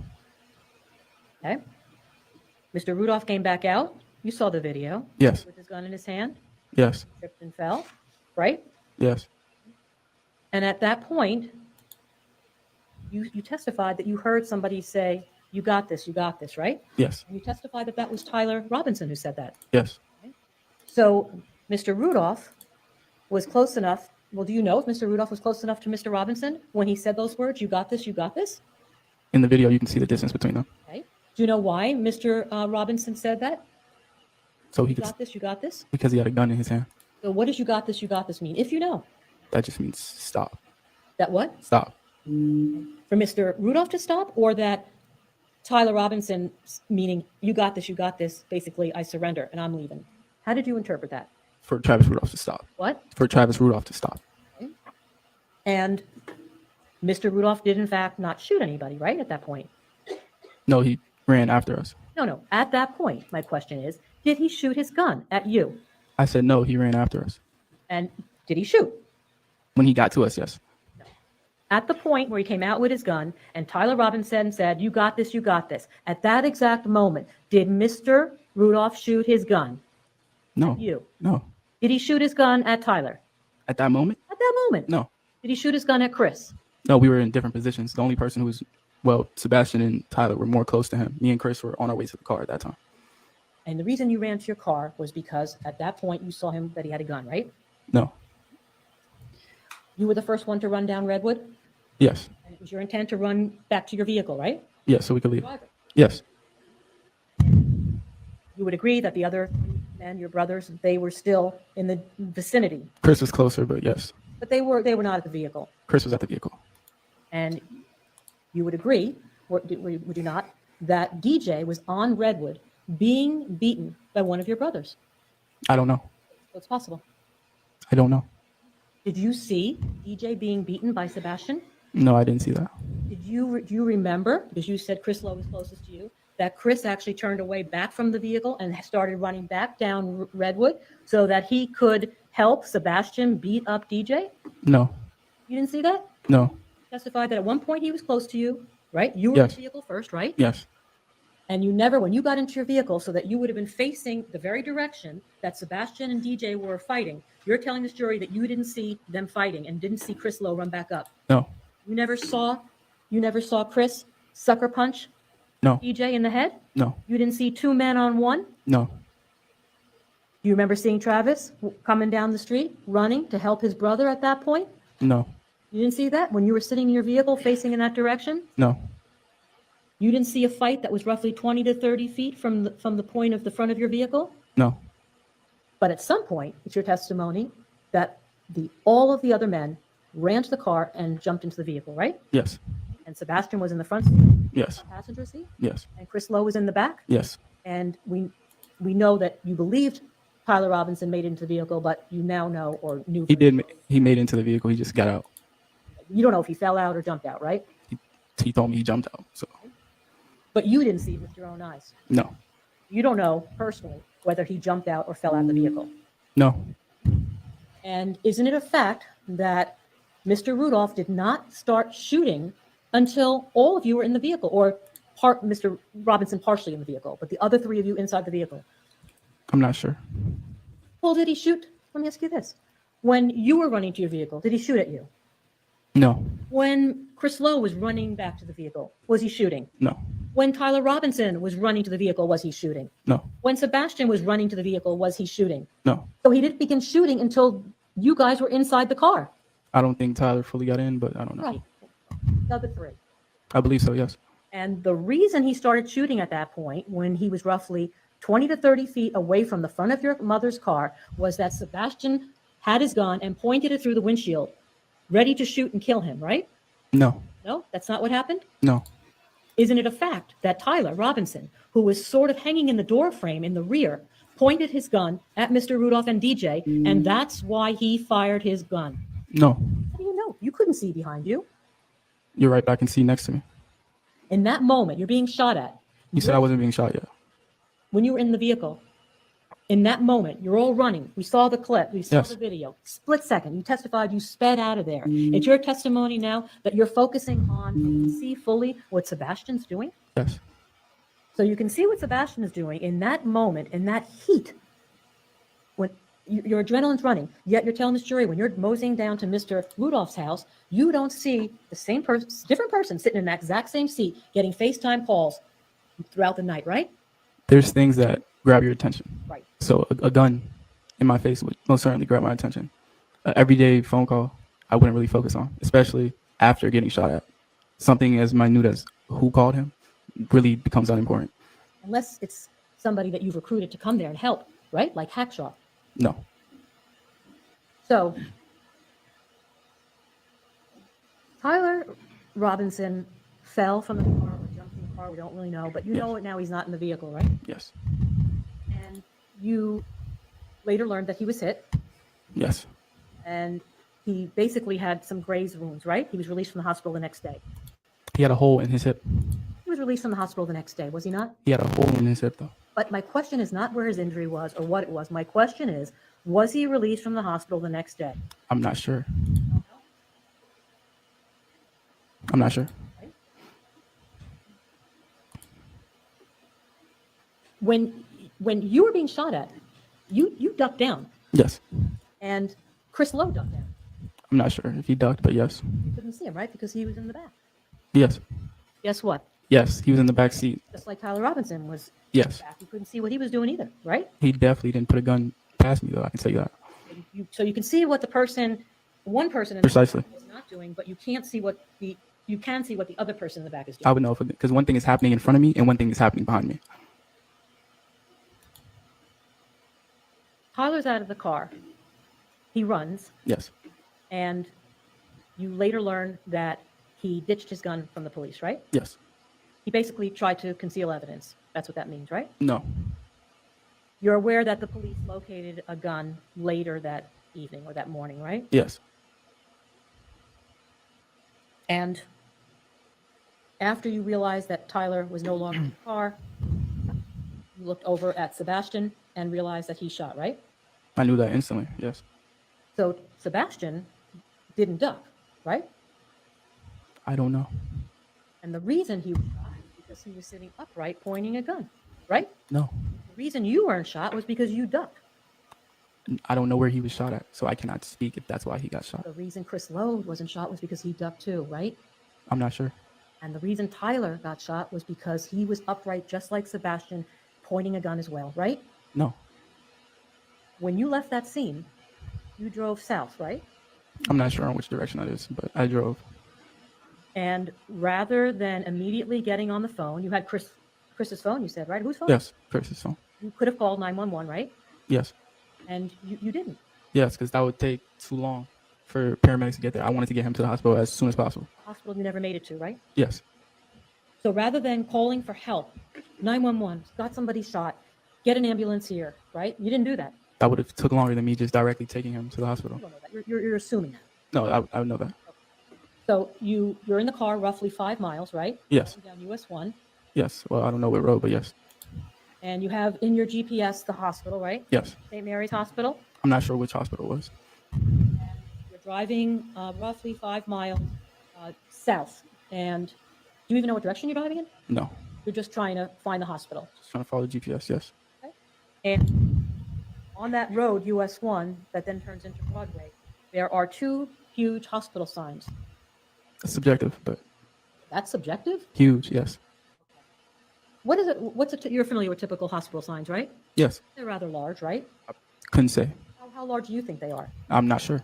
Well, tell the truth. I am unsure of the size of a hospital sign. How would you characterize a hospital sign? The same as the sign with an H on it. Okay.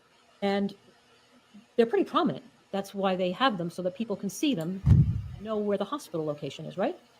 I believe so, yes. And you passed 2 of those large signs, and then you passed the hospital, right? I'm unaware of that. Well, the hospital was 5 miles back from 40th and 4 or 5 blocks back from 40th and Broadway. Are you aware of that? So how did I pass it? You have to tell me. Tell No, me. are you telling me I drove past it? So it was on either one of my left or right sides, and I just didn't see it. I don't know. You had the GPS on. It was. But you just told me I drove past it. It was on 45th, St. Mary's. You went. That's not. I didn't drive past it. I took a right when I got out. When you landed in the automobile, the abandoned shop. Yes, You precisely. could have made a right heading west to go to St. Mary's, and you didn't on 45th. You passed. I didn't. But how could I pass it if it's not directly on my left or right side? You're saying I passed it like Playing it's. with words. I'm not playing with words. You're telling me I passed it when it wasn't on my left or my right side. Let's break. If I can't see it, how did I pass it? All right, wait for the. Oh, Of course. he's getting You end up in an abandoned shop. mad. Yes. Dark. Right. Yes. Still didn't call 911. No, When you first arrived there, you did not call 911. I called 911 as soon as we got there. As soon as you got there, Yes. were you inside the car or outside the car when you? I'm not sure. You remember seeing Officer Panagua, first officer that was in the vicinity, who came up to you guys, pulled up? The one I flagged down? Well, did you flag him down? Let me ask it that way. Yes, you can hear it in the 911 call. Well, you're assuming that that's Officer Panagua. Because you're telling me that I spoke with him, so that's the only officer I remember speaking with. There were multiple officers there. You're assuming that the person on that, Sustained. you're assuming, are you not, that the officer on that 911 call is Officer Panagua? You don't know No. that. I'm telling you that the only officer I interacted with was the first officer I seen and flagged down during the call. So it's your testimony that you flagged down Officer Panagua. I don't know who Officer Panagua is. And when the did you flag you so your testimony is that you while you were on the phone with 911 you did flag down a officer but you Yes. don't know who it is, Yes, precisely.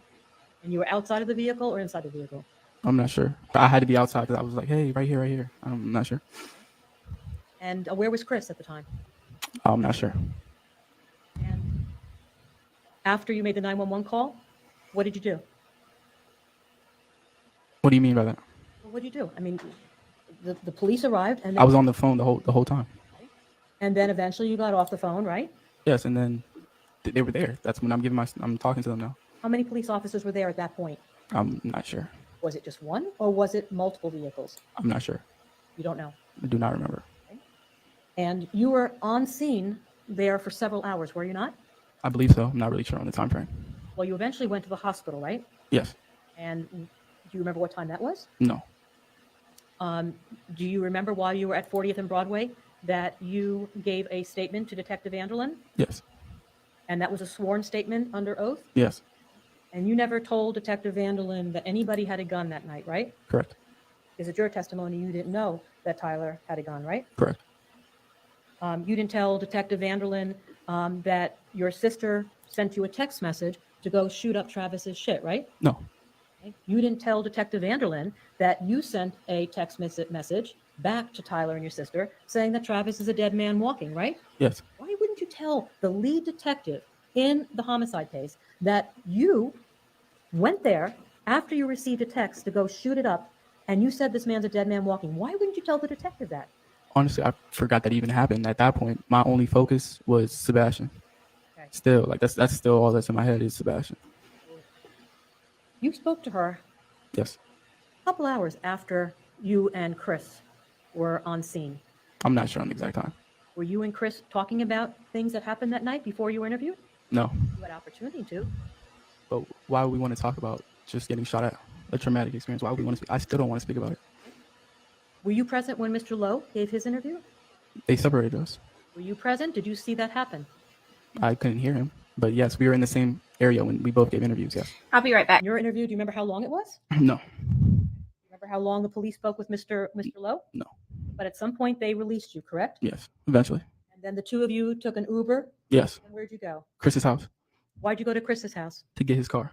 Okay. And did you in fact get his car? Yes. Did you ever find out how Mr. Lowe got to Tyler's house that evening, if his car was back at his own house? No. So would that suggest that somebody picked him up? Do you know? Did you ever find out how he got there? I don't know. And after you got into his car, you went to St. Mary's Hospital, correct? Yes. But before you arrived at the hospital, isn't it a fact that your sister and you guys had FaceTimed? I don't remember. Do you remember that the four of you, Dominique, Chris, and Tyler, while in Tyler's hospital room, had No, all we didn't. talked? You had No, all we didn't. FaceTimed. Tyler was in surgery. How could we possibly FaceTime? You were in what? Tyler was in surgery. How could he possibly FaceTime? So at no point did any of you FaceTime before Tyler was spoken to by the police. Is that your testimony? Literally, no. And you don't remember calling your sister and telling her what had happened that night? I never did. Okay, maybe I misunderstood, but I thought on direct examination you said that you had spoken to your sister. Yes, I had spoken to my sister and just telling her we got shot. I didn't explain to her in any detail of what happened. You did speak with your sister, Yes. and that was by FaceTime? No, I think it was a phone call. It was on Chris's phone. I don't remember. Okay, but it's possible it was FaceTime? You don't recall? I think it was a phone call. You're not 100% sure, right? I think it was a phone call. Were you present when your sister gave her sworn statement to Detective Ema? No, I don't even know who Detective Ema is. Were you present when your sister gave a statement to any law enforcement officer? No, Do you know where your sister gave that statement? no, But you were not with her. no. How did you leave the hospital? Was it just you and Chris, or was it you, Chris, and Dominique? Just me and Chris. How did Dominique get to the hospital? Do you know? I don't know. But she did in fact show up, right? Yes, And how did Dominique get home? Do you know? I don't know. Where'd you go after? To Chris's house. Why didn't you go back to your home? I don't know. So you went back to Chris's house, Yes, and again, you didn't have enough concern about your sister who had been beaten to go back to your own home to help your sister, right? Sebastian had just got shot. Okay. Tyler had just got shot. So instead, you go to your friend's house, not back home to be with your sister. I literally had no idea what I was doing at that point in time. You have a clear memory of what happened that night, Yes, despite all of the adrenaline and excitement and being shot at and everything else? yes, Sure about that. yes.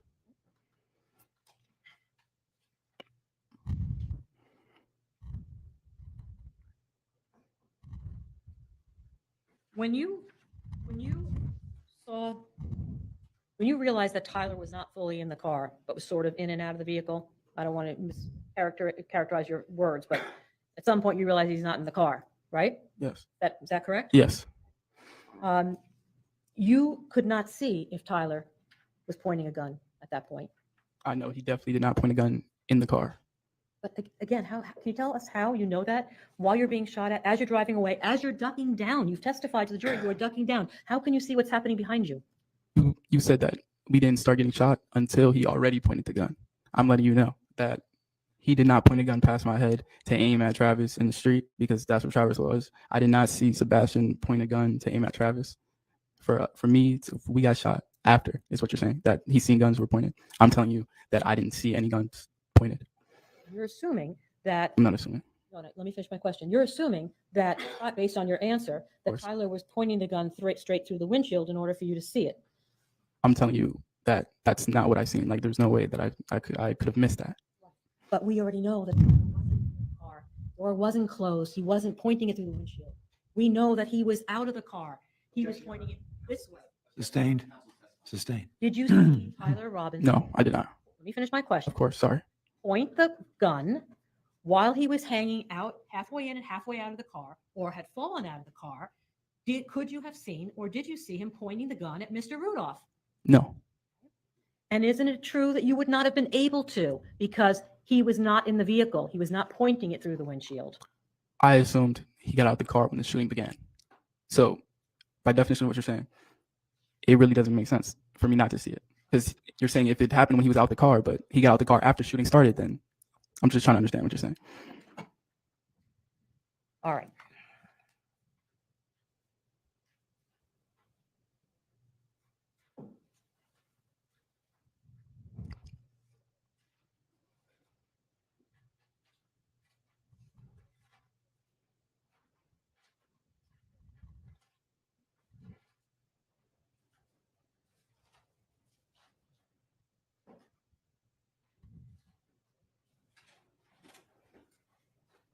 Isn't it true that to this very day, the police have never checked if the gun that you owned at the time of the shooting, that Glock 9mm, is in fact the very gun that is currently in your possession? No, but they can. That's not my question. My question. No, I answered no. They've never done that, right? No. So there's no way that law enforcement knows definitively whether the Glock you possess today is in fact the same Glock that you possessed back then, right? No. Isn't it a fact that before law enforcement got to the location of 40th and Broadway, that you and Chris Lowe removed a gun from Sebastian's hand? No. Can you saw Sebastian, obviously, right? Yes. Okay. Do you remember his hand being in a position like this, where it appeared that he was pointing a gun? No. So you're telling us you never touched his hand, right? Yes. Okay. There would have been no reason for you to? Yes. And you're telling this jury that you never, or you and Chris Lowe, never removed a firearm from Sebastian's hand? Yes, precisely. I'm sorry, I can't see your eyes. Yes. Okay. You didn't toss a gun? No. You didn't toss your own gun? No. Chris Lowe didn't toss a gun? No. Nobody tossed a gun except for Tyler, right? The No. one that was found by police. Yes.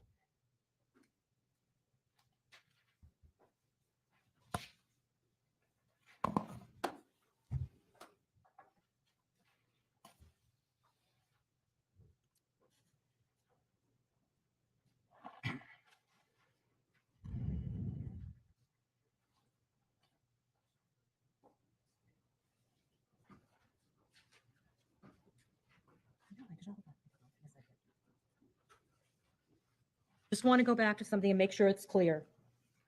At the time, isn't it true that the time that Tyler Robinson was pointing a gun? He was never. Sustained. You're going to have to rephrase that question. Okay.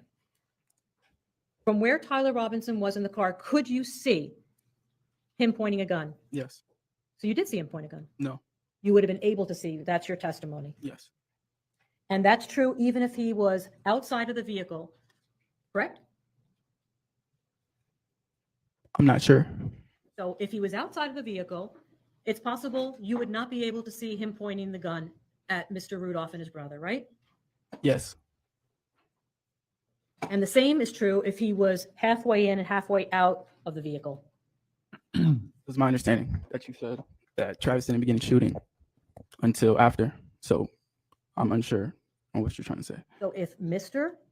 Robinson is halfway in, halfway out, falling out of the vehicle, isn't it true that there was no way that you could have seen him pointing the gun at Mr. Rudolph and his brother? Are you saying after we were getting shot? I'm asking at the point where he's hanging in and out of the vehicle, okay? You're focused on driving, speeding away, you're ducking down. Isn't it a fact that you could not have seen Mr. Robinson pointing his gun? While we're being shot? My question is, at the point that he's in and out of the vehicle. Yes. You could not see that. Yes. You could not see that Yes. before the shooting started. But you said he didn't start shooting until after. You could not know. You could not see Tyler Robinson pointing his gun while he was out of the vehicle or halfway in and out of the vehicle before the shooting started. You said Travis didn't start shooting at us until we got in the vehicle. After the guns were pointed. After There were no guns being pointed. I know that's your testimony. Yes, ma'am. You would agree that it would have been impossible for you to see that Tyler Robinson, while he was halfway in and out of the car, or after he jumped out of the car, according to you, before any shots were fired by Mr. Rudolph. What's the objection? All right, it is. All right, so rephrase the question, please. Sustained. Isn't it true that when Tyler Robinson, according to you, jumped out of the car, okay, before Mr. Rudolph fired a single shot, hold on, that it would have been impossible for you to see Tyler pointing a gun at Mr. Rudolph and his brother? Tyler did not get out the car before shots were fired. Mr. Rudolph didn't fire a single shot until Tyler and Sebastian pointed guns at him. Isn't that a fact? They did not point guns at him. Your testimony is that neither one of them pointed a gun. Yes. Even though it's impossible for you to see what Mr. Robinson was doing while he was outside of the car. That would have been after being shot. Before. But you said that Travis didn't start shooting until we. Before. But you just said that he didn't start shooting until we were all in the car. My question is, you weren't all in the car, right? You've That's what already you just- said that. We were in the car. So Tyler Robinson was in the car as well? In the car, door closed, you were all in the car? We were all in the car, and then he got out after shooting started. The door never closed. He never made it in the car. Sustained. Isn't it a fact that he never made it fully in the car? That is not a fact. You don't know because you were ducked down. Isn't that true? I'm not sure at what point I started ducking in relation to when he got out the car. You just testified a moment ago that Tyler didn't fully ever get into the car. You remember that? I'm unsure. Those were your words. Tyler didn't fully get into the car. I'm not sure. You don't remember just testifying to that a moment ago? I remember saying that I'm not sure if he got fully in or not, but I'm not sure. So if Tyler never fully got in the car, it would have been impossible for you to see him point his gun at Mr. Rudolph and DJ. Isn't that true? It just depends on which side he's on, because you can only be halfway in and halfway out. He's right-handed. He's not going to point a gun with his left hand. So What side was he on? my left, behind me. So he was behind you. Yes. Okay. And your position is that he's not fully in the car. He's on the street, and I'm not sure. You could not see him pointing his gun. I did not see him point a gun.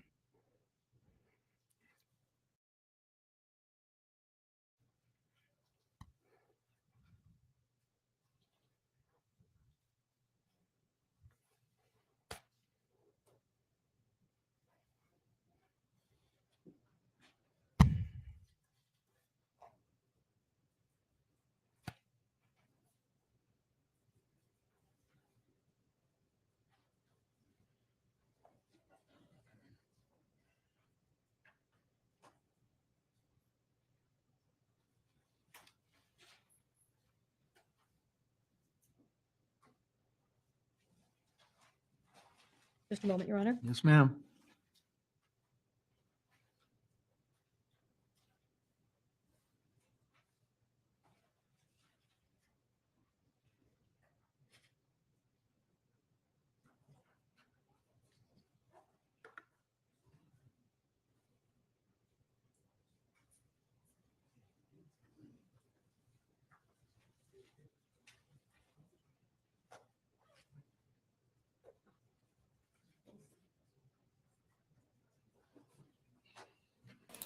I'm trying to figure out how to get a feed that's not choppy. The audio is fine, but I'm trying to get the video worked out. So I'm here, but y'all give me a minute.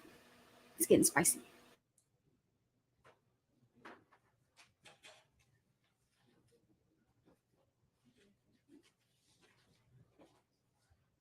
Just going back a few more questions with respect to Tyler in the vehicle.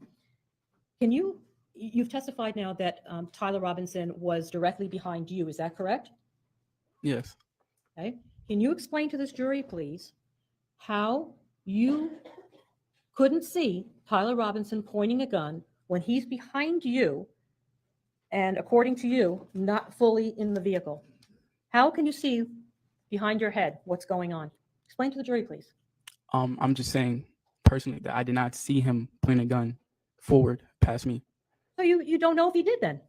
I know that I didn't see him point a gun. So it's possible he did. You don't have eyes in the back of your head, correct?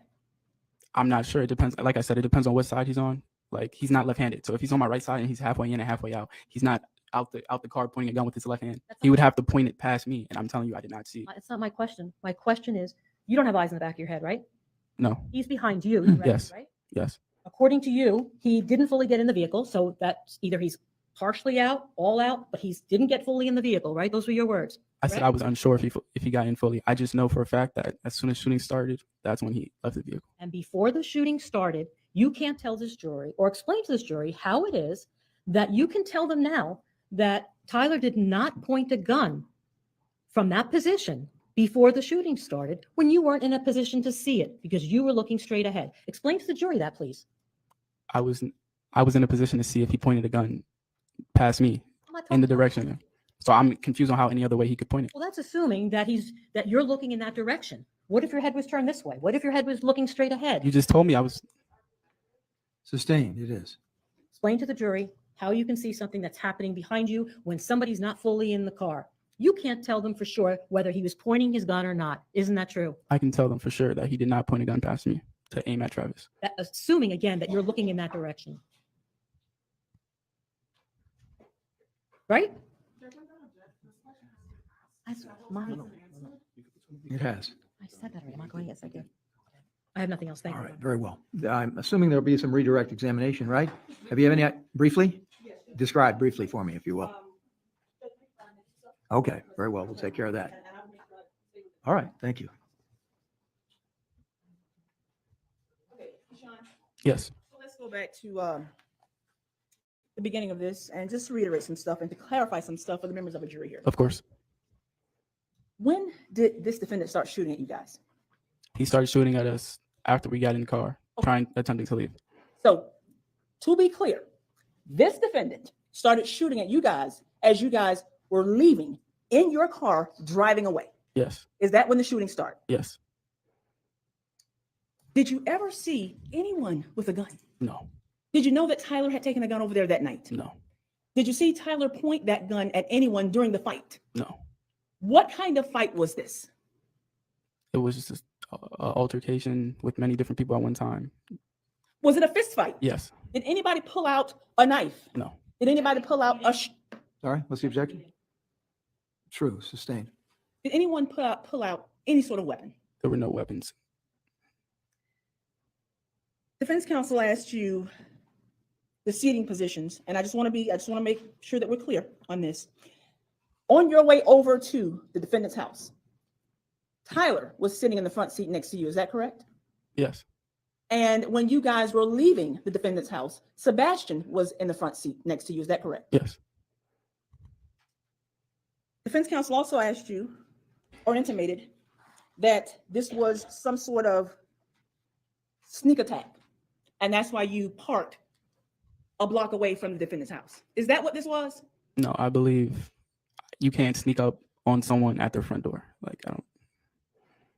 If you were trying to sneak up on this defendant and his family, would you guys have knocked on the door? No.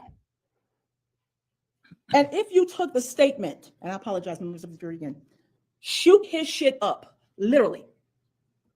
When you arrived at the defendant's house, wouldn't you just have started shooting? Yes. Would it have been necessary for you to... Sustained. Would you have knocked on his door? Sustained. Did you knock on his door? Yes. Did you shoot his shit up literally? No. If I took it literally, there would be no fight. There would be no knocking. There would be no talking. It would have just been literally that. If you had taken it literally, Yes. what would have happened? I would have arrived at his house and started shooting and left. And I don't want to belabor this, but I want to reiterate this. Did anyone ever pull out a gun during this fight? No. Did you have a gun on you? No. Did Sebastian pull out a gun at any point in time? Never. No. When you were driving away, did Sebastian have a gun? No. When you were driving away, did you see Chris with a gun? No. As you were driving away, did you know Tyler had taken a gun over there? No. Did you see Tyler with a gun when the fist fight was going on? No.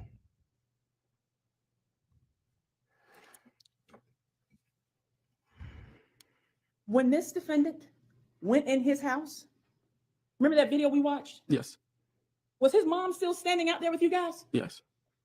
And she was standing right there with you, wasn't she? Yes. Was his brother still out there? Yes.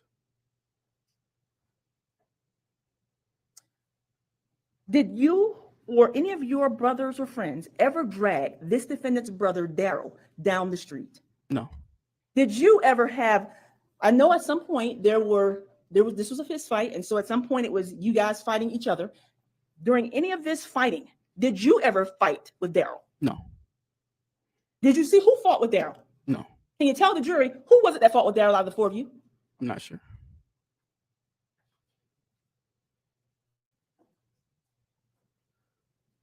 Did you consider Sebastian? I mean, you call him a brother. You've known him since middle school, is that right? Yes. Were you intentionally trying not to get Sebastian to a hospital? I really want to make it clear that Sebastian is really like one of the closest people to me in my life. There is no way possible. This is a person who is deeply ingrained into my life. Like I speak to him, I spoke to him every day. Even today, I wake up, there's a picture of Sebastian in my room. Like this is a person who I considered to be, I'm the closest with him. It is a narrative. So Simple answer, sustained. Heard. He said heard. Driven past 2 hospitals No. in order to dump a gun, No. and Sebastian just dies. No. Dang, it was better for a second. Now we saw the pictures of that car. Were those windows on that car tinted? I believe so, yes. And when you heard the gunshots, when you heard this defendant firing all those shots, did you hear several shots? Were they just ripping one after one after one after one after one after one after They one? just kept going. And at some point during all this gunfire, Sebastian had a gun. He's your friend, right? He would, Do you think he would have fired back at him yes. at least one time? There would have been shots fired back, yes. Lastly, well, a question before that. The phone that we collected in this case, when you were asked to give us your phone, did you consent to us getting your phone? Yes. Did we have to get a search warrant to get your phone? No. And did you delete any text messages out of your phone? No. So once you arrived at that location where the car became inoperable, did you say, oh, you know what? Let me get rid of these doggone text messages. I mean, I need to get rid of this stuff. No. And sitting here today, Keyshawn, do you own the fact that in retrospect, it would have been prudent?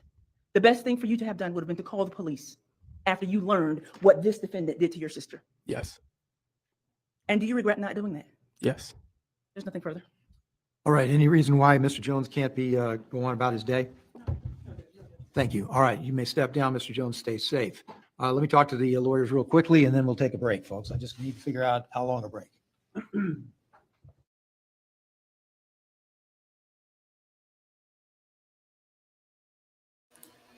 All right, hallelujah that she's standing in front of the microphone now. I have been trying to get feed that's not choppy. The audio seems to sound fine, but I cannot get non-choppy video right now.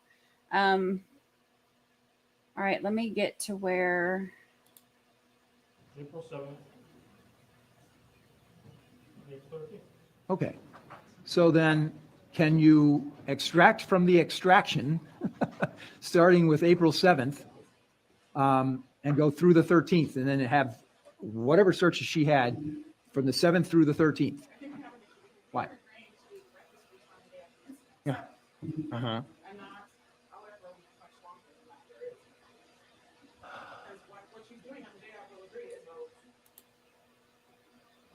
Okay, so let's see, the incident took place after midnight on the 6th into the 7th, right?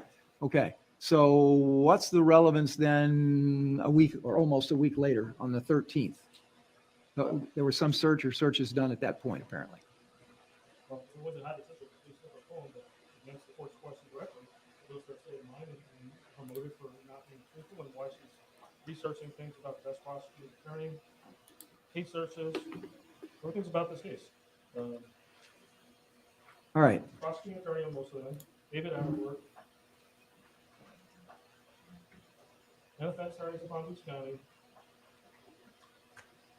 Multiple searches about that. I can go to her state of mind that she thought she was something illegal. I was looking for the attorney, actually. Well, that may be fair game for argument at some point, but not yet. All right. So the state's argument as to the lack of relevance is what? The state agrees that the searches on the date of this incident are absolutely relevant, potentially. Mhm. But any searches that you made after those days, I don't understand how those would be particularly relevant All right. to the issue. All right, I disagree. Over the state's objection, then I'm going to allow her searches from starting on the 7th, because the incident took place like minutes, literally quite just a few minutes into the 7th, through the 13th. So any searches, so then we're back to my original sort of logistics question.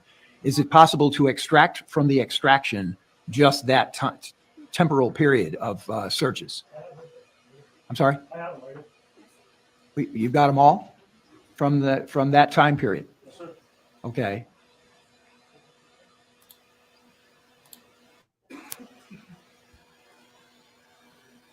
But I think the state was also arguing they want the whole objection. Well, they were, but I'm, say again? Oh, okay, thank you.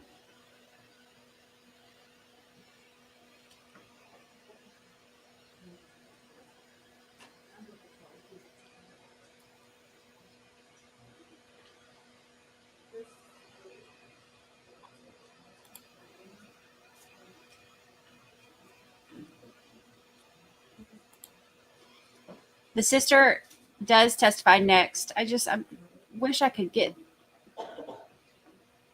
it to where, I mean, I guess better the video choppy than the attorney standing away from the microphone. Judge, I am going to be objecting to some of these searches because they're not relevant. Okay, so here's what we'll do then. In the interest of time, because we've got this witness ready to go and it's 3:30 and I want to get the jury out of here by 5 tonight if I can. I'll allow you, I will rule on the specific search requests, I suppose, or orders, whatever what's the proper terminology for that? Well, no. Okay, so specific instances of searches, I'll rule on those individually after we're done with the jury. So don't touch on anything other than those which are not opposed to, okay? And I don't think, so identify them now so we know which ones are unobjected. We're just a little behind. It started today. We're behind because we were watching the other one. Hey, okay, fine. But I want to know which ones are unobjected to so there's no question.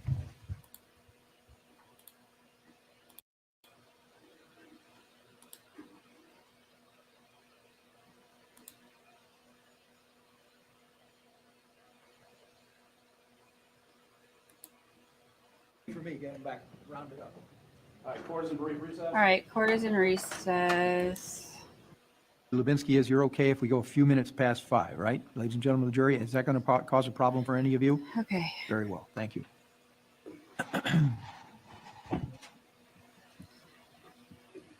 Yeah, we're behind and I'm running it at 1.25 so we can get caught up. Do you solemnly swear or affirm that the evidence you're about to give will be the truth, the whole truth, and nothing but the truth?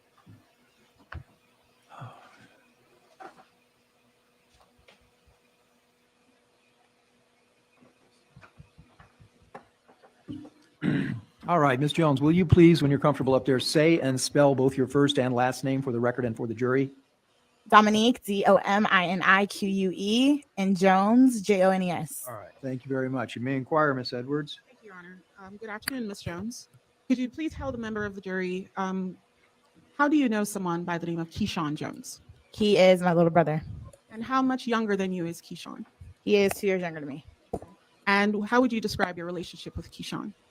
We're extremely close. We have 3 siblings. It's me, him, and an older brother, but me and him are the closest. Okay. And the older brother, did he live with you around the time that this happened back in 2021? No. So who was living in the home in Delray at the time? Me, Keyshawn, my mom, and her husband at the time. So tell us a little bit about your brother. Was he in school? Was he working around the time this happened in April of 2021? He's been a full-time student even up until now. He goes to the honors college at FEU. What about yourself? What did you do for employment back in April of 2021? I was a realtor. And do you still have that license? Till this day, I still do real estate. Okay.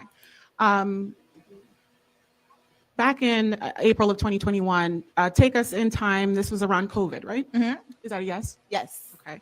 And did there come a point where you could no longer sort of go out every day and do realty work? Yeah, so I got my license in March, and then COVID kind of happened in April. So they closed the office when that happened. So I really wasn't working during the time. So you mean March of 2020? Correct. Okay.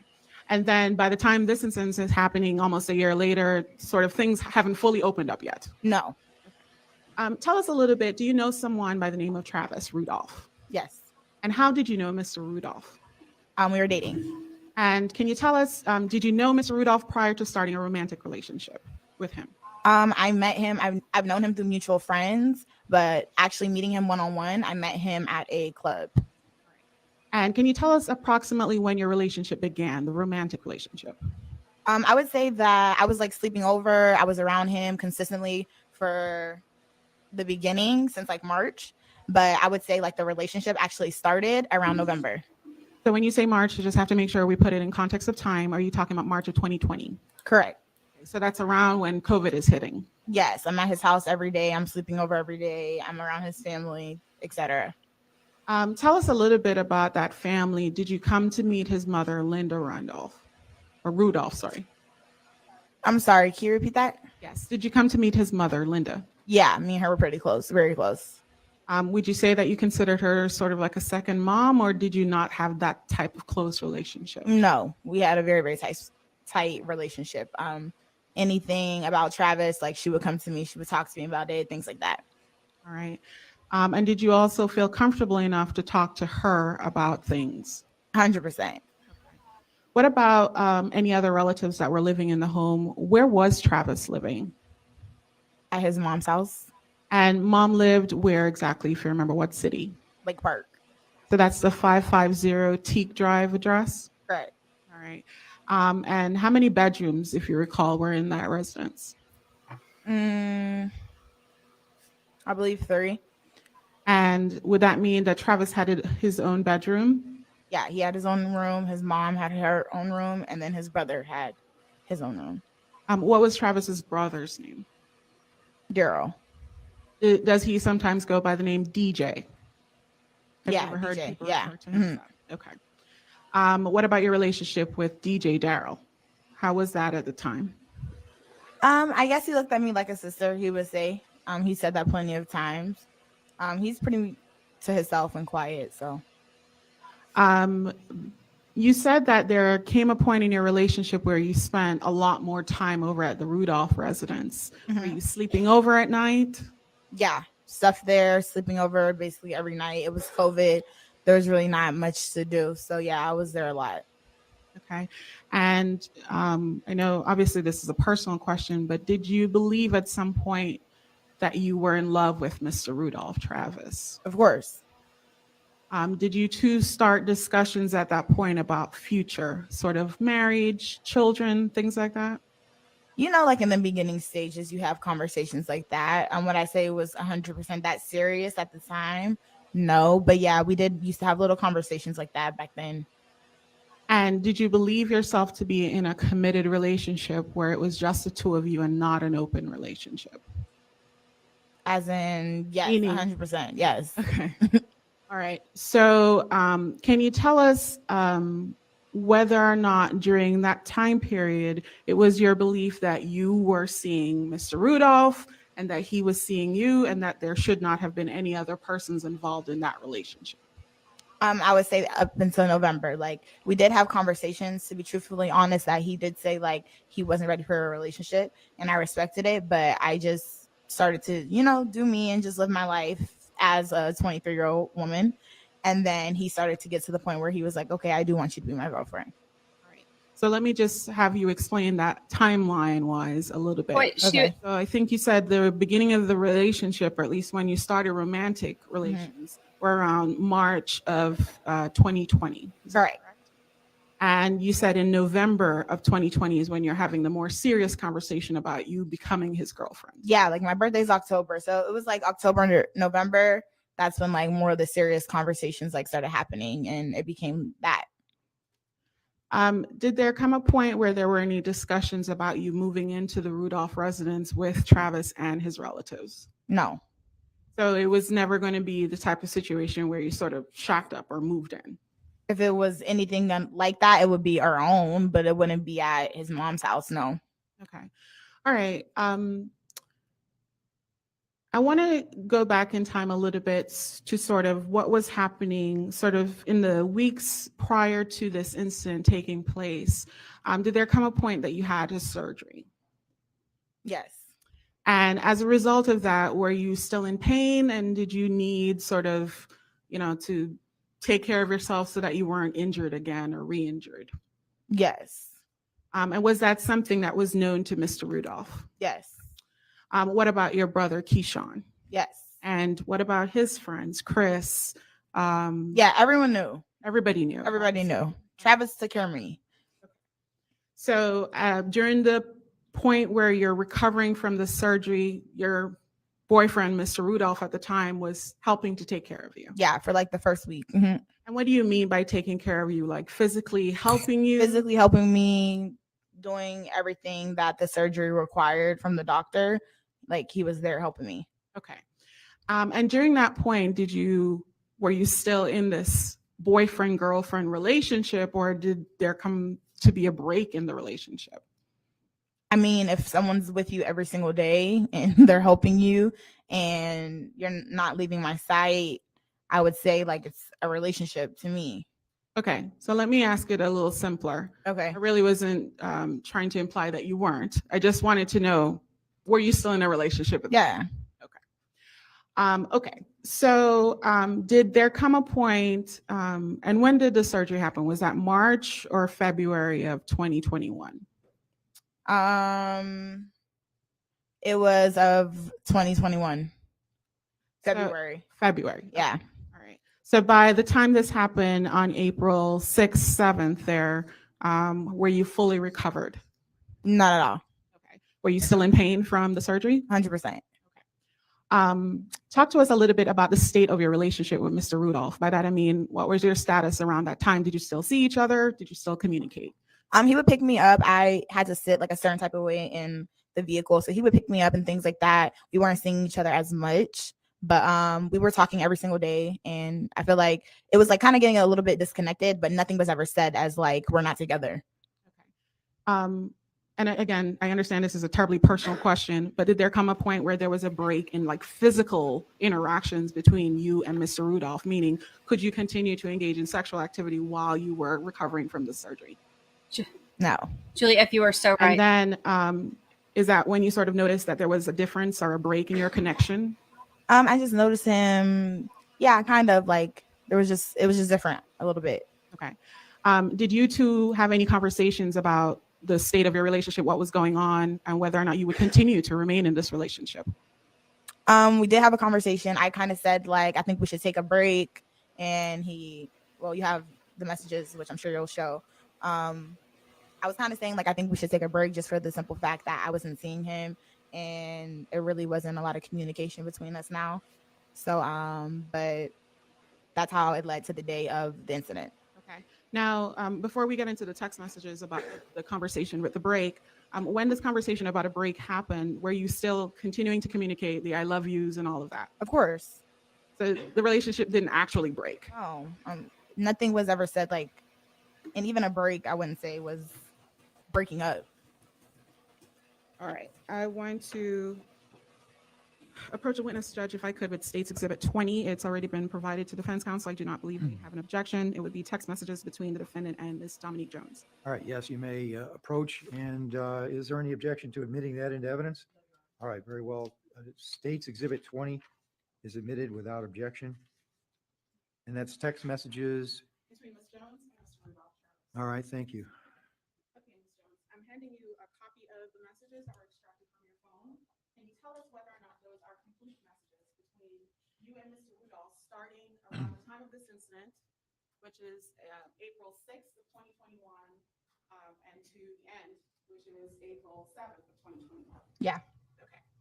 And does this accurately reflect sort of what was going on in the relationship and the communications you had via text messages about still loving each other and all the other things you just described for us in your testimony? Correct. Okay. Thank you. At this time, Judge, say would you request permission to publish? You may.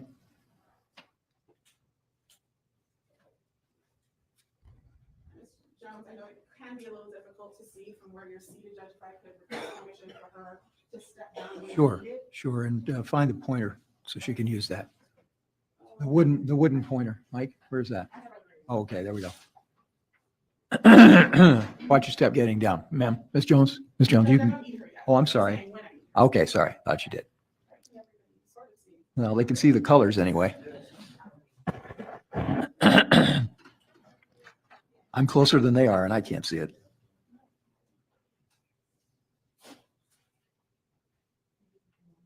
I'll try if you like. You want the lights down? Sure. All right,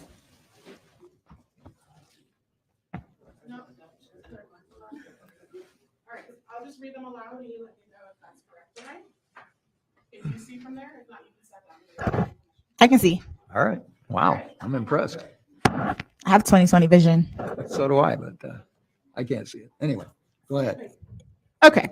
So the first message here in blue, can you tell us if that is a message from you or Mr. Rudolph? Travis. So that is Mr. Rudolph. He will be represented in the blue messaging as we continue. Is that correct? Correct. All right. So Mr. Rudolph writes you on, according to this, April 6, 2021 at about 12:15 a.m. saying, "I'm sorry." Yes. What was going on there? Just basically, I was just telling him I felt like the relationship has been like, you're not coming to see me. You know, I have surgery. You're in Miami every weekend. Just like, you know, girlfriend relationship things. Like I just was feeling a certain type of way. And he responded and he said, "I'm sorry." Okay. And that conversation that you're talking about was over the phone. It was a phone conversation, right? Prior to the "I'm sorry." I'm going to be honest. I don't remember if we talked on the phone or if there was more messages, but that was what that was from. All right. And then you respond, is that you in green there saying, "Okay, Travis." Correct. And then his response, "I'm not going to argue with you and what you wrote me. I agree with that. If you need a break, I'll give you that. Because," spelled B-U-C-Z, which I assume is just because, shorthand. Is that correct? Correct. Lately, all we have been doing is disagreeing with other. Do you remember that being the response? Correct. That's when I told him I think we should take a break. Okay. And then, of course, you said, "I agree as well." Okay. Perfect. Okay.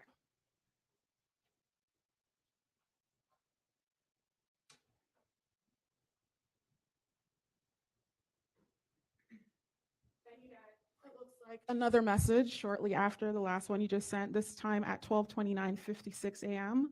And is that a message again in blue from Mr. Rudolph? Yes. And that's the "I love you." Correct. And you also respond in kind, "I love you too," correct? Correct. All right. Next message from Mr. Rudolph is "you're going to need." Do you know what that's about? You're going to need? Question mark. You're going to bed. The second message is where he clarifies a need for bed. Okay, got it. So need was an incorrect word and he meant bed, meaning are you going to bed? Correct. Okay.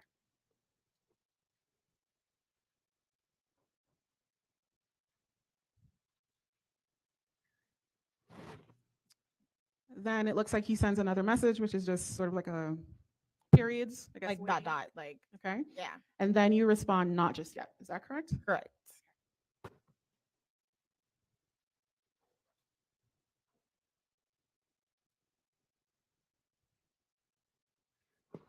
So just to clarify, this is still early morning hours of the 6th, the day this incident started. Mm-hmm. Is that a yes? Yes. Okay. So then the next message you get from Mr. Rudolph is, "Okay, WYD." What does that mean? What are you doing? All right. And you respond, "I'm watching Netflix." Correct. Okay. And then another message from Mr. Rudolph, "I'm about to lay down." Okay. And then you respond, "Okay, well, we'll talk." Yes. Okay.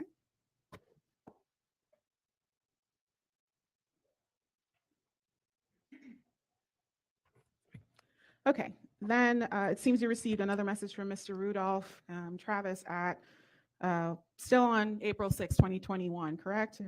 Yes. All right, this time around 12:29 a.m. And he's asking you, are you busy tomorrow? Are you busy tomorrow? Question mark. Correct. And your response, I'm getting a massage at noon. That's all I have planned so far. Correct.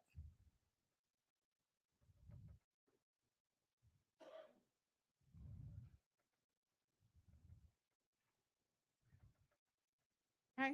Then the next message from Mr. Rudolph. Okay, I was planning on going home tomorrow after I get done working out. Was trying to see if I could maybe spend some time with you. Do you recall that? Yes. And then your response, okay, that's fine. Mm-hmm. Is that a yes? Yes. Okay. Sorry. No, it's okay. We'll remind you. All right. So then the next message from Mr. Rudolph is, okay, I'll call you tomorrow. Mm-hmm. And then good night. Is that correct? Yes. Correct. Okay.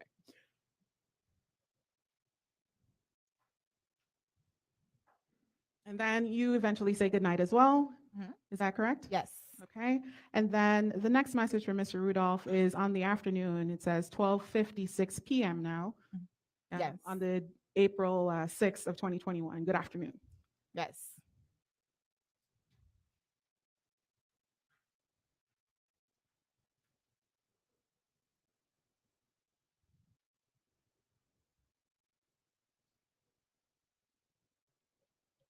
Okay. And you respond to Mr. Rudolph's request about good afternoon with another good afternoon of your own. Yes. And then Mr. Rudolph types WYD. What is that? What are you doing? Okay. And you respond, just left my massage, WBU. What's that mean? What about you? Okay. And then Mr. Rudolph responds, just got back to 4 spot from working out. Did you understand what that message meant at the time? Yes. Okay. And what did you understand it to mean? 4 is his best friend. Okay. So you understood that he had gotten back from being with his friend. In Miami, yeah. Okay.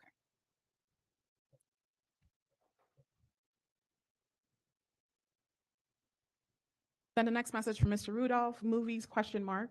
What did you interpret that to mean at the time? Do I want to go to the movie since the previous message said that? Okay. And okay, what you want to see is your response. Correct. Okay. And his response, I'm not sure yet. You know, any good movies out? Question mark. Correct. And then your response, I don't know. Lol. They said Godzilla.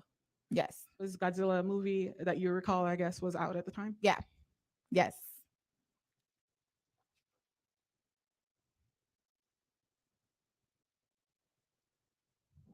You respond, honestly, I don't want to watch that. Is that correct? Yes. Okay. And he responds, me either. And I want to see something intriguing. Is that correct? Yes. Okay. And you respond, where are you going to pick me up? Or did you want me to drive? What did that mean? Because I had surgery, so it was hard for me to drive. So he would pick me up sometimes. Okay.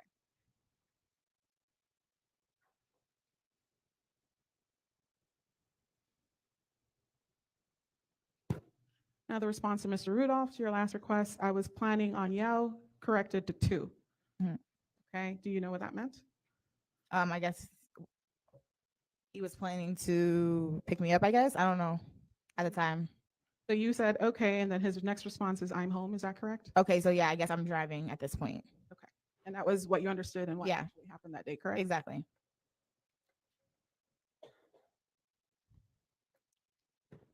So you then ask, okay, so what's up? And he responds, you were supposed to call me when you leave the mall. Is that correct? Yes.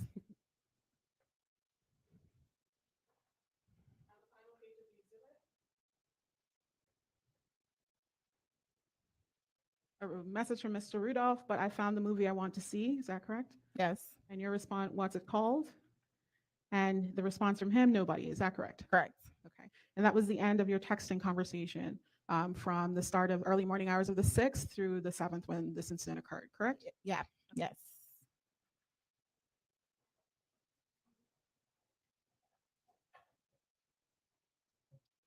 So far we've talked about your relationship with Mr. Rudolph and with Mr. Rudolph's mother and his brother, Daryl. Mm-hmm. Did Mr. Rudolph have any other siblings that you were aware of? Yes. And who was that? Tyranny. And is that a person, female or male? Female. So that's a sister then. Mm-hmm. Is that a yes? Yes. And how would you describe the relationship with Tierney? Me and Tierney were really close. Like if I had any issues with Travis, I would call her and talk to her about it and things like that. And was it the kind of relationship where you would expect to get good advice from Tierney? Yes. Okay. Did there ever come a point that you attended any family gatherings with the Rudolph family?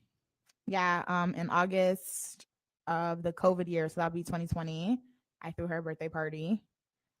Christmas, my mother and I attended the Christmas party. And then February of the year that this occurred, 2021, we went to his sister's wedding. My mom, my little brother, and me. Okay. So Tyranny got married earlier in the year of 2021. Correct. We were all present for that event. Correct. Is it fair to say that at that time you felt that you and the Rudolphs were a family? I mean, I'm not inviting someone to my wedding if I'm not in a relationship with them or a family. Right. But how did you feel about it? Yes, 100%. And did you believe at that point that you were in good standing with all of them? Meaning, let's start first with mom, Linda Rudolph. Do you believe you had a good relationship at the point prior to this incident happening? Yeah, me and her were the closest, 100%. Okay. What about with Tyranny, the sister? Of course, yeah. And Daryl? Yeah, me and Daryl were very distant. We didn't really have a relationship like that. It was just more of a hi bye, hey sis, things like that. So you said Daryl sort of kept mostly to himself. Is that why? Yeah, he kind of was to himself. Like, but when he would come out, he would speak, he would say hi, and we would have conversations. Okay. And were you familiar with the fact that the Rudolph residence had surveillance videos on and inside the residence? Correct. And did you know about the fact that there was a Ring camera that was at the door? Correct. And at this time, Judge State would be entering into evidence. States 32, it's the entirety of the Ring video from April 6, 2021, when Ms. Jones arrived, to April 7, 2021. I believe that's without objection. All right, and you said that's 32? Yes, Judge. Okay, States Exhibit 32, the Ring camera recording earlier in the evening is admitted without objection. So Judge, just so you have the record clear, it is starting on April 6, 2021, when Ms. Jones arrived, and then goes throughout the day into April 7, 2021, when the police are there. All right, thank you. Okay. So Ms. Jones, did you eventually make your way to Mr. Rudolph's residence on April 6, 2021? Yes. And what was the intention when you went over there? What was the purpose of meeting up? I just missed him. I haven't seen him in a while. It's been a month, and that's basically what it was. Okay. And was it still your intention that you two would be going to the movies that night? Yeah. Okay.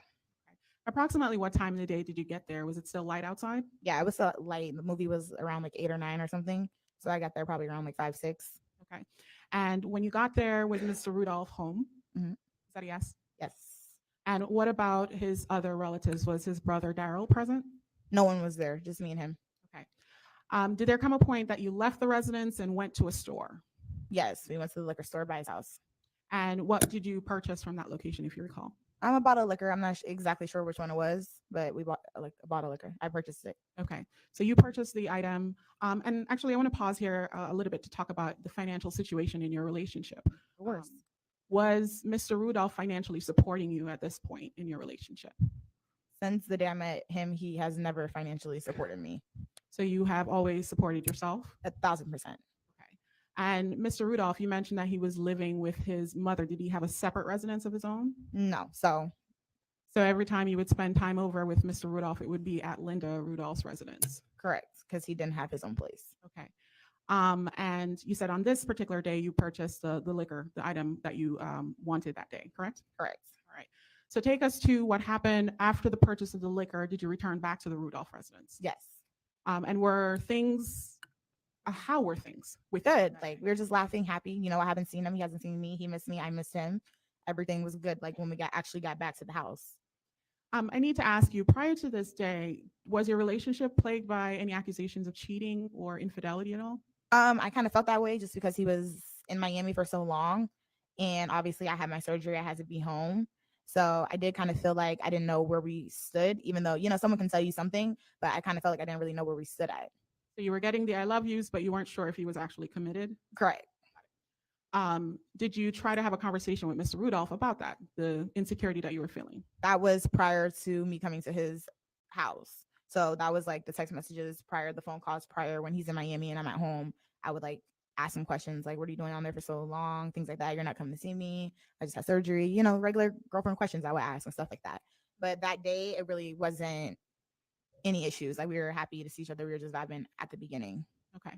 So after you come back from the liquor store, do you enter the residence? And if so, what do you do inside? Yeah. So we come into the residence and like, we like to play Uno, like we're competitive. So we started playing. Yeah, it's a game. It's a card game. Okay. So we're like, oh, let's play Uno for shots. So like basically whoever loses, they take the shot. So that's what we started to do. And that day, do you recall who was winning or losing? I was winning. Okay, so then Mr. Rudolph would have been the one taking the shots. Correct. I took a couple, but I was winning overall 100%. Okay. Did there come a point where Mr. Rudolph left the bedroom and left his cell phone behind? So at this point in time, we're in the living room playing Uno, and Daryl pulls up, his brother. So when he pulled up, his phone was on the couch, and he went outside. By him, you mean Travis's phone? Correct. And tell us a little bit about the relationship at that point. Was it the kind of situation where, actually, let me back up a little bit. Did Mr. Rudolph have a password to his cell phone? Yes. And was it the kind of relationship where he had shared that password with you? Months ago. So you did know his password? Correct. I had it in my notes. That's how I got his phone. Okay, so on the day of this incident, when you entered Mr. Rudolph's phone, that was as a result of this trust relationship where he had offered that password? Yes. A couple months prior to that, when I was feeling like, oh, I want to be in a relationship and things like that. And he's like, all right. And we started establishing like we were going to be in a relationship. He gave me the passcode to his phone. Okay. So on April 6th of 2021, when you entered the phone, it was with the password that you had already received. Correct. And up until that point, your belief is that you're in this committed relationship and you're happy with your man. Is that fair to say? Yeah, that's fair to say. Even if you go through ups and downs or you're uncertain, I still believe like we're together and, you know, things happen. But yeah, I'm still committed 100%. Why did you enter Mr. Rudolph's phone? Because I felt uncertainty for that whole month. I didn't see him. So it was your impression at that point that if he's not seeing you, he might be seeing someone else? Correct. Got it. When you entered Mr. Rudolph's phone with a passcode that he had provided you, did you see anything that caused you concern for your relationship? Yes. And what did you see? I seen stuff. I know you might not want to get into the details because obviously this is very personal, but did you see evidence of cheating? Yes. Are we talking about text messages, videos, other things? Everything. And how did that make you feel?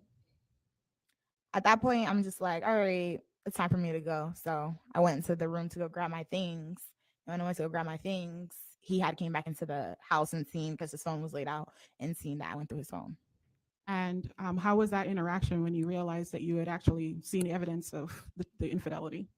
So after I seen that, I went into his room because I had like a bag that I had in his room. I picked up the bag and I started trying to walk out. And then he's like, no, you're not going anywhere. Like, we're going to talk about it. Fair to say at this point, Ms. Jones, that you were upset about the fact that your boyfriend was cheating. I was upset. But you guys have to understand, it's been a month that I haven't really seen him. It's been a month that like I kind of already had accusations in my head. So like I was upset, but I was more hurt, not like upset as in angry. It was just more hurt. Like, let me just leave. Like at this point, if this is what you want to do, I'm just going to go. Okay. So did you communicate that with Mr. Rudolph that you wanted to leave his residence? A million times. And what do you mean by that? I know a million is obviously an exaggeration, but were you repeatedly communicating that? I'm telling him I'm going home. Let me leave. Let me get my stuff. I'm going home. Why did you have to say it so many times? Because he's blocking me from the door. So at this point, you're in his bedroom? Correct. And he's standing at the doorway to exit the bedroom? At first, he wasn't standing at the doorway. He had put me like in the corner kind of, and he was standing in front of me. So I'm like telling him like, back up, I'm leaving. Like, and he's like, I want to talk. And I'm like, there's nothing to talk about. So then he got up, he moved out of my face.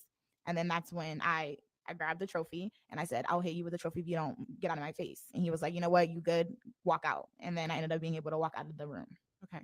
So when you grabbed the trophy, I assume that's something that belonged to Mr. Rudolph. Yes. Okay. And you picked it up in a sort of threatening way to try to get him out of your way. Is that what you're testifying? Correct. All right. Did you actually hit him with a trophy at that point? No, not hit him with a trophy at all. So essentially, when you armed yourself with the trophy and threatened, he gave in. He said you could leave. Yeah, he said to leave. Okay. So did you attempt to leave the residence at that point? Yeah, I was grabbing my stuff and I started walking out. And then that's when the name calling and the altercation started to occur. All right. So I know it's been some time since this happened, but as much as you can recall, what was being said by Mr. Rudolph? I know it's embarrassing, but no, just disrespectful things. It's just disrespectful. That's it. I'm just gonna leave it at that. He just said disrespectful things to me, got in my face, calling me the B word, and just being disrespectful. More of the story. So when you say disrespectful, was he comparing you to other women? It could be that, yes. Could it be that or not? The jury just sort of needs to know what's happening, right? Comparing me to other women, trying to lower my self-esteem because I just had surgery. And it was cosmetic, right? This wasn't like heart surgery. It was cosmetic. Yes, it was cosmetic surgery. And so he was picking on that fact that you had done cosmetic surgery? Correct. Okay. And you said he was calling you the B word. I assume the B word. Calling me a bitch, telling me get the fuck out. Your Honor, I'm sorry. I don't know if I'm allowed to curse or not. that's what he said, then yes. Okay, calling me a bitch, get the fuck out my house. Like, I don't fucking like you anyway. Like, just back to back to back to back to back. And at this point, I'm walking out, like going to the door, like leaving. I'm saying things too. I'm not gonna sit here and act like I didn't say anything back. I'm saying stuff back to him too. But the initial start of the whole argument was him. Okay. I assume that you were probably hurt by that. Is that fair to say? Yeah, I was hurt, 100%. Were you also becoming angry? I wasn't becoming angry until we got outside, and it started getting like a little bit more physical. That's when I started getting angry. I more so was just like, let me just get my stuff and leave. And whatever, if we're gonna call names, we're gonna call names or whatever. But like, I didn't really get that upset until we got outside and it started getting a little bit physical. So tell us about that physical interaction outside. What led to you going from inside, him cursing at you, you cursing back, to being outside? So my whole point after I seen his phone was to leave. So I'm walking out to leave. So it's not like just like have to leave his room, go through the living room, and then go through the walkway. So during this entire time, he's yelling, screaming in my face, calling me this, calling me that. So once we get outside, I'm going to be 100% honest. I can't remember exactly how everything went down. You guys have the footage, so I'm not sure exactly how everything played out. So did there come a point where it became physical to the point where you were physically hit by Mr. Rudolph or manhandled in some way? Correct. And can you tell us if as a result of that, you were put on the ground? Correct. Is that a yes? Yes. How did that make you feel? I was furious. Okay. And why? Because his brother's yelling, telling him to stop, chill. Like he sees how erratic and how crazy he's acting over literally me leaving the house. So yeah, I started getting furious and I started putting my hands back on him. So after being put on the ground by Mr. Rudolph, did there come a point, like you said, that you were physically hitting him back? Yeah. And were you hitting him back in response to things that he was saying? Not even things that he was saying. He was telling me to get my things out of his house. Like, he's like, get all that shit you bought, get it out of my house or whatever. So I'm trying to walk into the house, get my stuff, and he's like trying to block me. So I started hitting him, like, move, like, let me get my stuff so I can go home. And you can even hear his brother saying, like, let her get her stuff so she can leave, like telling me to leave at that point. All right. So I'm going to, with this court's permission, start publishing now States 32. All right. Y'all, I tried everything I could with the choppy stuff. At least the audio's not choppy, I guess, but we're getting close to the end of the day anyway.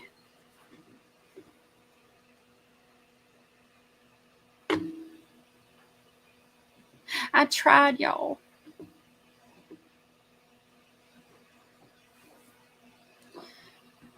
Not a fan of her.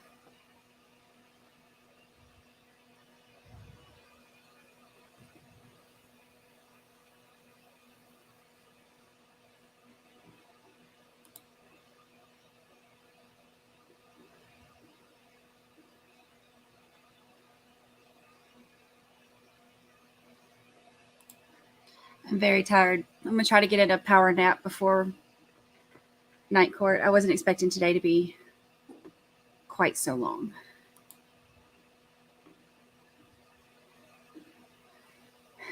I'll get a power nap and a Monster Energy drink.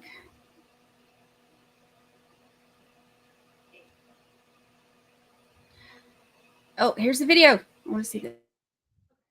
So the device that's capturing what we're looking at on the screen right now, is that the front Ring door camera? Yes. And is that you?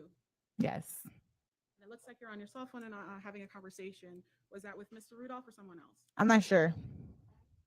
If you could play it for us.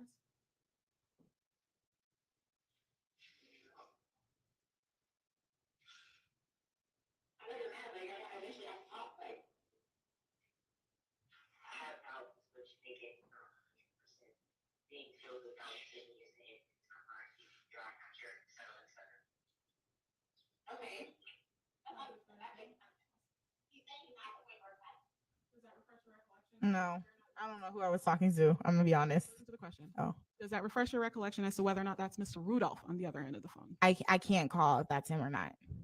All right, let's go to the next clip, please. Yeah. So what has happened here? Why are you loitering in the front? I don't know. I think I'm waiting for him. I don't know. Okay, so you would have been ringing the doorbell or something? Yeah, I think I'm waiting for him to open the door. And at this point in the day, nothing has happened yet as far as this argument between the two of you that got physical, correct? No, nothing's happened.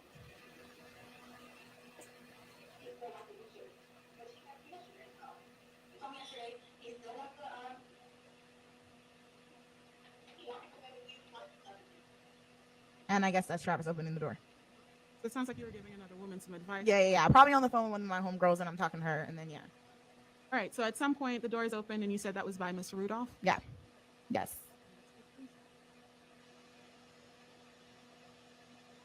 Is that Mr. Rudolph? Yes.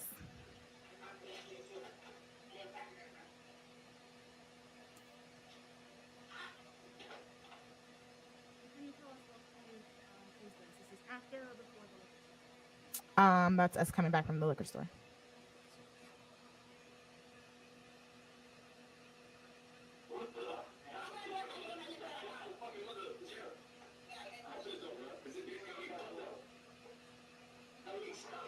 Oh, oh, dang. I was seeing the video that you were actually putting your hands on Mr. Rudolph. Yeah, I said it. And in this clip that we're watching, was that in direct response to him calling you a bitch? Correct. All right, Amber Heard. Let it play.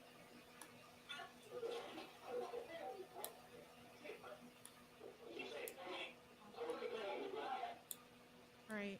These two gentlemen who are in the frame right now, caught them in movement, so it's a little blurry, but can you tell who's who? That's Daryl trying to hold Travis back. That's me trying to go in there and get the rest of my things. And that's Travis being erratic. So before this, if we could back it up a little bit to what happened on the lawn of the Rudolph residence with yourself and Mr. Rudolph Travis.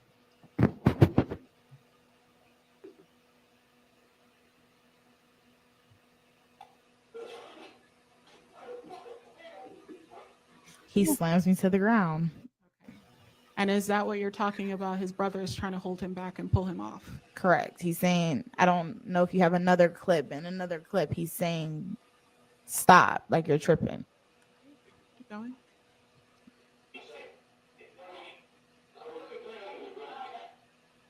That's what you're talking about, the stop and the pushing him back. Mm-hmm. Yes. All right, can we see the next video, please? I wish they would move the camera in front of this. Is that Daryl? Yes.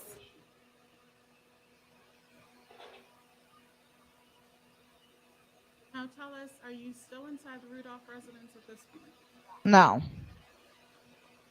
Continue. It looks like Mr. Rudolph just picked up a brick. What happened there with that brick? Do you remember ever having that in your possession? I was throwing things that could have been in my possession. After I got slammed, I got very, very, very upset. So that is something that could possibly have been in my possession. All right. Is one of the things that you threw his cell phone? Yes, that was way before all of this. So this was inside the residence? Correct. This is when I first went through the phone and everything, and in his room is when I threw the cell phone. Was this throwing it at him as you're accusing him of the cheating or sometime after? No, I just knew there was videos and things like that of me and him and his phone. So I just threw it because I was like, I was done. Okay. You mean intimate videos? Yeah, me and him. Mm-hmm. If you could continue to play. All right, next clip, please. I need the camera guy to move.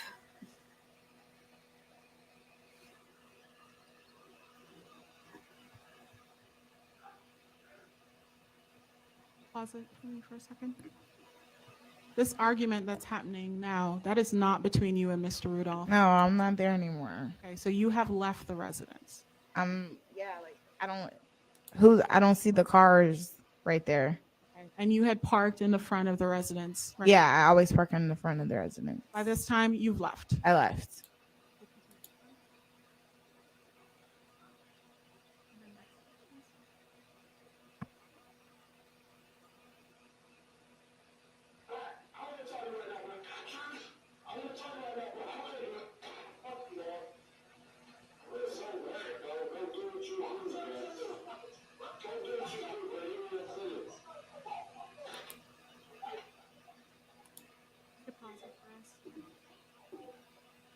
Now, this interaction between Travis Rudolph and Daryl Rudolph, was that out of the ordinary as far as you could tell between them, their relationship? Yeah, I don't know what's going on there. Okay. When you left the residence, was Daryl Rudolph, as far as you could tell, upset with Travis about what had happened with you? 100%. All he kept saying is, let that girl go home, leave her alone. And he was holding like Travis back the whole time.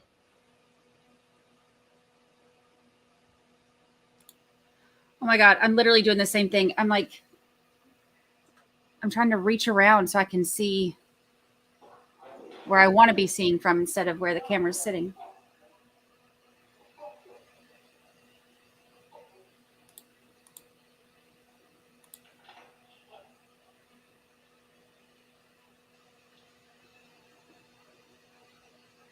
And again, you're not at the Rudolph residence. No,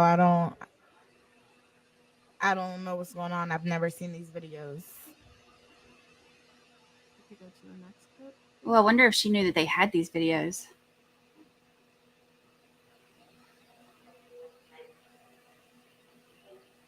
The closet, please. All right. Who's the Okay, so we see. That's his mom, Linda. And the altercation that happened between you and Mr. Rudolph in the front of the residence, it had caused, I guess, whatever decorative lights were there to some of them came out of the ground. Probably, I'm not sure. And you, again, are not present at the residence when this happened. At all.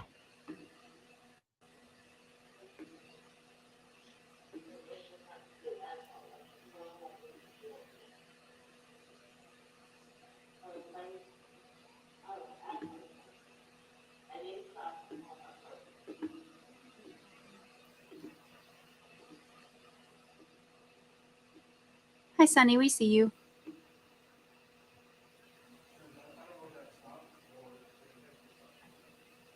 What do you mean? Okay. Go back, play the whole thing.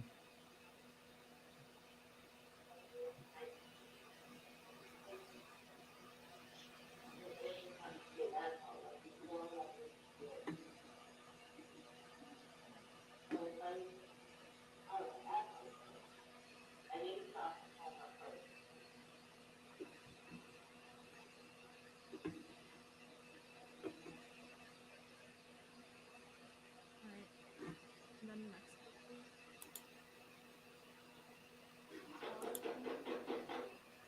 Uh-oh. Ms. Jones, at this point in the night, when your brother and his friends make their way to Mr. Rudolph's residence, were you at Mr. Rudolph's residence? No. Where were you if you were anywhere near here? I was in Delray.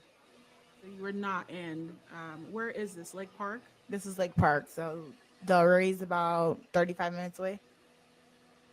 All right, and if you could play.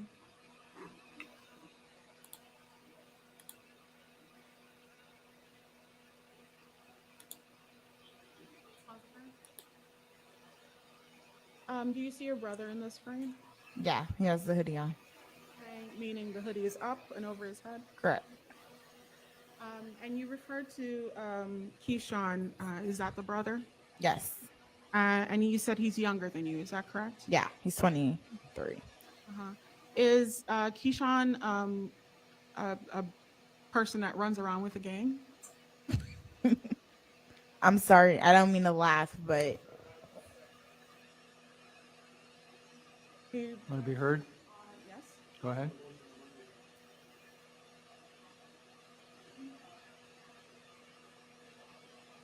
No?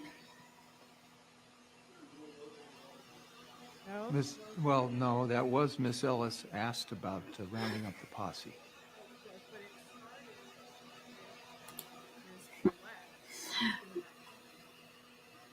I'm so No, tired. I don't think it did. I think it started with Miss Ellis' question on direct. But we're hanging in there. Just so you know, that is correct. I'm sorry. You did say posse, exactly. All right, so go ahead. Direct quote, Judge, as Ms. Perlette was doing her cross-examination, that I just said those words. But okay, I'll move on. Thank you. So your brother, do you recognize the friends that he's with? yes, he's been friends with them since 8th grade. And were you the kind of sister that was involved enough in your brother's life so that you would know his friends? Yes, we are close, all of us. Okay. So you were close with not just your brother, but who else can you see in this frame? Tyler, Sebastian, Chris was kind of like new to me personally. I wouldn't say to their friendship, but to me, he was kind of new. So your closest relationships, obviously your brother, and then Sebastian and Tyler. Correct. And on the day of this incident, you said they all knew about your surgery? Yes. And did you at some point communicate with your brother Less than that about now. what had happened between you and Mr. Rudolph? Yes. Is that the reason they were there? Correct. I want to talk to you a little bit about some of the messages that were communicated, and if we could stop this exhibit, that's fine. Little less than an hour left. When it finishes the videos, we can go back to 1.25, but I went to normal speed for the videos. Not a fan of this chick. There may be a break in here too, if there is. Yeah, that would be great. You can probably do it on top. Looks like there's a break in here too, so we actually probably have a lot less than that. So the jury's already seen some messages that came in through your brother where you were communicating with him something about shooting his shit up. Do you remember sending that message? Yeah, and I just want to clarify that if I can. Well, that's not the proper objection, but it is going to be a narrative, so you're going to have to. I will ask a question. Thank you. Tell the members of the jury what you meant. Okay, so we'll go back to sometimes you 1.25 get very for this. upset, and sometimes you say things that you really genuinely don't mean. And if I can go back in time and not say that 100%, 1,000,000%, I would. Because just like I love my brother, I love Travis as well at the time, and I would never want to see nothing bad happen to neither one of them. So it was a horrible choice of words that I should have never said, and I take full accountability and full responsibility. If the situation never happened, the words would have never meant anything. But since it did, it's like a stigma on me, kind of, because I said those words. But my adrenaline was just rushing because of the incident that just occurred. And I did make a wrong choice of words. And I can stand up and I can say I do feel guilty about that. And I was incorrect about that. 100%. Do you think at any point after sending that message that your brother would actually shoot Travis? If you know. Overruled. So I can speak? Yes. So, no, you're fine. So when I got to the house, Keyshawn was still there. I don't know if everyone knows that. And he did not bring his gun. So I knew for a fact that if you're not going to bring your gun, how are you going to shoot someone? And you knew your brother had a license to carry a firearm? Yes. And you said that he did not bring his gun. How did you know that? Because before I went, he literally, like, when I got there, he's like, you and Travis are tripping. Like, y'all are doing too much. Like, you know how relationships are. Like, people can see out better than you can see in, if that makes sense. Sure. You get heated in a relationship and you do things in a relationship, but other people might look at it and be like, you guys are just overly reacting, or you guys are overly tripping. So when I got there, his response to me was just like, you guys are tripping. Like, it's not this serious. Like, I'm about to just go over there and like holler at him, because he felt like he had that relationship with him. So his gun was on his chest drawer, which I've stated several times, and I've seen it before he left the house. Did your brother have any other firearms to your knowledge? No. So when he left the residence, was that the one in Delray? Correct. Your brother was not armed? No. Did you check on your brother throughout the night to see what had happened between him and Travis, if he actually talked to him? When I started calling, nobody was answering.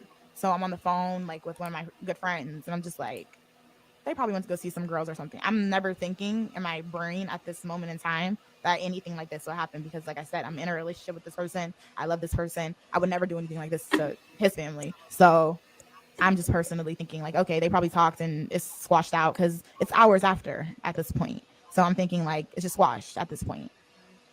If I may approach a witness with State 17, it's going to be an excerpt from her phone extraction, her call list for the relevant days, April 6, 2021 through April 7, 2021. You may. Say again? Sure. These are not the documents that we went through? All right. Very well. All right, let's see. Oh, this doesn't last long.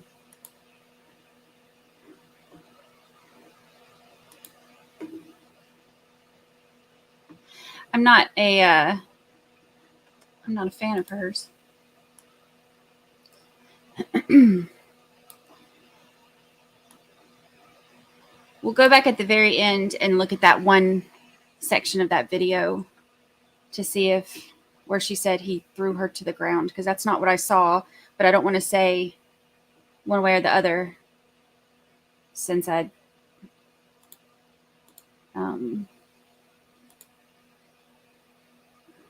since I didn't get a good look at it. I kept trying to lean over. I kept trying to like lean over and get a better view of it, but me leaning over doesn't change the camera.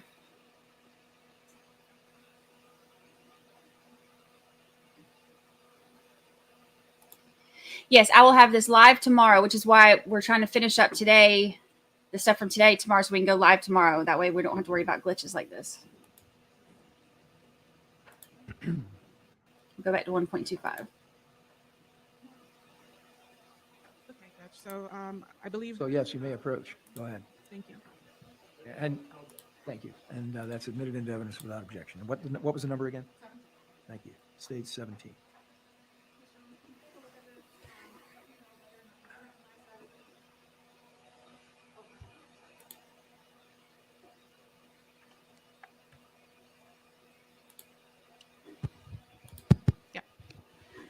Thank you. Could you tell us whether or not you recognize that as your phone's call log from the time period April 6, 2021 to April 7th, 2021, probably even a little bit into the 8th? So what? This is just me basically calling people? I'm just asking you, do you recognize that as yours? I don't recognize this document at all. So I know you didn't create the document. I just wanted to know if this has your information on there. Okay, yeah. That's my name and email and my phone number. Okay. All right. Wonderful. Thank you. All right. Now, you mentioned that you made several calls on the day of this incident. What happened to the calls related to that? Did you make all those calls on FaceTime, regular phone connection, or any other apps? Do you recall? I don't recall. So if some of the calls are not on this particular phone log, it doesn't mean that you didn't make that call, correct? Correct. Now, did you ever delete any calls? No, and I gave my phone All right. when asked. I will talk about that in a little bit. Okay. Did you delete anything at all from your phone prior to handing over your phone to law enforcement? Yes. So once I realized Travis actually shot at them, I deleted the message where I said shoot his shit up because now it looks ridiculous that this actually happened. And then I said that message. And were you upfront with the fact that you had deleted messages when asked? Yeah, I told her. You told the detective on the case? Yeah. And when were you asked to turn over your phone? Whenever they asked me to turn it over. And I said, they asked me to turn it over. And I said, I think next day I turned it over. I'm not sure the exact day. It was a while ago. It wasn't a situation where you're asked for the phone and 10 days later you're turning it over. No, when they asked me for the phone, I gave them the phone. It was just a matter of getting to them because I lived far at the time. Did you ask a friend to take it for you? Yeah. So since I couldn't make it over there, I asked my friend to bring it. I gave it to her and she brought it to the detective. And did your friend live closer to where the detectives were? Correct. Did you give consent for your phone to be downloaded and to be searched through? Yes. And they didn't have to obtain a search warrant to get into it? No. She asked me for my phone. I gave her my phone. I just left it at that. Now, on that phone were several text threads with different people in Mr. Rudolph's family. Do you recall that? Mm-hmm. Yes. Yes. I'm going to be approaching the witness with states 18, identified as Dominique and Daryl's text messages, Judge. I believe that's without objection. All right. State 18. Yes. No objection. Thank you. Thank you. States 19, text messages between Dominique and Tirini. Thank you. And states 21, messages between Dominique and Miss Linda. Okay. Thank you. Any permission, Judge, to approach? I did. You see all the flip-flops? These are all the flip-flops that she's brought. She finally gave up. And now she's sitting in my lap. So I'm handing you the first item, states 21. Could you identify whether or not that's a message between yourself and Travis Rudolph's mom, Miss Linda Rudolph? This is Miss Linda. Okay. And to the best of your recollection, is that the communication that you had on the date of this incident? Correct. Okay. That was captured, of course, in text message. Right? This is not a call log. Yeah. So I think I spoke to her first prior to this. Okay. So you called Miss Linda and then these messages. Correct. Okay. And that's an accurate reflection as far as you can recall of the interaction that you two had via text message. Correct. Okay. She's a diva. They match. Then the next set of messages identified as states 19. Could you identify who you're communicating with in that text thread?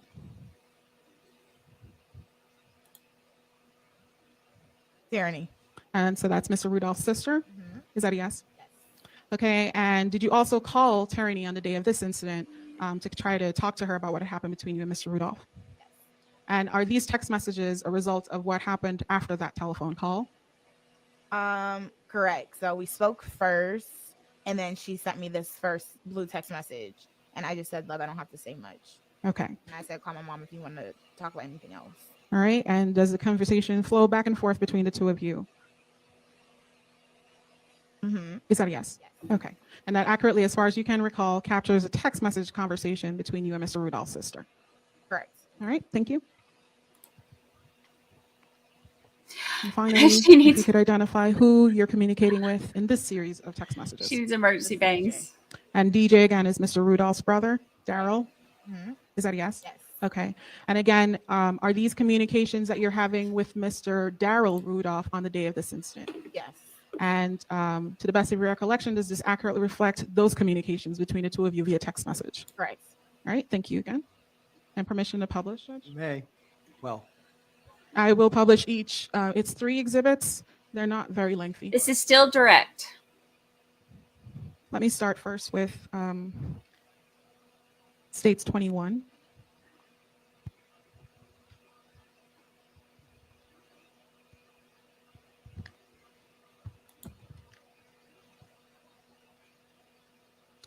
And Ms. Jones, there appears to only be 2 messages in your communications with Ms. Linda Rudolph that day.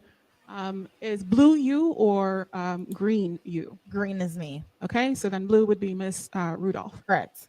All right, and you're hearing from her, I don't know what up with you and Travis. I'm not home. I have not raised him to disrespect any woman. I love you like my own daughter. If he not doing right by you, moved on. I talk with him when I get home. You both are grown. I let you calm down and talk later with you. Do you recall receiving that message? Correct. Did you call Miss Rudolph and threaten her? No, I would never do that. I never threatened her. Okay. And so this communication was you telling her about what had happened between you over the phone and she responding this way? Correct. Okay. And then your response, he picked the wrong one. That's all I'm going to say. Or Yes. I'm going to say. What did you mean by that? I just meant in the entire situation of him cheating and things like that, like, I'm not the girl that's going to go for it. Like, we're done, basically, is what I meant. Okay. I would never threaten her. She was like a mom to me, literally, as you can see in the message. Meaning that you respected her and you would never disrespect her. 100%. Overly respected her. Okay. Moving now to States 18, your communications. Actually, if I could go first to, yeah, let's do 18. Communications that you identified as between you and Daryl Rudolph. Emergency bangs. We were talking about it at night court during Jody Again, areas. here, can you identify whether or not you are green or blue? I am green. All right. So the first message is green, and it appears you say, "Listen, love, you don't want problem. Get your sister TF." What does that mean? The fuck? Off my phone. You dead ass don't want problems with me. What is LMAO? Laughing my ass off. On my dead ass grandma, I really shake some shit. Stop it. Yeah. What is going on there? I'm frustrated. I'm mad. Tyranny's threatening me, talking about my brothers are going to get killed. Like, I'm just frustrated and I'm upset and I'm mad. So I'm saying I stopped. You can see, like, I just stopped texting because I'm like just trying to calm down from the whole situation. Even that's the same reason why I stopped texting his mom, because I'm not trying, like, we're family. You know what I mean? Family go through things. Like, I'm looking at it in that aspect. So, like, yeah, sometimes you say things that you really don't mean and you don't mean it in that context. But, like, at this point, I'm just really, really frustrated about everything that has happened and occurred. So then you get a response from Daryl. Damn that shit. This DJ. Is that what you called him? Yeah, DJ. Okay. Call my phone, Dominique. Was that an encouragement to call you instead of texting? Correct. And then the next message, I tried to stop y'all, Dominique. Why you ain't tell them the truth? Them N-words, dead ass wrong for pulling up at my mama crib trying to jump my little bro or brother. I just want to emphasize jump. Okay. I don't need you. Well, There wasn't a question. was there a question? I haven't asked one yet, Judge. All right, so ask a question, please. Overruled. Go ahead. So was that a response that you received from DJ? Right. Okay. And then he keeps sending messages. Is that correct? Right. I tried to, I'm sorry, I already read that one. So then the next one was my mama crib. Mm-hmm. And did you get the impression from these messages that Daryl was upset about the fact that any altercation had happened at Mrs. Rudolph's residence? I got the impression that he understood what was going on from those messages you just read. All right. Then the next set of messages also from Daryl Rudolph. Is that correct? Correct. the I don't know who them N-words is and what the fuck you and Travis got going on, but I don't like how you got them N-words to disrespect my mama crib. Mhm. What does that mean to you, my mama crib? Is he talking about the residency? The residency that they all live in. Okay. And then the other message, Dominique, on some real end shit, forget what the fuck you and Travis got going on. I understand, but them N-words, I swear on my life, they disrespected my mama crib. Fuck this shit. Mhm. And again, what are you understanding from these messages? It's a communication, Judge. Sorry? It's a communication. It's what this witness is understanding from the communications. Overruled.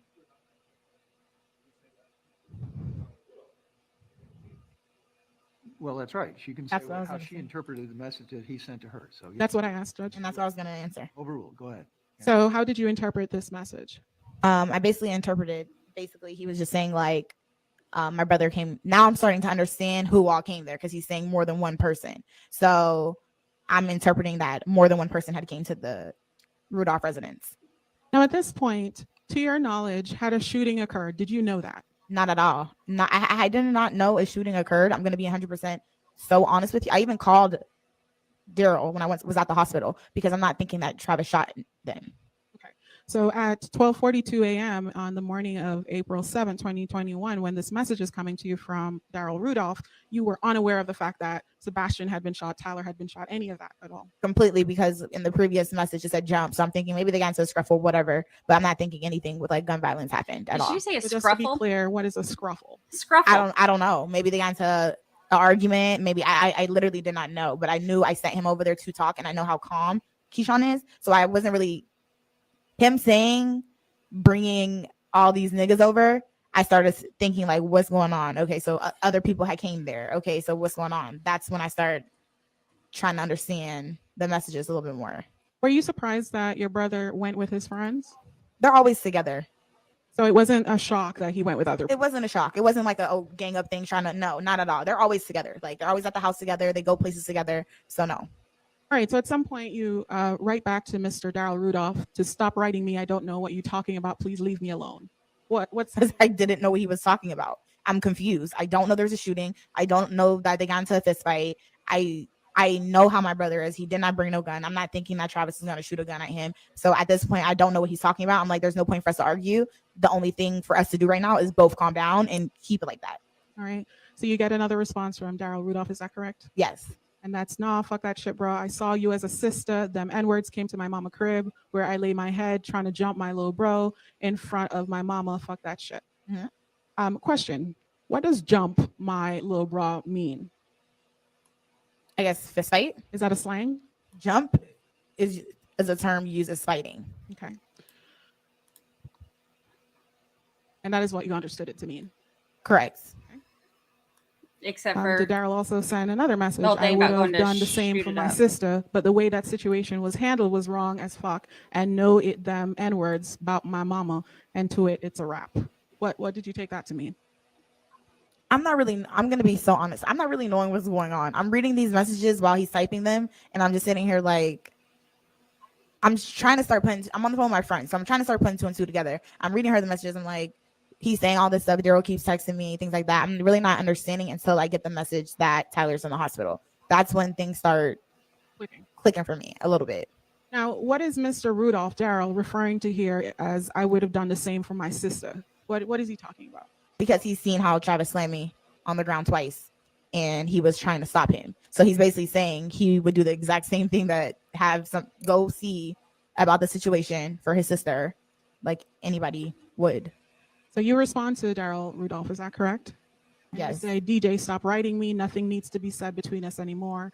I will never talk to y'all again. Before I got to my car, Travis slammed me twice, knowing I had just had surgery. I sat in his room and said to him, let me clear it before I ever put my hands on him. And you wasn't there at that point.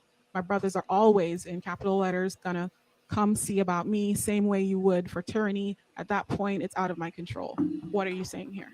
I'm saying that my brothers are going to come and they're going to see about the situation. That does not mean nothing physical. That does not mean anything violent, but the situation is going to be spoken about because I am his sister. Now, were you also comparing that to the relationship that the Rudolph brothers had with their sister? They've had plenty of disputes and they do the same thing. So let me just pause you there. Okay. Sure. You can approach. Feel free to stand up and stretch, ladies and gentlemen. A scruffle.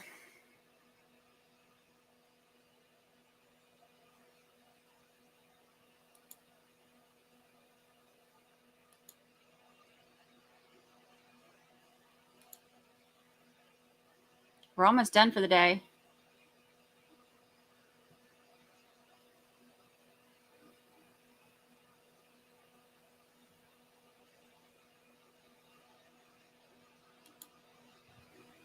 All right. Is that a message you received from in blue that would indicate that it's Daryl Rudolph to you, correct? Okay, yeah, I can't see it though, so you have to read. All right. And didn't I just say, Dominique, that I understand why your brothers pulled up because you said you they sister, and I never said you or Travis was wrong or right. And when all of that went down, I was holding him back from y'all fighting, but them fuck N-words for pulling up at my mama crib. Honestly, damn me and damn Travis, it's about my mama at this point. You're wrong as fuck if you're not seeing my point right now. Do you recall receiving that message? Correct. And did you respond? Like I said, it's out of my control. Once they heard I was slammed, it was a problem. It was nothing to do with your mom. It's about Travis. Travis don't have his own place, so they went to where he was. It was nothing to do with your mom. Like Travis said, tell them to pull up, and they did. What do you mean Travis said, tell them to pull up, and they did? So when we're fighting, he's like, have your brothers pull up, like have them pull up basically. But I'm thinking in my head already, it's 35 minutes for me to get home. He's not leaving until 35 minutes. So he's not getting there to an hour. So by the time that they even have a conversation, everyone's going to be calm, cool, collective because it's a whole hour in between from the fight. So the question was, what does pull up mean in that context? Pull up means in that context to pull to the house. So to drive or come to the house. Correct. Got it. Thank you. All right. At some point, do you also text Mr. Rudolph, Daryl? It says 2:27 a.m. So this is after the incident. Is that correct? Right? You're going to jail. You killed someone? Yes. Did you mean that he personally was going to jail? Yes. All right. And then he responds, get the fuck off my phone. You sent them N-words over here to jump me at my house when my mother was here and I was trying to defuse the situation, whatever y'all got going on. Don't bring that shit to my house. I didn't ever do a fuck thing to you, Dominique, or anybody. I've been in my room minding my business. The fuck you mean you going to jail? Mm-hmm. Is that the end of, and is that a yes? Yes. Is that the end of your conversation with Daryl that day? Correct. Okay. No, I'm lying. I'm not lying, but no, that isn't the end of the conversation. Before there's a part missing. I called them before I sent that text message. Okay. Because I still did not understand that Travis shot at my brother. So you're trying to put everything together and figure out why he's sending these messages? Exactly. So I'm at the hospital right. I got a text message on Instagram from Tyler's older brother saying, do you know what hospital he's at? So I'm still not thinking that Travis or any of them did anything to him. I'm thinking something might have happened because Lake Park is a dangerous city. So I'm thinking something might have happened or anything like that. So I'm like, no, what hospital is he at? He's like, he got shot. He's at St. Mary's. So I flew to St. Mary's Hospital and Tyler's mom was there and said they got shot at. The car was shot up. And then once I got there, they told me when Tyler went into surgery, he said, make sure Keyshawn's okay. So then I called Daryl and I'm like, what happened? Like, what's going on? Like, I'm so confused. Like, did somebody try to shoot at them? Like, I'm still not even accusing them of shooting at them. That's before this last message. That's before the last message where I said, you're going to jail. You killed somebody. So that's what you're saying. There's something missing, meaning that telephone conversation. Exactly. That telephone conversation obviously isn't there. So I called Daryl's number and I'm like, what's going on? Like, why? I'm at the hospital. Where's Keyshawn? Like, I don't know where anyone is. And Travis is just in the background, like, fuck that bitch, hang up on that bitch. Like, I don't give a Sustain. Judge, it's a party opponent. Sustain. All right. So at some point, you can see her attitude come out sometimes. Are you actually at St. Mary's? Yes. Okay. And do you eventually get interviewed by law enforcement? Yeah, crosses tomorrow. This is about to end. Did you also find out that Sebastian had passed away? Yes, my little brother called me. He was crying. He said Sebastian passed away. At that point, were you having any conversations about the details of what had happened? Not necessarily. He was trying to rush. The car was so shot up that he couldn't drive to the hospital. It is a narrative question. Answer. I'm just trying to explain. So just without explaining. Okay. Just answer the question. She's annoyed. Related to whether or not you spoke to your brother about all the details that had happened at that point. No. Okay. So at some later point is when you had that conversation. Correct. All right. I want to talk briefly about marriage. Okay. Have you ever been married? Yes, I have. And was that to Mr. Rudolph? No. Was it to another man? Yes. Was Mr. Rudolph aware of your relationship with that other man? Correct. Not the Yes? marriage, but he wasn't knowledgeable about the marriage, but he was knowledgeable about the relationship. And at the time you started the relationship with Mr. Rudolph, were you and your, I guess, husband at the time still living together as a married couple? No, we were separated. I was at his house every day, every single second of the day. And if I wasn't there, I was at my own home. So what happened between you and your husband? Had you been broken up? Yeah, we were legally separated. We're just separated. Right. So you weren't together in that relationship anymore. So this relationship with Mr. Rudolph was not, quote, cheating. No, I haven't spoken to him, and I haven't spoken to that man that I was married to until this incident happened. He reached out to me. All right. And at some point you have become legally divorced? Yeah, I'm divorced. That was the plan from way back then. So before even Before even anything, it just personally wasn't my business to tell or to expose to anybody else. You know what I mean? And I felt like I didn't need to. Whatever happened in the past is the past, and I don't need to bring that into new relationships. That's how I felt. I was just thinking Were the you same trying thing. to deceive Mr. Rudolph by not telling him about the marriage that was now in shambles, essentially? No, there's no deception. You can look up a marriage. There's no deception at all. Had you ever been asked by Mr. Rudolph directly about any marriage? What's the legal objection? Overruled. Had you been asked about being married to the gentleman that he knew you were in a relationship with before him? No, I told him everything about the relationship, but no, I never told him I was married, but he never asked. Right. And you are clear, you and that gentleman were no longer in a romantic sexual relationship? At all, for 2 years, way prior to me and Travis. One moment, Judge. You may have a moment. She's already this annoyed. She is going to lose her marbles tomorrow. I cannot wait for this cross-examination in the morning. Oh my gosh, this is going to be so good. During your interaction with Daryl Rudolph on the day of this incident, the text messages that we saw and your phone conversation, did he ever tell you about your brother or anyone else pulling guns on him? The Giants and the Dolphins. Hearsay, and it's not hearsay. It is hearsay, and you're going to have to come up on this. I'll tell you what. No, let's approach. So excited. It starts at 9 a.m. Eastern because they're on Eastern time. So we will start about, we'll start tailgating about 8:45. That gives me about 15 minutes of chatting with y'all to wake up before the spicy testimony starts. Oh my gosh, I'm going to have to wake up real early tomorrow and drink all the coffee because this is going to be, this cross is going to get wild. She's already this annoyed and she's there as a state's witness. I cannot even imagine, because that attorney is going to pick every single thing apart about her testimony and all the stuff that doesn't make sense. Tomorrow will be so good.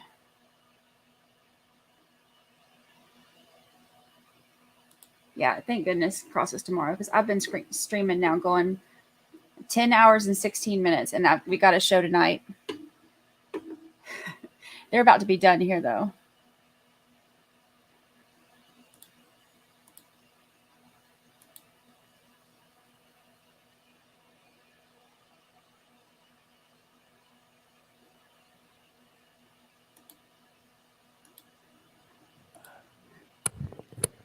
Ms. Jones, as you were speaking to Daryl Rudolph, was he still upset? When? So that break in the conversation in the text messages where you're calling and asking what's going on, did he appear to still be upset? 7:45 Central. As he's talking to you. Well, that's what I was trying to say previously when you guys had said hearsay. Travis was the main person talking. All right. I'm responding because Travis. Oh, stop, Ms. Jones. All right. Oh, she rolled her eyes at the let's answer judge. The question: did he appear to you to be upset? Daryl wasn't talking. Travis was the one talking. No, different. Did Daryl say any words to you? As you were asking him, what is going on? They're both yelling at the same time, but the person that I'm hearing is Travis. Okay. So if you could stop for me. You said they're both yelling. Is one of the persons Daryl that's yelling? I can't really recall. Okay. Whom did you call? I called Daryl's phone because. Not the because, just who did you call? Daryl. And as you said, you call Daryl. There's yelling in the background. You identify Mr. Rudolph's voice. What about Daryl Rudolph? He's there. I just don't recall if he's upset, if he's angry. I think he is angry, saying like, oh, you had them pull up to my mama house, and like they were saying something like that, dreadhead, nigga, like stuff like that. So just so we're clear, did you delete any messages between you and Daryl Rudolph that had anything to do with any firearms? No. Did you ever receive any messages from Daryl Rudolph as he was angrily sending you those texts about a firearm? No. The messages with tyranny, those are already in evidence. We did not go through them, but were those also angry messages? Yes. And what was the substance of the messages? This was Anyone the pull up to defendant's her girlfriend. mom's house is gonna die. Okay. And did you interpret that as a threat? I interpret it as a threat, but I feel like people say things when they're angry, so I didn't take it literal. So you did not think your brother was going to die if he went over? No, I didn't. Like, she just invited him to the wedding. I'm thinking it's just, I don't know. I didn't take that literal. One moment. We'll do no further questions. All right. Okay, ladies and gentlemen, it's been a long day, so we're going to take a break for the night. I have to thank Judge Weiss on the record because she, once again, is going to take my morning docket. So that means we can get started very shortly after 8. If you all are here by 8 o'clock and sign up downstairs, as soon as all of you are assembled, 8 o'clock. Deputy Lubinsky instructs, then we'll get started. Dang. Now, you've heard a whole bunch of evidence up to this point, so that point is at this point we're good. We're good to go. However, you haven't heard it all yet, so you need to keep an open mind. Don't form any fixed opinions at this point in time. The time to do that is when you get back there for deliberations. Again, no research, no 8 o'clock discussion about means this case or the people 7 involved with anyone, Central including tomorrow. amongst yourselves. Now, because you're going to be going home, you might possibly run into one of us out on the street. I don't know, but in any event, we will duck you, you duck us, and then everything will be fine. Do not communicate with anyone about this case. Also, I strongly encourage you, I do not order it, but I strongly encourage that you disable any apps that you may have for news, news reporting, and if you can, stay off social media because you never know, something might show up on social media as well. The last thing any of us wants is for you to be exposed to anything improper with respect to this case that would result in a mistrial. All right, stay safe, folks. See you soon after 8 o'clock Jimmy, I won't need to tomorrow. be over here and For the day, yes. Yeah, you're going to have to come back again tomorrow. Yes. 8 o'clock. Yes, ma'am. Yeah, they're on Eastern time. All right, folks. Somebody want to take the jury out for me? Thank you. Leave your pads. The deputies will lock them away tonight for you. Take your pads, leave them face down on your chair. All your notepads face down on your chair. Okay.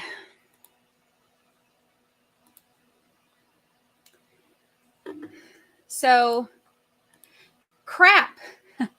So, 8 a.m. for them means 7 a.m. for me, which is like 2 hours away. Not really, but it feels like it. We're going on 10 and a half hours right now because this has been a long one. Okay, so this trial started today. But of course, we wanted to finish our closing arguments for Richard Merritt, and then we stopped to do the verdict and the sentencing and all that. So we're a little bit behind. So which is why we listened to everything. We went a little bit later today. We listened to everything in like 1.25 speed, and then listened to 1.25 speed, and then skipped the break so we could catch up. So, goodness gracious. So tomorrow, if we are starting, I'm so tired I can't even form words, y'all. Okay, if we're starting 8 a.m. their time, 7 a.m. Central, then I'll probably start the stream about 15 minutes before that. I'll set it up in just a second. We'll use that 15 minutes before we start, and I'll do a recap of today, because with today, we have where we were kind of flipping back and forth. We started testimony and then stopped it, and then a lot of people are kind of coming in and out. So tomorrow morning, the first 15 minutes before we get started, I will do a recap on what we've seen today, so that anything that we missed. And then also I'm going to see if we can clip that little video where he said or she said that he threw her to the ground, because that's not what it looked like to me, but I'm curious to go back and see it. Yes, I am Central Time because I am in Florida, but I'm in the Panhandle. So my part of Florida is Central Time, but they're in like the main, like little peninsula area or whatever of Florida. So I'm in the Panhandle. Yes, distant. This is cutting into my beach time. I was able to get some. You can see I'm still kind of a little bit, I got some pink on my cheeks from it, but, and I've got my tan going, but I've been able to get some, but not this week. Well, I say this week because it feels like the longest week ever, but today's only Wednesday. So not yesterday or today. All right, let's see. Yeah, a lot of these witnesses are going to be spicy. Y'all, tomorrow morning, cross-examination is going to get wild. She has already got, got piss and vinegar in her grits, and she's not happy. So I cannot even imagine how she's going to be tomorrow when they do cross-examination, when she's going to get real mad then. It's going to be incredible. I can't wait. All right, I think, yeah, she's going to be big mad tomorrow.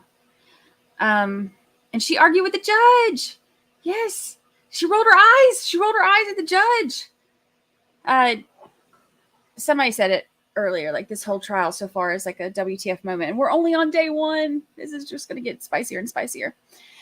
All right, so thank you so much, Samantha M.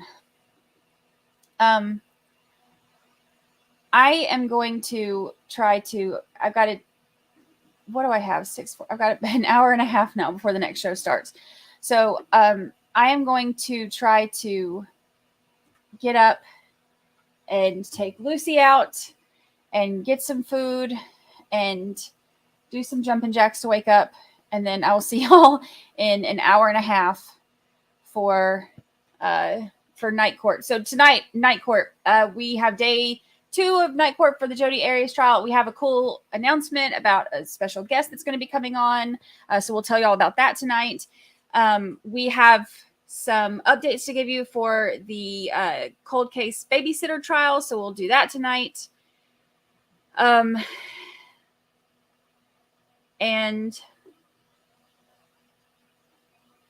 let's see, it was really, yeah. So we'll go over all that, but right now I am so tired because I have been stuck right in this very position for the last 10.5 hours. So I'm going to try to take my little hour and a half break. I appreciate y'all being here. And I appreciate you staying through like that last 45 minutes of video where it was like choppy. At least the audio wasn't.